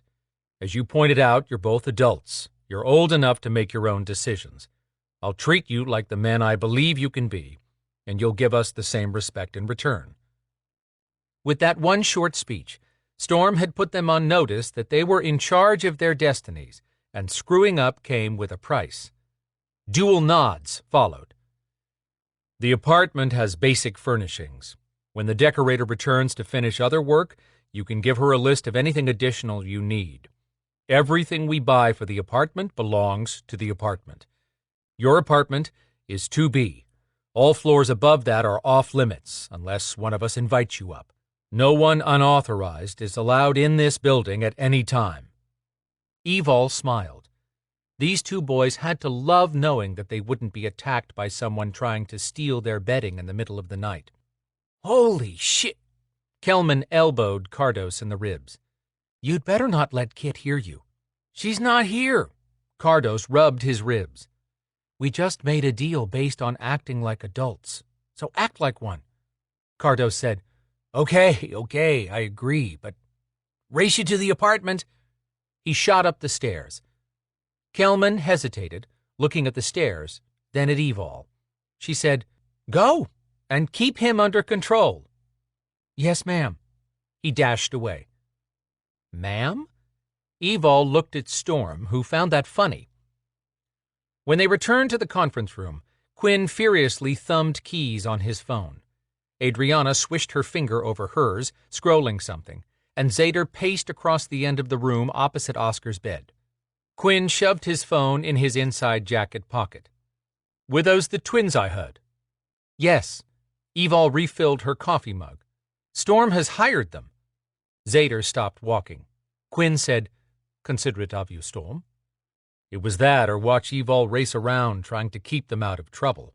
This way they'll have something to do in exchange for room and board. A fine arrangement. Quinn sat down, paused, then shot right back up. Are they staying on the same floor as Lana? Yes. No. Evol could not deal with one more drama. Quinn, she's an adult and... Doesn't matter. She's not safe. Adrianna stopped scrolling and spoke with impatience that hadn't abated. Is this the Lana who saved the boys and others when she used her magic to fight fart trolls? Wait, no.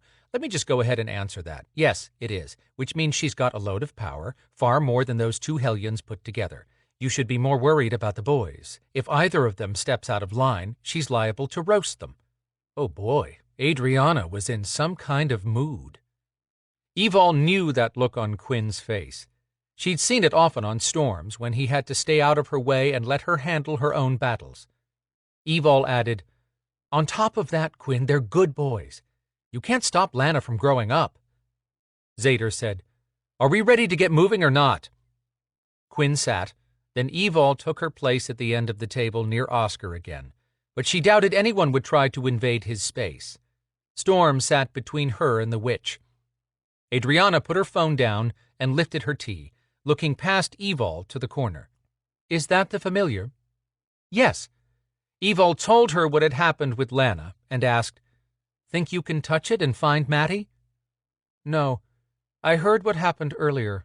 Sounds like he is not fond of men, and he's already given me the evil eye, which leaves you as sole caretaker. Zader still hadn't stopped moving. He stood at the end. We need to clue Adrianna in. I'll let Evol do it. Good thing. He needed to sit before he crashed. Evol stood, pointed at a seat, and told Zader, Sit. I have the floor. He didn't want to, but he pulled the chair out and plopped down. We have a couple of situations, Evol began. She outlined the missing witches, then went on to explain Ciertas and what was happening in Treor. To sum it up, Zader has been banished from the realm. Maka expects me to walk away from my life, regardless of my being mated. In fact, she's made it clear I don't have her approval, and gaining it no longer matters to me. We've made our decision to go after the dragon throne, but we need help.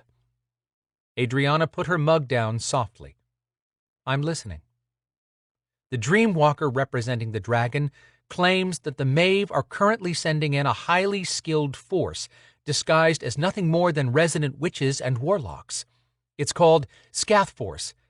He says the former queen, Flavin, was nothing compared to Queen Maeve, which is a scary thought since Flavin came close to gaining Traor Island. If she had, there would be no Belador force to protect this world. With his elbows propped on the table, Zader had been using one hand to support his head. He lifted his head and began filling in more details. I'm starting to think there's a lot we haven't been told by Maka. Either way, that's a different issue. I don't want anyone involved besides me, but these hardheads refuse to stay out of it. I don't want to ask you to get involved and put you in danger if we end up surrounded by an army of warlocks and witches. Adrianna's half-smile finally showed up. She evidently found that amusing. Zader paused at her reaction, then continued. However, based on what Evald told me, Queen Maeve might be the only real threat to you, and we won't leave until Quinn has Queen Maeve and Cathbad in a tribunal meeting. The truth is that we need your help for several things, but you need to know the stakes up front, and now is the time to say no if you don't want to be involved. Adrianna considered her tea for a long, silent moment.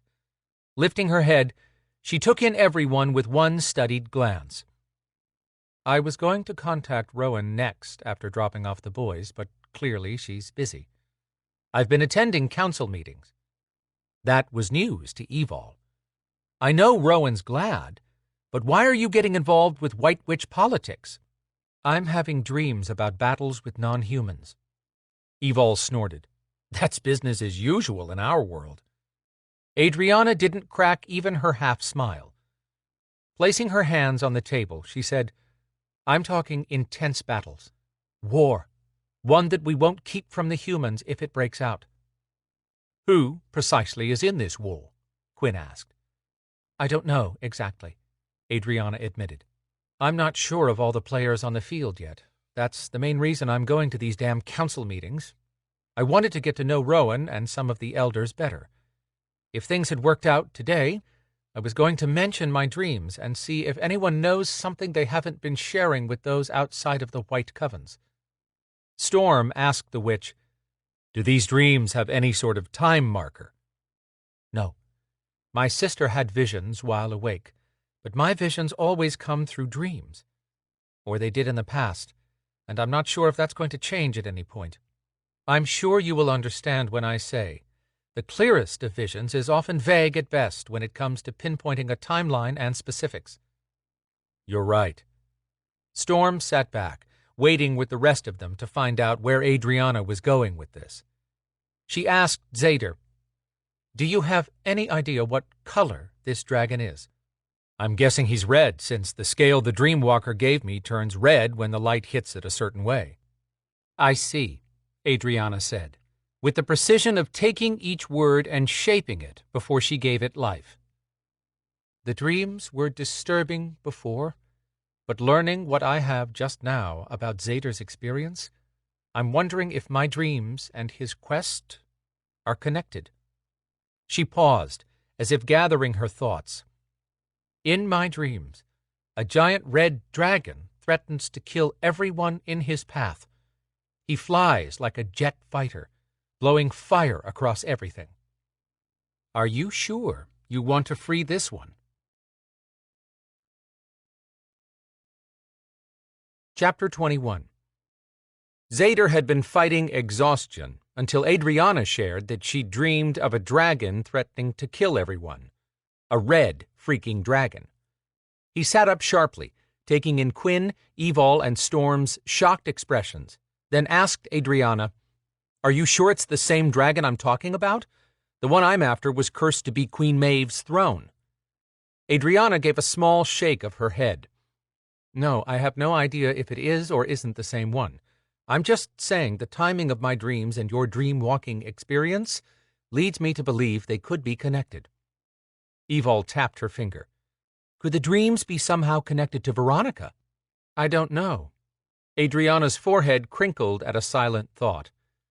The only way I could say for sure is by being in the same room with her. That might help me determine who the dragon is or belongs to, because after I took possession of Witchlock, I lifted a thought from Veronica about her wanting a dragon from Tower Maeve. I told them, Evol said, but you never figured out exactly what Veronica thought to do with the dragon. No. Cocking her head at Zader, Adriana asked, You'll need cloaking, correct? Zader answered, Yes. What else? We either have to break the curse on the dragon to free his form there, or bring him back and do it here. Evol believes you're our best chance at breaking it. She stared at the table for a moment, then said, Depending on where he was cursed, and how he was cursed, you may kill him if you try to teleport him across realms as a throne. She had more to say, but was not in a rush. I may or may not be able to break his curse. I would say absolutely not if I didn't have Witchlock, but since I do, and it's very old, there's a chance. It depends on what the dragon recalls about the curse placed upon him. Zader pushed up to pace again. The longer he sat, the more his body felt like it was turning to lead and wanted to lie down. I think he'll know the curse word for word, based on what the Dreamwalker said about the dragon being the only one who knew the exact Noire spell used on Brina. Evol interjected. I know this screws us, but knowing what we do about our enemy, Queen Maeve would love to get her hands on Witchlock, which we can't allow to happen. True, Zader agreed, then eyed the witch. You really shouldn't go with us. I can't stop Storm because Evol's determined to do this. Maybe you can tell Storm how to break it. Adriana shifted her attention to Storm, her silence questioning his thoughts on Zader's suggestion. Storm snorted, I've got witch blood in me, but compared to Adriana, it's a drop in the ocean. I'm a more powerful demon than I am a witch. Evol made a noise of irritation. Storm covered her hand. They all know it's true, sweetheart. Drawing herself up, Adriana said, Thank you, Storm, for not making me toot my own horn. But you're right. She shifted her attention to the others. I'm not sure I can break the curse, but we have no other witches with my power now, and, in particular, none with a dark witch pedigree. Zader admired the way Adriana stated facts without stroking her own ego. She was simply putting all the information on the table. The witch glanced around the room, taking in all four faces. Here's my proposal. I will help you. You say you have a plan to pull Queen Maeve and Cathbad from their tower while we go in, correct? Yes, we do, Quinn confirmed. But why make yourself a target for the Maeve? Are you questioning if she's sincere, Quinn? Evol said with a slap of censure. No. I understand the motivation for everyone else in this room. I want to know hers. That's fine, Evol. Adriana smothered a chuckle that held no mirth. It's not a matter of if, but when Maeve comes hunting for me. I'm a threat to her power. I have no desire to hide in a hole for the rest of my life. I'll look for your support in return when I have to go up against her. I've been the target of every dark coven in existence from the moment I was born. That's why my sister was sacrificed. If they'd realized that we had nearly the same level of power, they'd have traded me just as quickly. If freeing that dragon will aid the Beladors, then it's in my best interest to join with you. You may not agree, but I believe Viper is showing signs of imploding. Sen has never been dedicated to the Coalition. He doesn't care if any of us survive. She asked Evol, Has the Tribunal voted on the Alterant Griffin right to be a free race? No. If they haven't yet, I doubt that they will. Adriana had started this thread of conversation and continued. I've heard rumblings about the tribunals becoming more difficult to organize. If there's a power play, I don't see those deities sticking together. If they do, it won't be in our best interests. They can barely manage to pass judgment lately without attacking each other. Quinn washed a hand over his face.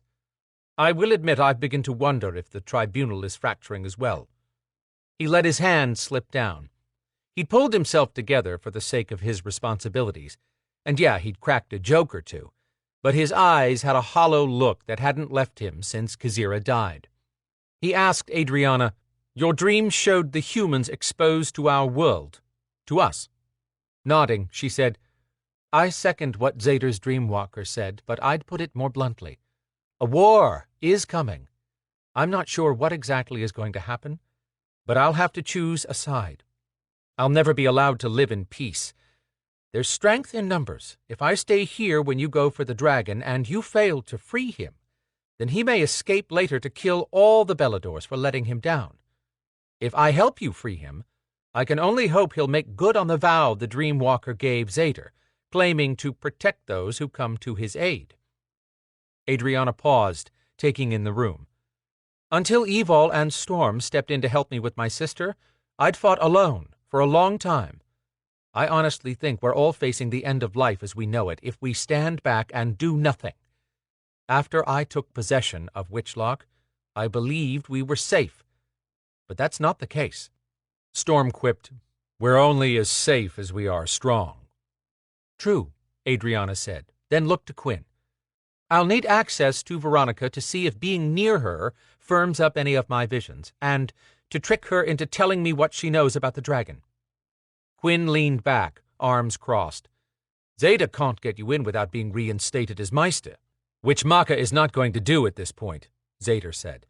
In fact, I have concerns about how long she'll allow Quinn to continue because of his association with me. Especially when I don't deliver Evol so that Sen can ship her to Maka, Quinn added. That's not happening, Storm muttered. Understood. Quinn's grin turned a shade darker. I can escort Adriana to Veronica's cell. I'll tell Viper that she is consulting with us about contacts we believe Veronica left in place to attack the Maeve. Sen's on their side these days. He cut his eyes at Storm.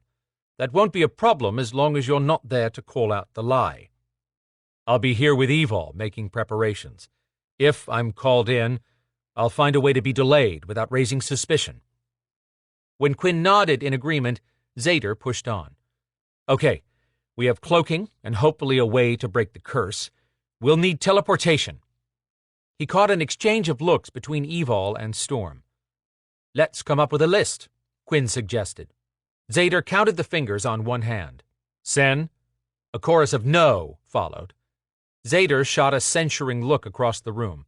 I know that. I'm just naming everyone I know who teleports. Then he said, Deke? Evol said, No, I owe him a favor as it is, and he can't be trusted with sensitive information. Storm sat forward, and Zader saw Evol give him a let's discuss this later glance as she continued talking. If we get lucky, we'll get in and out without Queen Maeve knowing who stole her dragon. Zader nodded. Now for teleporting. Didn't you say you had someone, Evol? Evol fidgeted. Yes. Who? When she hesitated, Zader pressed. Is it someone hostile? No, but this person's identity needs to be protected. Zader was not splitting hairs at this point. Done. What have you got? Tristan might be able to teleport a group. Disbelief pinched Quinn's face. He can teleport from this realm to another one? Yes, he linked with others and it boosted his power. What makes you think he can teleport an entire group, even if we can get him out of Traor? Zader asked. Because Tristan already has, and he's here now. I saw him earlier this morning. Maka would go ballistic the minute she found out. But that was nothing compared to how she'd react to Belador's breaking into Tower Maeve to commit theft. This was not the time to nitpick or vacillate. Zader said, Let's do this. Adriana stood. I'm ready to go to Veronica when you are, Quinn. Quinn carried his mug to the sidebar and asked, Do we have a tentative time for this mission to go wheels up? Zader considered that and what everyone had to do. The power of the scale to hold Brina's memories lasts only 24 hours. After that, she may have no way to recall anything, if the Dreamwalker is right about the timeline and the Noire finishes what it started. The scale will be of no use by 10 tonight. I'd like to go there, get the dragon, and return by 9 at the latest. The insertion team will meet back here at 6. Quinn said, If you want to leave by then, I'll need to start now to put things in motion for a tribunal meeting with Queen Maeve and Cathbad. We'll coordinate the timing. I'll have Adriana returned here in time, even if I have to call in a driver to transport her. That works, Zader acknowledged. Storm called out, "Quinn, give me a minute to check on something upstairs, and I'll clear the alarm for the garage door." "Will do." Evol flashed Storm a quick smile. "Want to be my driver?" "Where to?" "Pick up Tristan. I had to give him a ride this morning." "I assume that's why I smelled him in the truck." She kissed his cheek. "Thanks for not yelling about that." Storm said nothing, just taking in a deep breath and letting it out. "Let's pick him up. It'll give me a chance to make sure he understands the ground rules going in." "We need him, Storm." "And he needs both of his legs. There should be no problem reaching an agreement." Evol rolled her eyes. Clearly ignoring her mate's overprotectiveness, she told Zader, "Storm has this building warded, so everyone staying here is safe. But since you really can't do anything right now, would you hang around and keep an eye on the place?" "Sure. But what are you going to do with that critter?" Zader nodded toward Oscar. Storm said, "We have a place for him." Evol didn't look as confident, but she pretended to know what Storm meant and told Zader, "You really need some rest, Z." "I'll use this downtime to rest."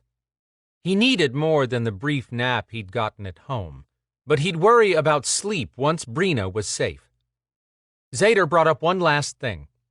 "We can link with Tristan, but he'll have to teleport 2 non-Beladors one way and 3 coming back." "Oh, I hadn't thought about that. Let me talk to Tristan."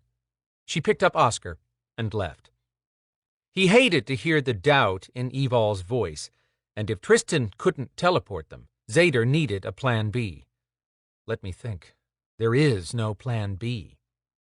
Once Evol wrote Deke off as a security risk, even that avenue was off the table. Zader jerked awake when Evol and Storm walked right back into the room. He glanced at the giant clock on the far wall. Actually, they hadn't come right back. He'd lost 10 minutes to nodding off. "You want to stretch out in one of the apartments, see?" She walked over to stand next to him. "You have to sleep. We can't do this without you at 100%. "I'm good down here." If he let his body fall into something soft, he might not be able to force it back into motion again. "What did you do with the beast?" "His name is Oscar," Evol chided. "Storm had the idea to put him in with Phoenix, which I thought was nuts, but it seems to work. Storm made a shielding spell that allows Oscar to stay in one corner of Phoenix's playroom. My little gargoyle flew over, took a look, and went back to what he was doing." Adriana shouted from the garage, "While I'm still young, Evol." Crabby witch. Evol and Storm hurried out. Zader dropped his head back against the chair, feeling every minute of stress he'd been enduring for months. He considered their plan, and Evol was right. There was nothing he could do but wait, and damn, he hated to sit still. He shoved his feet up on the next chair, then swiped his finger in the general direction of the light switch. The room fell dark. He dropped off into sleep and slid deeper with each slow breath.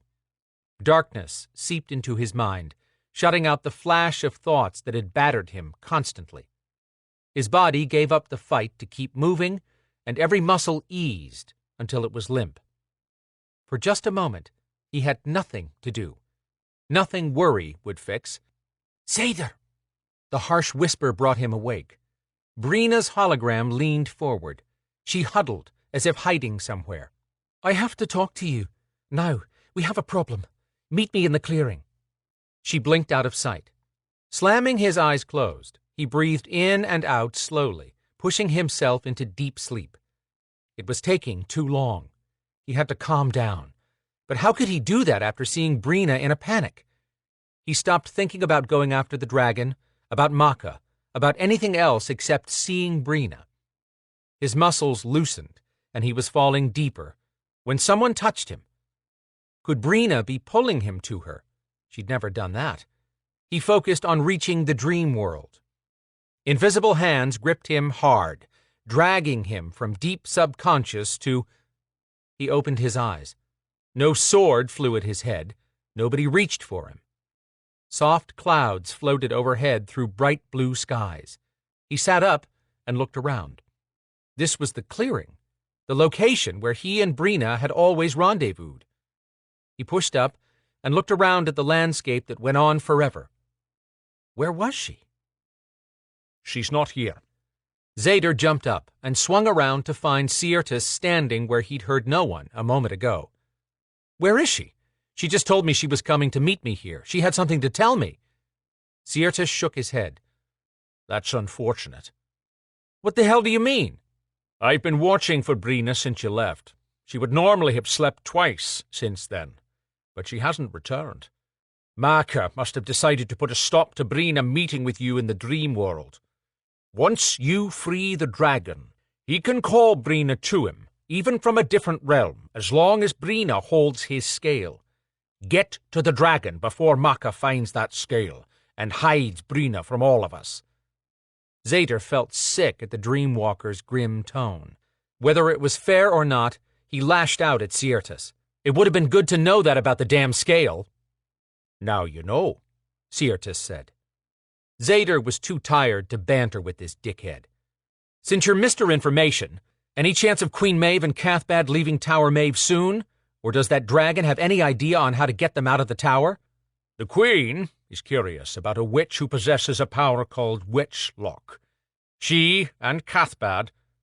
Siertis was yanked back a step. Then his body literally looked as if it were being pulled, like taffy. He squeezed out, I have to go. He vanished as the last word reached Zader's ears. Chapter 22. Grendel dismissed his Tikbalang. It could once again turn invisible, now that Grendel had repaired its injuries. The hairy gray beast plodded out the side door of the empty building Grendel had warded to use as his temporary headquarters. Making those two creatures had drained too much of his powers. That blasted skinwalker and his alternate mate almost destroyed this Tikbalang, but the stupid beast should not have allowed himself to be detected. Grendel walked through the musty corridor and down the stairs to the basement level. Queen Maeve and Cathbad underestimated him. The arrogant queen had sent her people to search for Lana, but she'd also sent a team out to hunt for him. Did she think he hadn't considered that possibility? Didn't she realize he'd developed a network of snitches during the months he'd spent in this miserable country? He missed the tranquility of Transylvania. Yes, he had to keep an eye on that pair in Tower Maeve. The Scath force would capture Lana, and then Queen Maeve would try to keep the girl. She'd also try to capture him, but she would fail at both. He stepped off the stairs into the musty basement, where 5 witches were tied to elevated tables he'd had built just for them. Not all witches, one civilian. Those 4 white witches had been so secure in their power, until someone unexpected showed up. Much like how Queen Maeve and Cathbad would soon lose their arrogance when they realized they could not outmaneuver Grendel. His servant stood against the wall on his right, where she had a clear view to guard all 5 tables. He called out, "Leishan?" She turned to him. "Yes, master." No emotion tainted the eyes outlined in thick kohl, so stark in her simple face. Russet-colored skin shone along her bare arms, showing off the carved definition these American bodybuilders wished to achieve. Grendel considered Leishan's musculature one of his finest masterpieces. He took full credit. After all, she'd been only a witch before he'd recreated her. Lambskin crisscrossed her breasts. She wore shorts of the same soft skin. Silky lavender hair, cut even with her chin, swished on one side of her otherwise bald head. Her dark purple lips parted when she addressed him. "Master." Someone on the far end of the room groaned. Leishan's head swiveled toward the sound. She walked over and lifted a 2-inch purple fingernail that was tipped in pure gold and filed to a point. She pierced the captive in the side of her neck. The witch arched up, keening and shaking, then fell to the table. Once the prisoner was silent again, Leishan turned back to Grendel. She never annoyed him with endless questions, always waiting for instruction. She didn't complain about cold or discomfort. He'd stripped away the desire for anything but pleasing him. "Very good," Grendel said. You may rest." She dipped her head in acceptance of his glowing praise. Then she went to the corner and crouched. He didn't understand why others with his power criticized his creations. Of course, they did so only once, then he'd send Leishan after them. Stepping over to the second table, he smiled down at Mattie. "Wake up. It's time for your next treatment." She blinked, her wrinkled eyelids slow to open. When they did, she struggled to focus. "What is—" Grendel slapped her papery cheek. Her head snapped sideways hard from the hit. She licked her lips where blood trickled. Once she appeared cognizant, he reverted to speaking in the calm voice he used to manage the mentally challenged. "Pay attention, Mattie." The witch's rheumy eyes sharpened. "What do you want, you son of a whore? Let's not pull my dear mother into this. She died in that whorehouse, after all." Mattie blinked, and her eyes flared slightly, either at his lack of reaction or his admission. She licked her cracked lips again. "Who are you? What do you want?" "That is more like it. My name is of no consequence for someone in your position. I wish to have a conversation. It will save time if you know what is expected of you." "I won't help your kind." "You only think you won't. I require a constant source of energy to keep my power level high and to maintain a healthy body." Her eyebrows climbed toward her frizzy gray hair at that. "You've met Leishan?" "The one that looks like a demon left out too long in the sun? Yes, I met her. Whatever." Leishan could hear everything from her position in the corner, but showed no reaction to the insult. Grendel smiled again at her metamorphosis. Leishan had been a powerful witch. She'd proven a solid energy source as he'd transformed her, but now he required a more powerful subject to work on. He'd had a perfect power source until that miserable child had destroyed a section of his castle and escaped. Lana would not get a second chance. Returning to Mattie, Grendel stroked her gray hair. She pulled away as far as her arm restraints would allow. "Power must be given willingly, Mattie. I want a willing participant, someone worthy of the metamorphosis that takes place. I can take the power, but that often drains me and influences the transfer." "You're out of your mind. I won't give you anything, even if it means I never leave here alive. I've lived my life in the light and will not support the dark side in any way." He continued petting her, speaking as if he hadn't heard a word she'd said. "There is, of course, a ritual involved, and it takes hours for the spell to mature to the point of transfer. Once the host is compliant, I must be physically connected to the host when I draw on the magic and feed on her blood as she receives my power through her. It's a complete cycle. It generally takes 5 sessions for the host, a witch, to completely morph into a version similar to Leishan." Mattie's mouth fell open.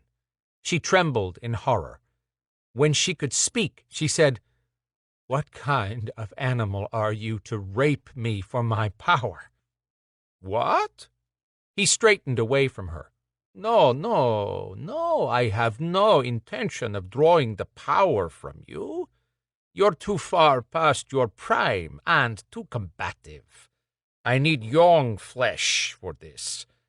I had an alternate plan for locating the one I prefer, but someone is interfering. I'll need your help calling the other young woman to me." "I won't do it." "I believe you will." "Call in some innocent girl to be raped and turned into something like that monster you call Leishan? Go ahead and kill me. Won't happen." "I've already given a succulent young thing of 26, who hides her witch blood, a workout. While she put up a rigorous fight that entertained me to no end, She isn't as powerful as my first choice, or as you. You'll understand why I found that odd when you look to your left." Finally, Maddie's vulnerability rose to the surface. She turned her head slowly. He mentally counted down. 3, 2, 1. "No!" she screamed. "No, no, no!" Her wails turned into sobs as she stared at the bloody fingers of the naked woman stretched out on the next table. That half-alive woman stared back at Maddie with empty eyes, her face a mottle of bruises. But not so many splotches of blue-green that Maddie wouldn't recognize the only grandchild to inherit her gift. "I'll take your reaction to mean you will wholeheartedly help me locate Lana Brasco." He'd probably have to repeat himself later, once Maddie became coherent again. This had turned out far better than he'd originally planned when he'd captured her to trade with the Maeve. Her granddaughter did possess an exceptional amount of energy, but Lana was superb. Comparing this young woman to Lana was like holding up a candle to outshine the sun. Chapter 23.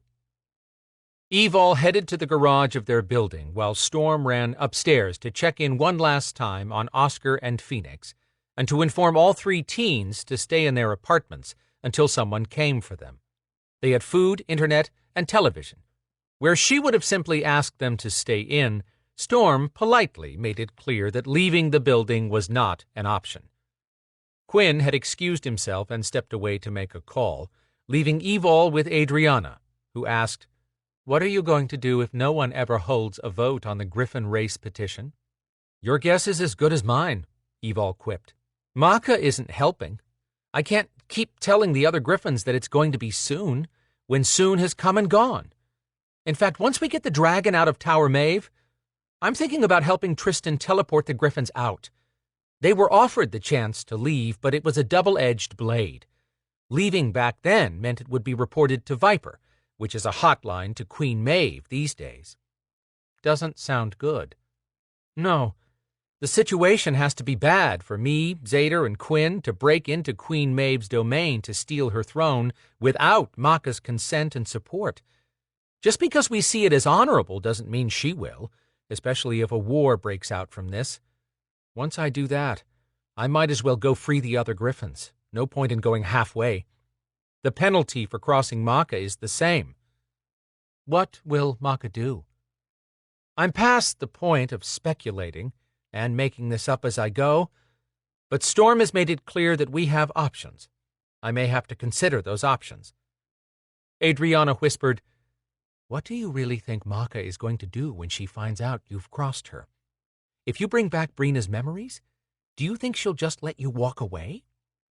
"No, but she needs Traor, and she needs the Beladors to follow her. The way I understand it, gods and goddesses grow in power the more followers they have who believe in them. In her right mind, Brina will stand behind Zader, and Maka cannot harm Brina because Brina is the power behind the Beladors. If she destroys the Beladors, she says goodbye to her support group. We have the largest force of warriors in the world, which means she currently has the largest base of support. Zader would risk all for Brina, but he'd never put the entire Belador clan at risk for personal gain. The thing is that Zader's goal will also end up supporting Maka's power base because, apparently, the dragon demands that Brina be saved. That dragon seems to know a lot about Maka and Queen Maeve. I can't fence sit. I'm going to believe in Zader." Adrianna ran a hand over her hair and down her ponytail. "With the dreams I've been having, either this dragon is going to lead all of you to victory, which keeps my world safe too, or we're all going to be fighting one hell of a threat. I could feel his power in my dreams. It shook me. Even with my possessing Witchlock, the idea of his turning that on me was terrifying. If war did break out in the supernatural world, where do you think Sen would stand?" Adrianna lifted a shoulder. "No clue. Viper isn't going to be able to control the situation, and you know as well as I do that the deities are going to cover their own asses. At that point, all humans would be at risk. That sent Evol's next thought to Isaac. He'd be in the middle of it all. The Knight Armory designed weapons specifically to take down preternaturals. Quinn finished his call and headed for his car, parked in the last position in a garage fit for 10 vehicles, plus one GSXR motorcycle. Evol had a hint of tease in her voice when she asked Adriana, "Speaking of favorite humans, how's Isaac?"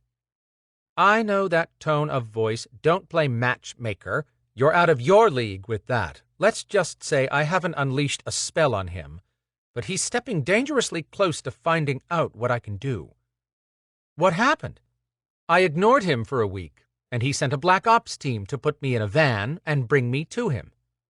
Evol started chuckling. Adriana didn't look impressed by Isaac's dating techniques. Yup, Evol had been there, done that, gotten an Italian dinner out of the deal. "How'd it go?" Adriana managed a sly smile. "I turned the wheels on his van into stone. He's probably still chiseling those off." "Why couldn't I have done something like that?" "I would have liked to see that." "It was funny, but I wish he had to do the chiseling instead of his men." Quinn called to Adriana, who nodded and started his way. Evol fell into step with her. "Wait until you meet Kit." "Not happening. Isaac and I do not mesh." From where Evol stood, those two seemed perfect. Adriana had the kind of experience, and the witch juice, a woman needed for dealing with a hard-headed alpha. While Isaac did respect the word no, he was stubborn once he set his sights on a target. Right now, he had his romantic crosshairs set on one deadly little witch.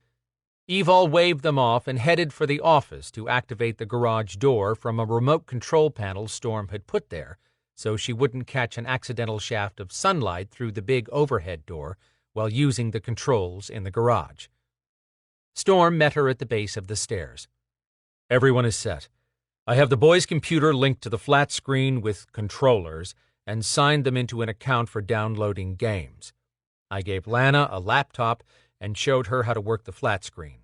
In a little while, she's going to bring Phoenix to her room to keep him entertained. There's food in both apartments. Oscar is snoozing, and I told Phoenix you had a surprise for him when we get back." "Hold it." Evol held up her hands.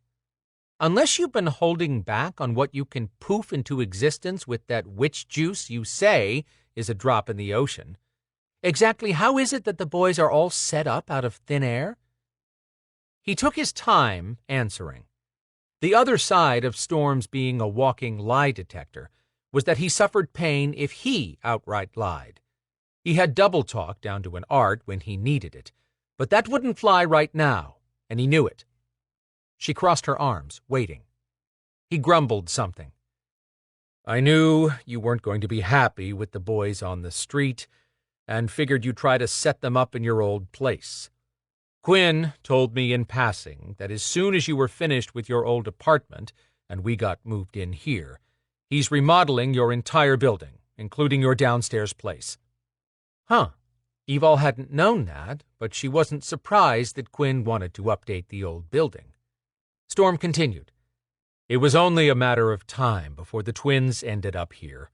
Planning for it saved all of us headaches and simplified it for the boys. I didn't know Lana would be here, but she's welcome for as long as she wants to stay." "Quinn will take care of her rent." "He's already offered, and the answer is no. Where else can we get an occasional babysitter for Phoenix who'd love him as much as Lana does? That's priceless. I have all the apartments stocked with basics in the cabinets and refrigerators. Those three will be happy with pizzas and cold drinks." Storm hadn't discussed any of that with her in advance, but she was honest enough with herself to admit that she would have argued about his going to the trouble and expense. Instead, she gave him what he deserved. "Thank you, but I don't want you to take on everyone else's burdens." "I'm not. Having your friends be okay makes you okay, and that makes me okay. Anything that matters to you is not a burden." Every day she got a little better about accepting the life she hoped to live with him. "Should we do something else with Oscar if Lana is going in there?" "No. She won't go near him, and he can't escape where I have him."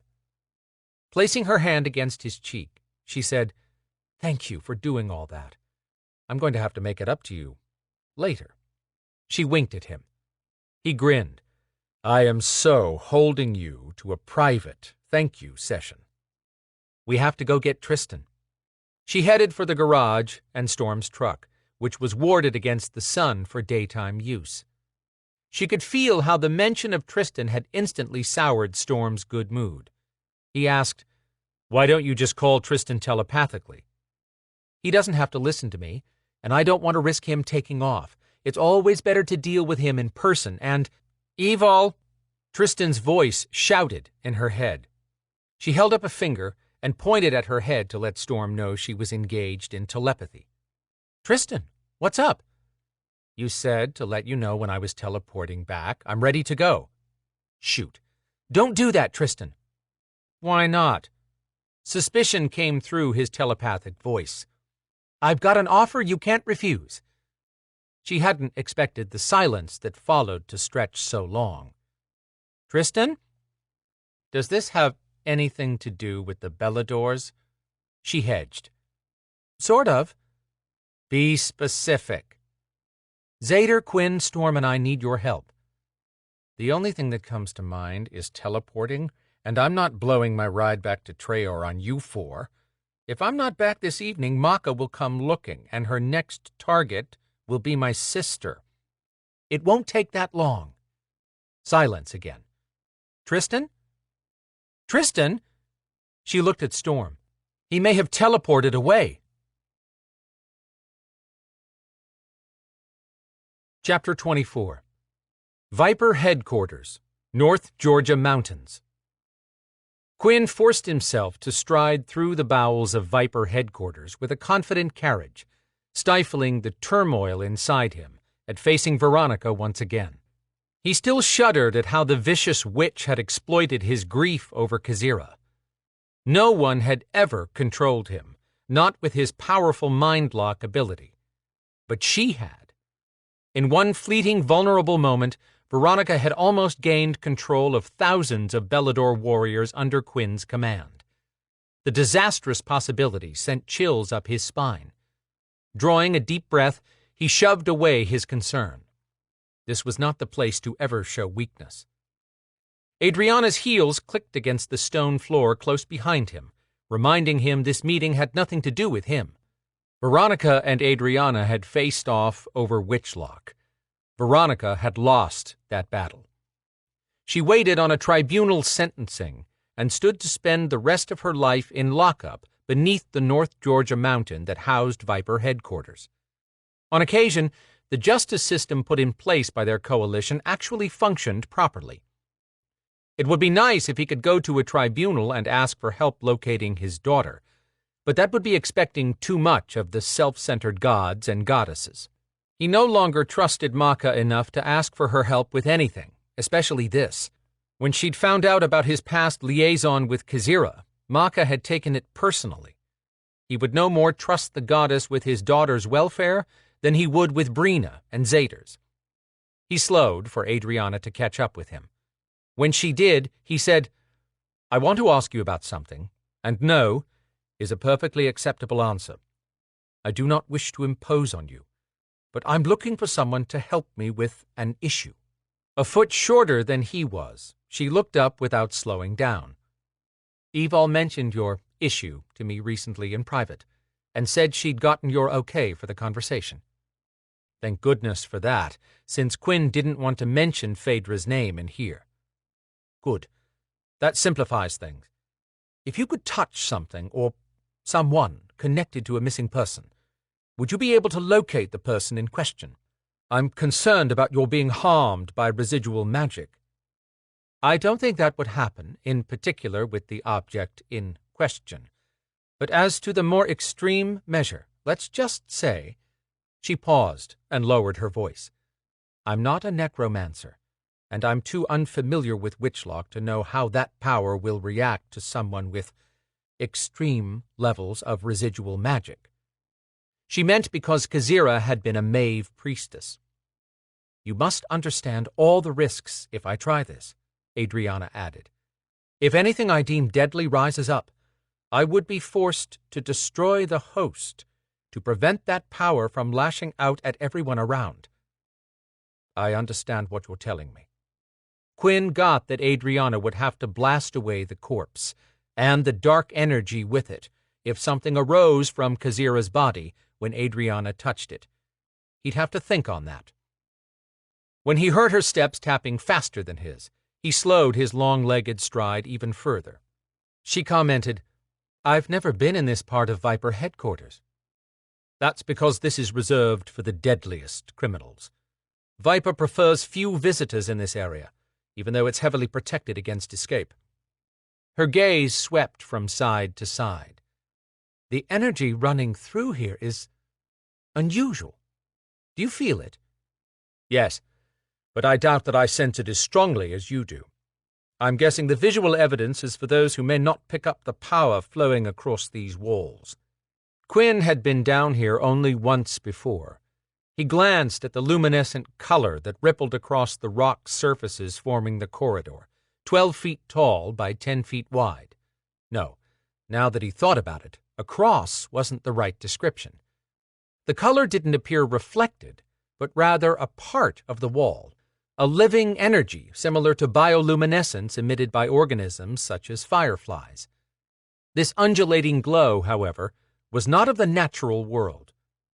Adrianna commented, I assume this is some kind of security put in place by Sen, correct? Yes, Quinn explained. As I understand it, only one guard is required in this area. He or she has but to touch the wall for a second and shout of a prison break, which Sen will then hear. At that point, Sen activates the energy along these walls to prevent an escape. Prevent or disintegrate the escapee? Good question. I'd put my money on disintegrate. Sen allowed no magic or power except his to be used inside headquarters. It took a full minute to traverse the tunnel. At the end, a floor-to-ceiling gate formed of silver crossbars prevented access past this point without authorization. The minute the Belador guard realized Quinn approached, he straightened his stance and drew his shoulders back. That pulled his collared shirt tight over the bulky upper body. Warm brown eyes peeked respectfully from the guard's pale face, and freckles dotted his nose, softening his lethal look. But that appearance would deceive only those unfamiliar with him. I didn't know you were down here, Lionel, Quinn said, greeting the 28-year-old warrior. Turning to include Adrianna, Quinn said, Adrianna, this is Lionel McAfee, one of our Belador warriors who normally runs surveillance along the Chattahoochee River. In explanation, Quinn added, Viper sets up a rotation so that most of the field operatives spend 1, perhaps 2 days at most down here each year. Adrianna asked, Why not assign one group to guard this area? Wouldn't that be more efficient and allow them to become familiar with protocol? Lionel answered, That's actually the reason we each take a turn. If no one is here more than once or twice a year, there's less chance a guard will become vulnerable to an inmate's influence. Ah, that makes sense. It had been a while since Quinn had spoken with Lionel. The Belador's voice was a little deeper than Quinn remembered, and the fuzzy carrot top he'd last seen on this man was now buzz-cut to a manageable 1/4-inch length. Ready to get this dog and pony show moving, Quinn said, We're on a tight timeline. I'm taking Adrianna to speak with Veronica. Did Sen inform you? Yes, Meister. He alerted me just 10 minutes ago.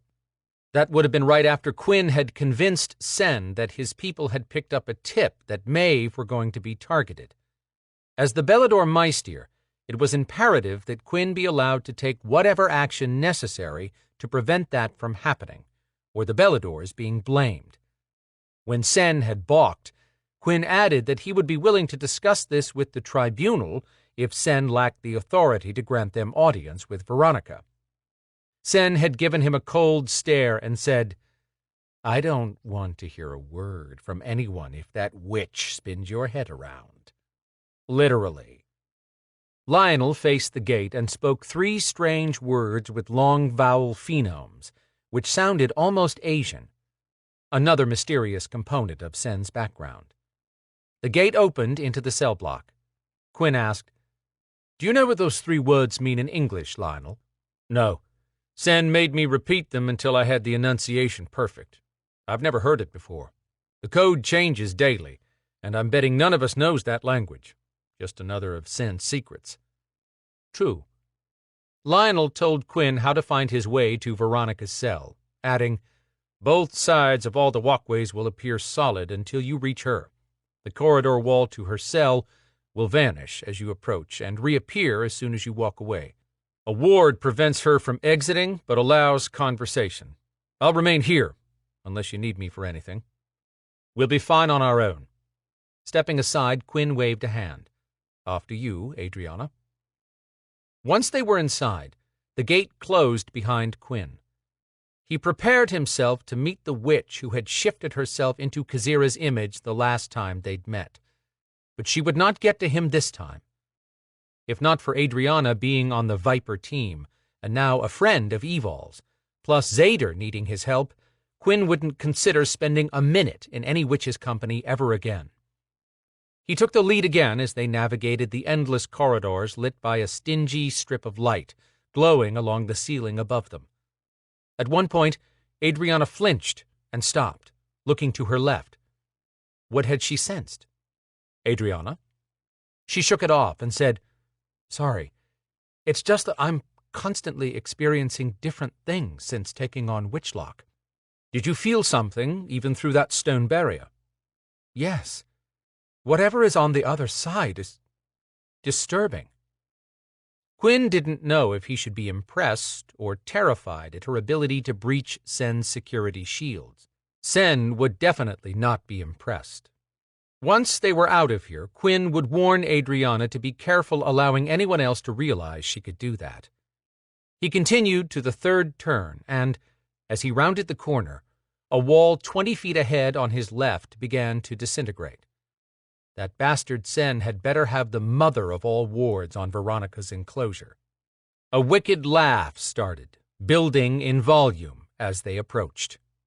Quinn slowed, then picked a spot in the center of the viewing area. He didn't know what he'd expected, but not this.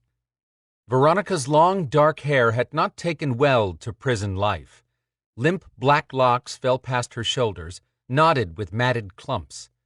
Her hands and feet were encased in stone gloves and shoes, all 4 limbs shackled to the wall behind her with 15 feet of chain. A sink and commode had been tucked into the corner. Her red robe hung on her, tattered and dirty, much like the skin clinging to her emaciated body. The only part that had changed not one bit was the cruel gaze. She sat on the ground, hunched and broken. Adrianna's lips quirked. Quinn had no sympathy for this woman, but neither did he find the situation humorous. Evidently, Adrianna did. "How sad, Veronica," she said, sounding anything but sympathetic. The wretched prisoner grunted. "What do you want?" "I had hoped to offer you a chance to gain some relief while here, but clearly all you need is a bath. If Sen is alerted to your poor hygiene, he'll bathe you himself. I doubt you'll enjoy that, but maybe he's more fun than he appears." Quinn wanted to caution Adrianna to curtail the taunting, but she'd asked to do the talking once they faced Veronica. Veronica scowled and rose to her feet without even struggling. The chains fell away. A red cloud whirled around her. Then the pristine robe returned. Her skin no longer sagged.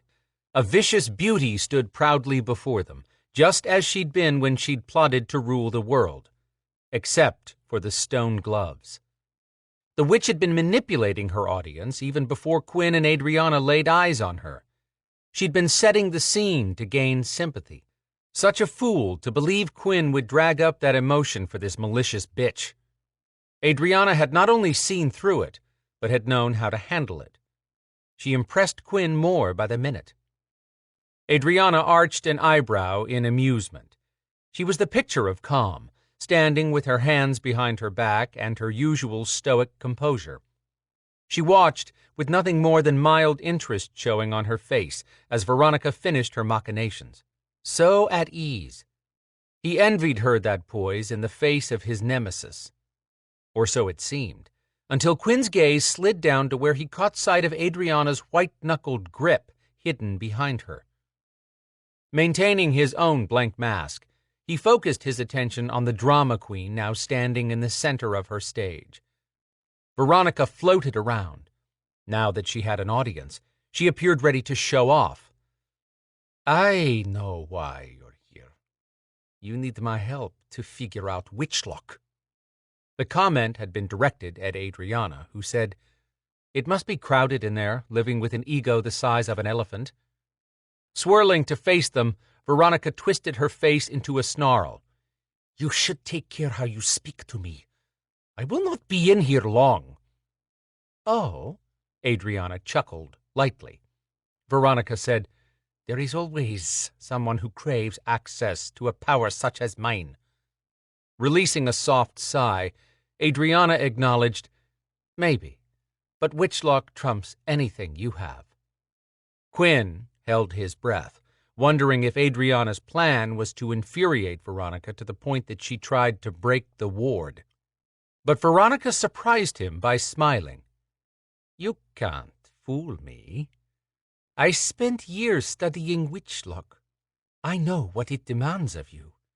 I was ready to accept it and willing to bind myself to it.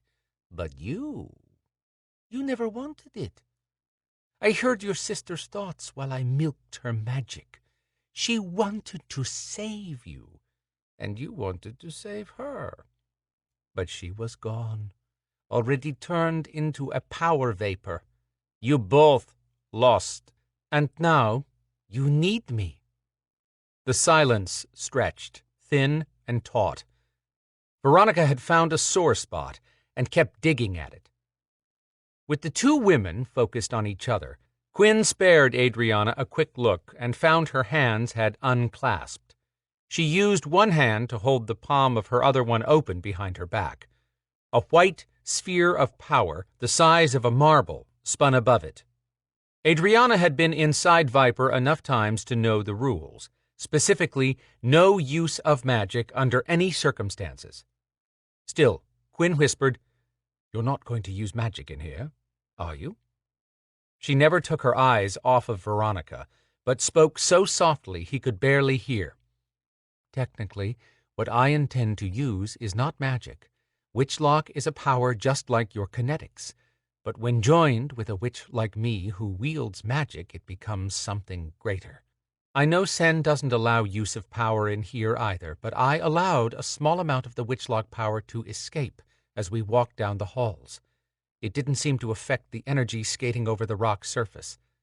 That makes me think Witchlock might be older than Sen, which wouldn't surprise me. If this goes as I plan, Sen will either not be alerted, or I'll simply blame Veronica if he shows up and claims his rules were broken." Quinn took in the walls, where energy still rode calmly along the surface. Nothing had changed there yet. What Adriana said made sense, but only when dealing with a reasonable person, a description Quinn would never assign to Sen. If Sen caught her using Witchlock here, power or magic, he still had autonomy to execute both Adriana and Quinn and claim it was within his authority to do so. Adriana addressed Veronica again, sounding bored with the whole conversation. "We'll be out of time soon, so if you'd rather spend every minute pretending the world is your oyster, we have no reason to continue this conversation." For the first time, Veronica's chilling, blue-eyed gaze switched to Quinn. "What is it you want?" "He's only here as my guide. I'm the one with the questions." Veronica held his gaze another 10 seconds before crossing her arms and switching back to Adriana. "Very well. What?" "What do you know about White Witches being captured? Did you contract with anyone to kidnap members of the council?" "What if I did?" Quinn wondered where Adriana was going with this line of questioning. He thought she was here to gain knowledge of the dragon. Adriana lifted a shoulder. If you had any part in the crime, you can plan on sharing more than a bath with Sen. Veronica's smile slipped. I find your humor crude. Be that as it may, I'll inform the tribunal of anything you tell me that aids in our investigation, or anything that hinders us. Dark vapors smoked away from a hissing Veronica. Do you really think you can come in here and threaten me? She shouted. Chuckling, Adrianna said, Remember, I have witch lock, you have nothing. What had happened to the reserved Adrianna who maintained calm control at all times? Who was this braggart who had now taken her place? Quinn could do nothing but support her at this point and hope she really did have a plan. Veronica's hair shot out wide like a dark sunburst, then whipped around her as it fell again.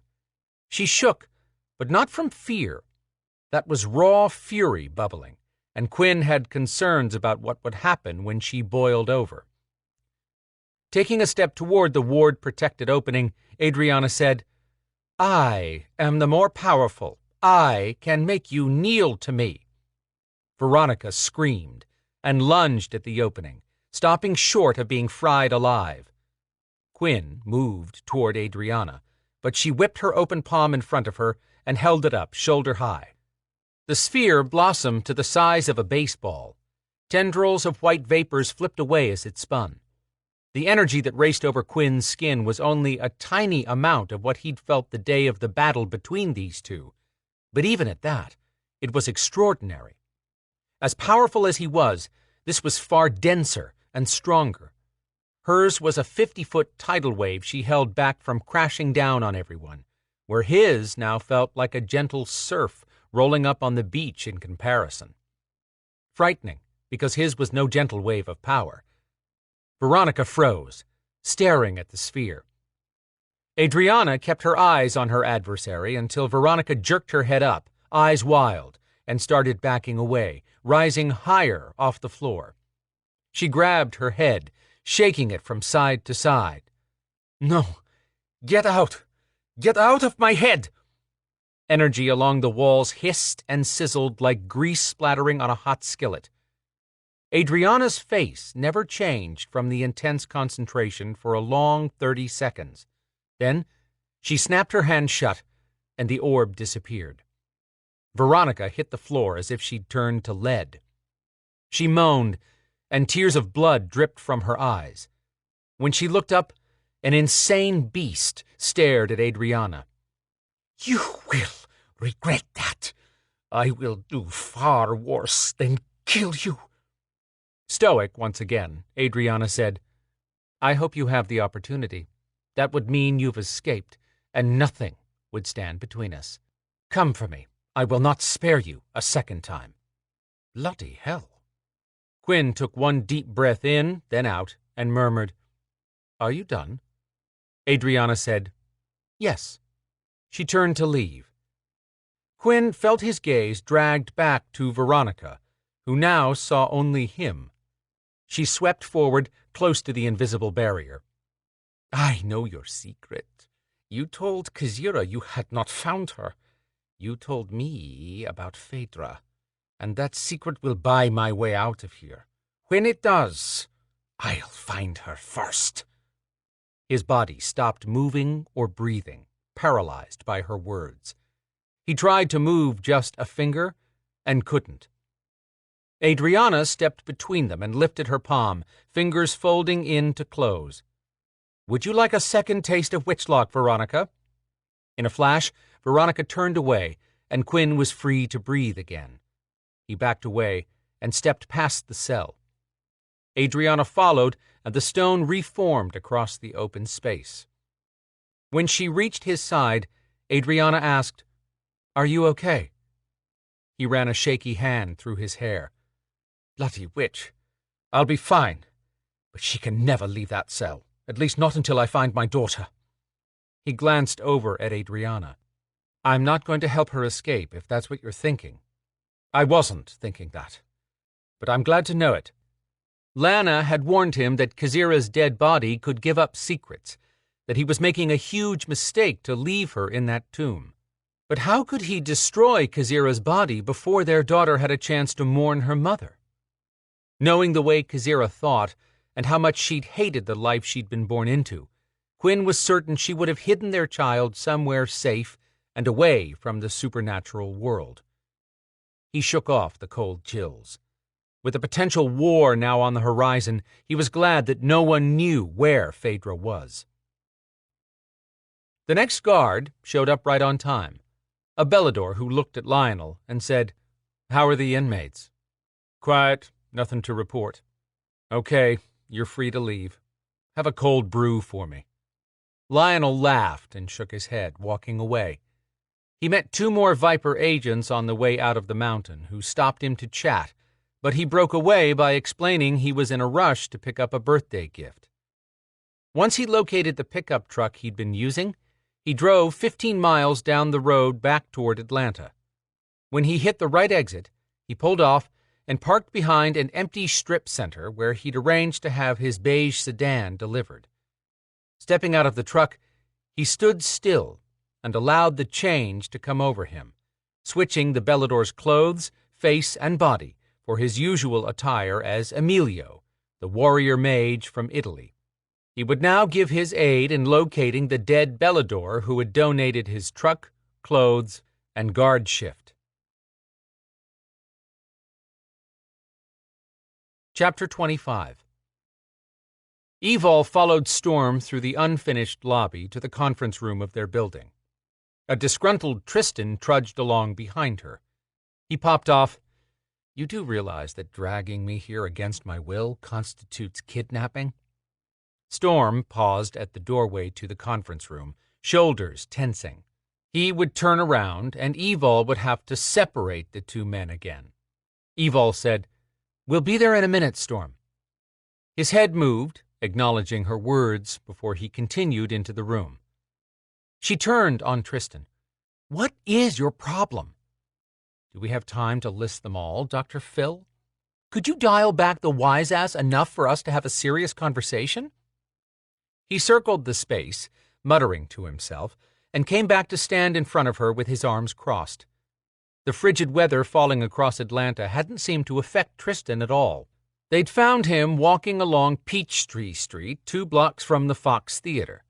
Actually, after a lot of time spent searching the old-fashioned way, since Evol had to stay within the warded truck to avoid exposure to the sun, Storm had finally gotten out and tracked Tristan by scent.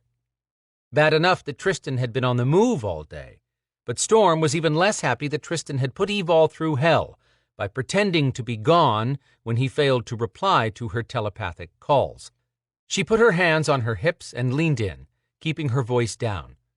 "What's it going to take to get your head out of your ass long enough to hear what's going on?" "I don't care what's going on. Whatever mess you've gotten yourself into isn't my problem. I tried to tell you that before your tomcat got his back up and dumped demon magic on me." A chair in the conference room scraped. She got the message. Storm was letting her know he'd heard Tristan, and that the alterant was dangerously close to getting his mouth permanently shut. "Storm did that to get you into our truck," she shoved back at him. "A reasonable person wouldn't have made that so difficult." Tristan dropped his chin low and chewed each word as it came out. "There is nothing reasonable about any of this." "Damn it, Tristan! Don't you want to get your sister and friends out of Traor? Don't you want all the Griffins out of Traor?" "Is that a trick question?" He sounded wary. "Don't strangle our only option for teleporting." Evol said, "No, it's me trying to get you to listen. I need your help. If you help us, once we're done, I'll link with you to teleport Griffins back here until they're all out." For the first time since she'd forced him into the truck to come here, Tristan quieted, and his face shifted as he considered her words. "Why would you do that?" "The minute Maka realizes what happened, she'll come after both of us." "Yep. If I finally have your attention, I'll tell you what's going on."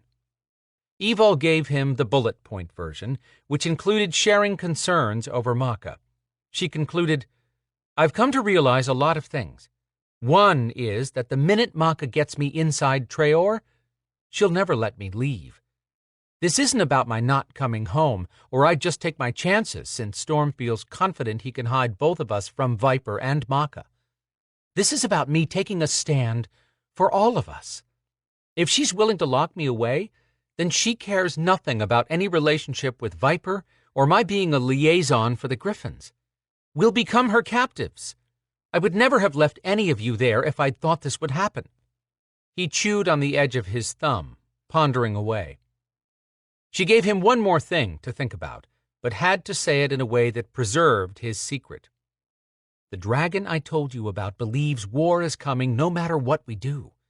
He'll support our side if we help him escape. Adrianna has seen this war in her dreams, and said if it does come to pass, humans will be involved. We'll watch over those humans tied to our Belador clan first. He dropped his arms and swallowed, finally getting her message. The woman he cared for would be at risk. Evol didn't want to talk to him telepathically. If he was going to be on this team, he had to speak so that all could hear, including Storm. She needed this conversation to show Storm that Tristan was committed. She asked, "Do you understand what I'm saying, Tristan?" "Yes." Taking his time, he said, "We may not get all the Griffins out. I want to guarantee that if you and I get stuck there, my sister will be safe here." Zader stepped out of the conference room. "I'll guarantee that." Evol turned, hoping he looked better. Not much, but she prayed he'd at least rested. She asked, "Is Adrianna back yet?" "Should be here any minute. She called to say she was on the way. Quinn is staying at Viper to demand an emergency tribunal hearing with Queen Maeve and Cathbad." The door to the garage opened behind Tristan, and Adrianna waltzed through wearing jeans, short boots, and a knit top covered by a brown leather jacket. Evidently, Storm had given her an access code. She must have made a side trip to change clothes. Adrianna stopped abruptly when she saw Tristan. "Color me shocked. No more surprised than I am." Zader called over, "Can we move this along a little quicker? We have to be ready to go the minute Quinn calls." That got everyone into the conference room. Evol took a seat next to Storm, and he handed her a mug of coffee, the elixir of life. Adrianna fixed another cup of tea and sat across from Tristan, who had pulled out a chair close to the door and plopped down. That was also the farthest point from Storm. Tristan said, "What now?" Finished dipping her tea bag, Adrianna said, "First, I need to let you all know that Veronica was after the dragon throne, and it is a red dragon. She knew more, but I had to pull out anything I could quickly before she managed to block me. I discovered that she believed she could take the dragon from Tower Maeve." "That's good, right?" Zader asked, hope so strong in his voice Evol wondered if that was what kept him upright. "Perhaps, but she also thought as I do, that it might kill the dragon to teleport him out of that realm as a throne." Evol cleared her throat and offered, "It doesn't change the basics of what we have to do. What else?" Zader had remained standing, and her words shook him back into motion. He started detailing the trip, addressing Tristan first. "Since you and Evol know the Tower Maeve landscape, we'll need you to teleport us into a space close to the throne room, but not in the actual room in case someone besides the dragon is in there." Tristan scrunched his forehead. "The throne room is part of the Queen's private quarters. Once we're in the tower, I can teleport someone into her space. But what's your plan at that point?" Adrianna said, "I cloak the two of us, then you take me into the room. Once we confirm it's empty and no guards are in the immediate area, you leave me and bring the other three in while I start working on the curse." Tristan cocked an eyebrow at her. "I never said I was going inside the throne room." Evol placed a hand over Storm's, silently asking him not to take Tristan's head off. She looked to Zader, who had no sense of humor whatsoever when it came to a mission. Zader told Tristan, "Fine, if you're afraid, just get us to that first room and we'll do the rest until it's time to leave. If we get captured, you're free to teleport away and save your ass." "I never said I was going to abandon anyone either," Tristan snapped. Evol caught a dose of surprise coming from Storm, and snippets of the same from Zader and Adrianna. It had taken Evol a while to figure out Tristan, but she'd come to realize he had backbone and pride, and a healthy dose of honor. Few others knew that because he buried his good traits beneath layers of jerk personality. He hated to give any impression of being a hero or loyal or dependable, but he was all of those things. He was finally showing more of his true colors. She gave him a little help accepting his role. "Tristan, do you remember the Tower Maeve room where Lana and I were held before I evolved into a griffin?" He nodded.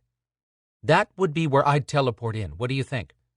Sitting forward to lean on his forearms, he ran a hand mindlessly through his hair. "That would work. I don't know if the soundproofing spell on that room is still in place, or whether it will hold against the new queen, but it's our best shot for entering undetected." His eyes flicked around, the way they did when he worked out an answer for himself. "I have teleported individuals I couldn't link with, but those times happened with plenty of recovery in between. I'm talking days. I can link with Zader and Evol for additional power, but just in case, we need to find a way to bind Adrianna." He glanced at Storm. "And him," to the group. Evol wanted to thump Tristan on the head. He'd been doing so well acting like a normal person, but that evidently just got too freaking taxing. She turned to Storm. "Think we can make this work?" "Should be able to." Storm asked Adrianna, "Can you weave an invisible chain around all of us?" I see what you're saying. I think I can do that, sort of like creating a spell that affects a group instead of just one." "Right. Make it so that everyone is affected the same way." "Not too tough, actually." Zader interjected. "Good thing, because you're going to need all you've got to break that dragon's curse. And I just heard from Quinn. We're leaving in 5 minutes." Chapter 26. Lana peeked through the crack in the door to Phoenix's playroom. She watched Phoenix fly around the room and dive bomb Oscar, who danced around on his hind legs with no effort. Evol had told her Phoenix was fine with Oscar, maybe even liked having company. Oscar was locked in an invisible cage, but Phoenix could fly in to visit. She didn't understand the strange noise that Oscar made, but she could tell he was not at all intimidated or frightened by the gargoyle. Phoenix flapped slowly, landing inside Oscar's invisible cage. Oscar dropped to 4 feet, then sat as a dog would. Phoenix said, "Play?" He got an empty stare for that. Using one of his chubby hands to pat Oscar's head, Phoenix appeared confused. "Name?" Lana couldn't watch any longer. It was in her blood to offer help anywhere it was needed, and lately she saw many opportunities but had few takers. Like Cousin Quinn and his friends. They accused her of interfering, but she had used her magic to help them many times. She checked the conference room and they were all gone. Before leaving, Evol stressed to please not be caught in the room with boys or Cousin's head might explode. Poor Cousin had been left to find white witches. She'd tried his cell phone and left a message to call her, but she'd heard nothing. Cousin had too many things worrying him. He needed her help, but he did not know how to ask for it. Family took care of family, and she was the only one here for him. When she stepped into Phoenix's playroom, Oscar jerked around and started making that awful frog squawking, if a frog could squawk. Phoenix looked upset with Oscar. "Lana, friend." Lana eased closer. "Thank you, Phoenix. Oscar is just scared of me." "Oscar?" Phoenix echoed. Oscar quieted and looked back at Phoenix, who grinned a little two-fanged smile. "I need something, Phoenix," Lana told her favorite gargoyle.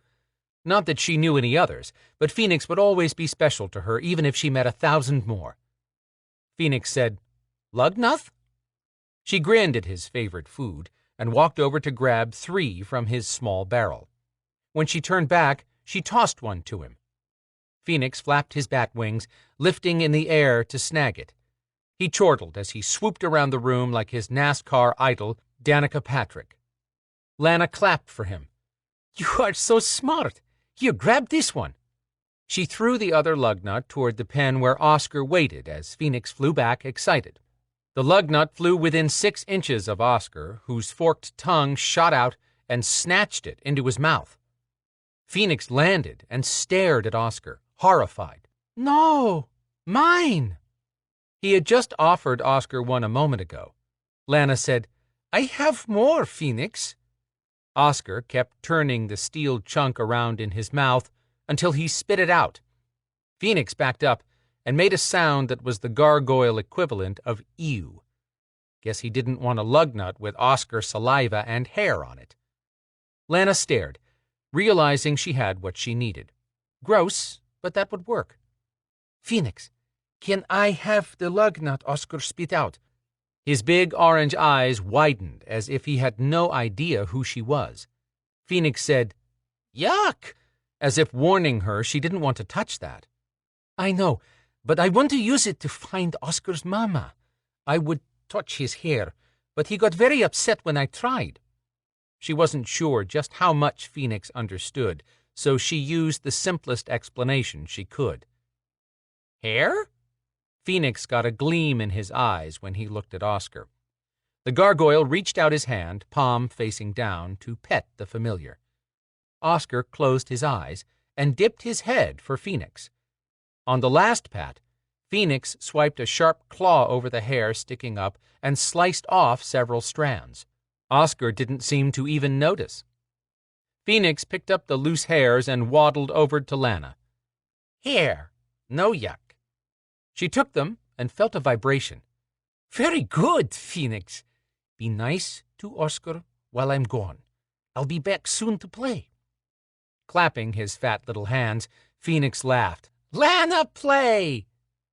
Oscar danced around on his hind legs, no worse for the loss of hair. Lana tossed Phoenix 2 more lug nuts. He scarfed them up and kept flying, clearly not willing to touch any with Oscar spit on them. Racing back to her room, she grabbed a jacket and thought about telling the boys she was leaving, but that would be a bad idea. They would want to join her. Too many people would draw attention. All she had to do was find the witch Maddie and call her cousin. Simple. No trouble that way. Cousin could not yell at her for getting into trouble and would surely want to reward her with much shopping. She needed new clothes. Brasco women must always dress well. After thinking through potential problems, she left a note for the boys that she would be back by midnight so that they didn't call anyone because they were worried about her. She also suggested they stay away from the 3rd floor so Oscar did not bite them, just in case Phoenix could get across to anyone that she looked for Oscar's mama. When she made it down to the lobby, she found the electronic security had not been activated. Storm had left it off, thinking the ward would keep bad people out. He would not leave Lana and others trapped in an emergency. He'd tried to keep Lana contained with a spell once before. She had defeated that, and she had gained even more skills since then. If Cousin Quinn had taken the time to ask her, she would have informed him of all she had learned about herself and her abilities. Lana smiled. She turned the handle and pushed the door into the garage. Her hand stopped at first, blocked by the ward, but she extended tendrils of energy out around the door and created an opening in the magic. She pushed again, and the door swung easily. On Traor, Garwiley said she had power unlike anything he had seen born to a human in a long time. He trained her during the times that Zader and Brina needed privacy. He specifically told her to be patient, and that logic was one of her greatest weapons. Willing her power to rise, Lana stepped over close to the exterior door and teleported out to the street. She felt the sizzle as she passed through the outer ward and landed on the sidewalk up against the building. Just as she thought, Storm had to have set up the ward so that his group could teleport out. Using the snippets of Oscar's hair, she followed the pole taking her toward the heart of downtown. In her mind, she started seeing a building with columns. It had been built a very long time ago. She paused at the first corner and clutched the hair tightly while closing her eyes. 2 cross streets came to her. The building was very close to that intersection. She kept to herself, but stayed close to any group of pedestrians she found until she saw a policeman. Once he gave her directions to the cross streets, Lana looked for a place to duck out of view between 2 buildings, then cloaked herself. Grendel had not been seen for a while, or Cousin would have told her if the monster had been spotted. Still, she would not risk his seeing her. Garwiley had shown her how to use her powers more efficiently, reducing the chance she would alert Grendel by drawing on too much energy at one time. Cloaking took only small amount now. Walking through the city felt refreshing, even in the cold.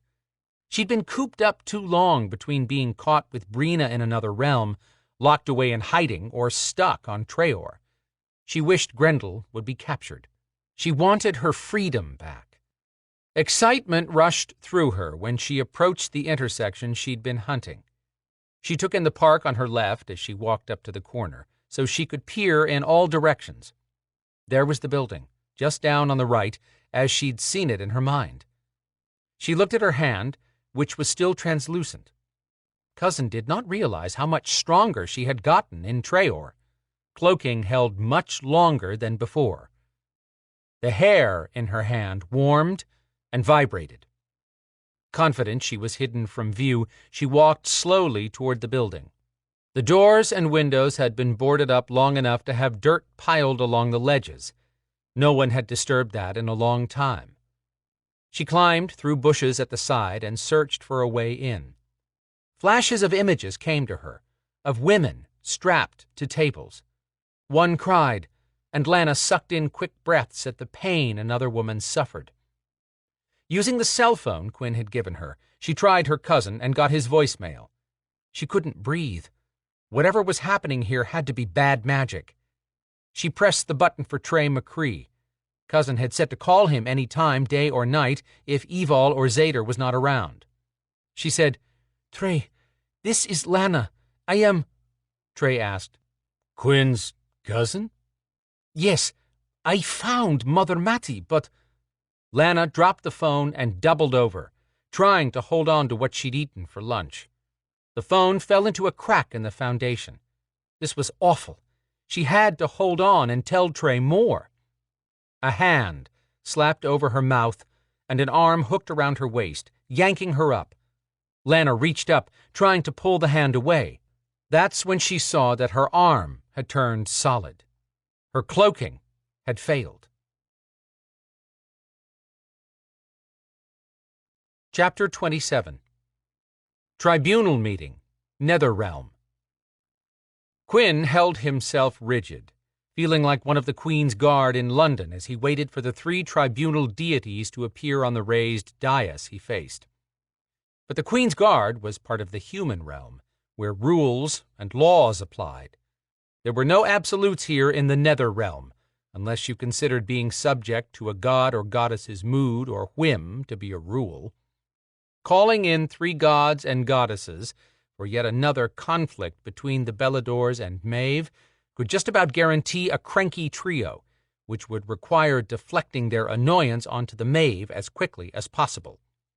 Sweat drizzled down Quinn's neck, but no one would see him sweat beneath the suit he wore. Still, when 5 minutes had come and gone without anyone manifesting on the dais, he started to sweat in earnest. Zader would be leaving for Tower Maeve, based on what Quinn had told him. Quinn knew of no prior tribunal meeting where the gods and goddesses had failed to appear. What now? He fought the urge to pull at his collar so he could breathe. He decided on the way here that he had to go strong or go home. Shoving power into his voice, he called, "Sen!" Energy swirled next to him, and the liaison, who stood another 4 inches taller than Quinn, said, "What?" "Where is the tribunal? As Meister, I have too many agents depending on me to stand here doing nothing." "Would you rather come back later?" "What the?" "Why would I do that? No, I have something that requires tribunal attention now." Quinn narrowed his eyes at the boil on the butt of creation. You did inform them, didn't you? Oh, yes. Sen looked up, putting his bent index finger to his chin. I might not have mentioned the time. My bad. I'll tell them now. I'll kill this prick. Give Quinn one shot at Sen's mind, and he'd squeeze all the snide comments out along with the gray matter. Sen's attitude came from Quinn's refusal to drag Evol in to be teleported to Traor until she finished the assignment he had her on. Sen disappeared without a word. In the next 10 seconds, 3 beings gradually took shape on the dais. Quinn groaned inside. Could he not get a break? Why was Loki here? That god had screwed with Evol more than once, and his only point in living was for others to keep him entertained, which sometimes included their dying in interesting ways. Loki stepped up. You should be forewarned that to curb constant bickering between the Maeve and Beladors, we've instituted a penalty for frivolous use of our time. Quinn's heart stomped around in his chest, but he kept his breathing calm. Understood. I agree that your time is far too valuable to be squandered. Loki grinned, as if he knew just how much of a lie Quinn had just told. But Quinn hadn't glowed bright red, the sign of lying to a direct question. Quinn had merely stated an opinion, merely agreeing with Loki. Indicating the Egyptian woman on his left, in an ankle-length robe with hieroglyphic embellishments, Loki said, Mahat, known far and wide as the goddess of truth and justice, joins us. What had prompted Loki to acknowledge anyone other than himself? Quinn got his answer when the Egyptian goddess sent Loki an admiring glance. Her jet-black hair stopped at her shoulders, cut straight as the blunt bangs chopped across her forehead. A carved gold band, as thick as Quinn's little fingers, circled her head, both ends twisting together in the front to form a small cobra head ornament. Thick coals surrounded eyes as dark as night. Wide bands of gold circled her upper arms and outlined the half-moon collar that swept from shoulder to shoulder. Her sandals had been tied past her ankles, halfway to her knees, and she wore a simple shift, belted with a red sash.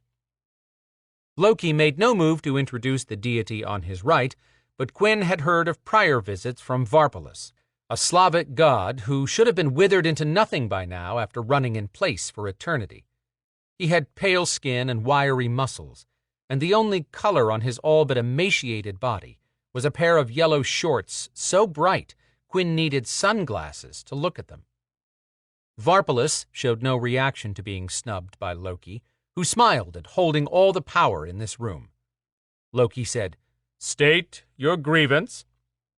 Quinn hoped like hell that he'd made the right gamble. In the interest of keeping this as brief as possible for all of you, I would ask that Queen Maeve and Cathbad the Druid be present. Had that appealed to Loki's ego? Would he call up the Queen and her henchmen? Sen appeared and spoke to Loki. How may I be of service? Send word to Queen Maeve and Cathbad the Druid. Tell them we request their presence, and if I am displeased by this grievance, I will award them all of the griffins. Quinn sucked in a harsh breath. He hadn't seen that one coming. Chapter 28. Tower Maeve, home of the Maeve Coven. Zader took in his team to make sure all 5 of them had survived the teleportation into Tower Maeve. No welcoming committee had waited for them in this bedroom suite, thank the gods, but the distinctive smell of burned limes clung to the air in Maeve Central. Evol asked, How are you doing, Tristan? Running his hands over his head, Tristan said, That was hairy, but we're here. Let's get this done and get out. Zader had hoped to hear cockiness instead of uncertainty in Tristan's voice, but they were here now, and there was nothing to do but move forward with the plan. Adriana stepped over to Tristan. Can you jump to the throne room, or do you need a moment to recharge? Good. Do your little cloaking trick. Little cloaking trick? Adriana gave it a beat, then said, I'm not entirely sure how Witchlock will function here. Maybe I should test it on you and seal your mouth shut. It would be so much nicer if all you could do was nod yes or shake your head no. Who peed in your crispy doodles this morning? Evol stepped over. Tristan, would you just do your part without acting like a jerk? He lifted his hands in surrender. Fine, wouldn't want to upset your witch buddy. Evol shook her head and gave him a wry smile. I'm trying to preserve your family jewels. I have no doubt she can remove them with a flick of her hand, but reattaching them, now that might actually be some trick. Color washed out of his face. Not funny. Zader said, We're not here for fun. Get moving if you want to stay alive. The sooner we're out of here, the better chance of that happening. Tristan said nothing after that, unless someone asked him a direct question. Once Adriana had them cloaked, Tristan teleported them away. Storm had been checking out the room. How did you keep Lana hidden once you figured out she'd traveled here with you? Evol said, She could cloak herself, but she also kept practicing teleporting. How far could she go? From the bathroom on the other side of that door. Evol pointed. To this room, and she kept hitting her head on the wall when she missed. No wonder she gives Quinn fits, Zader commented. Tristan appeared right in front of Storm. They both jumped back. Tristan said, Stay out of my landing spots. Storm countered, Put an X on the floor next time. The next time Zader needed a Black Ops team, he was leaving at least one of these two behind. Right now, he needed both. He asked Tristan, Is Adriana working on the dragon, or do we need to take out some guards? She's on it, and the hall outside the Queen's quarters is empty. They must know when the Queen is on site or gone. Bunch up, and I'll take you there. The jump to the throne room was quick enough that Zader didn't feel his stomach do backflips. So this was the heart of Tower Maeve, huh? Adriana stood in front of a throne that was by the gods, shaped from a dragon. She said, I can't break a curse unless you can tell me what it was. The dragon grumbled, and the throne shuddered. Smoke curled from his nostrils. Evol walked over to stand next to the dragon, who stopped making noises. His big silver eyes looked Evol up and down, then shifted over to take in the men before returning to Adriana. He tried to make noises, but his mouth was not opening for him to talk, growl, or whatever he could do. Storm joined Adriana and Evol, saying, Can you free his jaws or tongue to somehow release his voice? Adriana thought on it several seconds. She addressed the dragon. I can try something, but it might require breaking your jaw. I won't do it unless you give me permission. Puff out 1 time for no, and 2 for yes. Silver eyes thinned at that suggestion, but he puffed out twice. I was afraid you'd say that, Adriana muttered. Everyone stand back. I'm using Witchlock, and I'm not sure what the radius of influence will be. Zader and the other 3 backpedaled quickly. All he could see was her raising her right arm and holding her palm out where a damn ball of white energy appeared and spun, throwing off wisps of power. She was saying something, but he couldn't hear the specific words. That might be a good thing. A loud pop sounded, and a deep groan followed. The dragon's jaw fell down, loose. He made gargling and choking sounds, but in the next 20 seconds, his lower jaw moved upward. He cocked his head right and left, then cleared his throat. I hope your plan to break my curse does not require breaking all my bones. The dragon could talk? Zader should have expected that after what Siertes had said, but still, it was strange hearing the head on top of that throne actually speak. Before anyone else had a chance to reply, the dragon called out, Zader! That's me. He took a step toward the throne. Who are you? I am Dagon. If you're done socializing, we need to be out of here soon. I have no idea how long the Queen will be gone, and you must destroy her scryan wall behind me before we leave. Zader said. A man I trust is keeping her and Cathbad busy in a tribunal meeting. Did the dragon know what that was? Not yet he isn't. Queen Maeve and Cathbad have gone to meet with someone who offered the Queen a trade. Quinn didn't have those two tied up with a tribunal?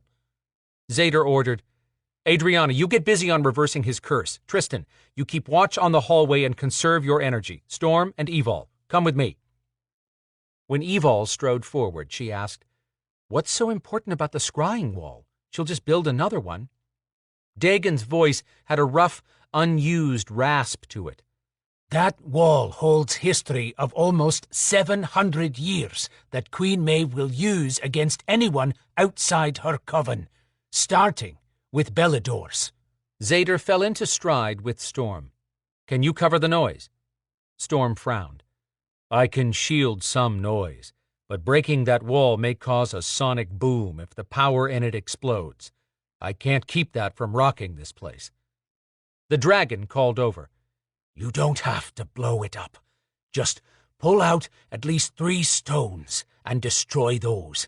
That's enough to corrupt any images they try to pull out of the archives.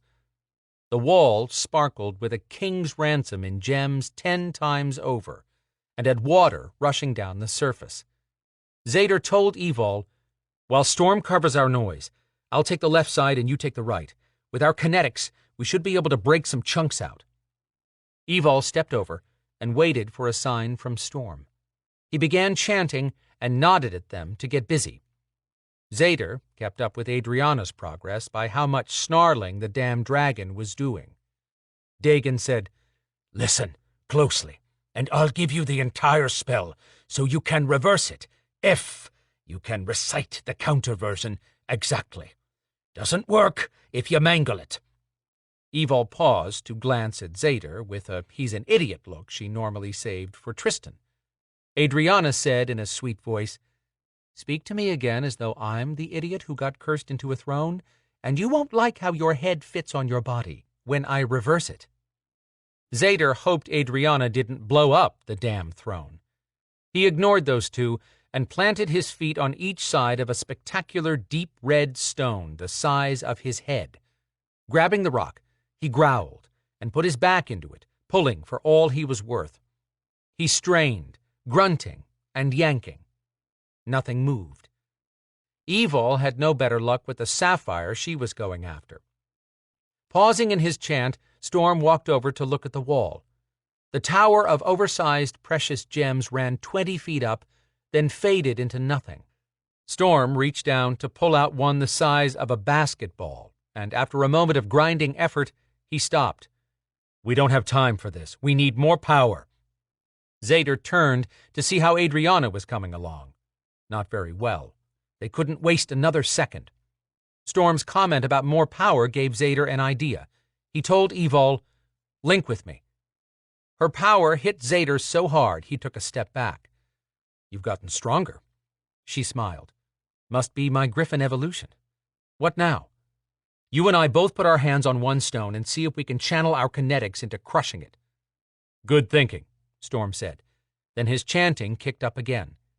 Evol asked, Which stone? This big sucker in the middle. Zader positioned himself on one side of a giant ruby, palming the stone with his hands a foot apart. Evol moved until she faced him and placed her hands on her side in a mirror image. Zader said, Now! He drew all the energy flowing through his body and forced the kinetic power to flow through his fingers. Sweat poured down his face and stung his eyes. Rainbow-colored sparks shot from his fingers, then from Evol's.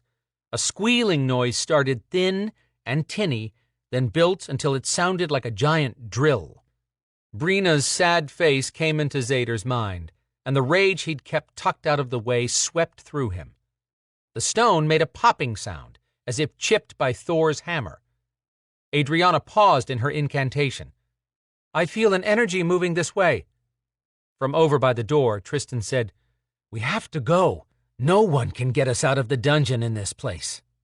Straining, Zader felt his muscles reaching the point of failure any moment now. Evil would be right behind him. Adriana argued, Reversing the curse isn't working. If we try to move this dragon between realms in this form, it may affect the curse. Zader was out of options, time, and patience. Maybe it'll bust him free. Or kill me, Dagon snarled. Tristan said, "Hey, no one said there wasn't a downside." The dragon growled something, then ordered, "Break that cursed scrying wall, now!" I may kill that bastard myself. Drawing so much energy at one time was squeezing Zader's body from the inside out. One look at Evol's pale face said she was putting all she had into it. If Storm looked over, he'd drag her away from this. All of a sudden, a loud cracking filled the air. Jagged lines wicked out from the center of the ruby. It broke into 7 chunks. Evol stood up, gasping for breath. Storm's head whipped around. "Are you okay?"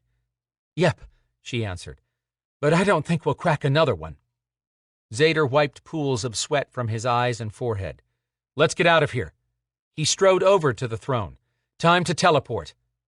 Tristan was up and moving, but he still looked ragged around the edges. "What are we doing with the chair?" Smoke rushed from the dragon's nostrils, engulfing Tristan's face. Dagon growled, "I'm not a bloody chair." "Semantics." Tristan swatted away the thick cloud. "That smells like a box of burned matches." Adriana said, "The energy coming our way is getting closer. What are we doing?" Storm asked Dagon, "Would you rather stay here alive or risk dying during teleporting?" "That's not much of a choice," Evol commented. Storm looked at her. "It's better than none." Zader ordered, "Everyone, shut up!" That quieted the room, but another stream of smoke poofed out. The dragon said, "Just do it. I will not stay here another 2,000 years. Zader pointed at Tristan. "Link now. Evol is still linked with me." He told Adriana, "Sit on the throne." She looked appalled, but climbed up in the dragon's seat. "Evol stands between me and Tristan." Zader went on giving directions. "Tristan, you grab one arm of the throne, I'll grab the other, and Evol holds both of our wrists." Storm moved behind Evol, putting his arms around her waist, just as he had last time. A blast of energy rocked the room with the power of a hand grenade being set off. 5 warlocks appeared in urban combat clothes. One had a tattoo of a snake circling his smooth skull, with the snake's head stopping just above the bridge of his nose. A Maeve priest, but the last one he'd seen had worn a robe. Zader had fought them before and respected that warlock's ability to take them all out. The priest-warlock pointed at Dagon. "Cathbad warned her to kill you, traitor. Now I'll do it, and hand her 5 prisoners to boot." Zader shouted at Tristan, "Now!" Nothing happened.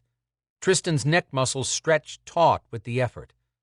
Lifting his hands as high as his head, the warlock flung his hands at them. In an explosion of color and a deafening roar, the world spun out of control. Whips of power lashed across Zader's face and arms. Everyone shouted. Blood rushed through his ears. The dragon roared and howled. The sound could only be described as a Kodiak bear being torn to shreds. The spinning Zader had always associated with teleporting slowed as it whipped around him. Power drained away as they traveled, leaving his body tired but no longer in pain from the fast exit. He hated watching when he teleported, but had to see if all of his team had made it out. Faces and parts of bodies flashed by, looking like a macabre version of the tornado scene from The Wizard of Oz. But he could still feel the chair arm, or at least the part he'd been holding. Closing his eyes, he waited for the disorientation to end. When it did, wind blew him backwards, head over heels, slamming him onto his back. Rolling sideways over a bumpy surface, he opened his eyes in time to take in the 1,000-foot-plus drop off the side of a mountain. What the hell? His body jiggled back and forth with movement. He was on top of a railway hopper car full of coal. "Get over here!" Dagon roared. Zader was on his feet and balancing his weight against the movement and wind. The bottom fell out of his stomach when he found the dragon throne rocking back and forth, dangerously close to falling off the cliff he'd just stared down. Zader lunged to grab the throne. His boots sank into the coal. Storm jumped to the other side, and they pushed the throne to the center of the car. Zader yelled, "Don't you have a tail for counterbalance?" Dagon growled an unearthly sound. "It's part of the throne." Zader did a quick search for the rest of the group, although he had no doubt Storm had made sure Evol was safe before turning his attention to anyone else. He said a silent thank you that they'd taken off after dark for Evol's sake, but now there was a strange dim glow hanging over their rail cars.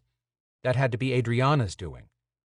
The train moved at a fast clip, rocking back and forth, which was hard enough to deal with before adding the wind whipping around.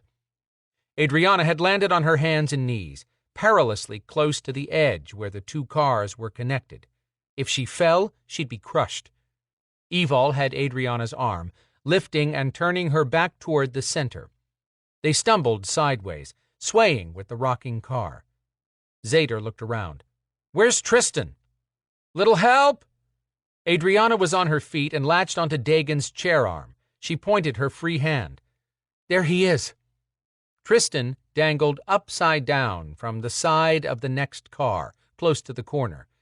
He was digging his heels into the coal, but his bent legs didn't have enough room for a good grip to hold his weight. One good bump, and he'd be an alternate splat. His body flopped around, banging the metal wall. Evol started for him, but Storm pulled her back and showed his jungle cat agility when he leaped to Tristan's rail car, landing sure-footedly. Tristan shouted. Storm lunged and clamped down on Tristan's calves just as the back of his ankles hit the edge. Zader left Evol and Adrianna to hold the throne and hurried to the edge of his coal car. Looking over at Storm, who nodded as if he got what Zader intended to do, Zader shouted, "Do it!" Storm slid his grip to Tristan's ankles. Tristan looked up at Storm as if he thought the skinwalker was going to let him go. Then Storm stood up, lifting Tristan by the ankles, and swung him away, then back toward Zader, releasing Tristan at the last minute. Zader used kinetics to catch Tristan and flip him overhead and in the direction of the throne. Tristan did a mid-air flip and landed with bent knees that hit the coal. He stood up and grinned, but it was an effort and his hands shook. Tristan said, "We made it back. Not too shabby a job of teleporting, eh? Sometimes I take myself for granted." Dagon yelled at him. "You could have killed all of us. We have to get off this infernal thing. Now!" "Hey, I don't have endless energy, Dragon Boy." "Dragon Boy, you should enjoy your next minute. It will likely be your last." "You gonna kick my ass from over there? Chair?" Evol, ever the mediator, stepped between them. "Not now, guys. We do have to get out of here." Rumbling noise from the dragon grew. "I won't have to crush you, Alterant," he said to Tristan. "You've left a trail a blind enemy could follow. If you were at all adept at teleporting, you would have landed us somewhere we could defend ourselves." Storm had jumped back to their car, rejoining the group along with Tristan. Zader asked, "The Maeve can follow us?" In answer, 2 warlocks appeared on the flat car ahead of theirs, which was loaded with steel plates, and 3 more warlocks showed up on top of the hopper car following behind where Tristan had just been hanging. Got my answer. That's when Zader realized he was still linked with both Evol and Tristan, but now was a bad time to stay that way. If one of them was killed, they'd all die. He ordered, "Unlink." Sidestepping at the immediate loss of power, Zader shook it off, took 2 steps and planted his feet, waiting on the 2 warlocks that had jumped down between the cars and were climbing up the front of Zader's. The Maeve priest warlock had dark purple nails an inch long and sharp as needles. When the first head popped up, Zader pushed kinetic power into his legs and booted that warlock across the chin. His howl followed his body into the open space that dropped off forever. He clawed the air on his way down. Warlock number 2 stayed out of sight, and Zader started to go look for him, when a blast of something flew out of the trees they passed. Hawks emerged from the branches as if something magnetic pulled the solitary predators in to converge on Zader's group. Screeching built as they flew into a swirling circle and came in like miniature fighter pilots. That was not normal. Those beaks and sharp claws could shred skin and blind them. Zader swatted and lashed out with short kinetic bursts, shoving them back and off to the side. If these were real hawks, he didn't want to kill any normal creature unnecessarily, but neither could he let his people get ripped to pieces. Feathers clouded his view as beaks and talons dug into his skin. His sentient blades snapped and hissed, but he hesitated to use those when he had no way to keep them from slicing one of his team who might jump in to help. He slapped more kinetic blasts at the birds. Zader smelled the sharp metallic scent of his own blood. Adriana's voice cut through all the noise. That little woman had some serious lungs. She kept shouting something, but he was too busy protecting his eyes to pay attention. He swung a wide kinetic sweep, knocking 30 birds away. Just as many filled in behind them. Damn it. All at once, the birds exploded away from him as if they were his polar opposite. Go Adriana.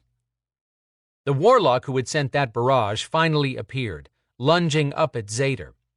Birds screeched, flying erratically as the warlock still tried to force them in. Adriana's voice picked up volume, and the birds were finally swept away in one big, flapping cloud of feathers and screeching noise. Zader concentrated his kinetics into his arm and drew back to slam the warlock in his face. But the bastard blinked out of sight a second before an arm snaked around Zader's neck in a chokehold. The warlock whispered, "I should take you to my queen, but she'll understand that there are always unexpected casualties." When the sharp point of the warlock's fingernail pricked Zader's skin, he dove forward, dragging the warlock with him as Zader shoved his head into the coal. Damn, that hurt.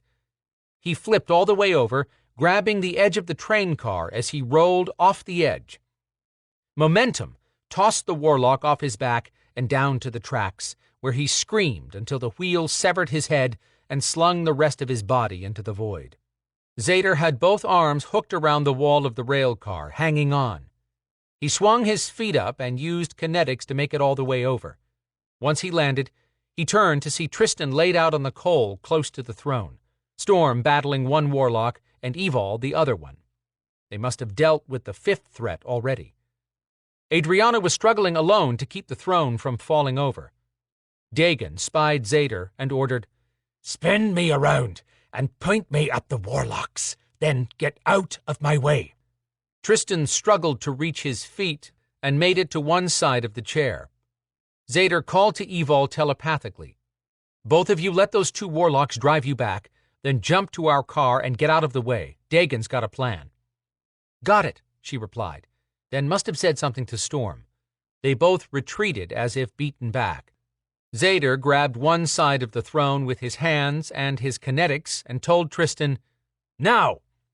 They turned the throne to face the fight. Dagon roared, "Let me at them." Evol shoved a quick blast of kinetics at her warlock. Storm spun like a top and kicked his opponent as they both jumped down to the home team's coal car.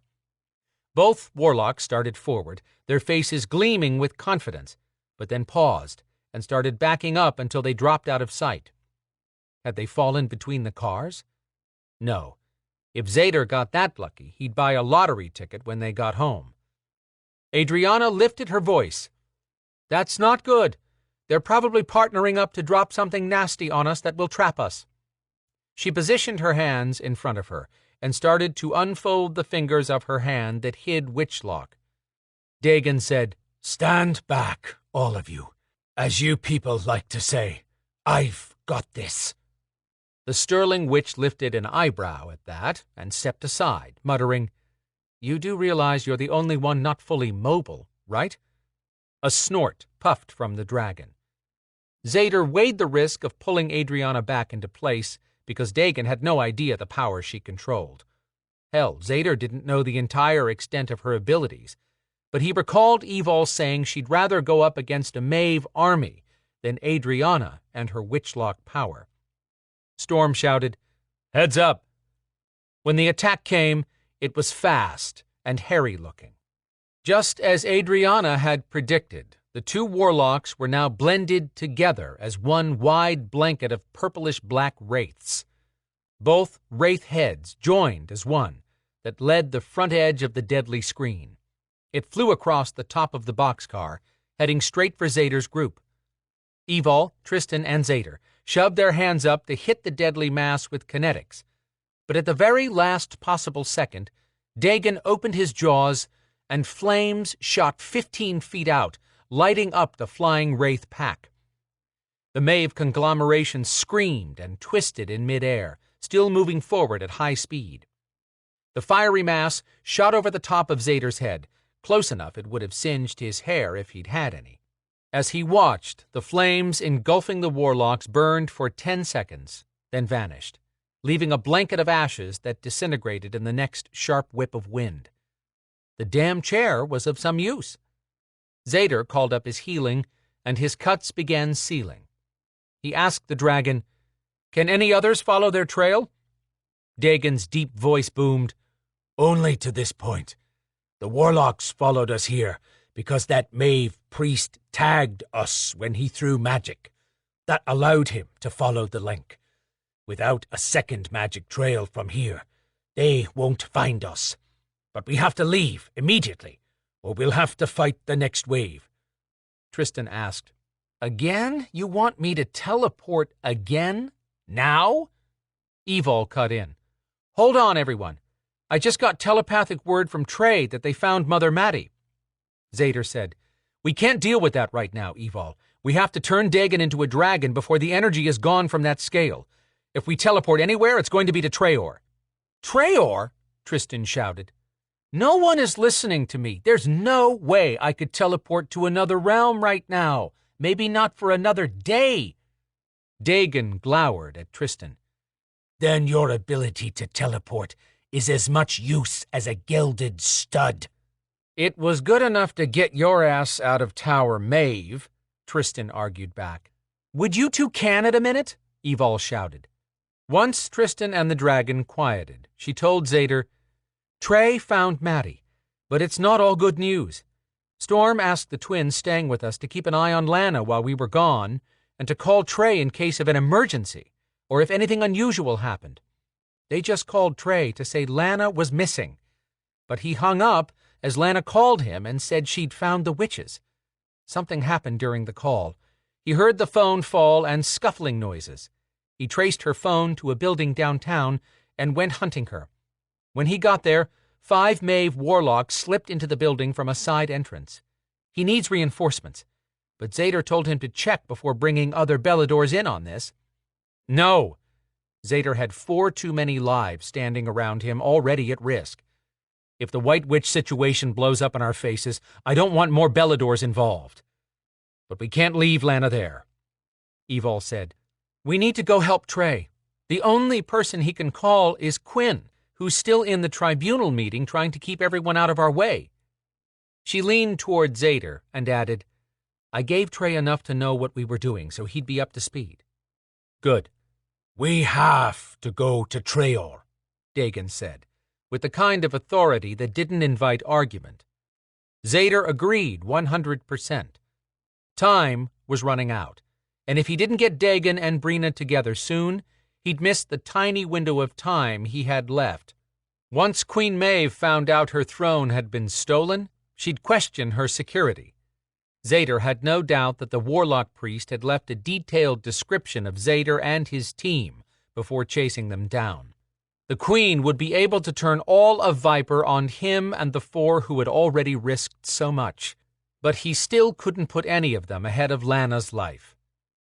"We're going to get Lana back first," Zader announced. Dagon roared in fury. Zader stepped over to face Dagon and roared right back. "I know what's at stake.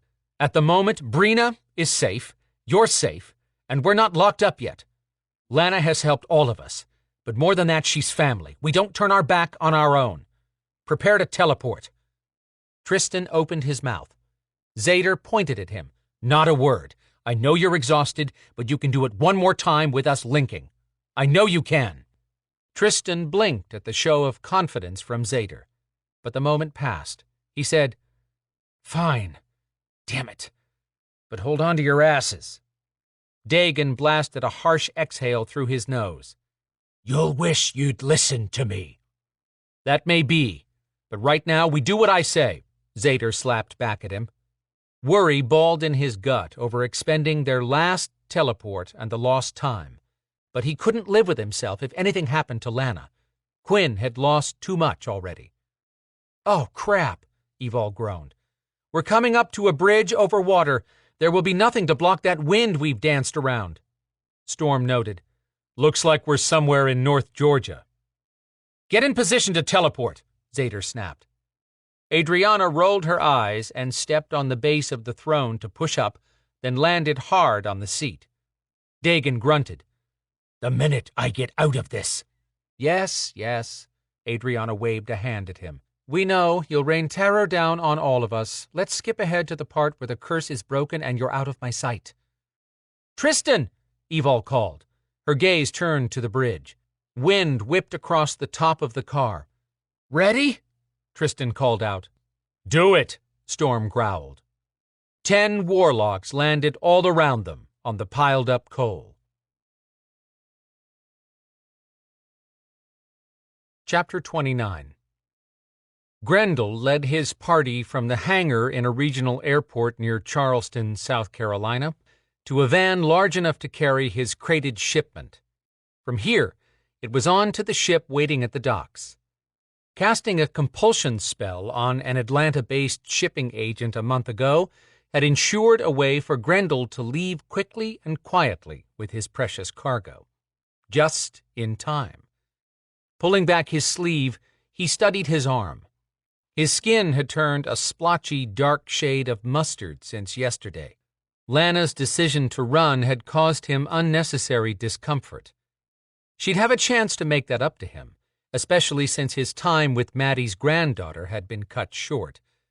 It would be more painful than necessary for Lana. Still, he could appreciate small favors. He'd have to wait until the ship was out to sea to draw on her. No interruptions at that point. Even with Leishan to protect him, he would still be at his most vulnerable once he started the transfer. If not for all the useful information Night Stalkers had provided, locating the shipping agent would have taken much longer. Such a shame he didn't have the same intelligence sources in his country. He should work on developing a ghoul network, which would make him that much more powerful. Snow floated down, sprinkling the pavement and making him homesick for his castle deep in the Carpathian Mountains of Romania. He'd be returning victorious. His plan couldn't have worked any better. The crate jostled when one of the 3 men he'd hired stepped in a hole. Leishan barked an order at the man, who straightened up and grumbled something about taking orders from a bitch. Grendel touched her shoulder, letting her know he was pleased with the discipline she demanded. He whispered, Once the crate is loaded, take the driver's place. Yes, master. At the van, she held her corner of the crate with one hand and used her free hand to open the tall rear cargo doors. She issued orders on how to position his precious shipment, forcing his motley crew to shape up and handle it with care. Using Maeve warlocks would have been so much easier, but first he'd have had to capture them, then control them. Controlling warlocks not bound to him required too much magic. Using any more than he needed between now and getting settled on the ship would put him at too much of a disadvantage. It was a shame to miss seeing Queen Maeve's face when she read the note he'd left for her. She was so sure she'd be able to call him to her by using the ring. He'd found 4 of her warlocks running around Atlanta, given them identical messages, then cast a spell on each so that the ring's pull was transferred to those 4. When the ring was used to call Grendel, it would draw those warlocks, who were now at the farthest east, north, west, and south points of the Atlanta area. By the time the Queen or her druid received his message and figured out how to follow Grendel, he'd be home in his own territory. Queen Maeve had no valid complaint. She hadn't captured Lana, after all, and she could still figure out how to clear her name with regard to the White Witches. It would take some work. Besides, Grendel had learned while handing off those notes to the warlocks that Queen Maeve and Cathbad were on their way to a tribunal meeting. The 4 designated warlocks might not even reach them with his message until after that meeting. To be honest, Queen Maeve owed Grendel her appreciation. His 2-word note more than fulfilled his part of the agreement. The note explained how to gain Khazira's body per the terms of the Blood Oath, if the Queen and Druid could figure out the significance of those 2 words. Grendel watched the 3 men lumber around with less intelligence between all of them than one of Grendel's tick-balangs. Such a shame to kill that last creature. It had been a decent informant. If there had been any way to bring the beast back with him, Grendel would have. The first one had been a complete disappointment. Grendel had told him to search for the witch's familiar. What had he done? Rounded up dogs. He deserved to be killed by those Viper agents. All things considered, this entire operation had actually worked out quite nicely. After the Queen's Scath Force soldiers had been informed of where to find the White Witches, Grendel was told they'd send a group to take possession. Of course, Grendel had vacated the premises within minutes of capturing Lana in order to avoid that confrontation. Let the Maeve and Viper figure out who was at fault for the kidnappings. "Everything is ready, Master," Leishan informed him, her usual emotionless mask in place. As one of the men closed the rear door, Grendel stood a few feet away while he waited as Leishan walked up to the driver's door. Grendel addressed the 3 men. "That concludes my need for your services." "You gotta pay us," one of them reminded him. "Of course I do." He glanced to the side where Leishan wrenched open the van door and yanked the driver out as if he were some skinny little guy and not a 6-foot-tall man with a huge gut. The driver started complaining. "What are you doing? Using her free hand, she stabbed a long fingernail into his eye. It made a popping sound. Then the driver squeaked out a noise just before her nail penetrated his brain, and he slumped to the ground. The 3 men facing Grendel shifted their attention and tried to lean forward, trying to see around the van. Grendel took a step, blocking their view, and said, "Your payment?" At the mention of money, they lost all interest in any strange noises. Night Stalkers had told him where to find men with no families, no conscience, and, unfortunately, even less concern for hygiene. He stepped over to them and held out his hand, where a small charcoal-gray stone with runic carvings glowed in the middle of his palm. "I'd like you to see something very rare." "What the fuck?" the middle guy griped. "I just want my money."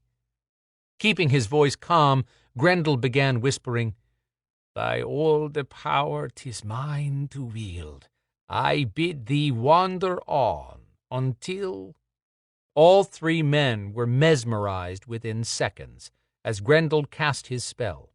He watched them turn as one and walk away.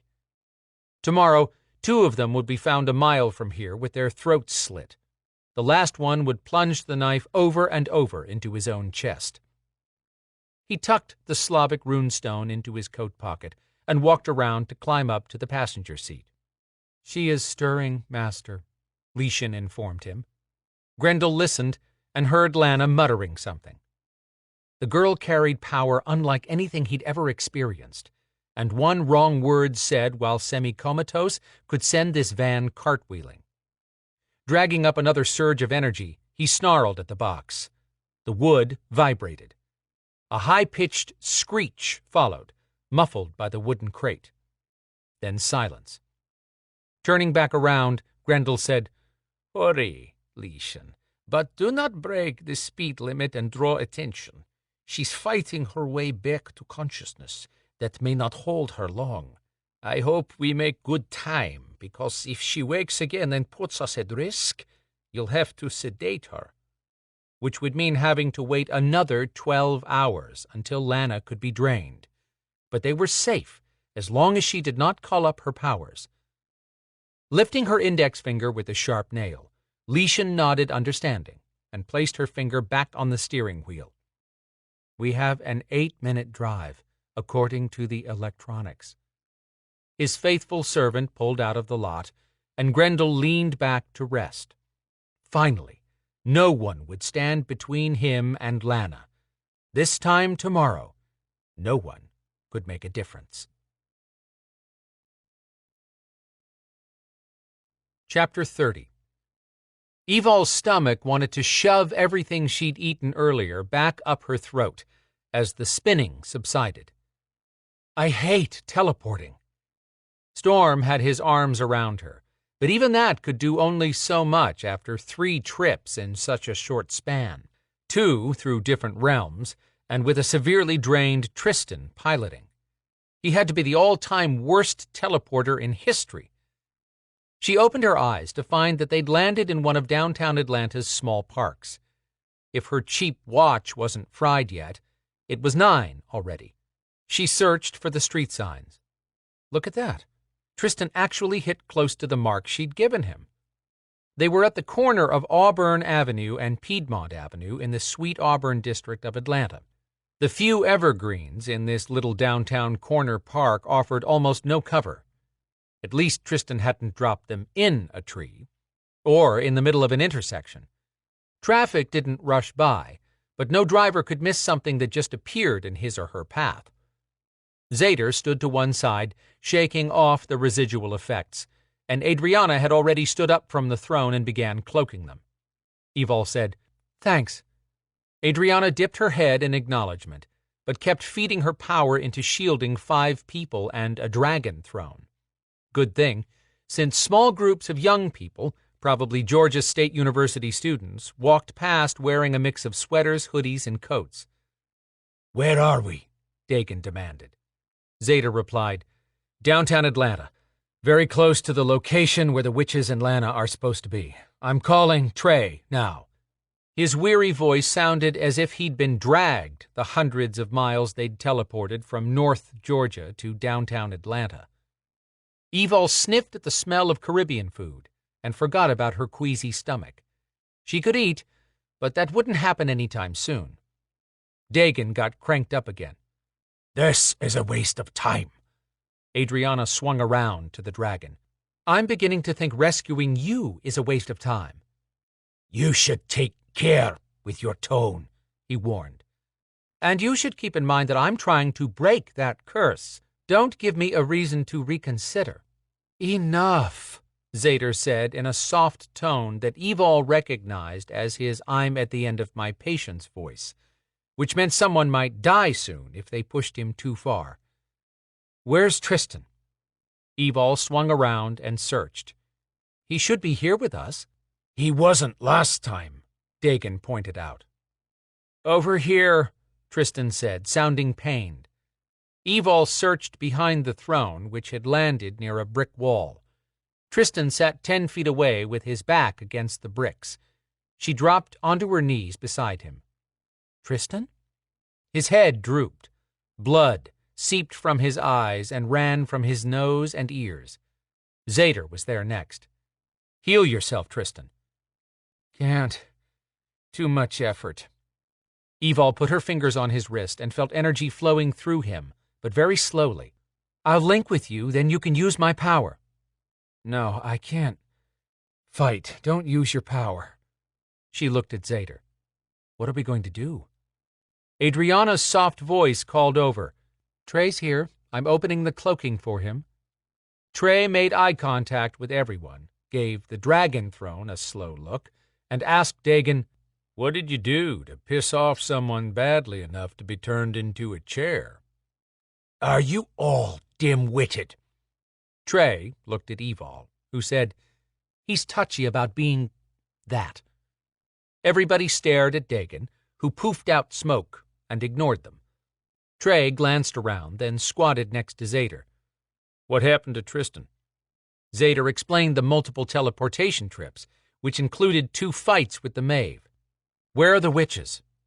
Pointing across the street, Trey said, Just past that empty lot is a building that's boarded up. I've found a way in at the back, but there are still 5 warlocks in there, and I'm betting they're the Scath force you told me about. What is it with them sending out groups of 5? Evol muttered.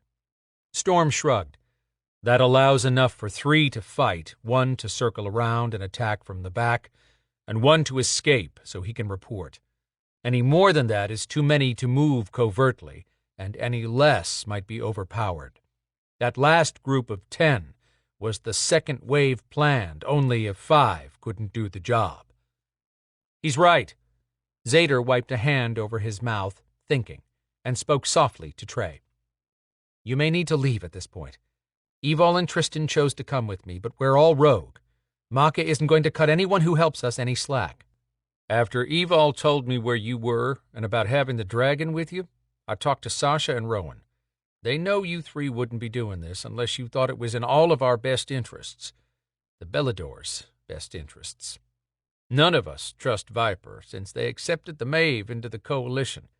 You, Evol, and Quinn had my back when the Kuju tried to take Sasha, and nobody else came to help me. I'm not walking away now. Evol worried about all of her friends, but she respected Trey's position. She hoped this dragon was worth the lives being risked. Zader nodded and looked around at their group. Adriana will have to stay here and keep Tristan and the dragon cloaked. No, Dagon ground out. Do not leave me here with a witch and a half-alive griffin. Evol murmured. He's really getting on my nerves. I heard that. Zader stepped around in front of the dragon. How are we supposed to fight the Maeve Coven's elite warriors while carrying you around, trying to keep you hidden and keep the Maeve from taking you back? Break the curse, and you'll have a warrior like no other on your team. Evol came around, so there was no confusion over her intent for him to hear her. Have you always had trouble with self-esteem? I believe the saying in this world is, it ain't bragging if you can do it. His big jaws curved into a smile. Adriana stepped up to the conversation. I've got the cloaking stable if I'm staying in one place. I'll give breaking the curse another try, but we weren't making any headway back in Tower Maeve. Dagon sighed, which was a strange sound coming from a dragon. That's because the most difficult place to break the curse was Tower Maeve. Is there somewhere that makes it easier? Adriana asked, sounding just a bit exasperated at that information. Yes, but we have no chance of going there right now with the griffin down. I see. Everyone, step away from the dragon. She waved her arms to spread everyone away from the throne. If teleporting in that shape didn't kill you, I guess you'll survive whatever I do. You can't kill me. She arched a challenging eyebrow at him. Lucky for you, I agreed to do my best to keep you alive.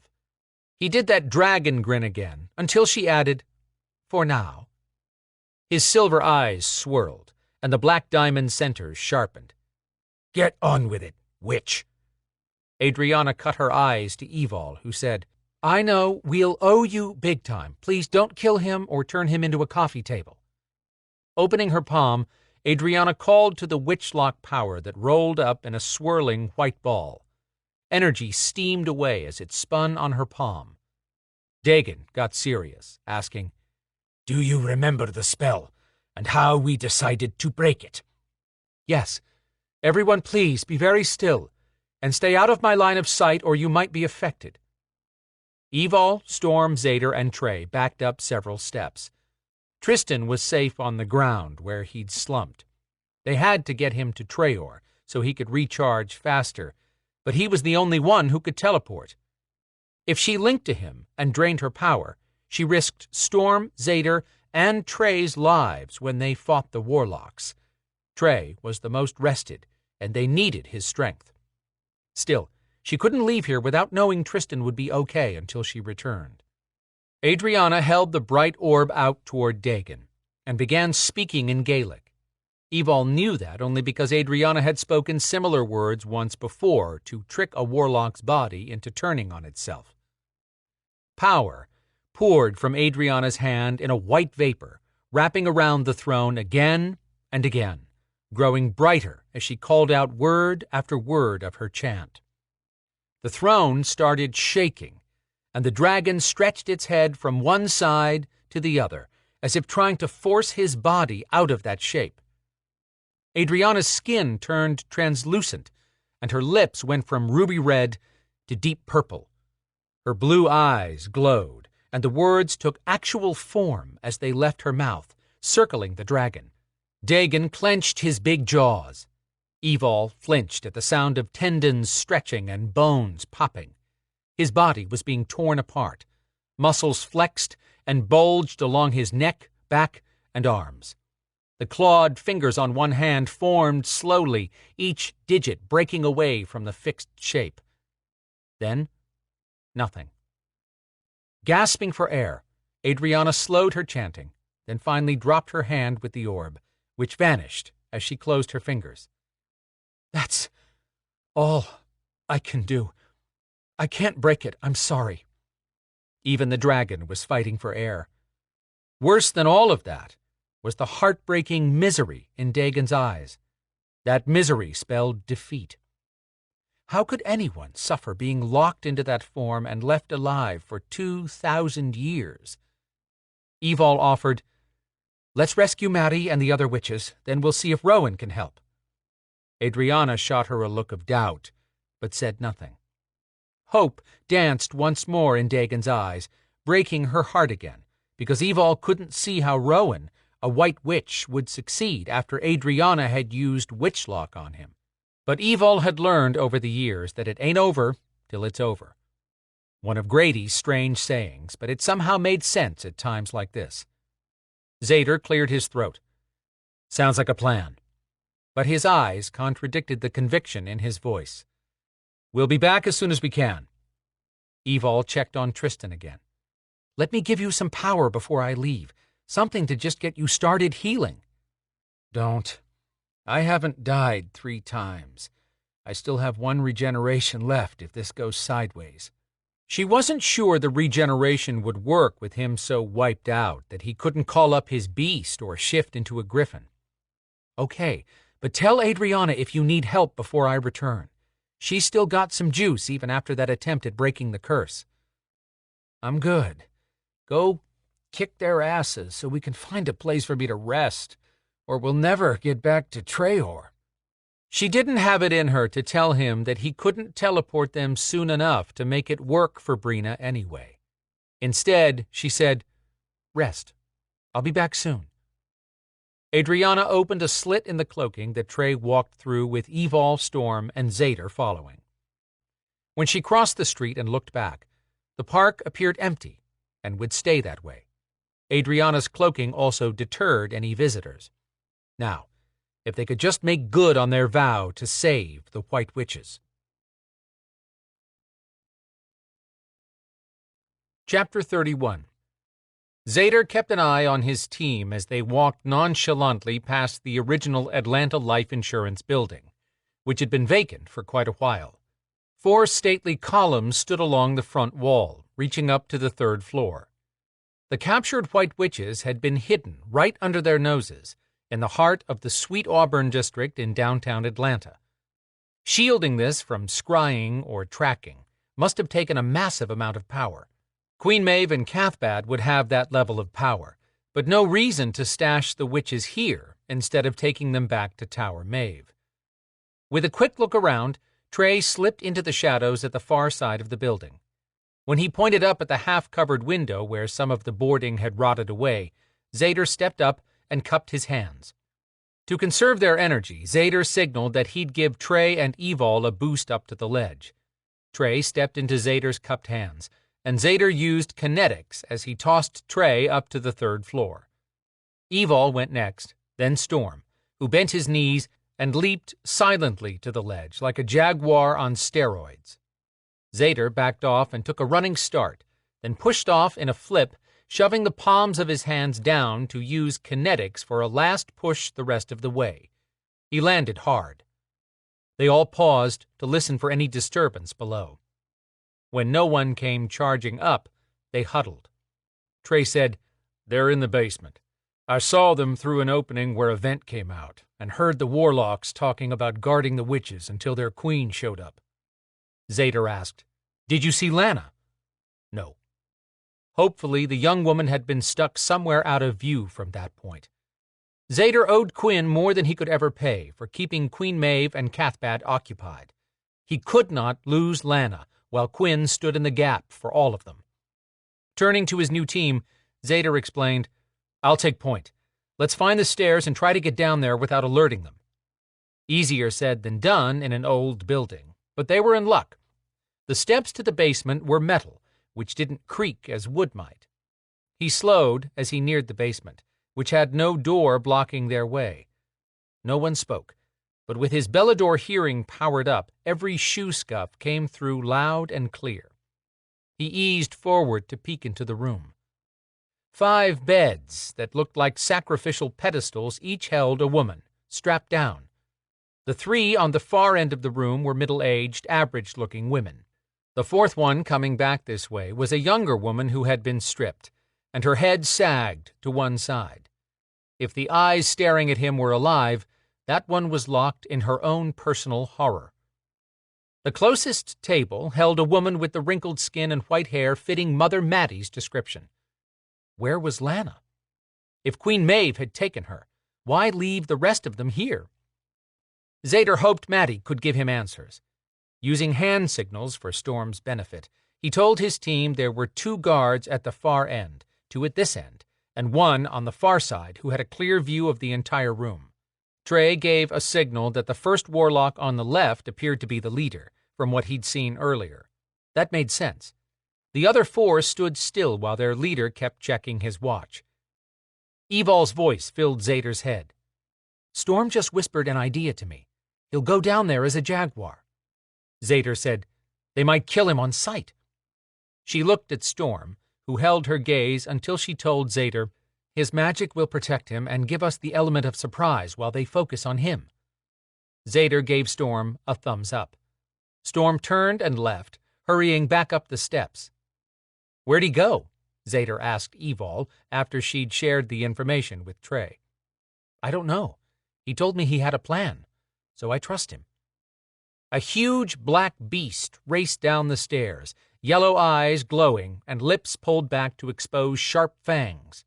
Storm burst into the room and roared so loudly the windows should be exploding. Zader dove down the stairs and around the corner right behind him. Warlocks were yelling and throwing hits of power at the jaguar's coat, striking him with glancing blows. Storm flew around the room, slapping sharp claws at anything standing that could bleed. Zader engaged the warlock Trey had fingered as the leader, who kicked and spun his hands like a ninja set on fast forward. He hammered a kinetic blow at the warlock's head before the Maeve could release whatever he was spinning. The guy flew backwards, slammed the wall, and came down on both feet, ready to fight. Damn, that sucker was going to be tough to kill. Evol and Trey each engaged a warlock. Storm leaped onto the back of one and chomped down on a big shoulder. The warlock screamed. If he had any idea of what Scathforce could do, Zader would link with Evol and Trey, but they did not link unless they were certain they could defeat an enemy. Scathforce were unknowns at this point. Zader kept tossing kinetic slugs, right, left, right, left. Blood sprayed from the guy's nose on the last one. Lifting the warlock by the throat with kinetic force, Zader had intended to slam him down. The bastard's black lips opened, and a torrent of purple smoke boiled in Zader's face, blinding him momentarily. He couldn't let go unless he was ready to die. Boot heels ran across the floor behind Zader. That had to be the one who'd planned to escape and bring back reinforcements, just as Storm had said.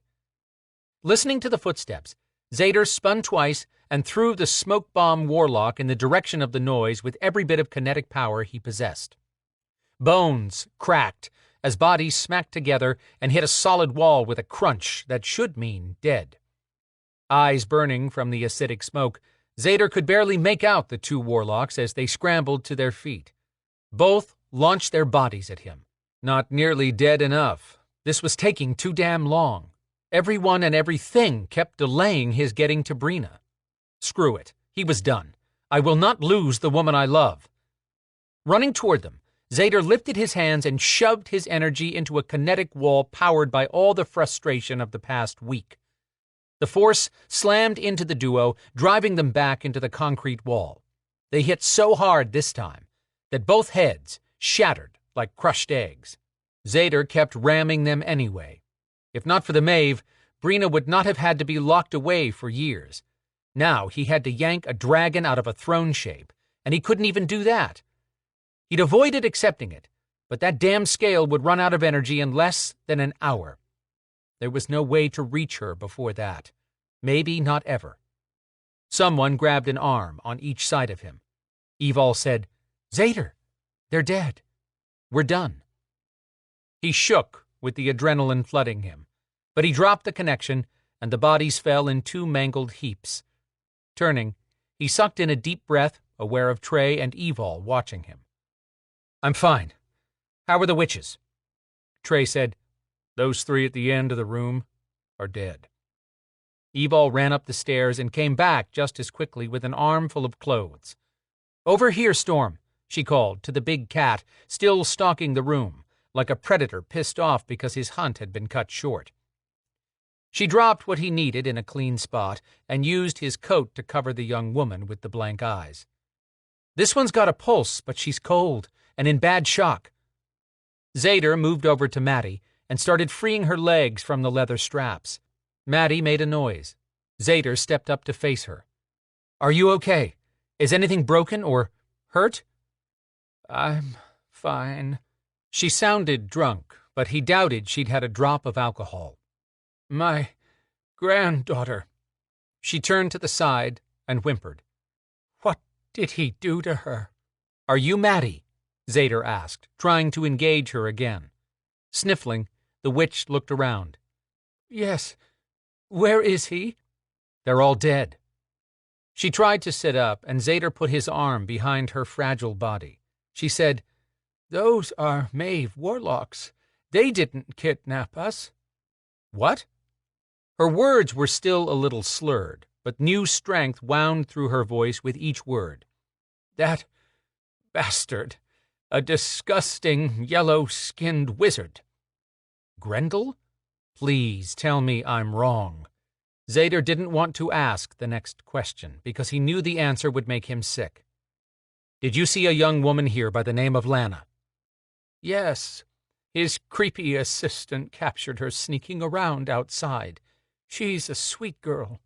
When that slime ball questioned her, she said she'd used a bit of animal hair to find me. She said it loud, so I would hear. She was letting me know my Oscar was safe. Look around you. This whole horrible thing was about finding that girl. The wizard had offered to trade Queen Maeve 5 of us for Lana. But then he found her first. Shit, shit, shit." Zader turned to Storm, who had just pulled his shirt over his head, finished dressing. "Can you send Lana in here, Storm?" "No, and I didn't send her outside either. The wizard must have cleaned her scent or replaced it. I could smell the strongest scent in here, and it's the same odor I encountered twice a few months back. I didn't recognize it last night at Maddie's house," he said, walking over to Zader. "The trail was somehow concealed from that point, too, which was not normal." Zader admitted, "I think Grendel's the wizard behind all this." Evol walked up. "It's got to be him, Storm. He was involved in the Beast Games. You picked this scent at Maddie's house that you recognized as being from the illegal beast fight in the mountains where we met Imogenia." She cringed in Zader's direction. "That you don't want to know about since you were Meister at the time, so forget I mentioned that?" "The least of my worries right now." Zader swallowed. "Grendel has Lana. This was all set up just to capture her." Evol said, "We heard. What are we going to do now?" Zader looked at his watch. All he could think about was that the dragon scale Brina had was losing power by the second. She'd be alone and vulnerable to whatever Maka had in mind, none of which was in Brina's best interest, if Maka hadn't done something already. Brina's last time in hologram form had him worried. The fact that she'd been failing to dreamwalk concerned him even more. He'd been refusing to focus on any of that because if he did, he'd lose his ability to think clearly or to lead his team. Maddie stared at her granddaughter and snuffled softly. Zader patted Maddie's shoulder. Our people will be here soon. We have druids who can help her. We have Adrianna outside shielding some of our group too, Evol said as she walked around Maddie's table to stand next to Zader. Maddie turned her nose up. I don't need any sterling witch to take care of my family. Ah, hell. Zader didn't want to put those two anywhere near each other. Adriana's patience had already been tested severely by Dagon. When Trey came over, he explained that he was hand-picking Beladors he could trust to transport the women, but he had to find the ones who were not already on duty with non-Beladors and give them time to access ambulances not presently in use. Trey asked Maddie questions about what had happened. Knowing him, he was also using telepathy concurrently to communicate and organize the medical support. Evol nudged Zader with a shoulder. He asked, What? Don't give up hope, she whispered. We will save Brina. He gave her a sad smile, not even trying to deny where his mind had been. I have to break a 2,000-year-old curse to free a dragon and take him to Treor. I have no way to get the dragon to Treor. I also have to find Lana before Grendel leaves the country with her. And Quinn is putting himself in danger right now to keep Maeve and Cathbad out of our way. Looking pretty bleak. He reached to free Maddie's arm from the leather clasp. Light flashed, and a cloud of sparkles showered in one spot.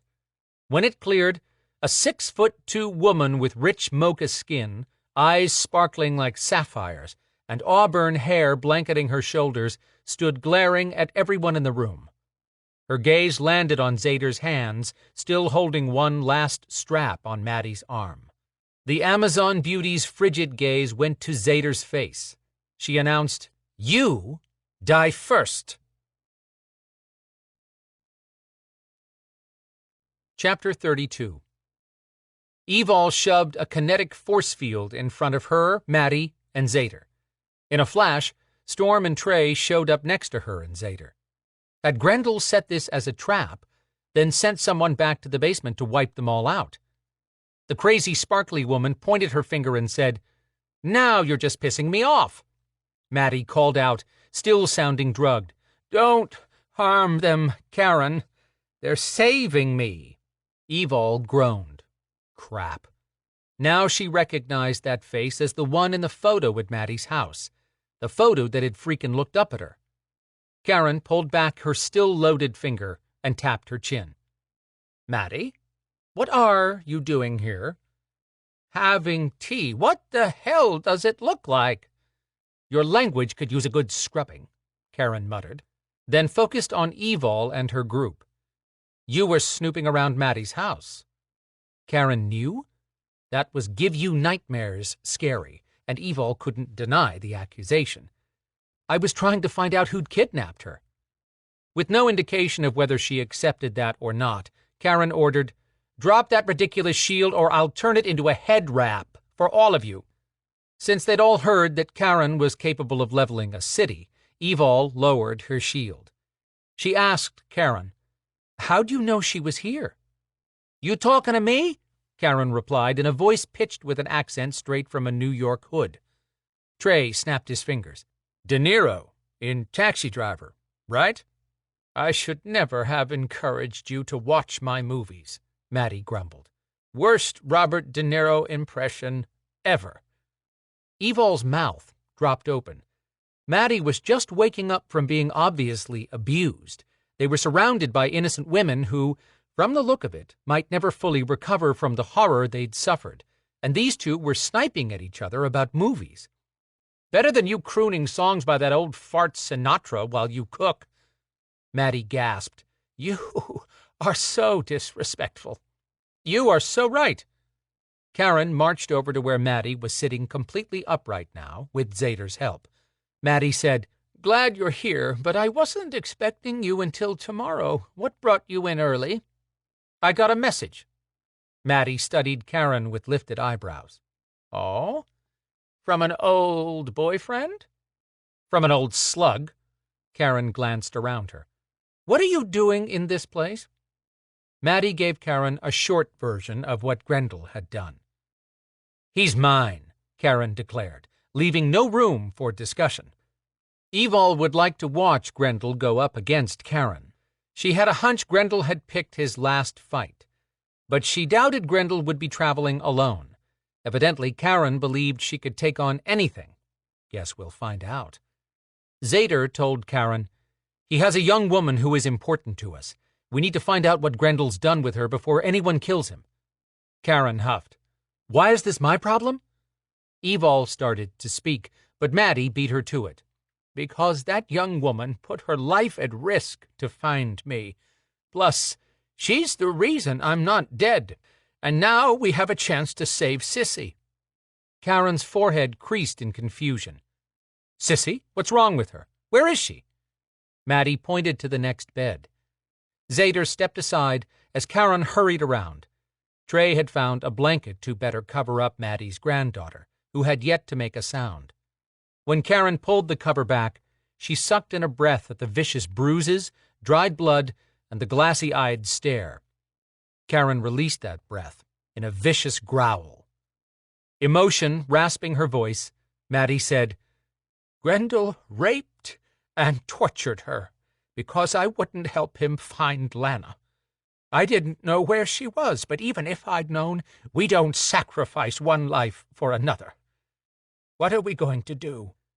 Karen tenderly stroked the young woman's forehead, then brushed her eyelids closed. "Let me clear her memories and put her into a deep sleep to allow her body to begin healing. She'll need at least a week in stasis. Then we'll figure it out." Karen laid her hand back on the abused woman's forehead and murmured soft words, which Evol doubted she would recognize, even if Karen had spoken louder. Once the Fey woman had finished, she turned to Maddie. "I need to follow this wizard while the trail is fresh. Are you safe until I return?" "Yes, but how will you find them so quickly? From what Grendel was saying, he and his bodyguards were leaving with Lana and heading for an airport. They were using a vehicle, no way to follow a scent." Karen stared at her half-sister for long seconds, then finally said, "Do you have anything the wizard touched?" "Sissy's shirt. He tore it off her." "Probably this one," Trey said, as he crossed the room and lifted a pink sweatshirt spotted with blood. "It was underneath her table when we came in." He brought it to Karen, who nodded her acknowledgement and said, "I know someone who can find them with this." Maddie's mouth fell open. "You think Deke will help?" Karen shrugged. "If he refuses me, I'll rip his tongue out." Evol met Zader's gaze. Having a centaur and a Fey battle would put the cherry on this day. "Karen," Maddie said in a tired voice. "Oh, all right, I'll try not to kill him before I get what I need. Satisfied?" "Yes, please, find the girl.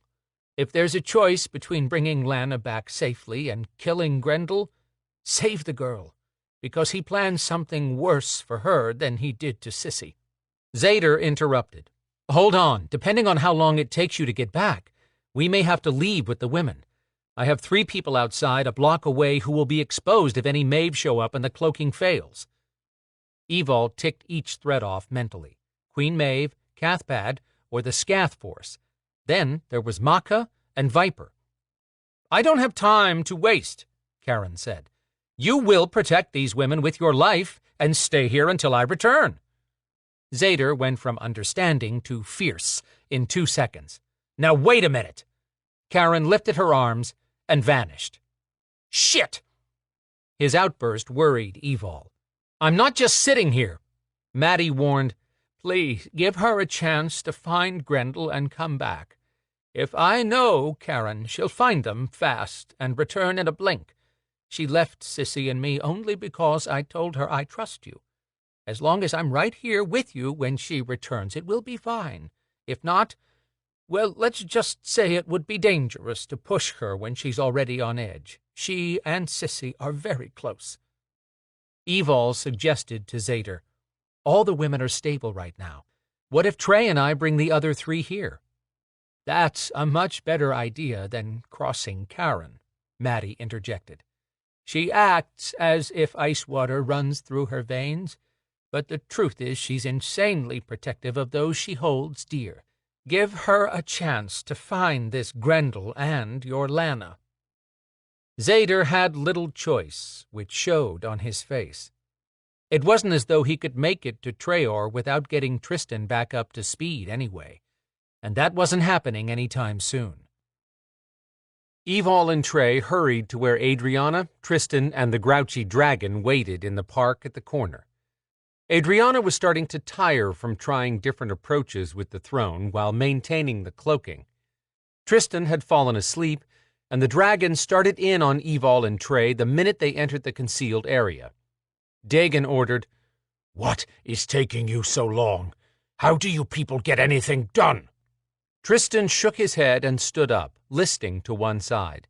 He shoved a hand against the wall to support himself. His words were mangled. "We rescued you, didn't we? Why, I'm still not sure." Evol heard the slur in Tristan's speech and took a closer look. Dagon scoffed, "Pat yourself on the back for a half-assed mission. Yes, I'm out of the tower, but locked in this form. I'm a sitting target."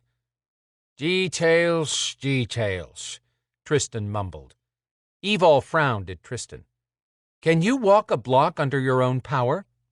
"Sure." She turned to the witch. "Adriana, if you'll keep us cloaked until we reach that next building, you'll get a break." "Done. Trey and I are going to carry the throne."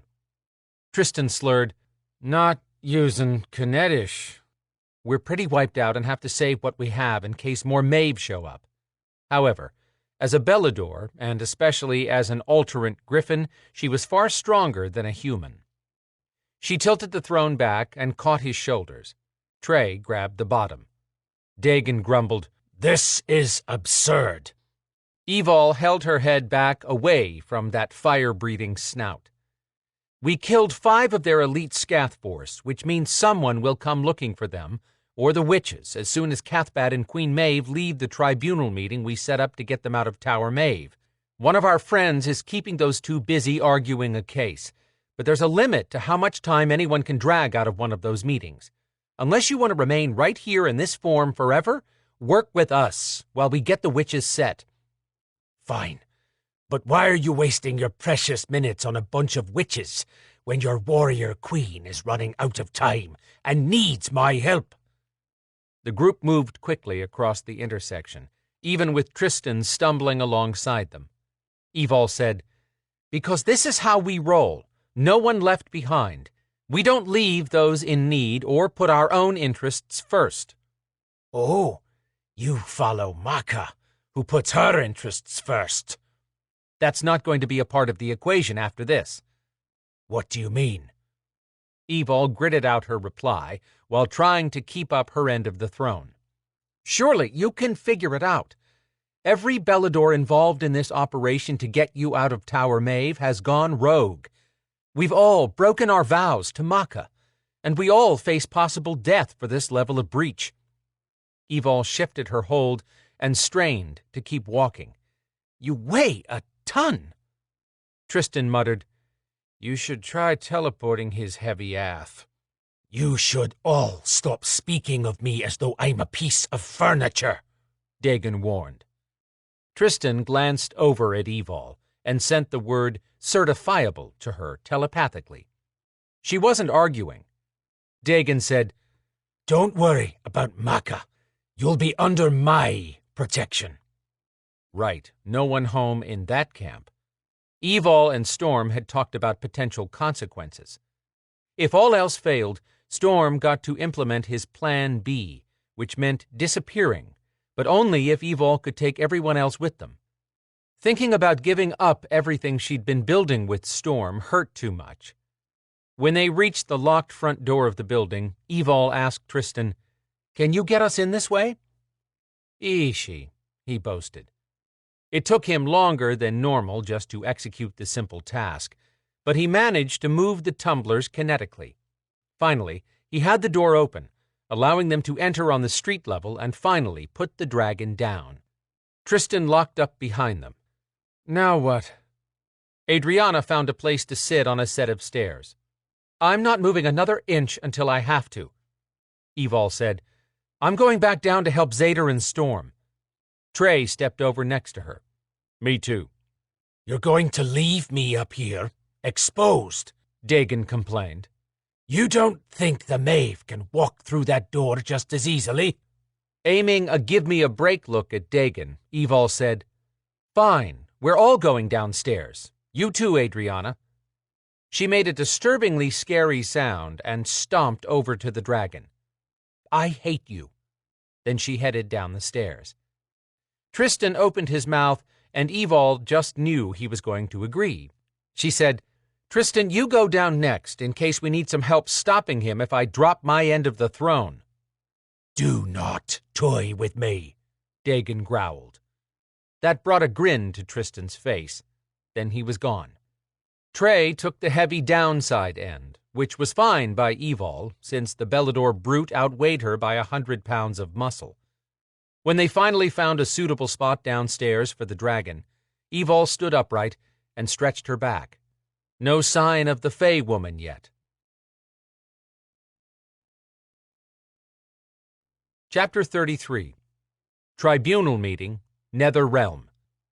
Now that Queen Maeve and Cathbad the Druid are present, what is your grievance against them, Belador? Quinn just managed not to roll his eyes at Loki's booming announcement. He'd have to do his best to drag this out without Loki, Varpalus, or Mahat losing patience, or losing all the griffins to this queen bitch. That might end with bloodshed. His. Shifting his attention to the Queen and Cathbad, Quinn said, I am the current Meister over the North American Beladors. As such, it is my duty to protect all those the Viper Coalition serves, second only to protecting humans. But it is my moral obligation to see that no one is falsely accused of any crime. We live in chaotic times, and I wish to see the end of this conflict that has gone on too long between the Maeve and the Beladors. Loki's eyes had narrowed more with each comment, surely ready to pounce on Quinn and demand that he move this along faster. That was until Quinn made noises about smoothing out relations between the Beladors and the Maeve. Queen Maeve and Cathbad eyed him with suspicion, as they should. He certainly had no intention of making their lives any easier. Quinn continued, expounding on how he'd personally protected a witch of the Maeve coven recently, and how he'd been instructing his Beladors to do the right thing. In truth, he'd slammed on his brakes right before hitting a woman crossing the street against the light, who then yelled at him and threatened to report him to Viper. He'd protected the witch from his wrath, thus making his statement true. And he had told Beladors over and over to do the right thing, which was always to protect the tribe. Cathbad interrupted a couple of times, trying to push Quinn to make his point, but Quinn knew how to orate and would use those opportunities to ask, Am I the only one present who truly wishes to see peace between our peoples? That shut up Cathbad, and drew groans from the peanut gallery on the dais. Time often ran longer in the human world than it did here. When Quinn felt he had stretched his intro as far as he could, he said, With all that in mind, I bring a grave situation to this tribunal. He heard mutters of, finally, from all around the space. Quinn held his pleasant composure, but turned his concerned face up a notch. I'm sure by now that Queen Maeve and Cathbad have been made aware of the white witches who were recently kidnapped in Atlanta of the human world.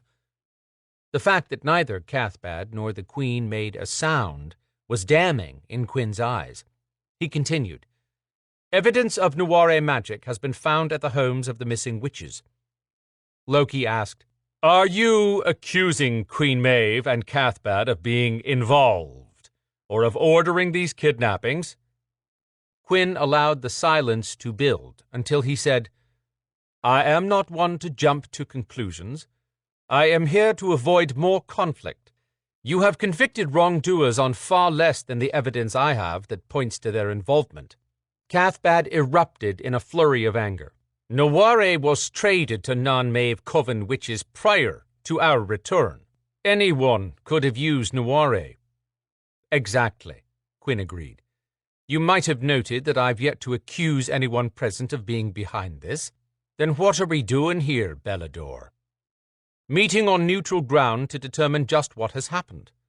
I have agents tracking down a witness who reported that a Maeve warlock was seen at Mother Mattie's house around the time of her kidnapping. That much was true, because the warlocks made a habit of touring areas where white witches lived." Queen Maeve took a step forward. "My grievance is greater than his. I do not come here with maybes and possibilities, but absolutes that have not been addressed." Quinn knew where she was going, and jumped in to cut her off. "I cannot speak for Makkah when it comes to the Griffins, but since you've brought it up, I'd like to ask the tribunal if they might be ready to vote on the Griffin right to be a free race." "You can't do that!" Queen Maeve froze and looked up at Loki, suddenly aware of how her words had sounded. All three deities turned to her. Loki asked, "Do you think to come here and tell us what we may or may not do?" She took a step back, and Quinn could tell it cost her to eat humble pie. "My apologies. I'm clearly not happy about being accused of yet another mishap. I'm allowed to transfer only a few of our coven at a time to the human world, and they enter a hostile environment. Cathbad and I were slightly delayed in our arrival here because we'd taken the time to inform Viper of what our warlocks had learned about the missing witches. Not only are we not behind it, but we're helping Viper find those at fault." Bloody hell. Quinn hadn't expected that. But he wasn't done with her. He'd gained the tribunal's vote on the Griffins. That might bring Makkah, but he seriously doubted Makkah cared whether or not the tribunal ever voted on the Griffins. Now that everyone on the dais had resumed their positions, Loki said, "Good. Sounds as though your groups are finally doing something to end this squabbling." Classic Loki. He reduced hundreds of years of bloody battles to a pissing contest. Queen Maeve said, "If I may, I have something to suggest that would simplify the Griffin vote." She'd hit on the right note for Loki. "By all means, share it." "I propose it's a waste of time to change the Griffin's status, and to do so would also set a dangerous precedent." What the hell was she up to now? The goddess Mahat said, "Please explain." Smiling like someone who held all the cards, Queen Maeve did just that. "It's quite simple. Demons aren't a recognized race. Wyverns aren't a recognized race, and therefore Griffins shouldn't be allowed to set a precedent that may start a chain of requests concerning other beasts." That miserable witch. Quinn argued, "Demons and wyverns have never lived in the human world, protecting humans and non-humans as Viper agents. Evil Kincaid has repeatedly proven her value in that capacity, and deserves to be given the right to live as a free person, as do the other Griffins." Cathbad let out a poofed sound. "The only difference is that Griffins can shift their form to one emulating a human." Emulating. Quinn wanted to rip that druid's head off. The druid was not finished. Evil started out as a human who could shift into a beast. Then she evolved into a griffin. Perhaps we've not seen the end of this evolution. How can you expect a tribunal to grant any group this level of recognition when they have no idea what the final version will be? Griffins may continue to change and regress into mindless beasts. What would we do then? Unbelievable. How had this turned into one new way to screw Evol and the Griffins? Mahat shared her opinion. You've made a valid point, Cathbad. Quinn had no argument to counter the unknown. Gods and goddesses were wary of Alterans already, and this just gave them the perfect answer for how to avoid getting any more deeply involved in this issue. Maka, damn her self-centered soul, would never stand here and fight for the Griffins. But neither would she give them up. Quinn opened his mouth to return everyone to the original topic of missing witches, though even he had to admit pursuing that argument would be more difficult now that Queen Maeve had addressed it. Her gaze speared Quinn, making it clear she was not finished with him. Now what? Loki spoke up. With nothing new to discuss, that concludes. Quinn said, Wait. At the same moment, Queen Maeve said, I am not finished with addressing what is more important to me than all of this. Snapping his mouth shut, Quinn waited for her new attack. What did she have up her sleeve? Varpalis never missed a step, running quickly in place and not sweating a drop. He asked, What is your complaint? Loki and Mahat looked at the skinny guy as though surprised he had vocal cords. Taking her own pause for dramatic effect, Queen Maeve said, I request you bring Maka of Treor here, as she must answer for her Maestyr's role in the theft of my property. Quinn's jaw fell slack. They were all busted. Quinn had no way to inform Zader, Evol, Tristan, and Adriana. Chapter 34. Karen owed Deke for his help. He hadn't gloated. That worried her. Only for Maddie and Sissy would she have gone to Deke. To his credit, he'd made it easy. Once she'd filled him in, Deke tapped one of his connections, a Greek goddess, to locate Grendel. Karen would have eventually found the wizard, but not in less than a minute the way Deke had. She did not thank him. A fae would not insult someone by allowing words to diminish a favor of such magnitude. She merely said, I'll be in touch to repay you. Deke hadn't said a word once he'd given her the information. Why hadn't he stomped around and carried on? He hadn't even shifted into his power form as a centaur. No, he'd stood calmly outside his nightclub, dressed in black jeans and a deep red Henley, looking like some kind of dark fantasy. His gaze had drifted over her from head to toe, but he hadn't made the first arrogant comment. Sexy irritation. Thankfully, he'd excused himself to take care of an issue inside, or she would have made a fool of herself standing there too long, staring at him. He might even have realized she still nursed a broken heart. When salt air teased her nose, she sharpened her focus. She shared a bond with wind above all other elements, and it came to her aid now, as it always did. She traveled swiftly toward the Atlantic Ocean, where it lapped against the coast at Charleston and glided out over the water, an invisible assassin intent on justice. Once she located the cargo ship, she found a narrow space between stacked containers that hid her change into human form. The same form she'd shown the strangers around Mattie. Few had ever seen her true form. Most of those were dead. Calm seas and gentle winds allowed the ship to glide along smoothly. She moved from shadow to shadow until she caught the odor of Grendel's disgusting magic. What had he done to damage his magic until it smelled so putrid? If he wasn't shielding the odor, then he was either too arrogant to think anyone would catch him here, or his magic was too weak. Maybe both. She swept past crew members with a gentle, whispered, "Don't look at me" glamour, forcing them to ignore her. They passed by, oblivious to her presence. After a 5-minute walk, Karen entered a quiet hallway with no crew traffic. Grendel's stink clogged the air down here.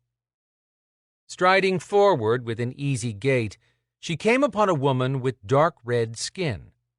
Red, as if someone had roasted her in the sun until she was medium rare on the outside. What had happened to her hair? Bald on one side and chin length on the other side. And purple. Hard to tell her age, but she appeared close to Karen's 27, and she was equal to Karen in size. Size would only get you so far in a fight. Karen could tell that this woman had once been a witch. She was cut, physically, like a warrior, but no human woman, witch or otherwise, would ever be Karen's equal. One day Deke Dialamante would get that through his thick skull. Why am I allowing him to distract me right now? This woman could be green-skinned or covered in scales. Karen didn't care, as long as she got out of the way. What did Maddie preach? Try the easy way first. Karen ordered, "Move." Cinnamon Girl cocked her head with a confused dog look.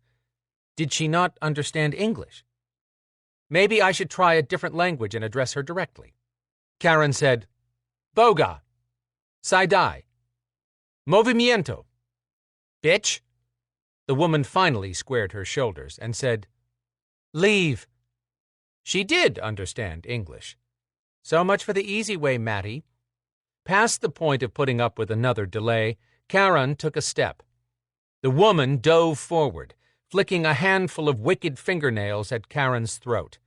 Karen rolled back out of the way, twisted, and yanked Sunburn Girl over her head, letting momentum take her to the floor. When the woman flipped back to her feet, Karen clapped. "Got any other tricks? Do those fingernails double as hors d'oeuvre skewers? No? Guess I'll just have to see how far down your throat I can shove them." Her opponent's red skin glowed, and the muscles across her shoulders bulged into a hump on her back. When the woman spoke this time, it sounded as though she'd swallowed Darth Vader. "I will take you apart slowly and savor your death." It speaks. Okay, let's get on with it. I'm pushed for time. When the woman charged her this time, Karen waited calmly, watching for the magic attack. Vicious words meant for cursing your worst enemy flowed from the dark lips of what had to be Grendel's guard. Karen lifted a hand and called upon the air to spin the poisonous flow back at the woman. All at once, her attacker jerked to a stop, and on the next inhale, she clawed at her throat, choking as her neck swelled thicker and thicker. Something was growing in there. Her face went from deep red to purple to blue, until she jabbed a long fingernail straight into her own heart. She arched back, unable to scream, and dropped to the floor, twitching. Karen glanced down at herself. One down and not a drop of blood on me. Score. She put her hand on the door handle, turning it slowly. As she opened the door, she heard wrenching sobs that took her breath away. The female voice reminded Karen of her great-niece. Grendel must have put a cloaking on his red watchdog and something to hide the sound inside this room as long as the door remained shut. Karen hurried to step inside and close the door, standing in a tiny foyer created only by a short wall separating her from the rest of the room. She kept her presence hidden until she had a better idea of what she was going up against. A wizard who could overpower Mattie and change a witch into that red abomination outside was not one to take lightly. Karen eased up to the corner and looked around to find a blonde teenage girl hanging mid-air with dark shadows swirling around her. She screamed, "No!" The stink made sense now. A hideous, yellow-skinned man was busy calling up his dark spirits, which were swamping the terrified girl. Grendel hadn't heard Karen's quiet entry. He shouted at his captive, who had to be Lana. "Give me your magic. You will make more. Look at what you've done to me, you bitch. I'm dying from the outside in. My skin is drawing tight and killing me." The dark spirits were holding Lana's arms straight out from her body. She screamed, "No, you will kill others." "But you will live. Stop making this more difficult." Grendel stood up. "We'll do it another way, but it will take longer." He unzipped his pants. Karen had seen enough. Her father would be angry if he knew she went into a fight without any idea of the power she battled. But she'd told him more than once that sometimes you just have to wing it. First, the spirits had to go, so that she faced off with only Grendel. Calling up her magic, she revealed herself and ordered, "Spirits of darkness, release her now!" The spirits howled and snarled, bouncing all over the room. Why hadn't that worked? Grendel turned around with his pants falling down around his bony knees. Oh, please, not even an acid wash was going to wipe that creepy image from her mind. Who are you? Grendel shouted. How often did she answer stupid questions? Let me think on that. Never.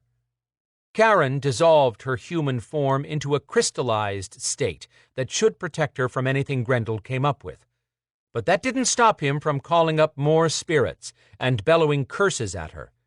Karen attacked the spirits on their level, lashing out at each one with her magic.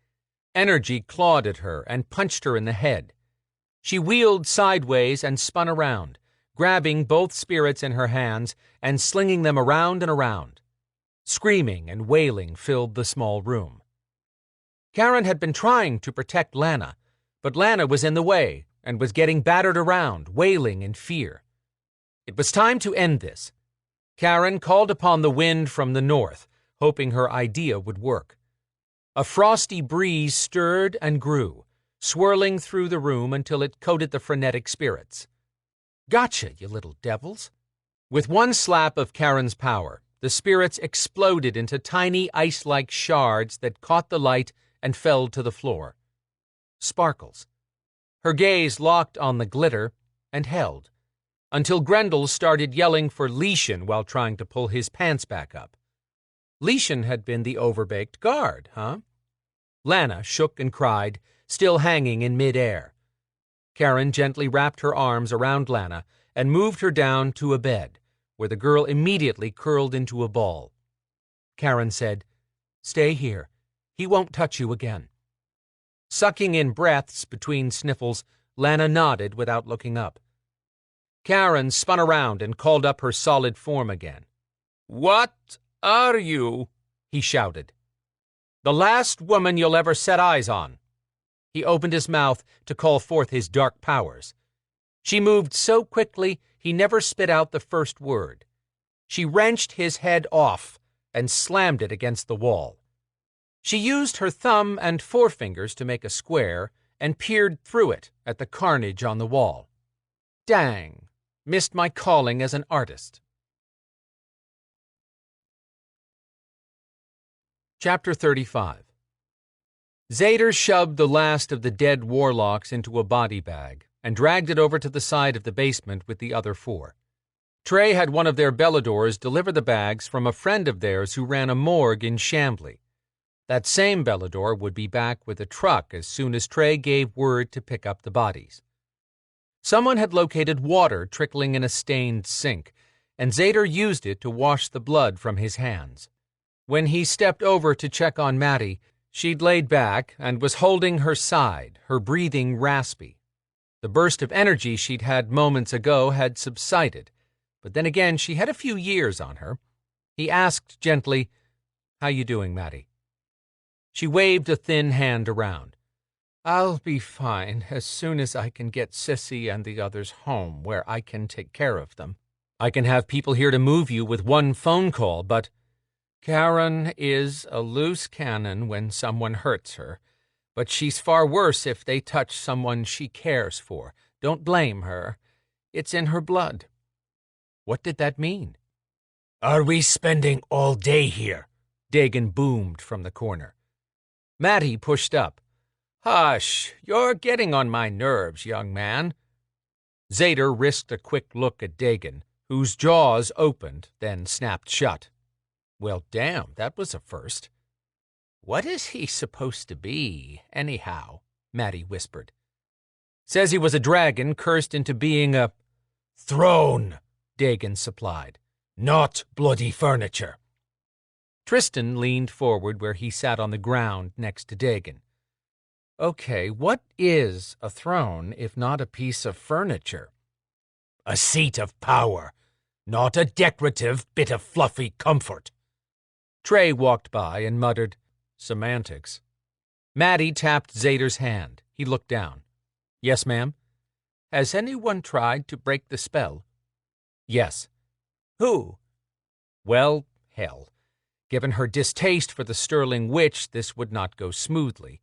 But he wasn't going to lie to Maddie.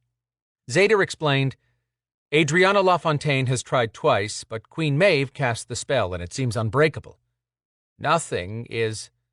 Power surged into the room. Everyone turned to the spot near Zader, where a shower of crystals announced Karen's return. When she came into view, she held Lana in her arms. Zader took the girl. "Lana, are you hurt?" She was pale and sounded weak when she said, "I will survive." Solemn words from a girl who had always had something snappy and light-hearted to say.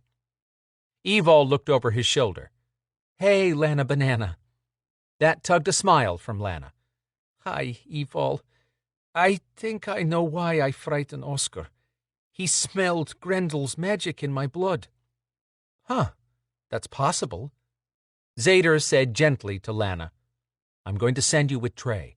He'll keep you until Quinn can come for you. Your cousin is in a tribunal meeting right now." Lana made a valiant effort to sound in control, but panic had burrowed deep into her psyche and peeked out through her eyes now. "I want to go back home to Evil and Storm's building.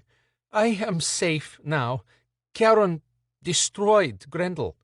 Zader had one piece of good news to give Quinn. Storm showed up on the other side of Zader. His tone was smooth and consoling. "Evil and I have to help Zader a little longer. We'd feel better if you were with Trey until we're home. Then you can come back to your apartment. Sound okay?" "That is good. Thank you." Her eyes drifted shut. Zader handed Lana off to Trey, who lifted her into his arms, waiting for instructions. Turning to the Fae, Zader said, "Zader," Maddie ordered with the strength of a general. "What?" "Do not ask for favors or thank the Fae." He knew a little about the Fae and had heard that, but wanted to know what Maddie would say. "Why not?" "I know it won't make sense to you, but it is practically insulting. Saying thank you for something they have gone to a great deal of trouble to accomplish is almost dismissing the deed as inconsequential." "That's..." Zader couldn't begin to understand such nonsense. Karen said, "I want no debts. What do you want for saving and protecting my family and their friends?" Zader angled his head toward Maddie. "Now what do I say?" "Tell her what you want. You're not asking for anything, just allowing her to clear a debt." His gaze jumped to the dragon. "Can she break a curse?" "No," Maddie answered before Karen could get the words out. "But I can tell you how." Adriana had been resting in the shadows at the far end of the room, melting into obscurity when no one had needed her services. Now she strode forward. "I've already tried, using an incantation that includes the reverse of what Dagon remembers as the specific curse." She stopped at the foot of the table where Maddie was sitting. The witches had a little stare-off for a moment. Then Maddie said, "I argued against Rowan to keep you out of our council." Adriana said nothing. "But after hearing of how you joined this group of lunatics who went after one of Queen Maeve's prized possessions," growling rumbled from the direction of the throne, and smoke puffed from the dragon's nose. Maddie merely tossed him a look meant to let him know she was not impressed, and finished telling Adriana, "I might have to revise that opinion. As for the curse, I can tell you how to do it based on some very old tricks of our trade. But even with the witchlock power, that doesn't mean you will be successful in breaking it in this realm. Some curses are bound by one realm and vulnerable in another."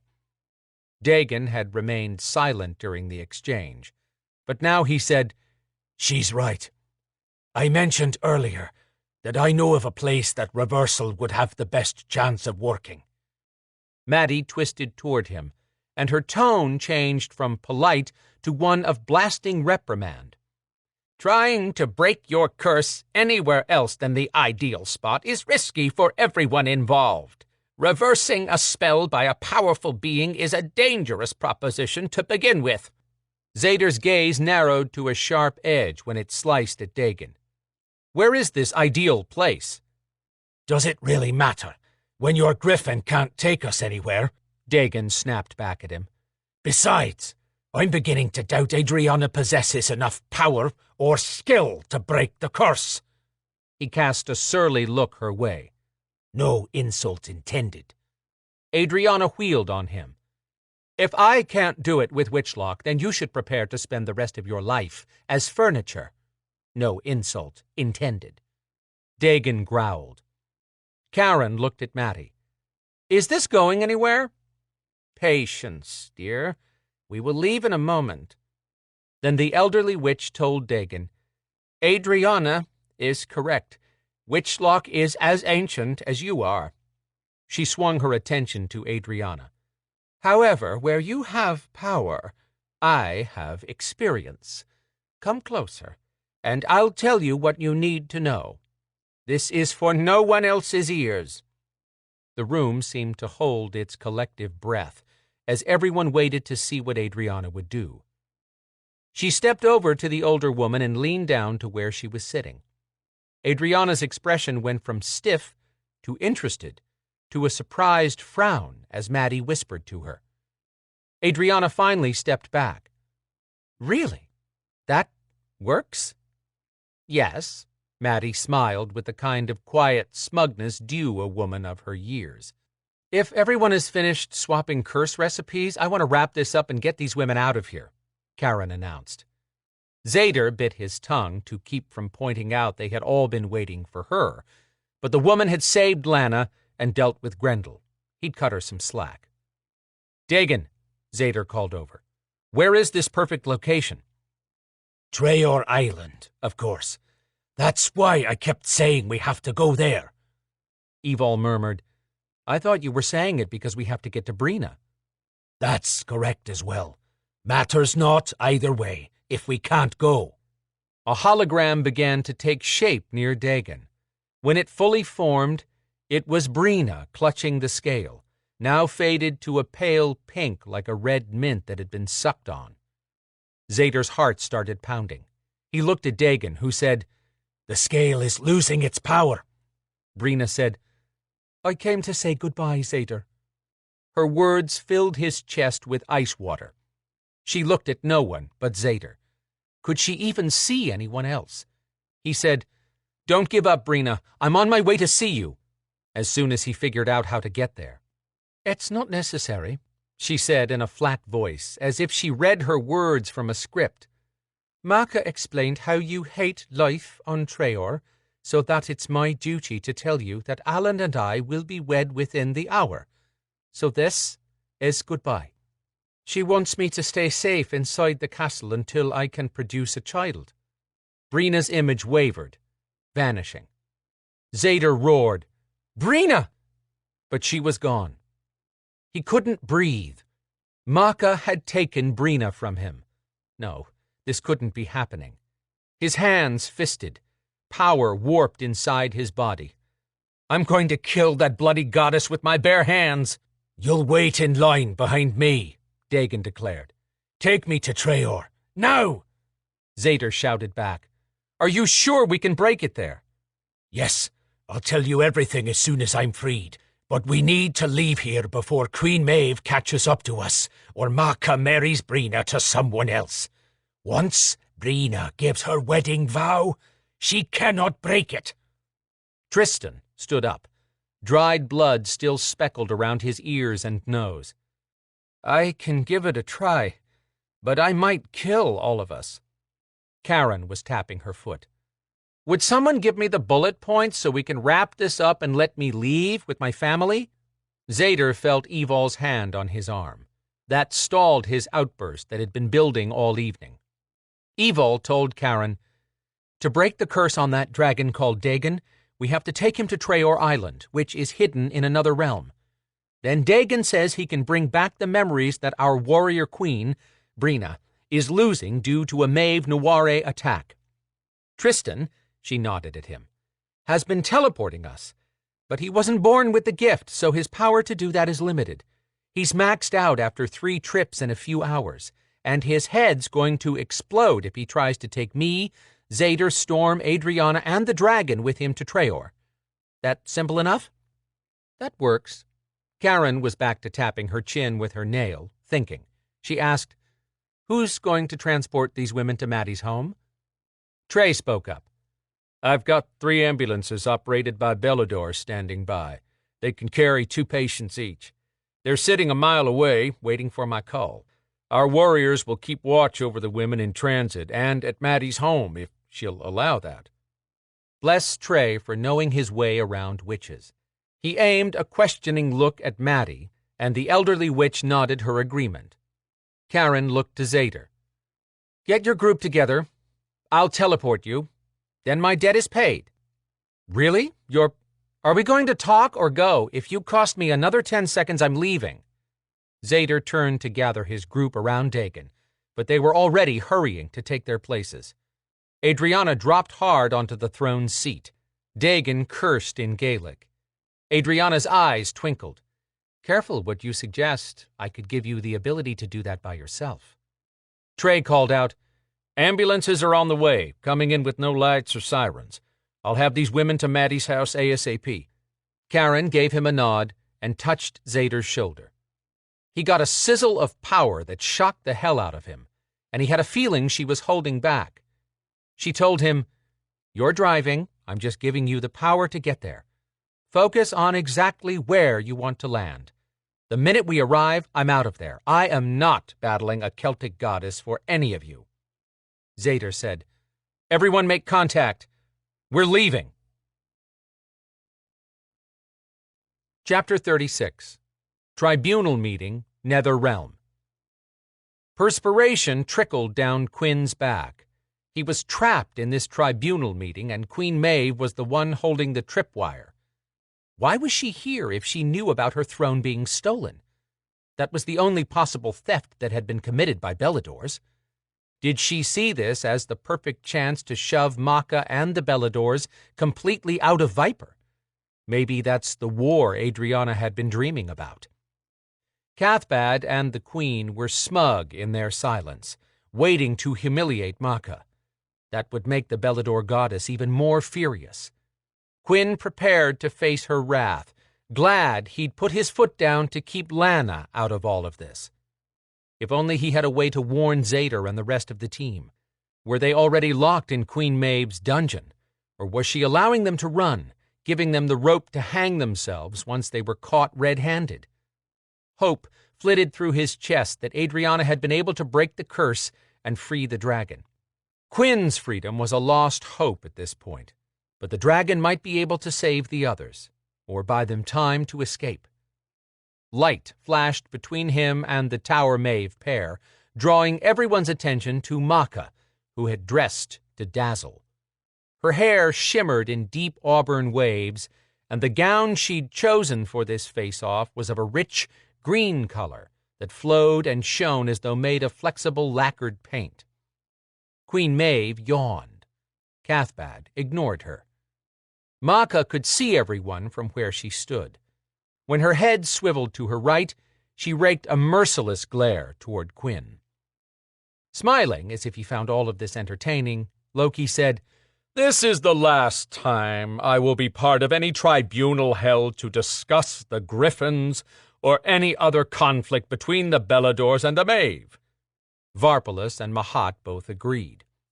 Continuing, Loki said, "Queen Maeve has asked that we address a theft of her property, and frankly, after listening to the longest opening speech ever for a tribunal meeting by this Belador Meister, I'm inclined to make a swift decision and end this."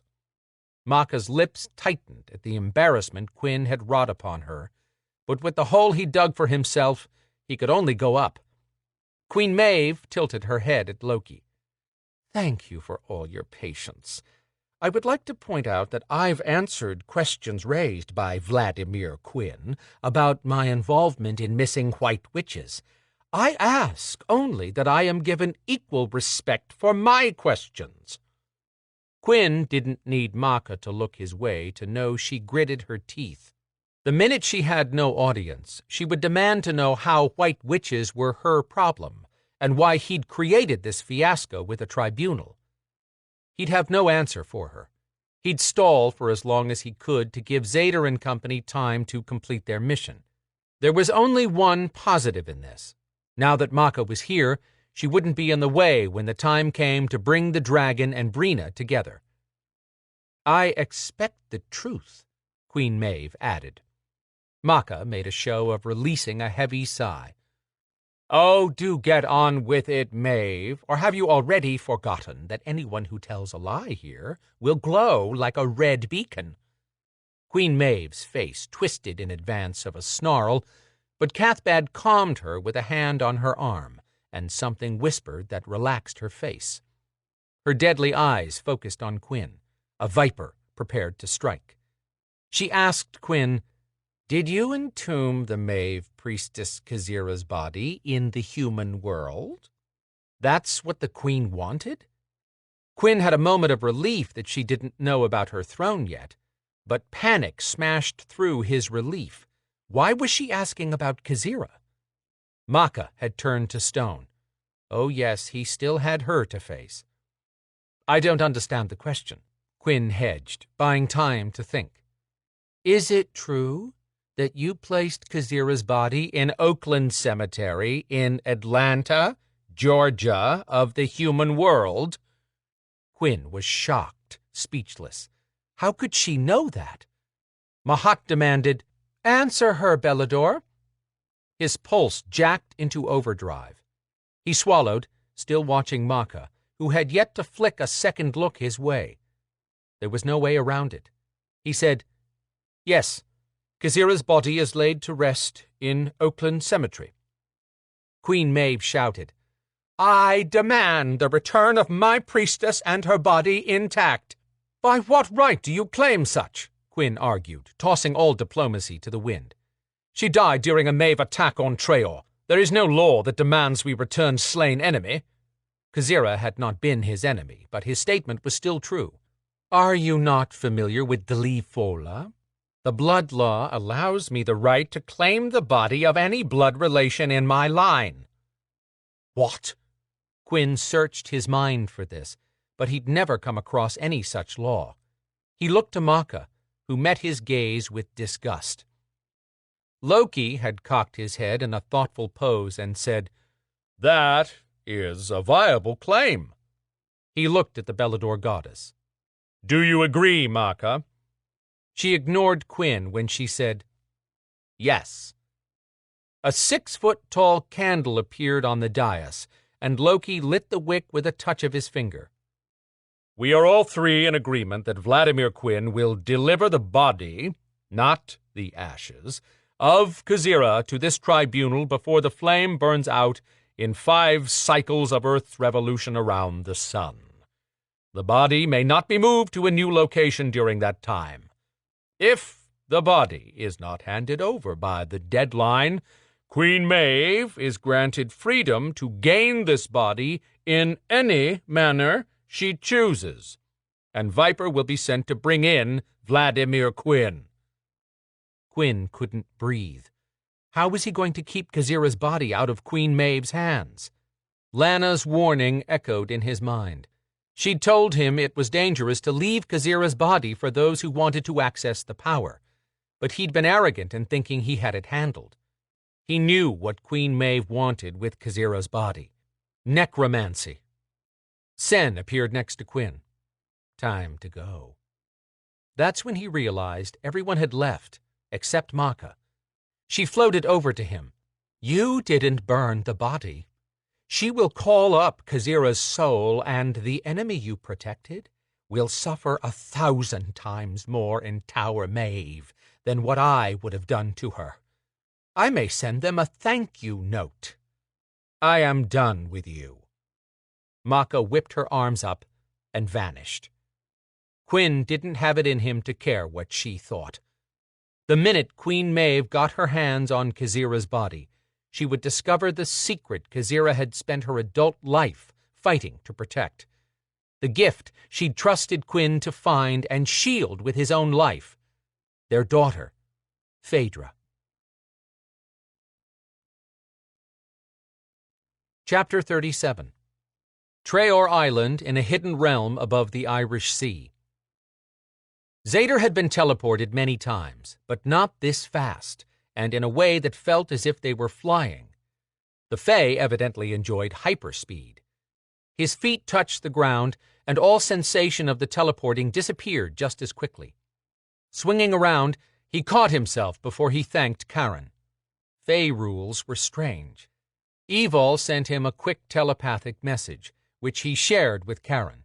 Maddie needs to know that Oscar is safe at Evol and Storm's home. Rowan can reach Evol when Maddie is ready to have him returned. Or Trey would get to Oscar if Zader, Evol, and Storm didn't survive this. But he was past the point of worst-case scenarios. Before Karen could respond, Zader quickly added, "Trey will take care of anything Maddie needs." He held up his hand when Karen started to argue, no doubt ready to read him the riot act over how she needed no help from those who ranked below her on the power scale. "The White Witches are friends of ours, and Trey is married to one. He'll have Belador's running security so that you and Maddie can take care of those ladies without dealing with any issues." Karen's bottom lip pushed up against her top one in a thoughtful expression. "I accept the security. Good luck." She winked out of view. Zader turned to take in his location. They'd landed within a sparsely wooded area just inside of the castle. He thought he'd chosen the cleared lawn beyond the trees that ran the length of a football field to the castle. For all her abrupt personality, Karen had clearly guided them to what she must have deemed a superior location where they wouldn't immediately be seen. But Maka would know the minute they came into this realm. In fact, Zader was surprised she hadn't appeared next to him yet. It was too much to wish that Quinn would have dragged Maka into the tribunal, too. But Quinn had amazed Zader with his impressive litigation skills many times in the past. Drawing Maka away from Traor at this moment would top all his other feats combined. Evol asked Zader, "Can Adriana use her magic here? Storm was warned not to shift here without Maka's approval or he'd burst into flames." "Ah, shit." Zader turned to Adriana and Dagon as she started to lift her hands. "Wait!" Dagon shouted. "What?" Zader repeated Evol's question. Dagon said, "Adriana and I are safe from any backlash in this realm." "I hope that damn dragon is as good as his boasting." Zader said, "Then get to it." A circle of fire burst up from the ground, surrounding Adriana and the dragon throne. Evol, Storm, and Tristan spread apart to take protective stances at the outer edges of the 10-foot-wide, blazing circle. The narrow flames rose 2 feet, as though they were shooting up from individual wicks stuck in the ground. Adriana raised her hands just as she had before, and her lips moved, but Zader couldn't hear a word she was saying. She lowered her hands with one palm facing up. The glowing witchlock orb started the size of a marble this time, constantly rolling in place as it grew as big as a grapefruit. Adriana seemed to talk faster and with more intensity now. Her neck muscles strained, and her face showed the effort of whatever she was attempting. She was executing Mother Maddie's instructions. If Adriana had a heart attack, Zader wasn't sure any of them could cross that fire to reach her, because he was pretty sure she had the dragon throne locked inside a ward. White light raced around and around the orb, which now hovered above her hand. Storm watched Adriana with a doubtful gaze when he wasn't keeping surveillance on their surroundings. Tristan had his arms crossed, peeking at Adriana between worried looks he cast toward the castle. Evol's attention was just as divided, but she had no poker face. Her eyes were shiny with hope that mirrored the gut-wrenching longing Zader harbored in his heart. All at once, the white light spinning around the orb lassoed Dagon. The circle of flames turned fiery red and flared higher. The throne wobbled, jerking back and forth. Parts bulged and bent, jerking in and out in sickening ways. Dagon opened his dragon's snout and sucked in hard. The curved outline of flames shot into the air and swept around Adrianna, then into Dagon's mouth. It seemed as if that went on forever, but it took only seconds until every flame had vanished and the dragon jaws clamped shut. Adrianna had been watching Dagon closely. Her eyes bloomed with fear. She backed up and took off running right past Zader as she shouted, "Move!" The others scattered, and Zader started backpedaling as the throne expanded and bulged, growing larger. The gold of the throne began to change color, turning from glowing metallic to maroon. Steam poured from it as the metal took on a leathery texture and muscles began to buckle and shift. Bones snapped with a loud crack of 2-foot-thick trees breaking. The odd-shaped conglomeration curved backwards, straining and shaking with the effort to break free. Scales formed over the leathery skin in a rapid layering pattern. They gleamed iridescently at first, but as Dagon moved, light caught the scales, turning them all a brilliant red, just like the one Brina had held. Zader's heart tried to claw its way to freedom. Maka had not made an appearance, but Brina hadn't shown her face either. If he'd lost Brina, all the vengeance in the world wouldn't bring light back into his life.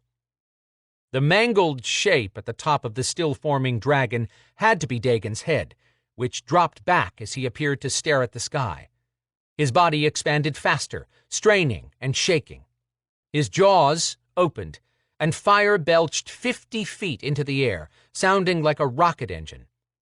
With a roar that raised chills across Zader's skin, Dagon's reptilian-looking wings whipped away from his body. When it was all done, the dragon stood 15 feet tall, with a wingspan capable of carrying all that weight. Damn. Zader hadn't allowed himself to believe they could do this, not until this very moment. Shouts came from the direction of the castle. Zader stepped around to see Belador soldiers pouring out. They should have known the minute we arrived. Adrianna had returned and informed him, "I kept all of this shielded until Dagon exploded it." Seeing the castle guards running with Belador's speed toward them, Zader sighed. He wasn't done. He looked over his shoulder at the fierce dragon arched above him. "Dagon, can you understand me in that form?" Dipping his giant head down to eye level with Zader, Dagon spoke in a deep baritone. "Yes. Now you shall learn the truths you've never known." "Ciertus said that," Zader said. "I know." Zader replayed the meetings with Ciertus in his mind and said, "Why was—" "Do you want to save Brina or not?" 100 soldiers flooded the trees, surrounding them. The first 10 stepped into the clearing, swords drawn, all following that damn Allen. Zader stepped between them and Dagon. "I am Zader Burke, former Belador Meister. Allen is not your leader. This dragon is here to aid your warrior queen. Do not harm him, or you will all pay for that mistake with your lives." In the next second, Evol and Storm stepped up on his right. Tristan and Adrianna lined up on his left. He felt their solidarity and was damn glad he had this hard-headed bunch on his side. Zader had so seldom asked anyone for anything, but Ciertus had said he couldn't win wars alone. That crazy warrior was right. It took the support of people willing to put their lives on the line for what they believed. These 4 and Quinn had risked everything for him. Even Trey had stuck his neck out. And Zader would do no less in protecting them. Allen stepped forward. "You are no longer a Meister, Zader Burke. You were banished from Treor. Now you dare to return uninvited and bring this beast with you? You have committed treason." Evol quipped, "Aw, now you've gone and hurt the dragon's feelings." Dagon snorted at that. Zader wanted to strangle Allen, but getting through these soldiers to reach Brina came first above all else. He was still a Belador, and these men were doing their duty. He did not want to harm any of them. Dagon's commanding voice filled the air. I will not forget how the 5 of you put your lives at risk for mine. But now, I need you to move aside. Leave these Beladors to me." Murmurs of awe and whispered questions came from the group of castle guards when they heard Dagon speak. Zader sighed. This was all going to blow up before they got to Brina, but he'd come this far and had no choice but to back the dragon now. He nodded at the other 4, who moved reluctantly. Then he stepped aside. Alan raised his sword, looking like a child pointing a toothpick at a snarling Rottweiler. "I will defend this castle, my queen and my goddess, with my life." Dagon crooked his head, eyeing Alan like someone would consider a tasty morsel at a party. "That's an enticing offer, because I haven't taken a life for 2,000 years, and find I'm in terrible need of spilling some blood," the dragon warned in a frightening voice. Anger swirled in his silver eyes. The black diamond pupils narrowed. "I will allow you one chance to redeem yourself at this slight, Alan, and you should take it. I'm not known for showing mercy." Zader had been watching both of them and noticed Alan's sword shook almost as much as his knees. Dagon ordered, "Stand down until you have a reason to defend anyone or anything. If you make a move before I give you permission, I will destroy you. Keep in mind that my dragon fire is not precise. You'll likely kill the 10 closest to you as well." The dragon's head was probably 50 feet from Alan, but who knew how far that torch could actually reach? Alan had enough sense to look confused and think a moment. No confusion with the other guards. They shuffled backwards, putting distance between them and the dragon. Dagon raised his head and called out, "I command you to present yourself to me, Brina of Treor." No one could call her that way except Maka. Zader started to explain so the dragon wouldn't lose his shit when she didn't show, but there she was, shimmering into solid form right in front of Dagon, and wearing her finest gown. Zader had seen a painting of her mother wearing that gown on her wedding day. Alan made a move toward Brina. Dagon growled, and the ground shook. Zader stood frozen at Dagon's side. "Brina?" She turned to him, her eyes glassy. "No one home."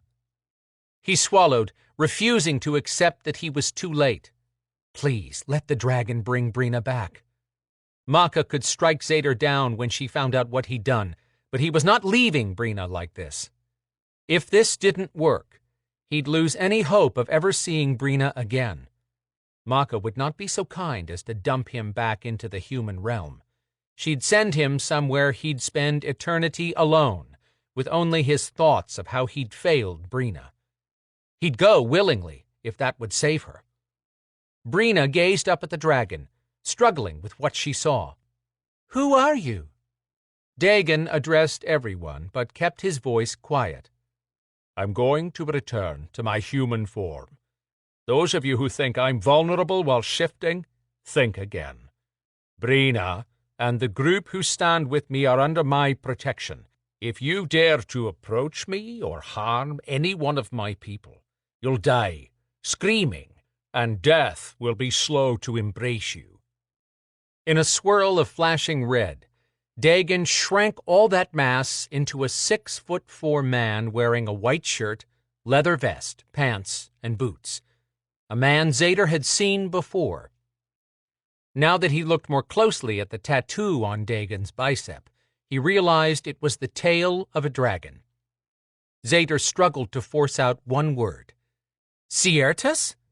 Dagon's smirk said it all, but still he confirmed. "Another name I have been called in my life."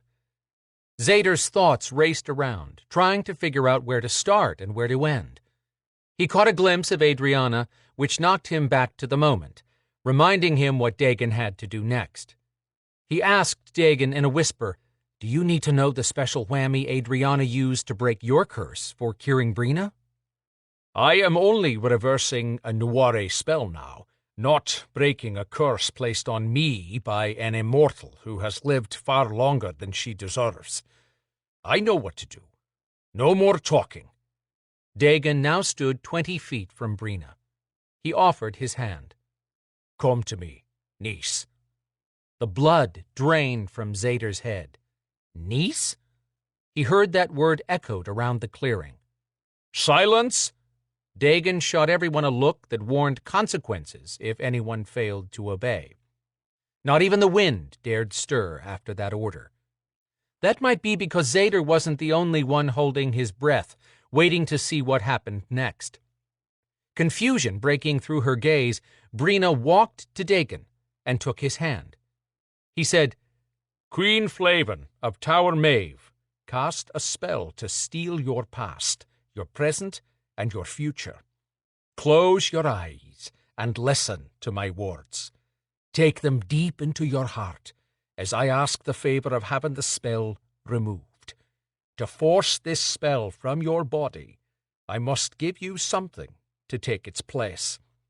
He leaned close to her ear and whispered non-stop for over a minute. As he continued speaking, Brina's skin turned purple. Zader started to step forward, but caught himself. He felt his heart clench. What was the dragon doing? The purple wicked off Brina's body and coalesced into the shape of an empty-eyed ghoul that lifted above her, still tied to her by a smoky black umbilical cord that touched the back of her neck. Dagon lifted away from her face and barked an order in a strange language that sounded even older than Dagon must be. Zader didn't recognize it, and he'd grown up around ancient languages. The purple undulating shape opened its jaws and howled. Dagon roared and hit the ghoul with a short blast of fire, turning it into gray ashes that blinked away. Dagon nodded to Zader, and Zader took a step toward Brina, unsure whether approaching too quickly or touching her now would startle her. Dagon turned her around to face Zader and kept his hands on her shoulders, steadying her. Beautiful green eyes shimmered in a face Zader wanted to see every day for the rest of his days, which might be fewer than he'd ever expected once Maka returned. He really didn't care. Not when Brina stared at him now with the love he'd first seen when she was a young girl. Zader! She lunged into his arms, hugging and kissing him. He didn't give a damn who stood in the clearing. He kissed Brina with all the feeling he'd kept bottled up during 4 long years waiting for her. He picked her up and swung her around, finally, hearing his group cheering for him. Screw the rest of the guards. Dagon chuckled, then admonished, Take care with her condition. Slowing, he placed her feet on the ground. She smiled. I don't have any uncles. Who is this man, Zader? And what condition would he be talking about? Her face turned green and she spun away, falling to her knees. Zader held her and kept her hair from her face as she threw up. She grumbled, I'm never sick. Dagon laughed. Brina gave him a look that threatened bodily harm as soon as she felt better. Smiling now, Dagon said, You're not sick, niece. You're carrion. Adriana walked over. Have we stepped back into medieval times? Carrion? Dagon grinned and produced a cup of water out of thin air for Brina, who took it gladly and rinsed out her mouth. She started shaking her head. Pregnant? Her hand went to her still flat belly. How could I be pregnant and not know?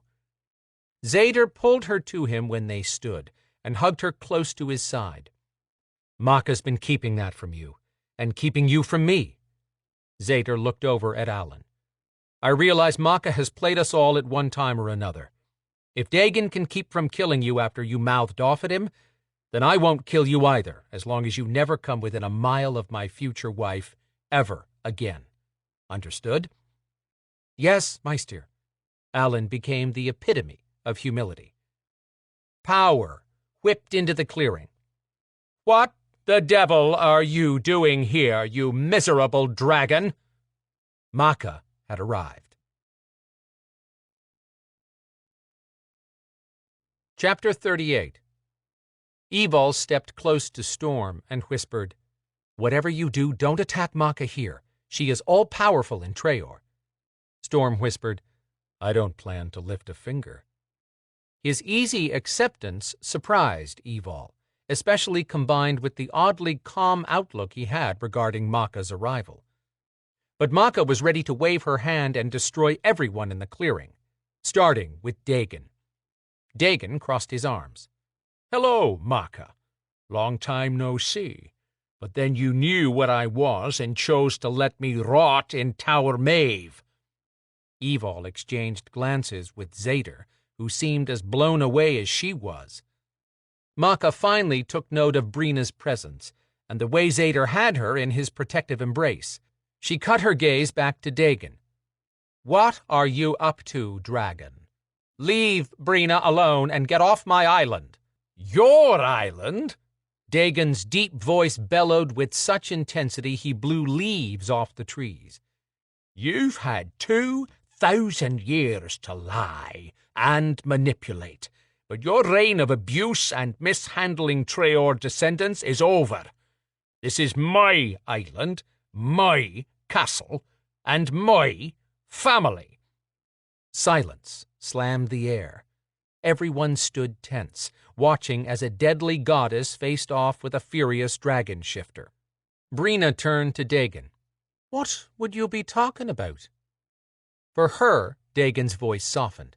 "You are a direct descendant of my sister, Brianna, one of 2 sisters I had before Maka and Maeve started warring for control of this island and the Beladors. She's had thousands of years to convince generation after generation that her distorted version of Treor history is the truth." He wheeled his furious gaze back to Maka. "Haven't you? You had Brina under your thumb and convinced everyone she had to stay in the castle, didn't you?" He never gave Maka a chance to answer. "Treor women are never told that their place is inside, waiting to be treated as brood mares. Treor women are warriors who lead their armies into battle and live life as they choose. When they have a child, it's born of love, and not to be a power source for anyone. You have taken advantage of Treor women for the last time." Maka's hair blazed bright red. It literally looked to be on fire. Her eyes went from human to immortal, pissed-off goddess red in seconds, burning brighter than anything Evil had ever witnessed on that woman. The goddess snarled at Evil and Tristan. "You expect me to go to bat in a tribunal to free you after this? If you side with him, griffins will never be free." Dagon laughed, but the sound rocked dark humor. "They don't need you or some spineless tribunal to grant them the freedom that was theirs upon birth. Every griffin here is under my protection, and anyone who dares to touch one will not like the consequences." Tristan stepped up. "What he said?" Maka's voice turned shrill. Energy shot from her balled fists. "You can't take control of this island. You've been gone too long. I've infused power into this continually, protecting every generation of Treors. This island lives and dies by me. The Beladors belong to me." She lifted off the ground in a blaze of righteous anger. Lightning bolts sparked and shot through the clearing, barely missing bodies. Dagon roared and opened his arms. Oops, never waked the bear, or, in this instance, the dragon. A red cloud of flame flashed in the air above him, and in the next moment he stood in all his dragon glory. His voice deepened, and his eyes turned a deadly silver. "I am the son of King Gruffin of Treor. By his word, I am the last of my kind. And by your blood oath given, you may rule this island in agreement with his descendants, and take possession only if his 3 children no longer live. as his last living child and sole son. I rule this island, and you must obey me. The Belador swore fealty to my father and our family, not to any pantheon. They are under my protection. Get off my island, Maka." Tristan quipped, "Nothing like new management." Evol watched in amazement at the horror filling Maka's face. There was someone above her in the food chain? Maka opened her mouth to speak, but her body started turning translucent before their eyes, and not a word came out during her silent, panicked yelling. When she vanished, Evol let out her breath. She looked at Storm. "You suspected this, didn't you?" Sort of. Everything I sensed from Dagon said he could back up his words. More than that, he spoke not one lie in all that he just said. Alan's face drooped. He probably needed new underwear about now. I apologize for—" Dagon made a dragon noise that Evol translated as a sigh. Then he waved a massive claw tipped with talons. "Accepted. Go back to your duties, and take the castle guards with you. We'll speak later, but if I were you, I'd keep my distance from Zeder. I fought him when he thought I was a threat to Brina, and he's not one to cross." Once Alan and the troops hurried back to the castle, Zeder turned to Dagon. "I may owe you an apology as well." "No, you don't. You were protecting Brina, and I would give up 100 Treor islands to protect her. But this is her birthright, and now it will belong to both of you." Brina sounded breathless when she said, "I don't know what to believe anymore, but I'm hearing the ring of truth in what you say. 4 years ago, after Da and my brothers were killed in battle, Maka first told me I had to stay inside the castle for my safety. After I returned from vanishing during the Nuare spell, things became far more tense between us, and I threatened to teleport away. She said until the Treor dynasty was rebuilt, my staying inside offered the strongest power for the Beladors." "Have you ever read your family's history?" "Yes, there's a tome I've been spending a lot of time going back through when I was trying to regain my memories." Dagon grumbled. "There should be a wall of books, not just one.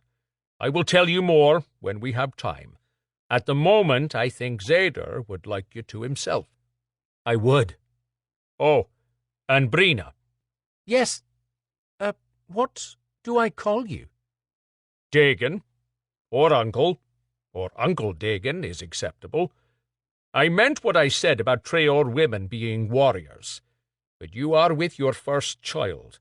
I would prefer you didn't lead any armies into battle in the near future." She smiled. "I'll be taking good care of our bairn." The tears spilled down her face, and she hugged Zeder. "We're going to have a baby, Zeder." "I know, Moineen. I can't wait." Dagon cleared his voice.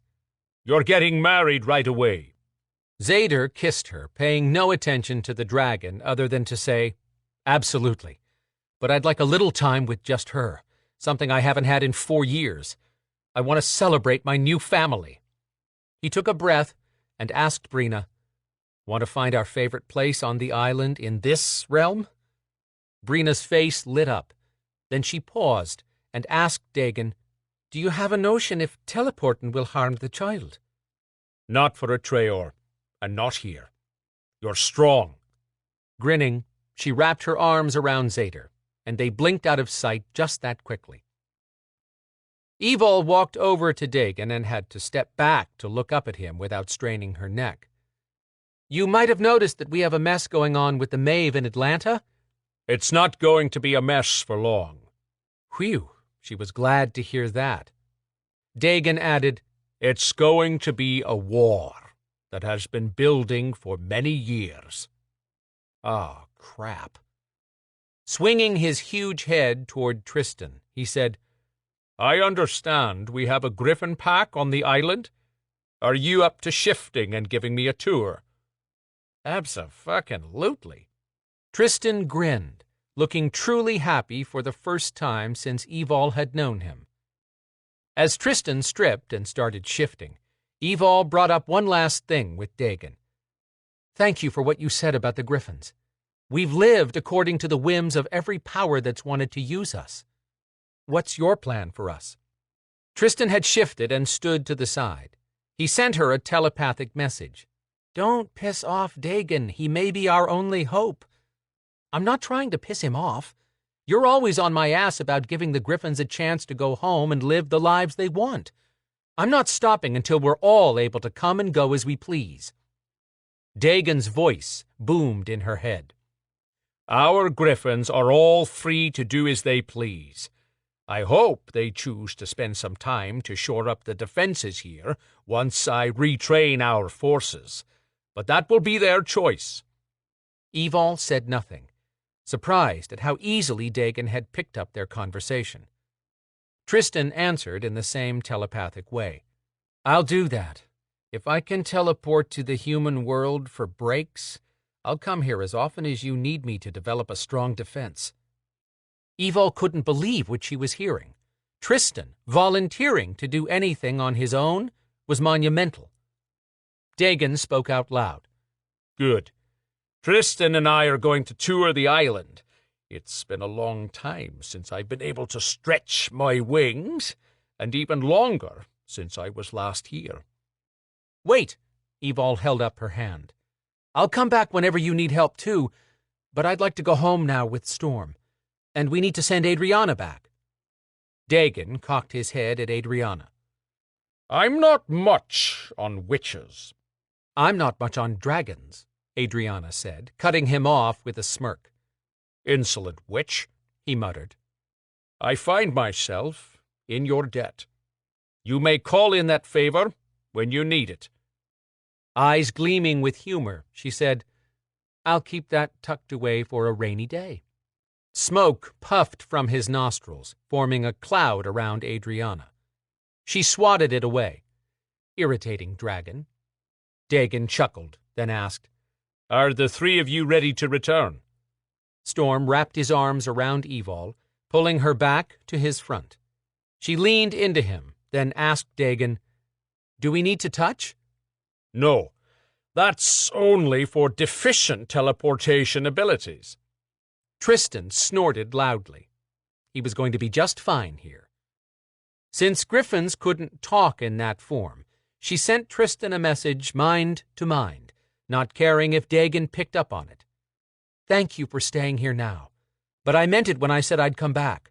I'll take my turn and help Dagon any way I can, plus allow you a chance, finally, for a life. There's no telling what this is going to mean to our future, but we'll all face it together." Yep, a damn paradigm shift if I ever saw one. Look at you using big words. Storm hugged her close, just as Traor disappeared from her vision. The end. Note from Dianna. I hope you enjoyed Rogue Belador, and if you have a moment, I'd appreciate a review at the retailer where you purchased this audio. Watch for Dragon King of Traor, Belador Book 8, in January 2017. Thanks so much for listening to my Belador series.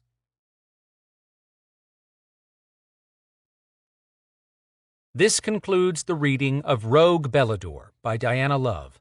Copyright 2016 by Silverhawk Press, LLC. This book was read by Stephen R. Thorne. This unabridged recording was produced in 2016 by Silverhawk Press, which holds the copyright. Neither this recording nor any portion of it may be reproduced or used for any purpose without prior written authorization from Blackstone Audio, Inc.